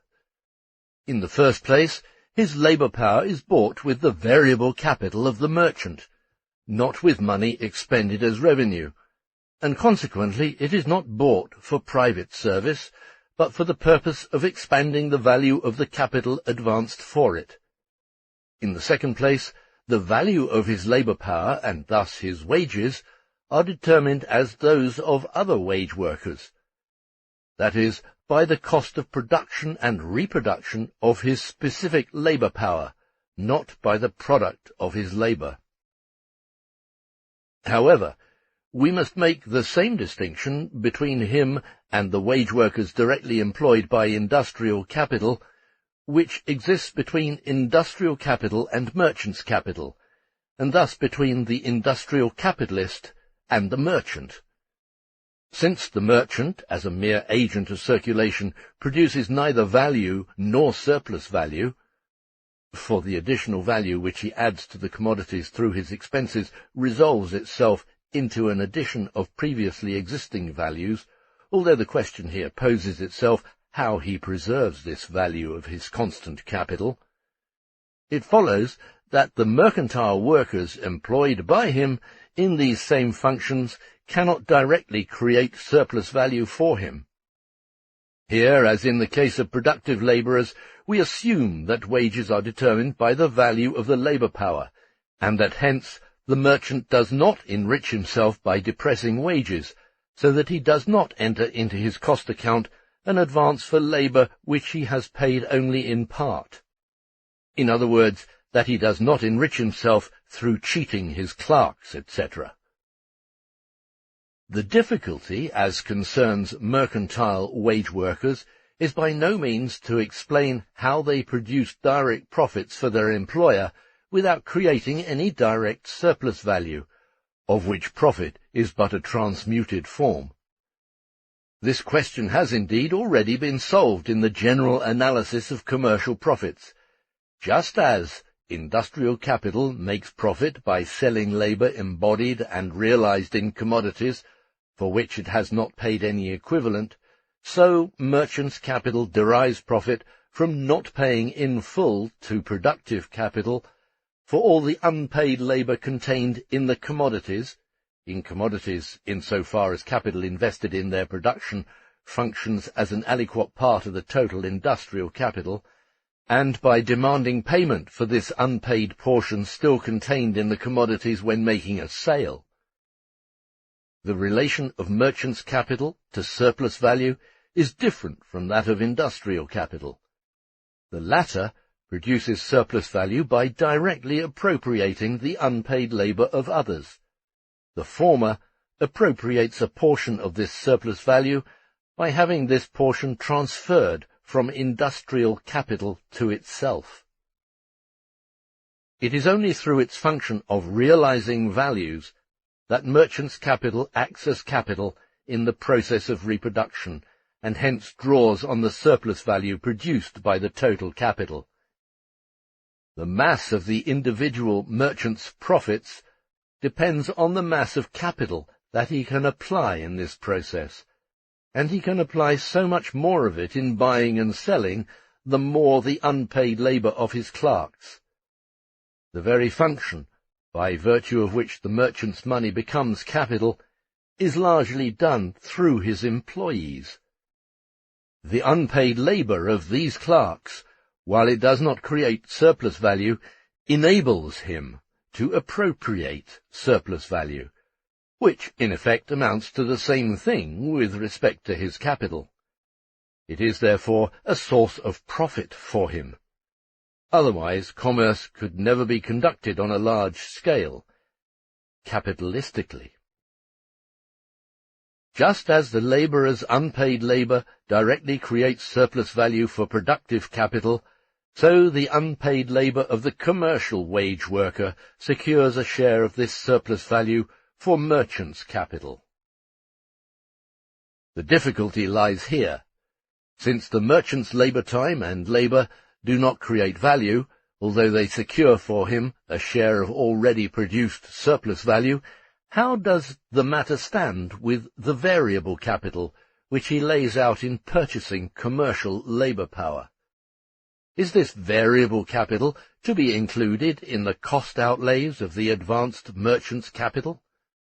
If not, this appears to conflict with the law of equalization of the rate of profit. What capitalist would advance 150 if he could charge only 100 to advanced capital?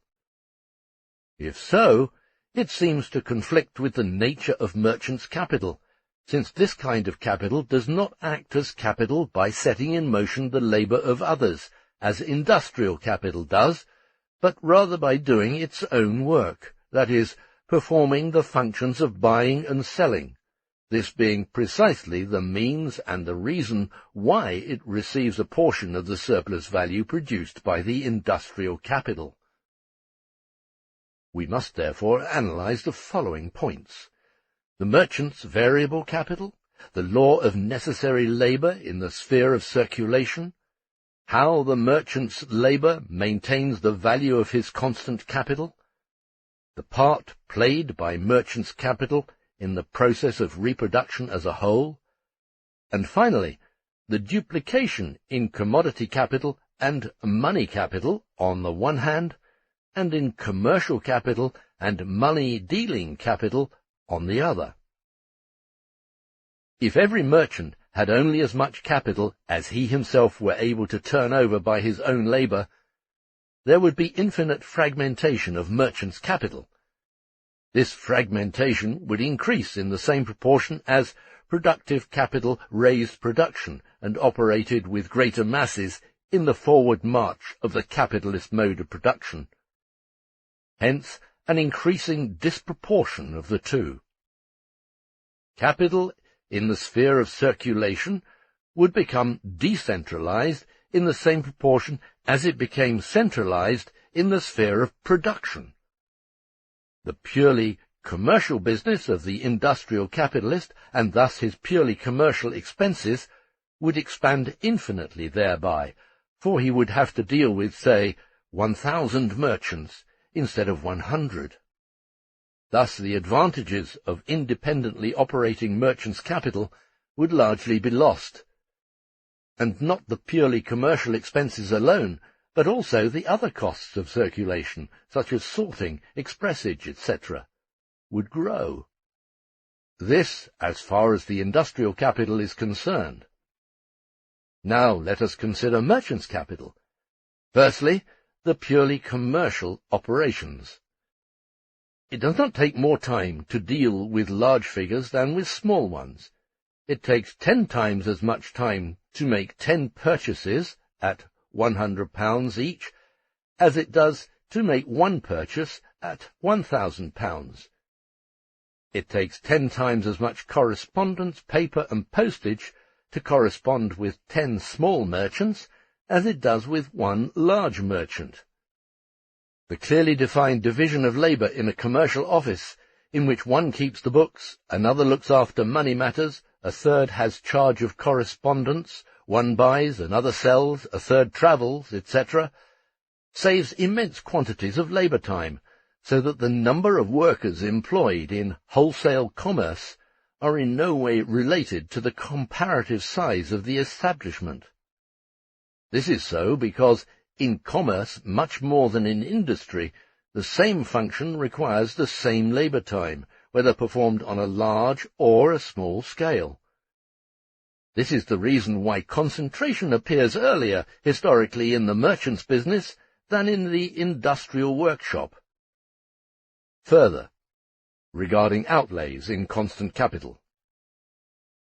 100 small offices cost incomparably more than one large office. 100 small warehouses more than a large one, etc. The costs of transport, which enter the accounts of a commercial establishment, at least as costs to be advanced, grow with the fragmentation. The industrial capitalist would have to lay out more in labor and in circulation costs in the commercial part of his business.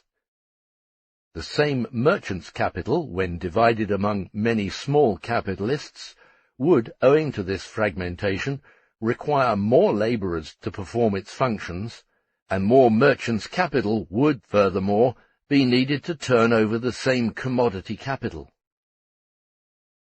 Suppose B is the entire merchant's capital directly applied in buying and selling commodities, and capital V the corresponding variable capital paid out in wages to the commercial employees.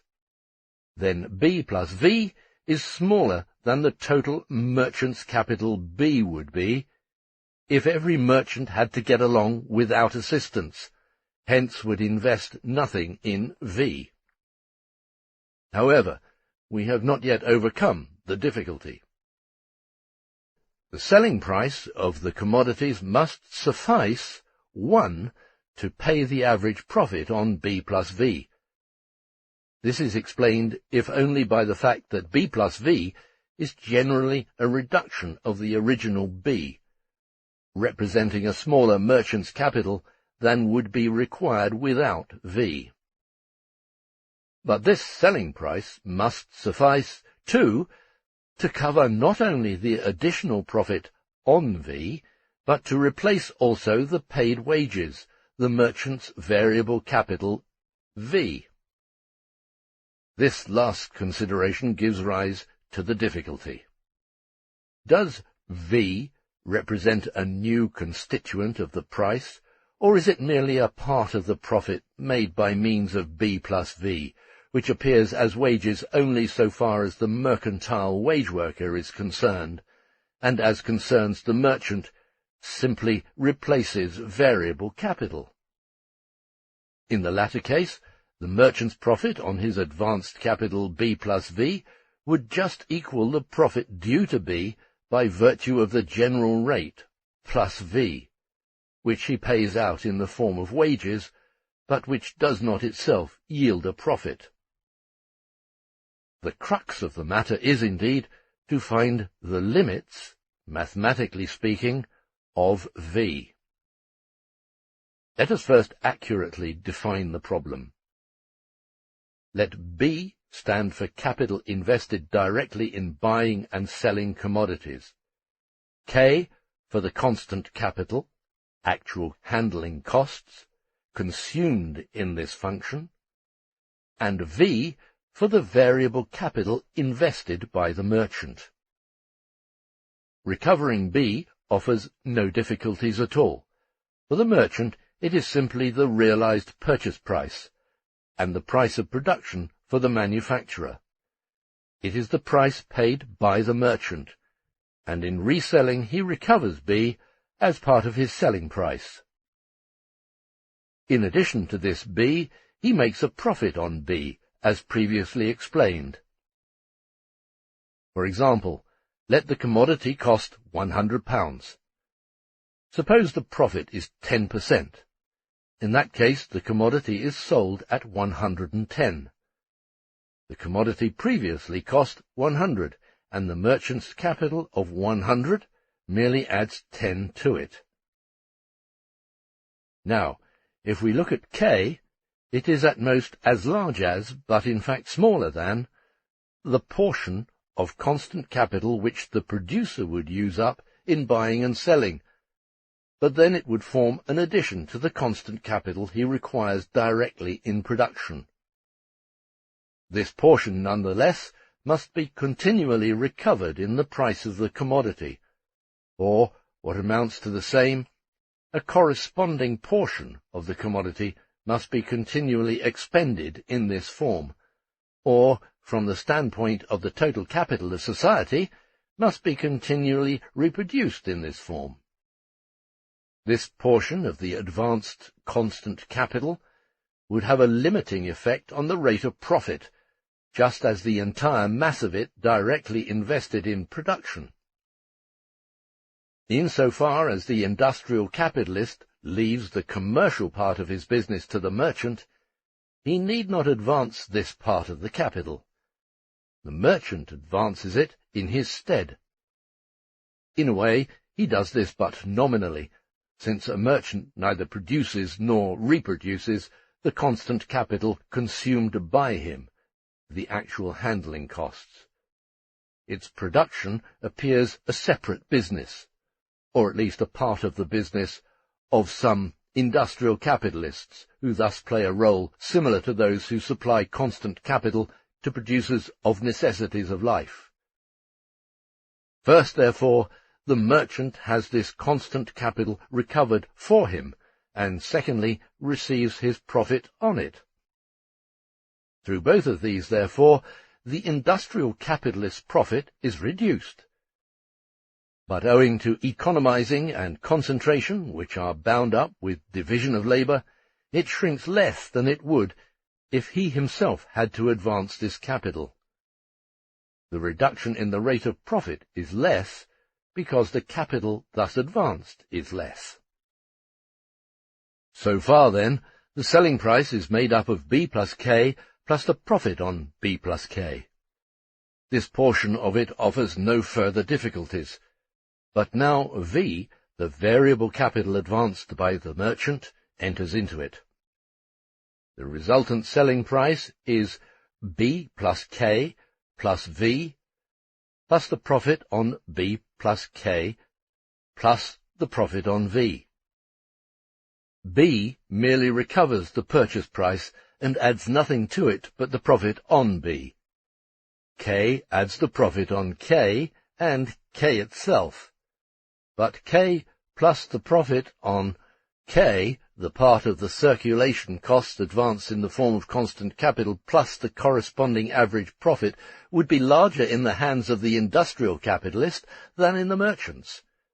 The shrinking of the average profit appears in the form of the full average profit calculated after deducting B plus K from the advanced industrial capital, with a deduction from the average profit on B plus K paid to the merchant, so that this deduction appears as the profit of a specific capital, merchant's capital.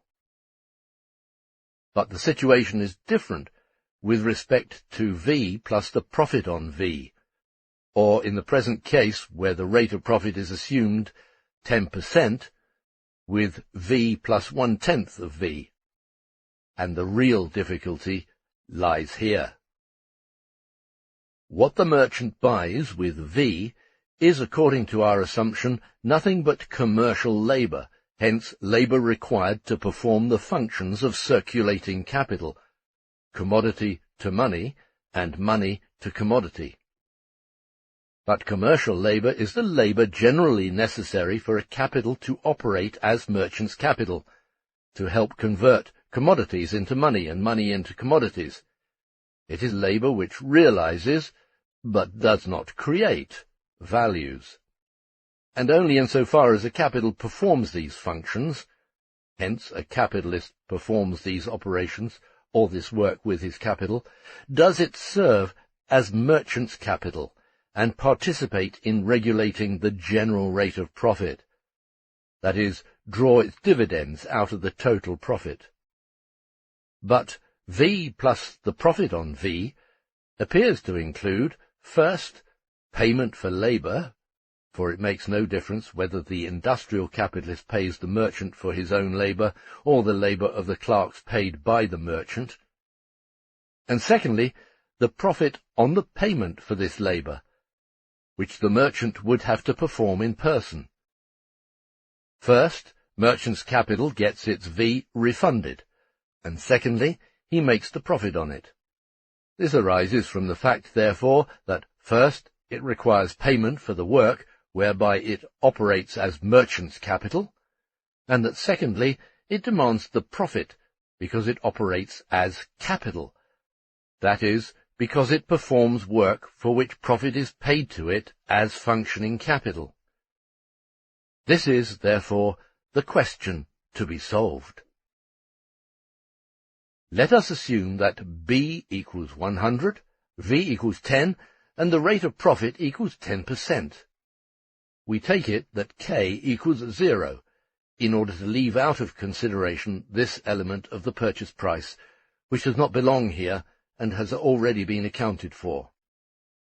Hence, the selling price would be B plus profit on B plus V plus profit on V equals B plus BP prime plus V plus Vp prime, where P prime stands for the rate of profit, equals 100 plus 10 plus 10 plus 1 equals 121. But if V were not invested by the merchant in wages, since V is paid only for commercial labour, that is, the labour required to realize the value of the commodity capital thrown on the market by industrial capital, the matter would stand as follows. To buy or sell for B equals 100, the merchant would devote his time, and we wish to assume that this is the only time at his disposal. The commercial labour represented by V, or 10, if paid for by profit instead of wages, would presuppose another merchant's capital equal to 100, since at 10% this makes V equal 10. This second B equals 100 would not additionally go into the price of commodities, but the 10% would.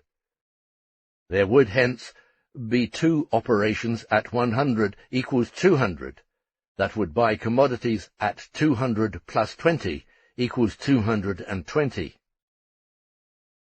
Since merchant's capital is absolutely nothing but an individualized form of a portion of industrial capital engaged in the process of circulation, all questions referring to it must be solved by representing the problem primarily in a formula, in which the phenomena peculiar to merchant's capital do not yet appear independently, but still in direct connection with industrial capital, as a branch of it. As an office, distinct from a workshop, mercantile capital operates continually in the circulation process. It is here, in the office of the industrial capitalist himself, that we must first analyze the V now under consideration. The office is from the outset always infinitesimally small compared to the industrial workshop. As for the rest, it is clear that as the scale of production is extended, commercial operations required constantly for the circulation of industrial capital in order to sell the product existing as commodity capital, to reconvert the money so received into means of production, and to keep account of the whole process, multiply accordingly. Calculation of prices, bookkeeping, managing funds, correspondence, all belong under this head. The more developed the scale of production, the greater, even if not proportionately greater, the commercial operations of the industrial capital, and consequently the labour and other costs of circulation involved in realizing value and surplus value. This necessitates the employment of commercial wage workers, who make up the actual office staff. The outlay for these, although made in the form of wages, differs from the variable capital laid out in purchasing productive labour. It increases the outlay of the industrial capitalist, the mass of the capital to be advanced, without directly increasing surplus value, because it is an outlay for labour employed solely in realizing value already created. Like every other outlay of this kind, it reduces the rate of profit because the advanced capital increases, but not the surplus value. If surplus value S remains constant, while advanced capital increases to capital plus delta capital, then the rate of profit S over capital is replaced by the smaller rate of profit S over capital plus delta capital. The industrial capitalist endeavours, therefore, to cut these expenses of circulation down to a minimum, just as his expenses for constant capital. Hence, industrial capital does not maintain the same attitude to its commercial wage labourers as it does to its productive wage labourers. The more productive wage labourers it employs under otherwise equal circumstances, the greater the output, and the greater the surplus value or profit. Conversely, however, the larger the scale of production, the greater the quantity of value and surplus value to be realized, the greater the produced commodity capital, the greater are the absolute, if not relative, office costs, giving rise to a kind of division of labour. To what extent profit is the precondition for these outlays is seen, among other things, from the fact that with the increase of commercial salaries, a part of them is frequently paid by a share in the profit. It is in the nature of things that labour consisting merely of intermediate operations connected partly with calculating values, partly with realizing them, and partly with reconverting the realized money into means of production, is a labour whose magnitude, therefore, depends on the quantity of the produced values that have to be realized, and does not act as the cause, like directly productive labour, but rather as an effect of the respective magnitudes and masses of these values. The same applies to the other costs of circulation. To do much measuring, weighing, packing, and transporting, much must be on hand. The amount of packing, transporting, etc., depends on the quantity of commodities which are the objects of this activity, not vice versa. The commercial worker produces no surplus value directly, but the price of his labour is determined by the value of his labour power, hence by its costs of production, while the application of this labour power, its exertion, expenditure of energy, and wear and tear, is, as in the case of every other wage labourer, by no means limited by its value. His wage, therefore, is not necessarily proportionate to the mass of profit which he helps the capitalist to realize. What he costs the capitalist, and what he brings in for him, are two different things. He creates no direct surplus value, but adds to the capitalist's income by helping him to reduce the cost of realizing surplus value, inasmuch as he performs partly unpaid labour. The commercial worker, in the strict sense of the term, belongs to the better paid class of wage workers, to those whose labour is classed as skilled and stands above average labour. Yet the wage tends to fall, even in relation to average labour, with the advance of the capitalist mode of production. This is due partly to the division of labour in the office, implying a one-sided development of the labour capacity, the cost of which does not fall entirely on the capitalist, since the labourer's skill develops by itself through the exercise of his function, and all the more rapidly as division of labour makes it more one-sided. Secondly, because the necessary training, knowledge of commercial practices, languages, etc. is more and more rapidly, easily, universally, and cheaply reproduced with the progress of science and public education, the more capitalist mode of production directs teaching methods, etc. towards practical purposes. The universality of public education enables capitalists to recruit such labourers from classes that formerly had no access to such trades, and were accustomed to a lower standard of living. Moreover, this increases supply, and hence competition. With few exceptions, the labour power of these people is therefore devaluated with the progress of capitalist production. Their wage falls, while their labour capacity increases. The capitalist increases the number of these labourers whenever he has more value and profits to realize. The increase of this labour is always a result, never a cause, of more surplus value. Footnote. How well this forecast of the fate of the commercial proletariat, written in 1865, has stood the test of time, can be corroborated by hundreds of German clerks, who are trained in all commercial operations and acquainted with 3 or 4 languages, and offer their services in vain to London City at 25 shillings per week, which is far below the wages of a good machinist. A blank of 2 pages in the manuscript indicates that this point was to have been treated at greater length. For the rest, we refer the reader to Volume 2, Chapter 6, The Costs of Circulation, where various matters belonging under this head have already been discussed. Friedrich Engels, End of footnote.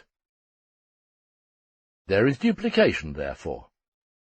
On the one hand, the functions as commodity capital and money capital, hence further designated as merchant's capital, are general, definite forms assumed by industrial capital. On the other hand, specific capitals, and therefore specific groups of capitalists, are exclusively devoted to these functions, and these functions thus develop into specific spheres of self-expansion of capital. In the case of mercantile capital, the commercial functions and circulation costs are found only in individualized form. That side of industrial capital which is devoted to circulation continuously exists not only in the shape of commodity capital and money capital, but also in the office alongside the workshop. But it becomes independent in the case of mercantile capital. In the latter's case, the office is its only workshop. The portion of capital employed in the form of circulation costs appears much larger in the case of the big merchant than in that of the industrialist, because besides their own offices connected with every industrial workshop, that part of capital which would have to be so applied by the entire class of industrial capitalists is concentrated in the hands of a few merchants, who, in carrying out the functions of circulation, also provide for the growing expenses incidental to their continuation. To industrial capital, the costs of circulation appear as unproductive expenses, and so they are. To the merchant, they appear as a source of his profit, proportional, given the general rate of profit, to their size. The outlay to be made for these circulation costs is therefore a productive investment for mercantile capital, and for this reason the commercial labour which it buys is likewise immediately productive for it. Chapter 18. The turnover of merchants' capital. Prices. The turnover of industrial capital is a combination of its period of production and time of circulation, and therefore embraces the entire process of production. The turnover of merchants' capital, on the other hand, being in reality nothing but an alienated movement of commodity capital, represents only the first phase in the metamorphosis of a commodity to money, as the refluent movement of a specific capital. Money to commodity, then commodity to money, is, from the mercantile point of view, the turnover of merchants' capital. The merchant buys, converting his money into commodities, then sells, converting the latter back into money, and so forth in constant repetition. Within circulation, the metamorphosis of industrial capital always presents itself in the form of commodity 1 to money to commodity 2. The money realized by the sale of the produced commodity, commodity 1, is used to purchase new means of production, commodity 2. This amounts to a practical exchange of commodity 1 for commodity 2, and the same money thus changes hands twice. Its movement mediates the exchange of two different kinds of commodities, commodity 1 and commodity 2. But in the case of the merchant, it is, conversely, the same commodity which changes hands twice, in money to commodity to increased money. It merely promotes the reflux of his money. If, for example, a certain merchant's capital is £100, and for these £100 the merchant buys commodities and sells them for £110, then his capital of £100 has completed one turnover, and the number of such turnovers per year depends on the number of times this movement, money to commodity to increased money, is repeated. We here leave entirely out of consideration the costs which may be concealed in the difference between the purchase price and the selling price, since these do not alter in any way the formula which we are now analyzing. The number of turnovers of a given merchant's capital, therefore, is analogous in this case to the repeated cycles of money as a mere medium of circulation. Just as the same shilling buys 10 times its value in commodities in making 10 cycles, so the same money capital of the merchant, when turned over 10 times, buys 10 times its value in commodities, or realizes a total commodity capital of 10 times its value. A merchant's capital of 100, for instance, a 10-fold value equals 1,000. But there is this difference. In the cycle of money as a medium of circulation, it is the same piece of money that passes through different hands, thus repeatedly performing the same function and hence making up for the mass of the circulating pieces of money by its velocity. But in the merchant's case, it is the same money capital, the same money value, regardless of what pieces of money it may be composed, which repeatedly buys and sells commodity capital to the amount of its value, and which therefore returns to the same hands, the same point of departure as M plus delta M, that is, value plus surplus value. This characterizes its turnover as capital turnover. It always withdraws more money from circulation than it throws in.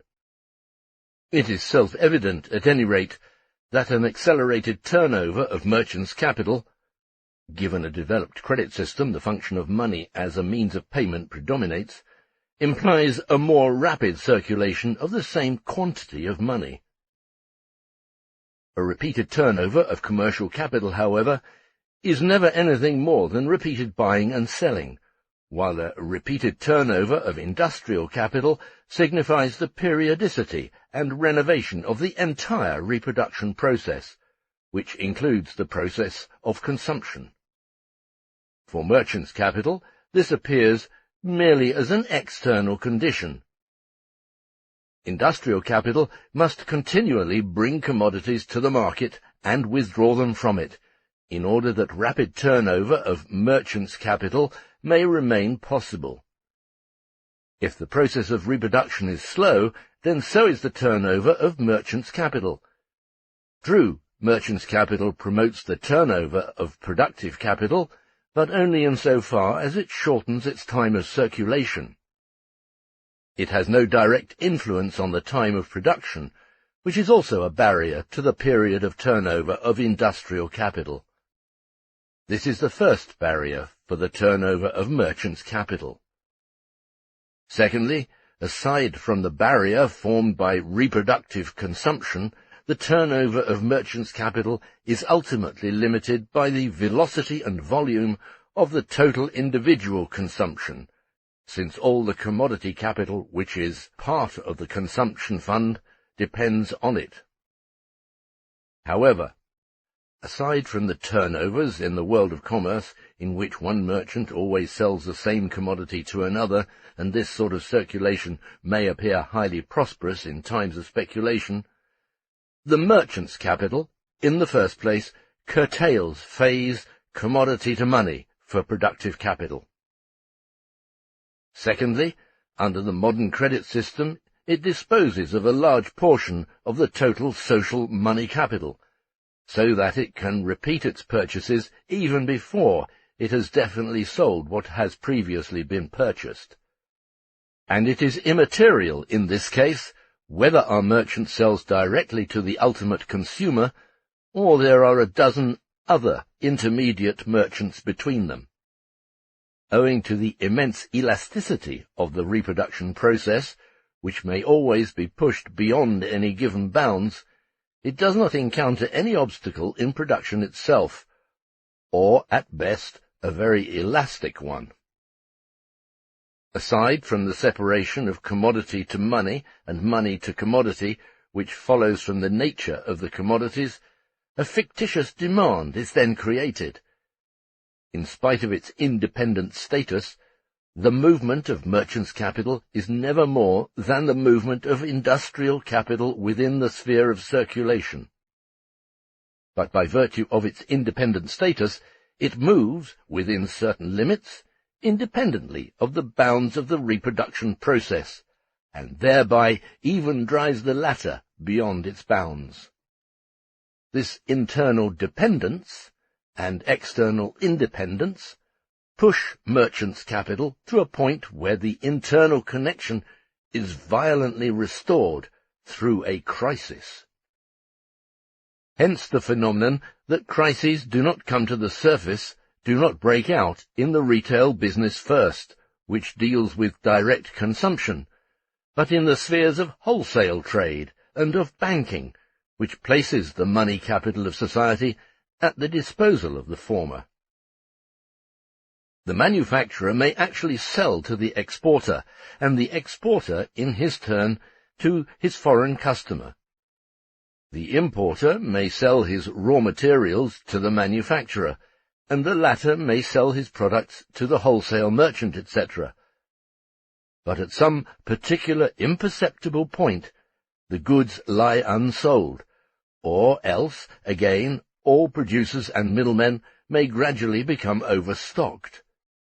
Consumption is then generally at its highest, either because one industrial capitalist sets a succession of others in motion, or because the labourers employed by them are fully employed and have more to spend than usual. The capitalist's expenditures increase together with their growing income.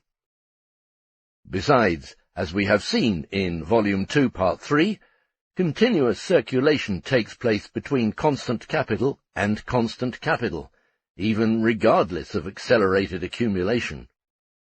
It is at first independent of individual consumption because it never enters the latter. But this consumption definitely limits it nevertheless, since constant capital is never produced for its own sake, but solely because more of it is needed in spheres of production whose products go into individual consumption. However, this may go on undisturbed for some time, stimulated by prospective demand, and in such branches, therefore, the business of merchants and industrialists goes briskly forth. The crisis occurs when the returns of merchants who sell in distant markets, or whose supplies have also accumulated on the home market, become so slow and meagre that the banks press for payment, or promissory notes for purchased commodities become due before the latter have been resold. Then forced sales take place, sales in order to meet payments. Then comes the crash, which brings the illusory prosperity to an abrupt end. But the superficiality and meaninglessness of the turnover of merchants' capital are still greater, because the turnover of one and the same merchant's capital may simultaneously or successively promote the turnovers of several productive capitals. The turnover of merchants' capital does not just promote the turnovers of several industrial capitals, it can also expedite the opposite phases of the metamorphosis of commodity capital. For instance, the merchant buys linen from the manufacturer and sells it to the bleacher. In this case, therefore, the turnover of the same merchant's capital, in fact, the same commodity to money, a realization of the linen, represents two opposite phases for two different industrial capitals.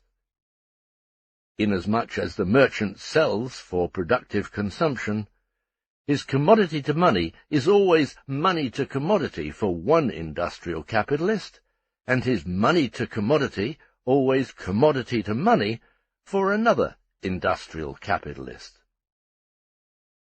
If we leave out K, the circulation costs, as we do in this chapter, if, in other words, we leave aside that portion of capital which the merchant advances along with the money required to purchase commodities, it follows that we also omit delta K, the additional profit made on this additional capital.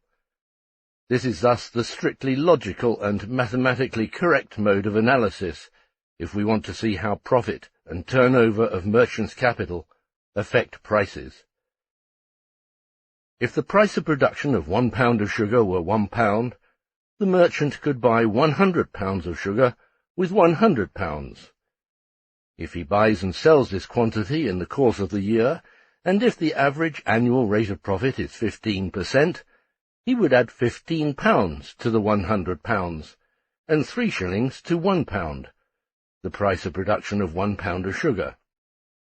That is, he would sell 1 pound of sugar at £1 3 shillings. But if the price of production of 1 pound of sugar should fall to 1 shilling, the merchant could buy 2,000 pounds of sugar with 100 pounds, and sell the sugar at 1 shilling and 1/4 of a penny per pound. The annual profit on capital invested in the sugar business would still be 15 pounds on each 100 pounds, but the merchant has to sell 100 pounds in the first case, and 2,000 pounds in the second. The high or low level of the price of production has nothing to do with the rate of profit, but it would greatly and decisively affect that aliquot part of the selling price of each pound of sugar, which resolves itself in mercantile profit, that is, the addition to the price which the merchant makes on a certain quantity of commodities or products. If the price of production of a commodity is small, so too the amount the merchant advances in its purchase price, that is, for a certain quantity of it. Hence, with a given rate of profit, the amount of profit he makes on this quantity of cheap commodities is small as well, or, what amounts to the same, he can then buy, with a certain amount of capital, say 100, a larger quantity of these cheap commodities, and the total profit of 15, which he makes per 100, breaks up into small fractions over each individual piece or portion belonging to this mass of commodities. If the opposite takes place, then the reverse is true. This depends entirely on the greater or smaller productivity of the industrial capital in whose products he trades. If we accept the cases in which the merchant is a monopolist and simultaneously monopolizes production, as did the Dutch East India Company in its day, nothing can be more ridiculous than the current idea that it depends on the merchant whether he sells many commodities at a small profit or few commodities at a large profit on each individual piece of the commodities. The two limits of his selling price are, on the one hand, the price of production of the commodities, over which he has no control; on the other hand, the average rate of profit, over which he has just as little control. The only thing up to him to decide is whether he wants to deal in dear or in cheap commodities, and even here the size of his available capital and other circumstances also have their effect. Therefore it depends wholly on the degree of development of the capitalist mode of production, not on the merchant's goodwill, what course he shall follow. A purely commercial company like the old Dutch East India Company, which had a monopoly of production, could fancy that it could continue a method adapted at best to the beginnings of capitalist production under entirely changed conditions. Footnote. Quote, "Profit, on the general principle, is always the same, whatever be price, keeping its place like an incumbent body on the swelling or sinking tide. As, therefore, prices rise, a tradesman raises price. As prices fall, a tradesman lowers price." Unquote. Here, as in the text generally, it is only a matter of ordinary commerce, not of speculation. The analysis of speculation, as well as everything else pertaining to the division of mercantile capital, falls outside the field of our inquiry. Quote, "The profit of trade is a value added to capital which is independent of price. The second, speculation, is founded on the variation in the value of capital or in price itself." Unquote. Corbett, An Inquiry into the Causes, etc., of the Wealth of Individuals, London, 1841. End of footnote. The following circumstances, among others, help to maintain that popular prejudice, which, like all false conceptions of profit, etc., arises from the observation of pure commerce and merchant's prejudice. First, phenomena of competition, which, however, apply merely to the distribution of mercantile profit among individual merchants, the shareholders of the total merchant's capital.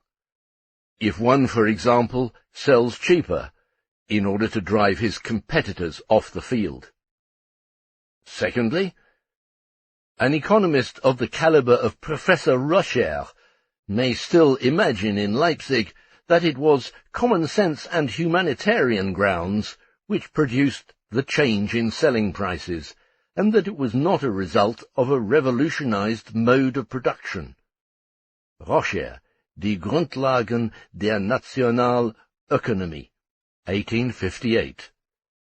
Thirdly, if production prices fall due to greater productivity of labor, and selling prices fall for the same reason, the demand, and with it the market prices, often rise even faster than the supply, so that selling prices yield more than the average profit. Fourthly, a merchant may reduce his selling price, which is never more than a reduction of the usual profit that he adds to the price, so as to turn over a larger capital more rapidly. All these are matters that only concern competition between the merchants themselves. We have already shown in Volume 1 that high or low commodity prices do not determine either the mass of surplus value produced by a given capital or the rate of surplus value. Although the price of a commodity, and with it the share of surplus value in this price, are greater or smaller depending on the relative quantity of commodities produced by a given quantity of labor. The prices of every specified quantity of a commodity are, so far as they correspond to the values, determined by the total quantity of labor incorporated in this commodity. If little labor is incorporated in much commodity, the unit price of the commodity is low, and the surplus value in it is small. How this labor incorporated in a commodity breaks up into paid and unpaid labor, and what portion of its price therefore represents surplus value, has nothing to do with this total quantity of labor, nor, consequently, with the price of the commodity. But the rate of surplus value does not depend on the absolute magnitude of the surplus value contained in the unit price of the commodity. It depends on its relative magnitude, its proportion to the wages contained in the same commodity. The rate of surplus value may therefore be large, while the absolute magnitude of surplus value in each unit of the commodity is small. This absolute magnitude of surplus value in each piece of the commodity depends primarily on the productivity of labor, and only secondarily on its division into paid and unpaid labor. Now, in the case of the commercial selling price, the price of production is a given external precondition. The high commercial commodity prices in former times were due, 1, to the high prices of production, that is, the unproductiveness of labor, 2, to the absence of a general rate of profit, with merchants' capital absorbing a much larger quota of surplus value than would have fallen to its share if capitals enjoyed greater general mobility. The ending of this situation, in both its aspects, is therefore the result of the development of the capitalist mode of production. The turnovers of merchants' capital vary in duration, their annual number consequently being greater or smaller in different branches of commerce. Within the same branch, the turnover is more or less rapid in the different phases of the economic cycle. Yet there is an average number of turnovers, determined by experience. We have already seen that the turnover of merchants' capital differs from that of industrial capital. This is in the nature of things. One single phase in the turnover of industrial capital appears as a complete turnover of an independently constituted merchant's capital, or yet of its part. It also stands in a different relation to profit and price determination. In the case of industrial capital, its turnover expresses, on the one hand, the periodicity of reproduction, and therefore the mass of commodities thrown on the market in a certain period depends on it. On the other hand, its time of circulation creates a barrier, an extensible one, and exerts more or less of a restraint on the creation of value and surplus value because it affects the volume of the production process. The turnover, therefore, acts as a determining element on the mass of annually produced surplus value, and hence on the formation of the general rate of profit, but it acts as a limiting rather than positive element. For merchants' capital, on the contrary, the average rate of profit is a given magnitude. The merchant's capital does not directly participate in creating profit or surplus value, and joins in shaping the general rate of profit only insofar as it draws a dividend proportionate to its share in the total capital out of the mass of profit produced by industrial capital. The greater the number of turnovers of an industrial capital under conditions described in Volume 2, Part 2, the greater the mass of profit it creates.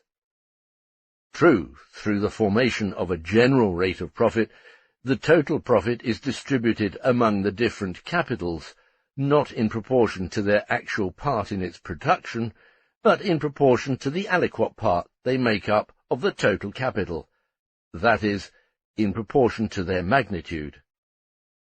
But this does not alter the essence of the matter. The greater the number of turnovers of the total industrial capital, the greater the mass of profits, the mass of annually produced surplus value, and therefore, other circumstances remaining unchanged, the rate of profit. It is different with merchants' capital.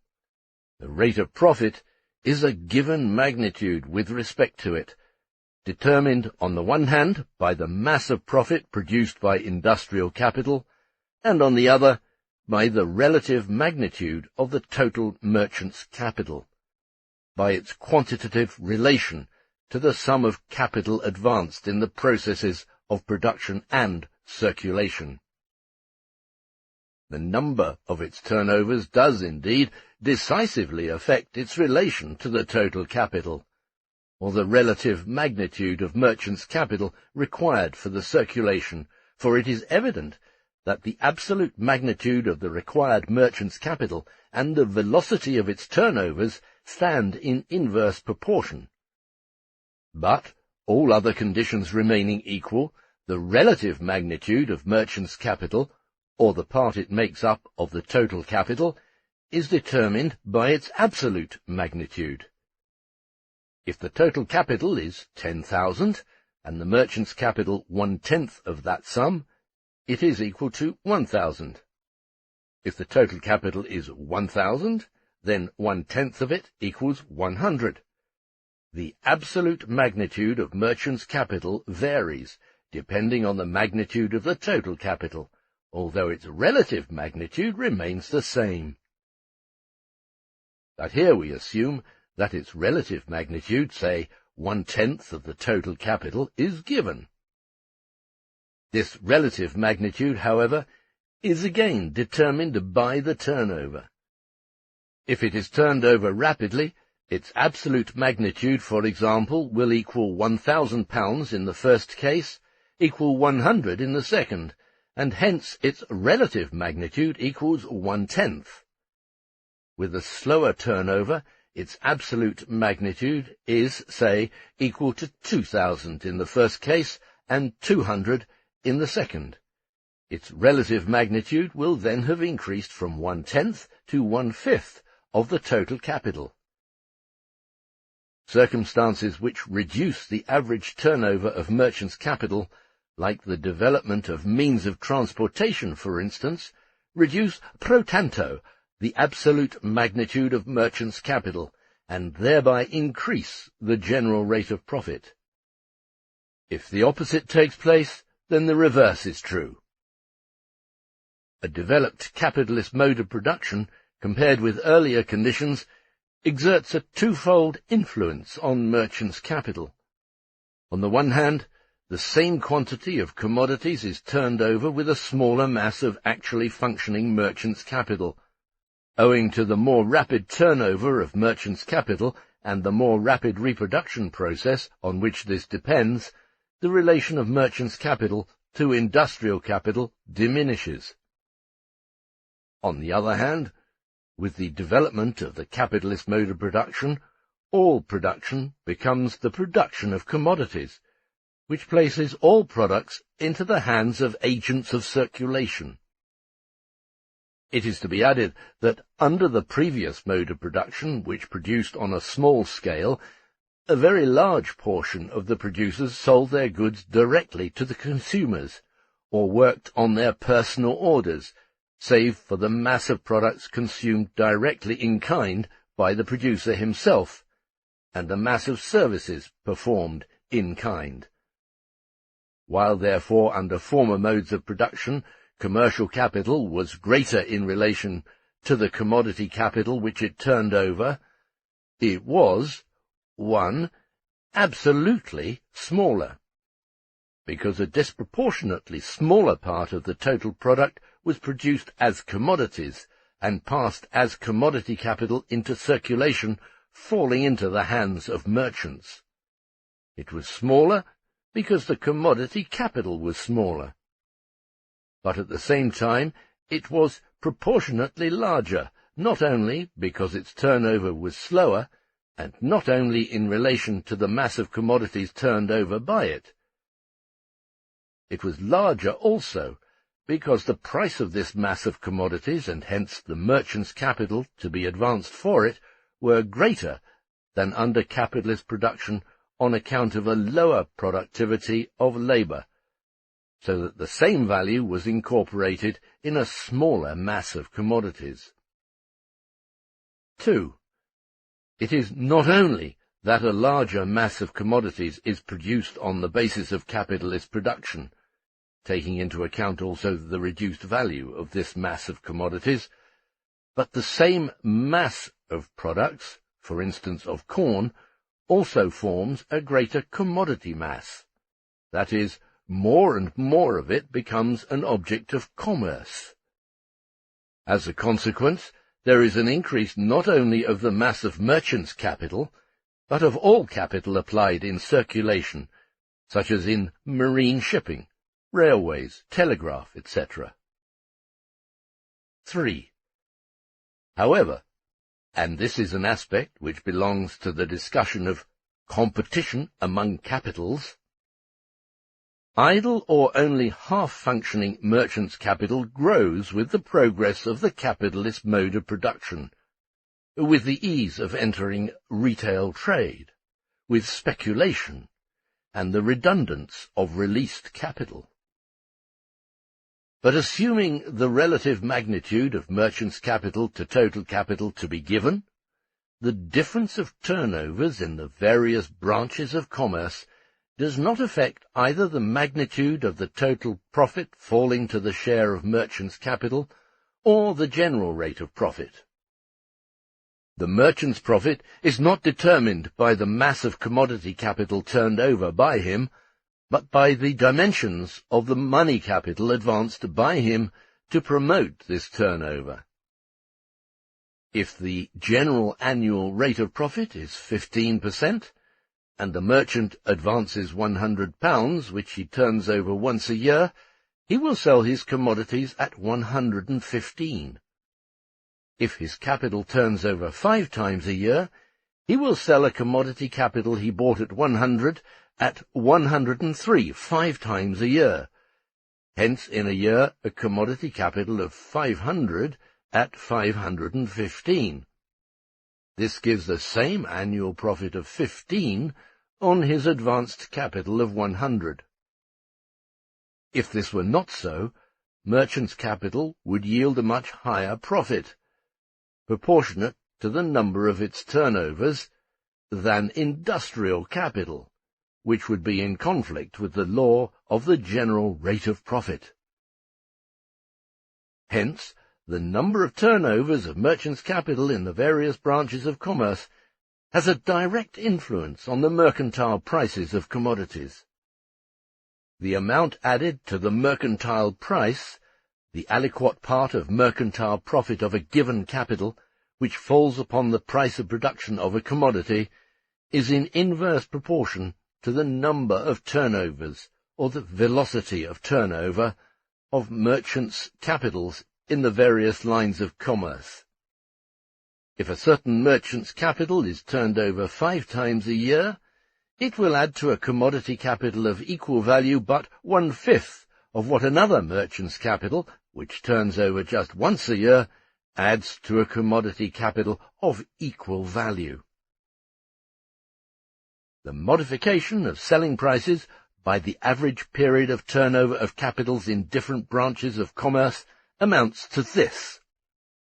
The same mass of profits determined for any given magnitude of merchant's capital by the general annual rate of profit, hence determined independently of the specific character of the commercial operations of this capital, is differently distributed, proportionately to the rate of turnover, over masses of commodities of equal value, so that, for instance, if a merchant's capital is turned over 5 times a year, 15 over 5 equals 3%. If once a year, 15% is added to the price of the commodities. The same percentage of commercial profit in different branches of commerce, therefore, increases the selling prices of commodities by quite different percentages of their values, all depending on their periods of turnover. On the other hand, in the case of industrial capital, the period of turnover does not in any way affect the magnitude of the value of individual commodities produced, although it does affect the mass of values and surplus values produced in a given time by a given capital, because it affects the mass of exploited labor. This is concealed, to be sure, and seems to be otherwise as soon as one turns to prices of production. But this is due solely to the fact that, according to previously analyzed laws, the prices of production of various commodities deviate from their values. If we look upon the process of production as a whole, and upon the mass of commodities produced by the total industrial capital, we shall at once find the general law vindicated. While, therefore, a closer inspection of the influence of the period of turnover on the formation of values by industrial capital leads us back to the general law and to the basis of political economy, that the values of commodities are determined by the labor time contained in them, the influence of the turnovers of merchants' capital on mercantile prices reveals phenomena which, without benefit of a very far-reaching analysis of the connecting links, seem to point to a purely arbitrary determination of prices, namely, that they are fixed by a capital simply bent on pocketing a certain quantity of profit in a year. Due particularly to this influence of turnovers, it appears that within certain limits the process of circulation as such determines commodity prices independently of the process of production. All superficial and false conceptions of the process of reproduction as a whole are derived from examinations of merchants' capital, and from the conceptions which its peculiar movements call forth in the minds of circulation agents. If, as the reader will have realized, to his great dismay, the analysis of the actual intrinsic relations of the capitalist process of production is a very complicated matter and very extensive, if it is a work of science to resolve the visible, merely external movement into the true intrinsic movement, it is self-evident that conceptions which arise about the laws of production in the minds of agents of capitalist production and circulation will diverge drastically from these real laws, and will merely be the conscious expression of the visible movements. The conceptions of the merchant, stockbroker, and banker are necessarily quite distorted. Those of the manufacturers are vitiated by the acts of circulation to which their capital is subject, and by the levelling of the general rate of profit. Footnote. This is a very naive but also a very correct remark. Quote, "Surely the fact that one and the same commodity may be had from different sellers at considerably different prices is frequently due to mistakes of calculation." Unquote.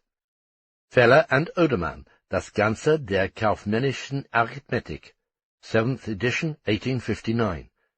This shows how purely theoretical, that is, abstract, becomes the determination of prices. End of footnote. Competition, likewise, assumes a completely distorted role in their minds. If the limits of value and surplus value are given, it is easy to grasp how competition of capitals transforms values into prices of production, and further into mercantile prices, and surplus value into average profit. But without these limits, it is absolutely unintelligible why competition should reduce the general rate of profit to one level instead of another. For example, make it 15% instead of 1,500%.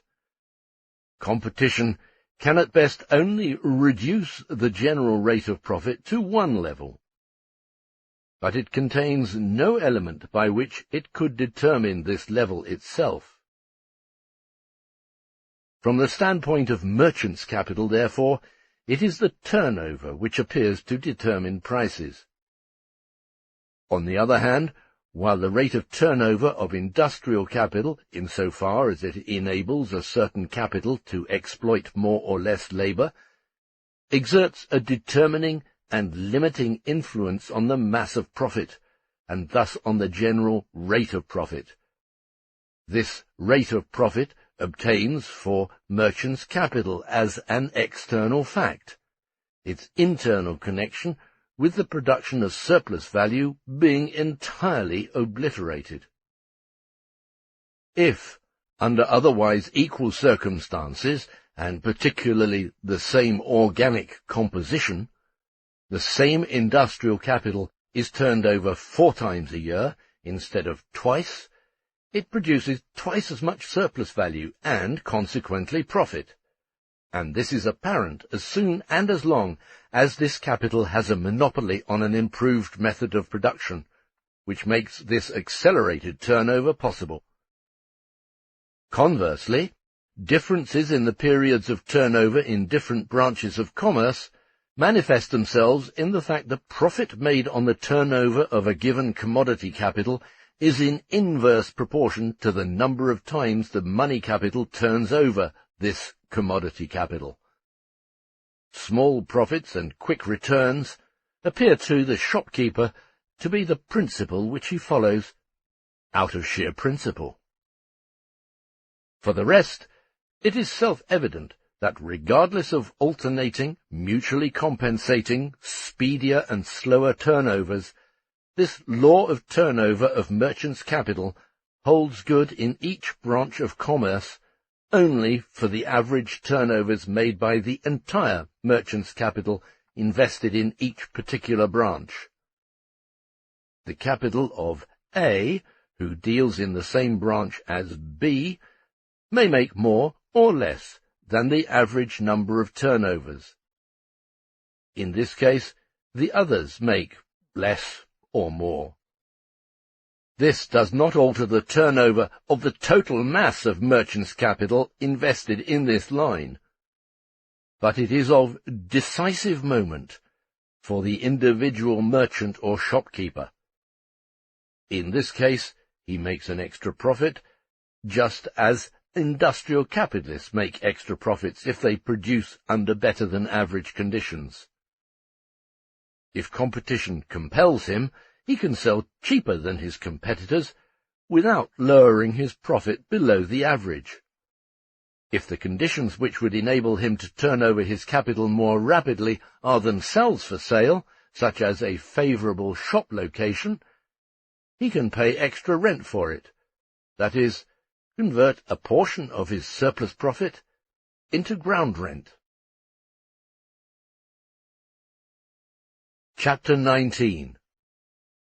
Money-dealing capital. The purely technical movements performed by money in the circulation process of industrial and, as we may now add, of commercial capital, since it takes over a part of the circulation movement of industrial capital as its own peculiar movement, if individualized as a function of some particular capital performing just these and only these operations as its specific operations, convert this capital into money-dealing capital. A portion of industrial capital, and more precisely also of commercial capital, not only obtains all the time in the form of money, as money capital in general, but as money capital engaged precisely in these technical functions. A definite part of the total capital dissociates itself from the rest and stands apart in the form of money capital, whose capitalist function consists exclusively in performing these operations for the entire class of industrial and commercial capitalists. As in the case of commercial capital, a portion of industrial capital engaged in the circulation process in the form of money capital separates from the rest and performs these operations of the reproduction process for all the other capital. The movements of this money capital are, therefore, once more merely movements of an individualized part of industrial capital engaged in the reproduction process. It is only when, and insofar as, capital is newly invested, which also applies to accumulation, that capital in money form appears as the starting point and the end result of the movement. But for all capitals already engaged in the process, these first and last points appear merely as points of transit, since, as already seen in the case of simple commodity circulation, from the moment of leaving the sphere of production to the moment of its re-entry, industrial capital undergoes the metamorphosis increased commodity to money to commodity. Money, in fact, represents the end result of one phase of the metamorphosis, just to become the starting point of the reverse phase, which supplements it. And although the commodity to money of industrial capital is always money to money for merchants' capital, the actual process for the latter is continually also commodity to commodity, once it has begun to function.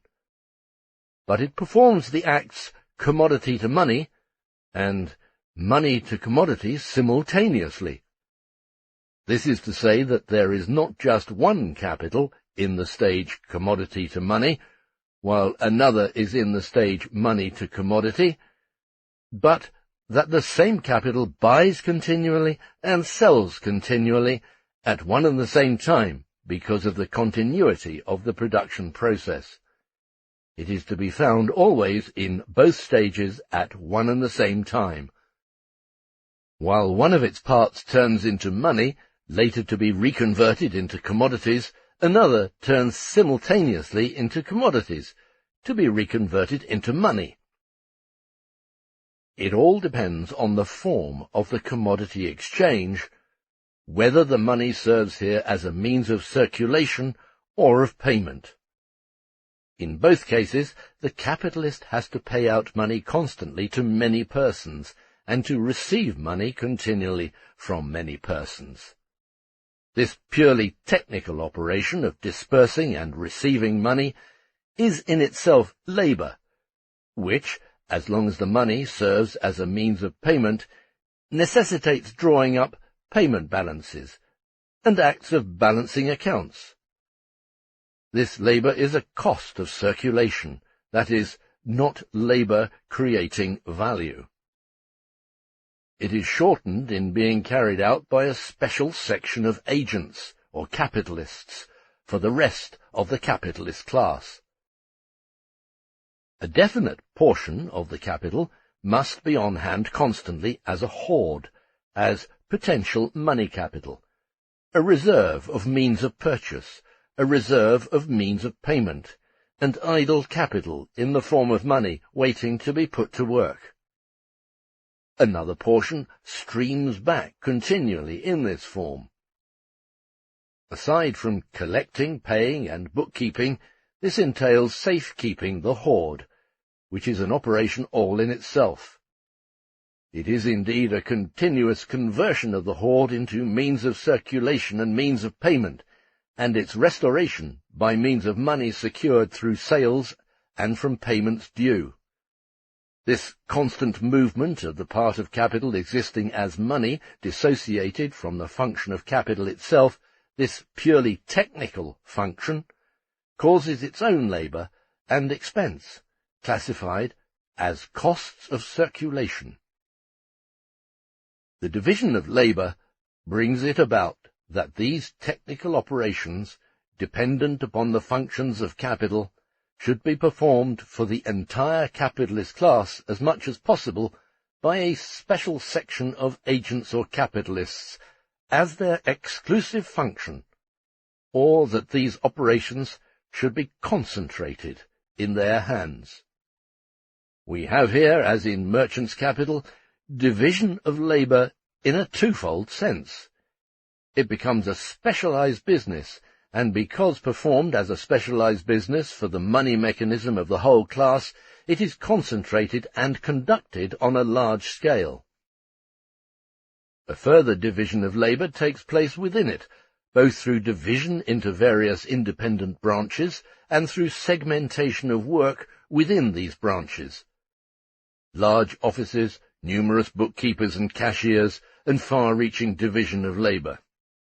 Paying and receiving money, settling accounts, keeping current accounts, storing money, etc.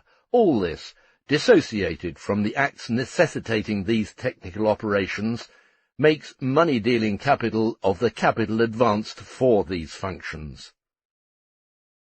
The various operations, whose individualization into specific businesses gives rise to the money trade, spring from the different purposes of money itself and from its functions, which the capital in its money form must therefore likewise carry out. I have pointed out earlier that finance developed originally from the exchange of products between different communities. Footnote. Zur Kritik der politischen Ökonomie. End of footnote. Trading in money, commerce in the money commodity, first developed therefore out of international commerce. Ever since different national coins have existed, merchants buying in foreign countries have had to exchange their national coins for local coins, and vice versa, or to exchange different coins for uncoined pure silver or gold, the world money. Hence the exchange business, which is to be regarded as one of the natural foundations of modern finance. Out of it developed banks of exchange, in which silver or gold serves as world money, now called bank money or commercial money, as distinct from currency. Exchange transactions, in the sense of mere notes of payment to travellers from a money changer in one country to a changer in another country, developed back in Rome and Greece out of the actual money changing. Footnote. The great differences among coins as concerns their grain and coinage by many princes and towns that were privileged to coin money necessitated the creation of business establishments to enable merchants to use local money wherever compensation for the different coins was required. To be able to make cash payments, merchants who travelled to a foreign market provided themselves with uncoined pure silver or gold. In the same way, they exchanged money received in local markets for uncoined silver or gold when returning home. The business of exchanging money, the exchange of uncoined precious metals for local coins and vice versa, thus became a widespread and paying business." Unquote. Hüllmann, Städtewesen des Mittelalters, Bonn, 1826–29. Quote, "Banks of exchange do not owe their name to the fact that they issue bills of exchange, but to the fact that they used to exchange coins. Long before the establishment of the Amsterdam Bank of Exchange in 1609, there existed in the Dutch merchant towns money changers and exchange houses, even exchange banks. The business of these money changers consisted in exchanging the numerous varieties of coin brought into the country by foreign traders for currency of the realm. Gradually their circle of activity extended. They became the bankers and cashiers of their times. But the government of Amsterdam viewed as dangerous the combination of cashier and exchange businesses, and to meet this danger it was resolved to establish a large chartered institution able to perform both the cashier and exchange operations. This institution was the famous Amsterdam Bank of Exchange of 1609. In like manner, the exchange banks of Venice, Genoa, Stockholm, Hamburg, owe their origin to the continual necessity of changing money. Of all these, the Hamburg Exchange is the only one today still doing business, because the need for such an institution is still felt in that merchant's town, which has no mint of its own, etc." Unquote. S. Vissering, Handbook of Practical Economics, Amsterdam, 1860–61. End of footnote. Trading in gold and silver as commodities, raw materials for the making of luxury articles, is the natural basis of the bullion trade, or the trade which acts as a medium for the functions of money as universal money. These functions, as previously explained, Capital Volume 1, Chapter 3, are twofold. Currency movement back and forth between the various national spheres of circulation in order to balance international payments and in connection with the migrations of capital in quest of interest. Simultaneously, flow of precious metals from their sources of production via the world market and their distribution among the various national spheres of circulation. Goldsmiths acted as bankers still during the greater part of the 17th century in England. We shall completely disregard the way in which the balancing of international accounts developed further in the bill-jobbing, etc., and everything referring to transactions in valuable papers. In short, we shall leave out of consideration all special forms of the credit system, which do not as yet concern us here. National money discards its local character in the capacity of universal money. One national currency is expressed in another, and thus all of them are finally reduced to their content of gold or silver, while the latter, being the two commodities circulating as world money, are simultaneously reduced to their reciprocal value ratio, which changes continually. It is this intermediate operation which the money trader makes his special occupation. Money changing and the bullion trade are thus the original forms of the money trade, and spring from the twofold functions of money, as national money and world money. The capitalist process of production, just as commerce in general, even under pre-capitalist methods, imply, first, the accumulation of money as a hoard, that is, here as that part of capital which must always be on hand in the form of money as a reserve fund of means of payment and purchase. This is the first form of a hoard, as it reappears under the capitalist mode of production, and as it appears generally with the development of merchants' capital, at least for the purposes of this capital. Both remarks apply to national as well as international circulation.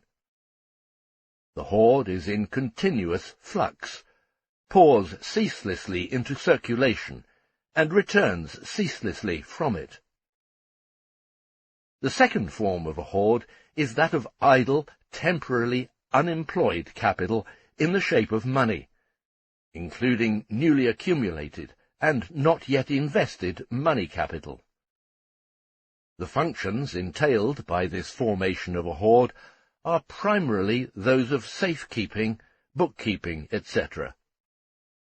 Secondly, however, this involves outlays of money for purchases, collecting money from sales, making and receiving payments, balancing payments, etc. The money dealer performs all these services at first as a simple cashier of the merchants and industrial capitalists. Footnote, quote, "The institution of cashier has probably nowhere preserved its original independent character so pure as in the Dutch merchant towns." Unquote. Compare On the Origin of the Cashier Business in Amsterdam, E. Lusac. Holland's Rijkdom, or Wealth, Part 3. Quote, "Its functions coincide in part with those of the old Amsterdam Bank of Exchange. The cashier receives from the merchants, who employ his services, a certain amount of money, for which he opens a credit for them in his books. Later they send him their claims, which he collects for them, and credits to their account. At the same time he makes payments on their drafts, and charges the amounts to their account. He makes a small charge for these receipts and payments, which yields him a remuneration for his labours only corresponding to the size of the turnover accomplished between the two parties. If payments are to be balanced between two merchants, who both deal with the same cashier, such payments are settled very simply by mutual entries in the books, for the cashiers balance their mutual claims from day to day. The cashier's actual business thus consists basically of this mediation in payments. Therefore, it excludes industrial enterprises, speculation, and opening of unlimited credits. For it must be the rule in this business that the cashier makes no payment over and above the credit of anyone keeping an account with him." Unquote. Wissering. Read the banking associations of Venice. Quote, "The requirements and locality of Venice, where carrying bullion was less convenient than in other places, induced the large merchants of that city to found banking associations under due safeguards, supervision, and management. Members of such associations deposited certain sums, on which they drew drafts for their creditors, whereupon the paid sum was deducted from the debtor's account on the page of the book reserved for that purpose, and added to the sum credited in the same book to the creditor. This is the earliest beginning of the so-called gyro banks. These associations are indeed old, but if attributed to the 12th century, they are being confounded with the State Loan Institute, established in 1171. Unquote. Hüllmann. End of footnote. The money trade becomes fully developed, even in its first stages, as soon as its ordinary functions are supplemented by lending and borrowing and by credit.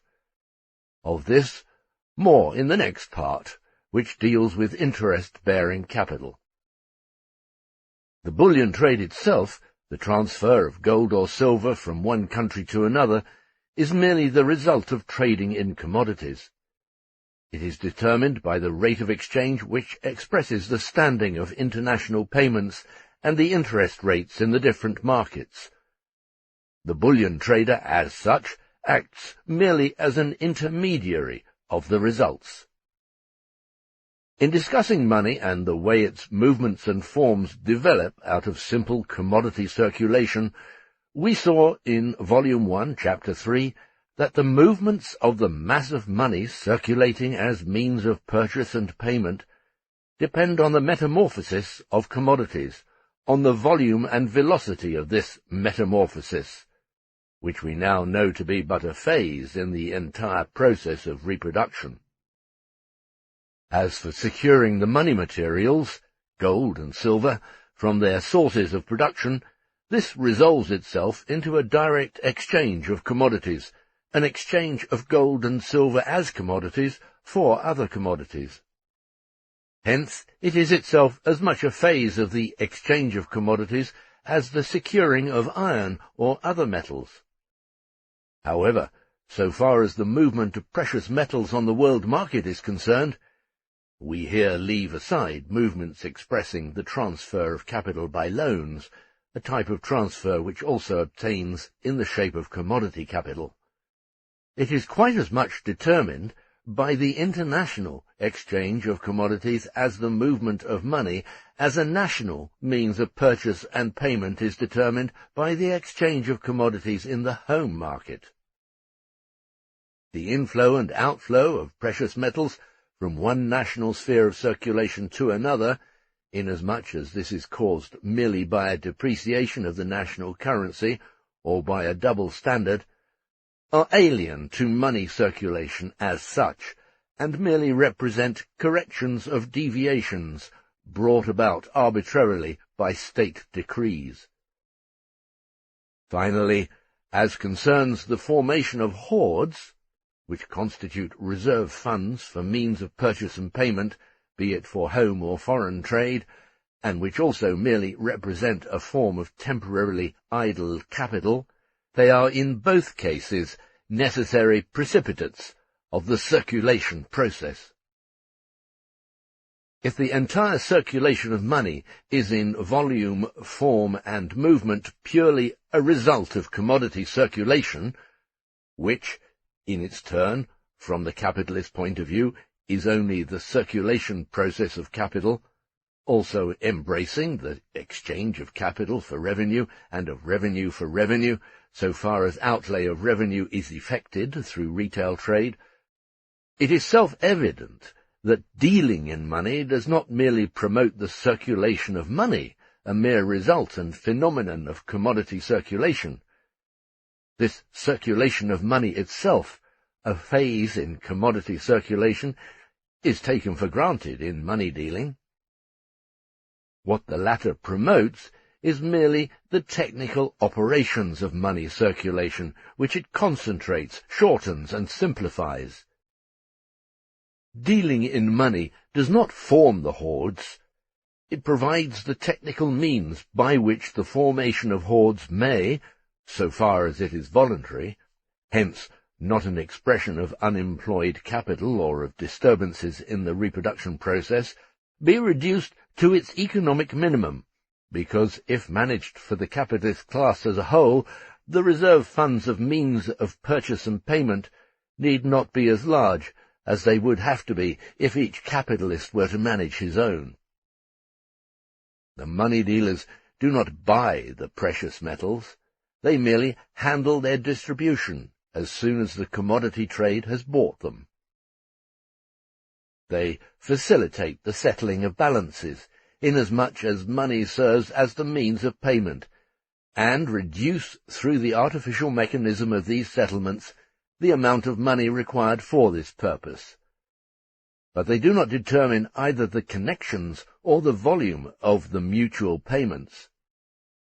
The bills of exchange and the cheques, for instance, which are exchanged for one another in banks and clearing houses, represent quite independent transactions, and are the results of given operations, and it is merely a question of a better technical settlement of these results. So far as money circulates as a means of purchase, the volume and number of purchases and sales have no connection whatever with money dealing. The latter can do no more than shorten the technical operations that go with buying and selling, and thus reduce the amount of cash money required to turn over the commodities.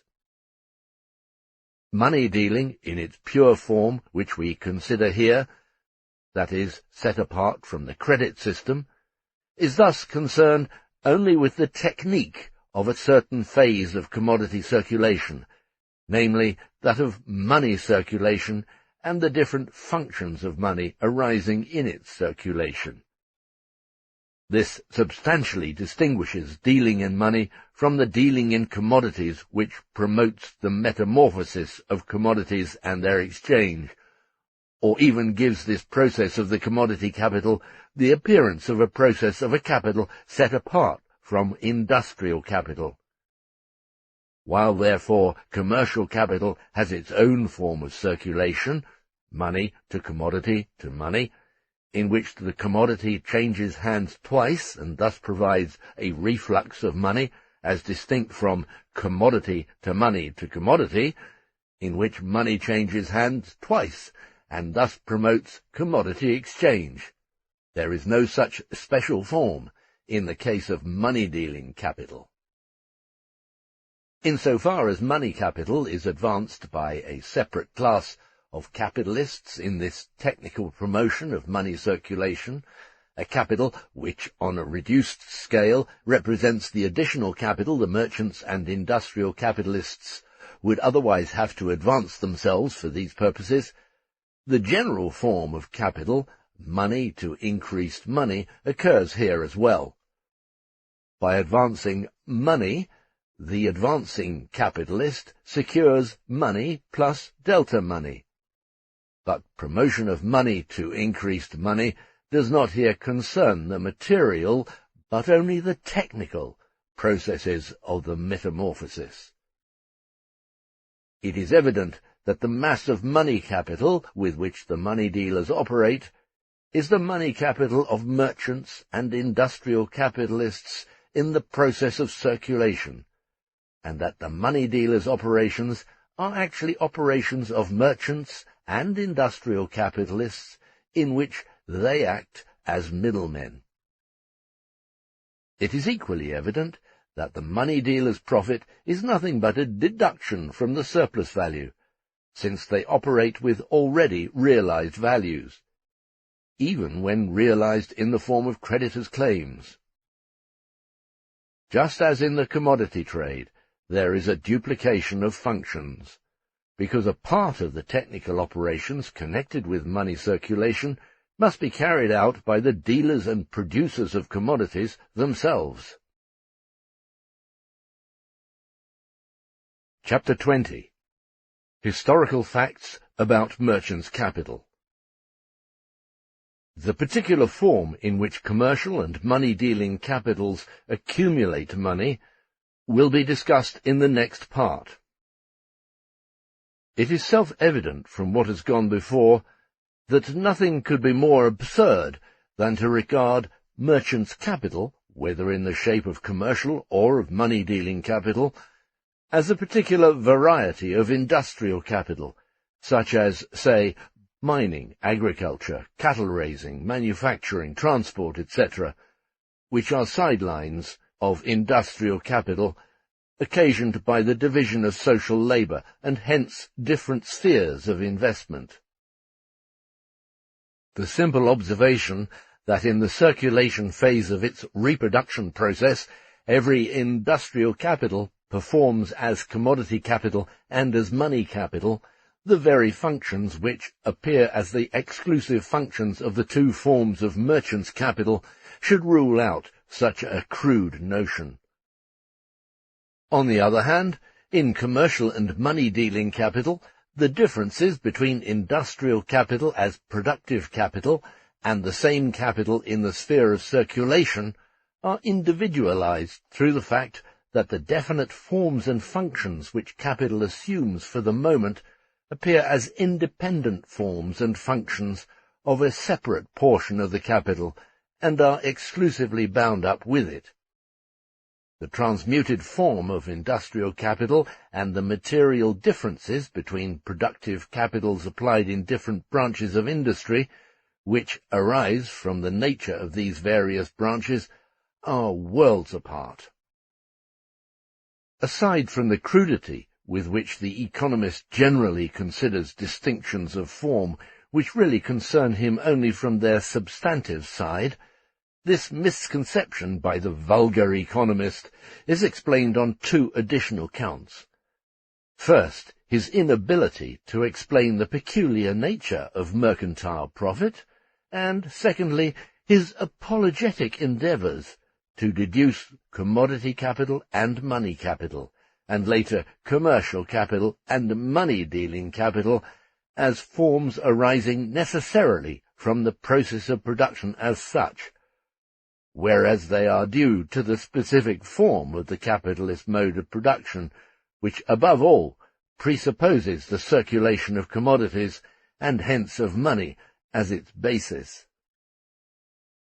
If commercial capital and money-dealing capital do not differ from grain production any more than this differs from cattle-raising and manufacturing, it is plain as day that production and capitalist production are altogether identical, and that, among other things, the distribution of the social products among the members of a society, be it for productive or individual consumption, must just as consistently be handled by merchants and bankers as the consumption of meat by cattle-raising, and that of clothing by their manufacture. Footnote. The sage Mr. Rocher, Die Grundlagen der Nationalökonomie, Third Auflage, 1858, has figured out that, since certain people designate trade as mediation between producers and consumers, one might just as well designate the production itself as mediation of consumption. Between whom? And this implies, of course, that merchant's capital is as much a part of productive capital as agricultural and industrial capital. In other words, because I can say that man can mediate his consumption only by means of production, and he has to do this even without getting his education at Leipzig, or that labour is required for the appropriation of the products of nature, which might be called mediation, it follows, of course, that social mediation arising from a specific social form of production, because mediation, has the same absolute character of necessity and the same rank. The word mediation settles everything.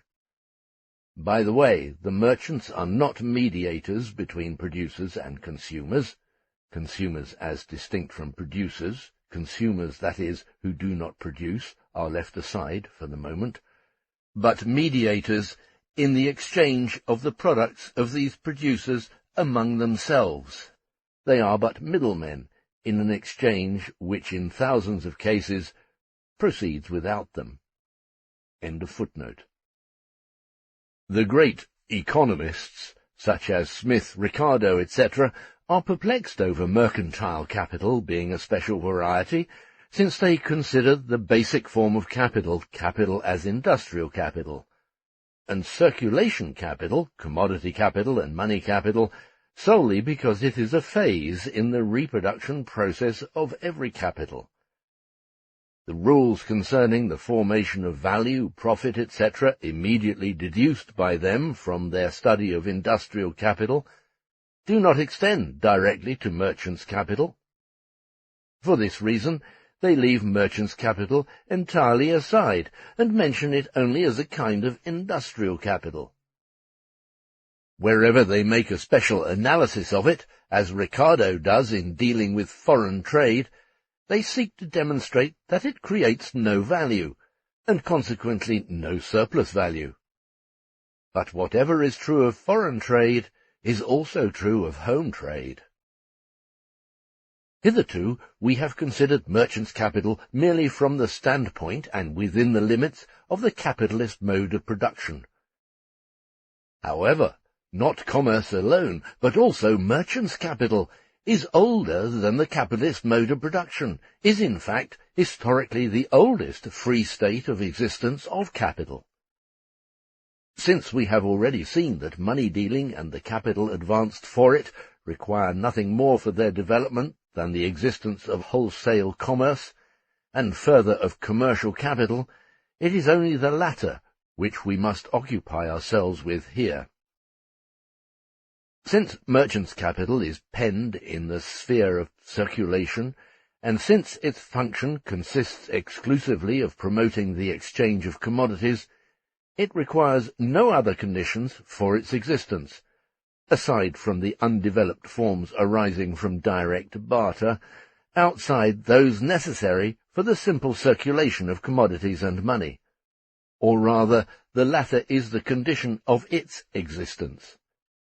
No matter what the basis on which products are produced, which are thrown into circulation as commodities, whether the basis of the primitive community of slave production of small peasant and petty bourgeois, or the capitalist basis, the character of products as commodities is not altered, and as commodities they must pass through the process of exchange and its attendant changes of form. The extremes between which merchants' capital acts as mediator exist for it as given, just as they are given for money and for its movements. The only necessary thing is that these extremes should be on hand as commodities, regardless of whether production is wholly a production of commodities, or whether only the surplus of the independent producer's immediate needs, satisfied by their own production, is thrown on the market. Merchants' capital promotes only the movements of these extremes, of these commodities, which are preconditions of its own existence. The extent to which products enter trade and go through the merchant's hands depends on the mode of production, and reaches its maximum in the ultimate development of capitalist production, where the product is produced solely as a commodity, and not as a direct means of subsistence. On the other hand, on the basis of every mode of production, trade facilitates the production of surplus products destined for exchange, in order to increase the enjoyments, or the wealth, of the producers. Here meant are the owners of the products. Hence, commerce imparts to production a character directed more and more towards exchange value. The metamorphosis of commodities, their movement, consists 1. Materially of the exchange of different commodities for one another, and 2. Formally of the conversion of commodities into money by sale, and of money into commodities by purchase. And the function of merchants' capital resolves itself into these very acts of buying and selling commodities. It therefore merely promotes the exchange of commodities. Yet this exchange is not to be conceived at the outset as a bare exchange of commodities between direct producers. Under slavery, feudalism, and vassalage, so far as primitive communities are concerned, it is the slave owner, the feudal lord, the tribute-collecting state, who are the owners, hence sellers, of the products. The merchant buys and sells for many. Purchases and sales are concentrated in his hands, and consequently are no longer bound to the direct requirements of the buyer as merchant. But whatever the social organization of the spheres of production whose commodity exchange the merchant promotes, his wealth exists always in the form of money, and his money always serves as capital. Its form is always money to commodity to increased money. Money, the independent form of exchange value, is the point of departure, and increasing the exchange value an end in itself.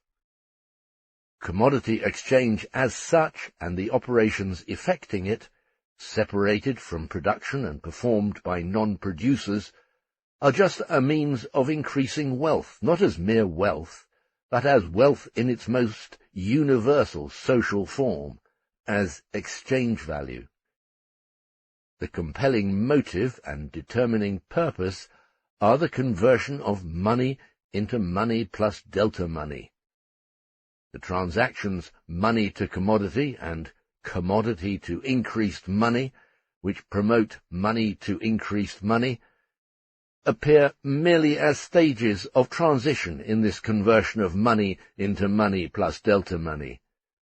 This money to commodity to increased money, the characteristic movement of merchant's capital, distinguishes it from commodity to commodity trade in commodities directly between producers, which has for its ultimate end the exchange of use values. The less developed the production, the more wealth in money is concentrated in the hands of merchants, or appears in the specific form of merchant's wealth. Within the capitalist mode of production, that is, as soon as capital has established its sway over production and imparted to it a wholly changed and specific form, merchant's capital appears merely as a capital with a specific function. In all previous modes of production, and all the more wherever production ministers to the immediate wants of the producer, merchant's capital appears to perform the function par excellence of capital. There is, therefore, not the least difficulty in understanding why merchant's capital appears as the historical form of capital long before capital established its own domination over production. Its existence and development to a certain level are in themselves historical premises for the development of capitalist production. One, as premises for the concentration of money wealth, and two, because the capitalist mode of production presupposes production for trade, selling on a large scale, and not to the individual customer. Hence also a merchant, who does not buy to satisfy his personal wants, but concentrates the purchases of many buyers in his one purchase. On the other hand, all development of merchant's capital tends to give production more and more the character of production for exchange value, and to turn products more and more into commodities.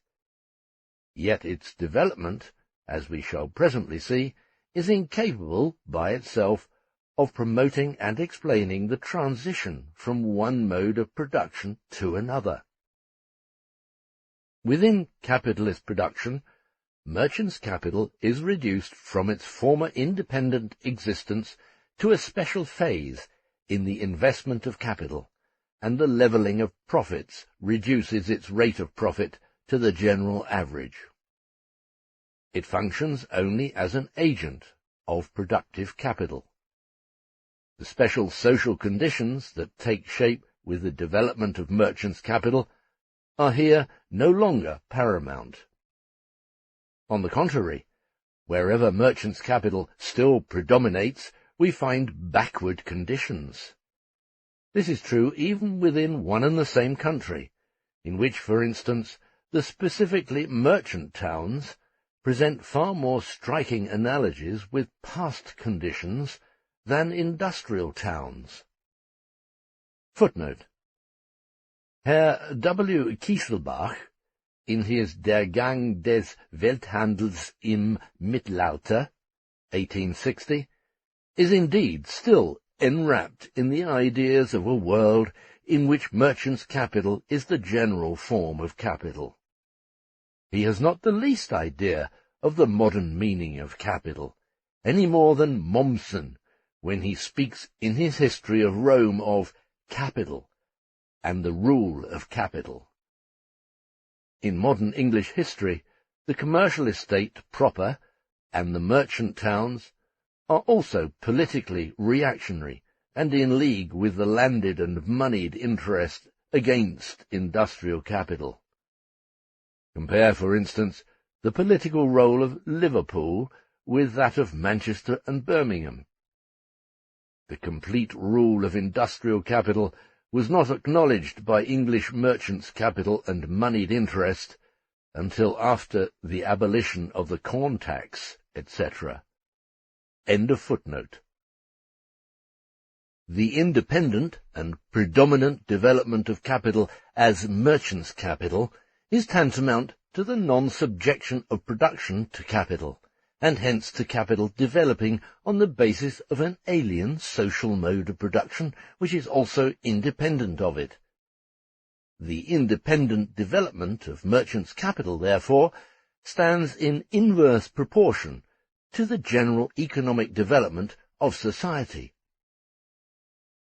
Independent mercantile wealth as a predominant form of capital represents the separation of the circulation process from its extremes, and these extremes are the exchanging producers themselves. They remain independent of the circulation process, just as the latter remains independent of them. The product becomes a commodity by way of commerce. It is commerce which here turns products into commodities, not the produced commodity which by its movements give rise to commerce. Thus capital appears here first as capital in the process of circulation. It is in the circulation process that money develops into capital. It is in circulation that products first develop as exchange values, as commodities, and as money. Capital can and must form in the process of circulation before it learns to control its extremes, the various spheres of production between which circulation mediates. Money and commodity circulation can mediate between spheres of production of widely different organization, whose internal structure is still chiefly adjusted to the output of use values. This individualization of the circulation process, in which spheres of production are interconnected by means of a third, has a twofold significance. On the one hand, that circulation has not as yet established a hold on production, but is related to it as a given premise. On the other hand, that the production process has not as yet absorbed circulation as a mere phase of production. Both, however, are the case in capitalist production. The production process rests wholly upon circulation, and circulation is a mere transitional phase of production, in which the product created as a commodity is realized, and its elements of production, likewise created as commodities, are replaced. That form of capital, merchant's capital, which developed directly out of circulation, appears here merely as one of the forms of capital occurring in its reproduction process. The law that the independent development of merchant's capital is inversely proportional to the degree of development of capitalist production is particularly evident in the history of the carrying trade, as among the Venetians, Genoese, Dutch, etc., where the principal gains were not thus made by exporting domestic products, but by promoting the exchange of products of commercially and otherwise economically undeveloped societies, and by exploiting both producing countries. Here, merchant's capital is in its pure form, separated from the extremes, the spheres of production between which it mediates. This is the main source of its development, but this monopoly of the carrying trade disintegrates, and with it this trade itself, proportionately to the economic development of the peoples whom it exploits at both ends of its course, and whose lack of development was the basis of its existence. In the case of the carrying trade, this appears not only as the decline of a special branch of commerce, but also that of the predominance of the purely trading nations, and of their commercial wealth in general, which rested upon the carrying trade. This is but a special form, in which is expressed the subordination of merchants to industrial capital with the advance of capitalist production. The behaviour of merchants' capital, wherever it rules over production, is strikingly illustrated not only by the colonial economy, the so-called colonial system in general, but quite specifically by the methods of the old Dutch East India Company. Footnote.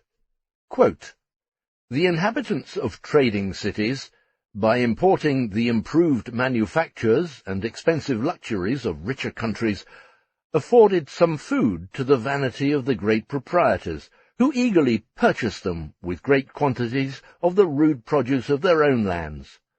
The commerce of a great part of Europe in those times accordingly consisted chiefly in the exchange of their own rude produce for the manufactured produce of more civilized nations.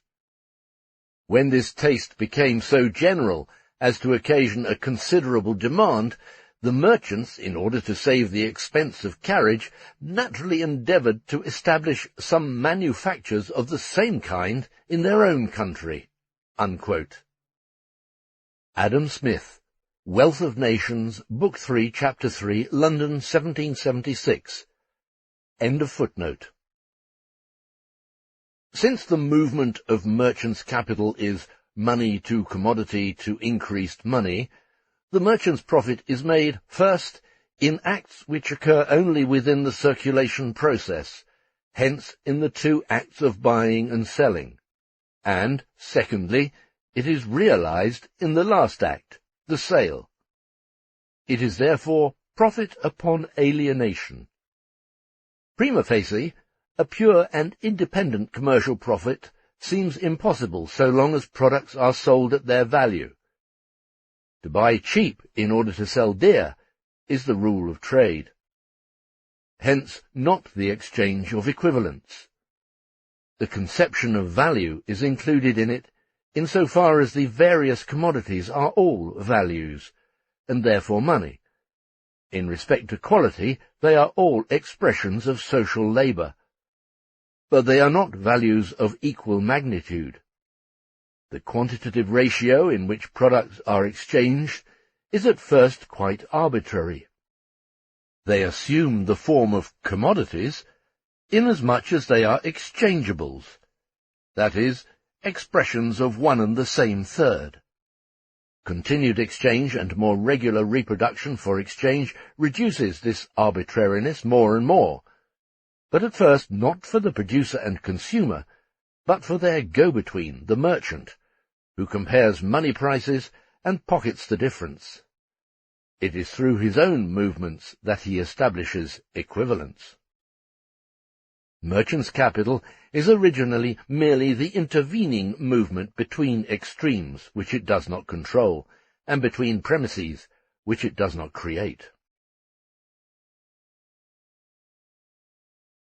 Just as money originates from the bare form of commodity circulation, commodity to commodity, not only as a measure of value and a medium of circulation, but also as the absolute form of commodity and hence of wealth or hoard, so that its conservation and accumulation as money becomes an end in itself, so too does money, the hoard, as something that preserves and increases itself through mere alienation, originate from the bare form of the circulation of merchants' capital, money to commodity to increased money. The trading nations of ancient times existed like the gods of Epicurus in the intermediate worlds of the universe, or rather like the Jews in the pores of Polish society. The trade of the first independent flourishing merchant towns and trading nations, rested as a pure carrying trade upon the barbarism of the producing nations, between whom they acted the middleman. In the pre-capitalist stages of society, commerce ruled industry. In modern society, the reverse is true. Of course, commerce will have more or less of a counter-effect on the communities between which it is carried on. It will subordinate production more and more to exchange value by making luxuries and subsistence more dependent on sale than on the immediate use of the products. Thereby it dissolves the old relationships. It multiplies money circulation. It encompasses no longer merely the surplus of production, but bites deeper and deeper into the latter, and makes entire branches of production dependent upon it. Nevertheless, this disintegrating effect depends very much on the nature of the producing community. So long as merchants' capital promotes the exchange of products between undeveloped societies, commercial profit not only appears as out-bargaining and cheating, but also largely originates from them.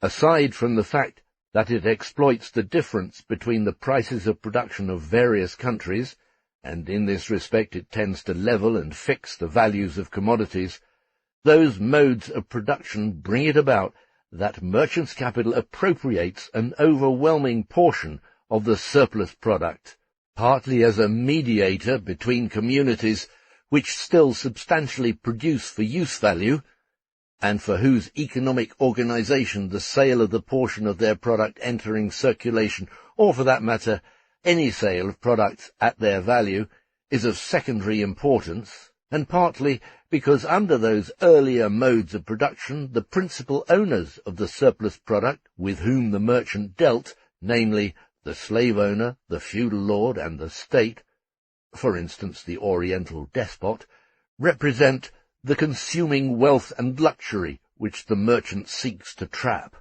as Adam Smith correctly scented in the passage on feudal times quoted earlier.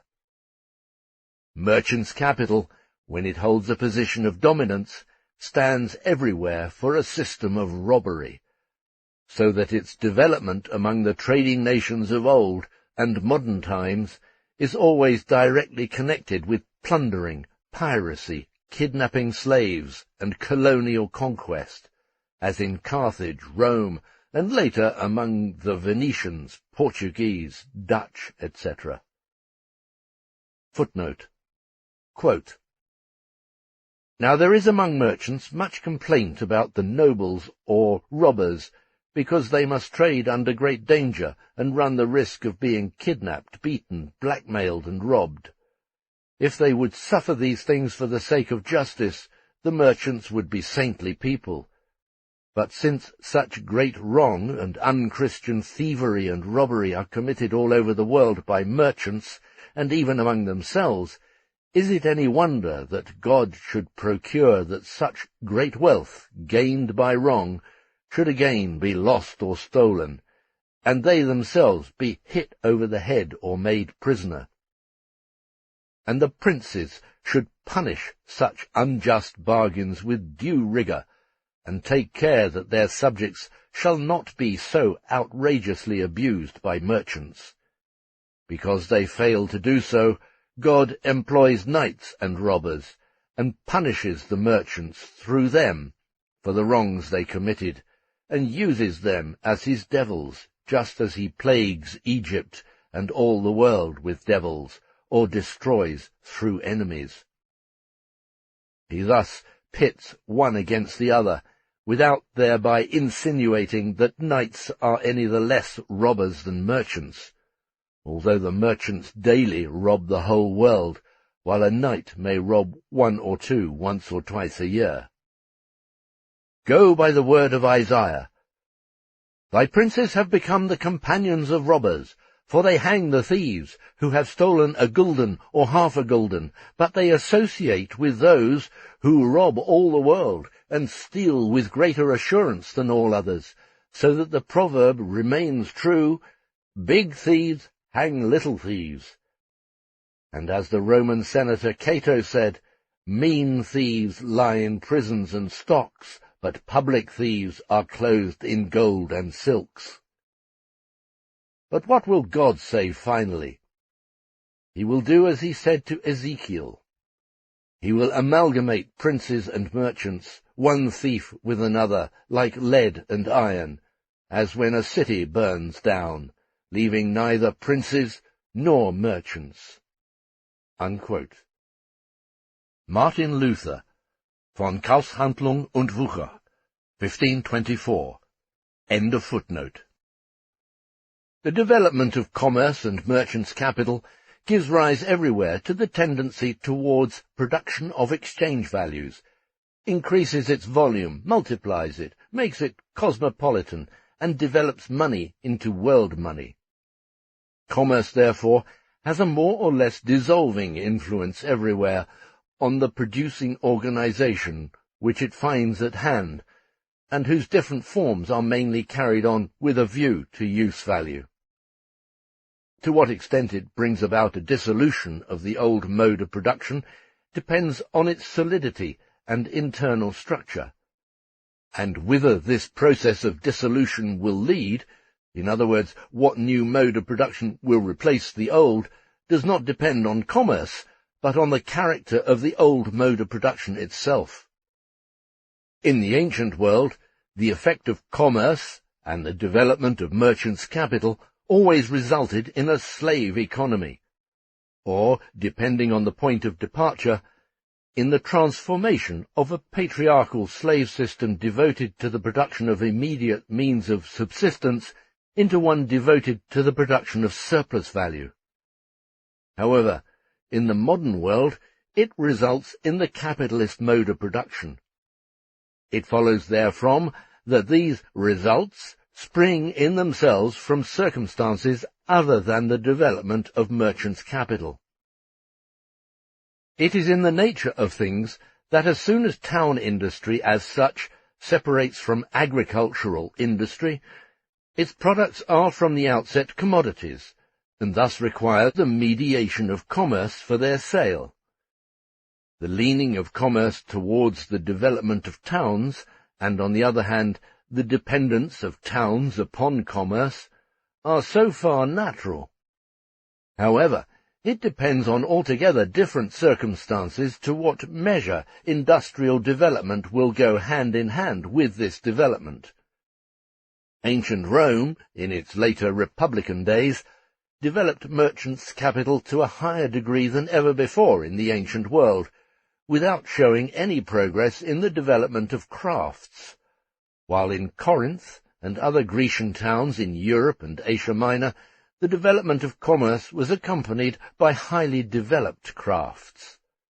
On the other hand, quite contrary to the growth of towns and attendant conditions, the trading spirit and the development of merchants' capital occur frequently among unsettled nomadic peoples. There is no doubt, and it is precisely this fact which has led to wholly erroneous conceptions, that in the 16th and 17th centuries the great revolutions, which took place in commerce with the geographical discoveries and speeded the development of merchants' capital, constitute one of the principal elements in furthering the transition from feudal to capitalist mode of production.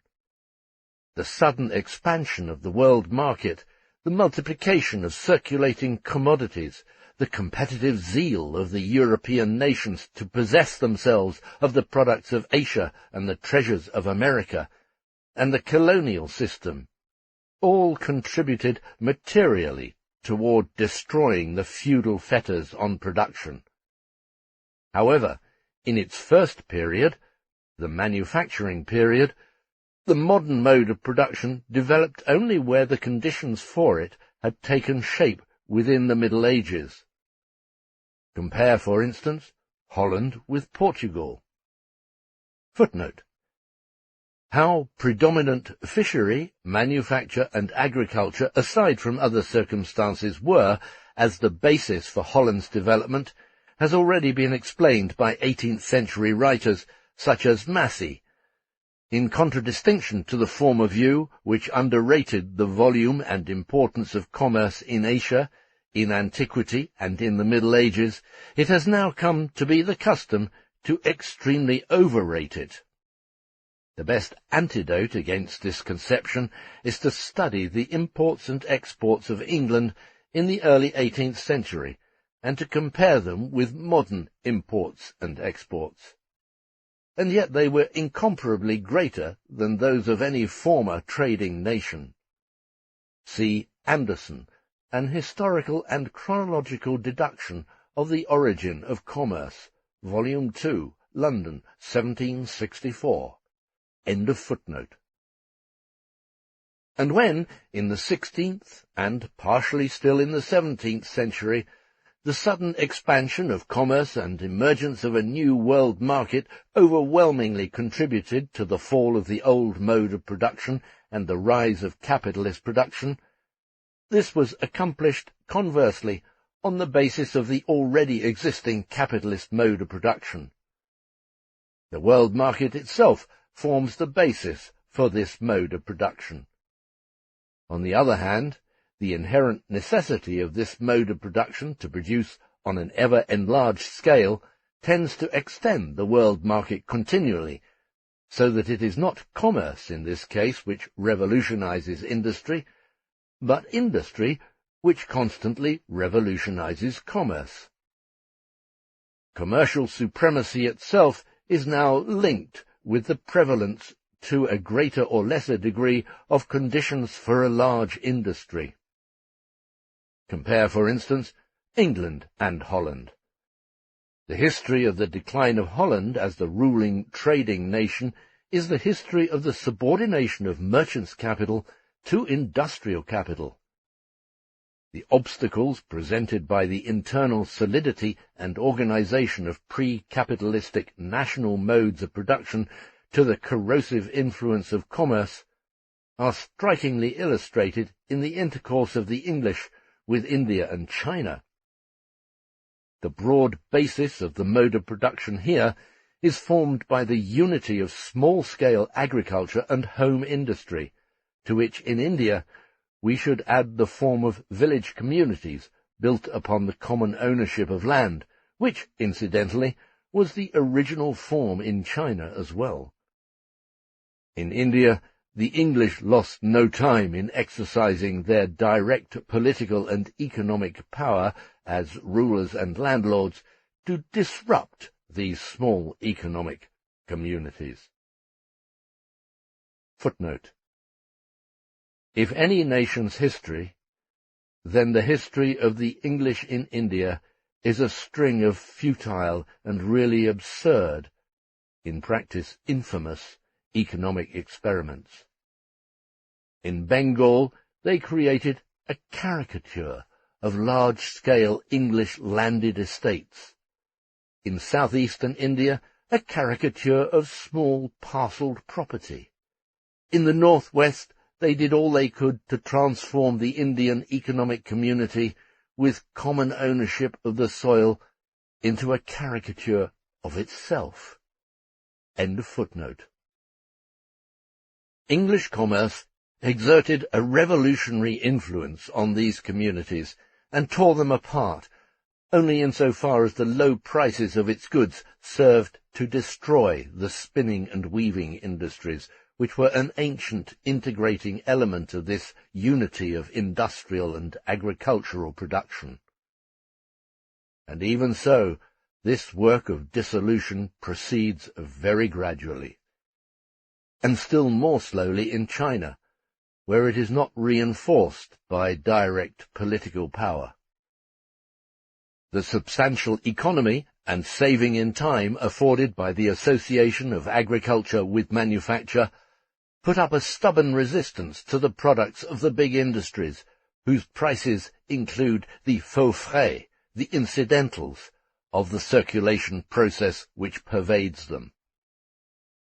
Unlike the English, Russian commerce, on the other hand, leaves the economic groundwork of Asiatic production untouched. Footnote.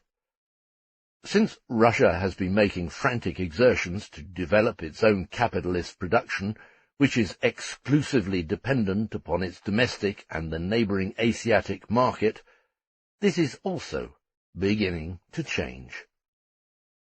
End of footnote. The transition from the feudal mode of production is twofold.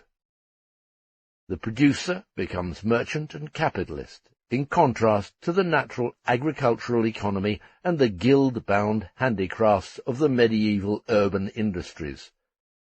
This is the really revolutionizing path. Or else, the merchant establishes direct sway over production.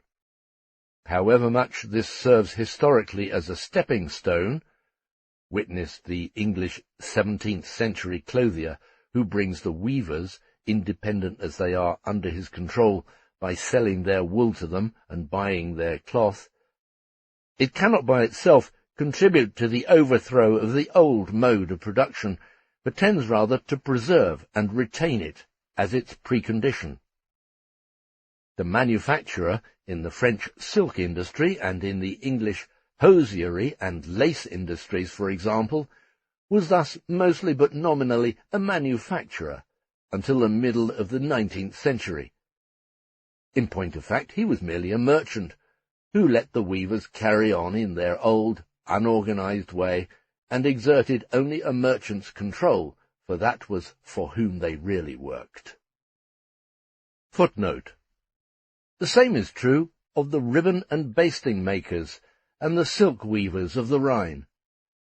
Even a railway has been built near Krefeld for the intercourse of these rural hand-weavers with the town manufacturer, but this was later put out of business, together with the hand-weavers, by the mechanical weaving industry.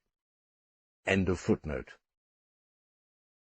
This system presents everywhere an obstacle to the real capitalist mode of production, and goes under with its development. Without revolutionizing the mode of production, it only worsens the condition of the direct producers, turns them into mere wage workers and proletarians under conditions worse than those under the immediate control of capital, and appropriates their surplus labour on the basis of the old mode of production. The same conditions exist in somewhat modified form in part of the London handicraft furniture industry. It is practised notably in the Tower Hamlets, on a very large scale. The whole production is divided into very numerous separate branches of business, independent of one another. One establishment makes only chairs, another only tables, a third only bureaus, etc. But these establishments themselves are run more or less like handicrafts, by a single minor master and a few journeymen. Nevertheless, production is too large to work directly for private persons. The buyers are the owners of furniture stores. On Saturdays the master visits them and sells his product, the transaction being closed with as much haggling as in a pawn-shop over a loan. The masters depend on this weekly sale, if for no other reason than to be able to buy raw materials for the following week and to pay out wages. Under these circumstances, they are really only middlemen between the merchant and their own labourers. The merchant is the actual capitalist who pockets the lion's share of the surplus value. Footnote.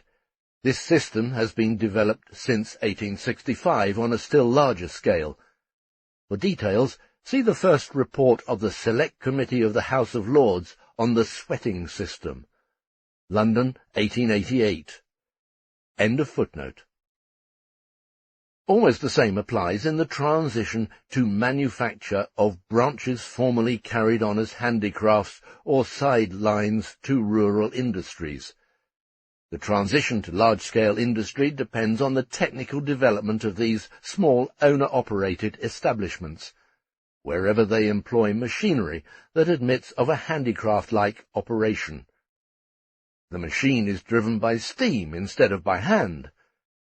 This is of late the case, for instance, in the English hosiery industry. There is, consequently, a threefold transition. First, the merchant becomes directly an industrial capitalist. This is true in crafts based on trade, especially crafts producing luxuries and imported by merchants together with the raw materials and labourers from foreign lands, as in Italy from Constantinople in the 15th century. Second, the merchant turns the small masters into his middlemen, or buys directly from the independent producer, leaving him nominally independent and his mode of production unchanged. Third, the industrialist becomes merchant and produces directly for the wholesale market. In the Middle Ages, the merchant was merely one who, as Popper rightly says, transferred the goods produced by guilds or peasants. Popper, Geschichte der Technologie seit der Wiederherstellung der Wissenschaften bis an das Ende des 18. Jahrhunderts. History of Technology from the Restoration of the Sciences until the end of the 18th century, Volume 1, Göttingen, 1807. The merchant becomes industrialist, or rather makes craftsmen, particularly the small rural producers, work for him. Conversely, the producer becomes merchant. The master weaver, for instance, buys his wool or yarn himself and sells his cloth to the merchant, instead of receiving his wool from the merchant piecemeal and working for him together with his journeymen. The elements of production pass into the production process as commodities bought by himself, and instead of producing for some individual merchant or for specified customers, he produces for the world of trade. The producer is himself a merchant. Merchant's capital does no more than carry on the process of circulation. Originally, commerce was the precondition for the transformation of the crafts, the rural domestic industries, and feudal agriculture into capitalist enterprises. It develops the product into a commodity, partly by creating a market for it, and partly by introducing new commodity equivalents and supplying production with new raw and auxiliary materials, thereby opening new branches of production based from the first upon commerce, both as concerns production for the home and world market, and as concerns conditions of production originating in the world market. As soon as manufacture gains sufficient strength, and particularly large-scale industry, it creates in its turn a market for itself by capturing it through its commodities. At this point, commerce becomes the servant of industrial production, for which continued expansion of the market becomes a vital necessity. Ever more extended mass production floods the existing market, and thereby works continually for a still greater expansion of this market, for breaking out of its limits. What restricts this mass production is not commerce, insofar as it expresses the existing demand, but the magnitude of employed capital and the level of development of the productivity of labour.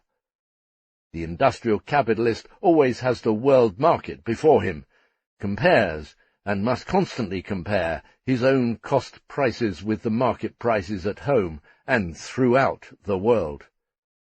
In the earlier period, such comparisons fell almost entirely to the merchants, and thus secured the predominance of merchants' capital over industrial capital.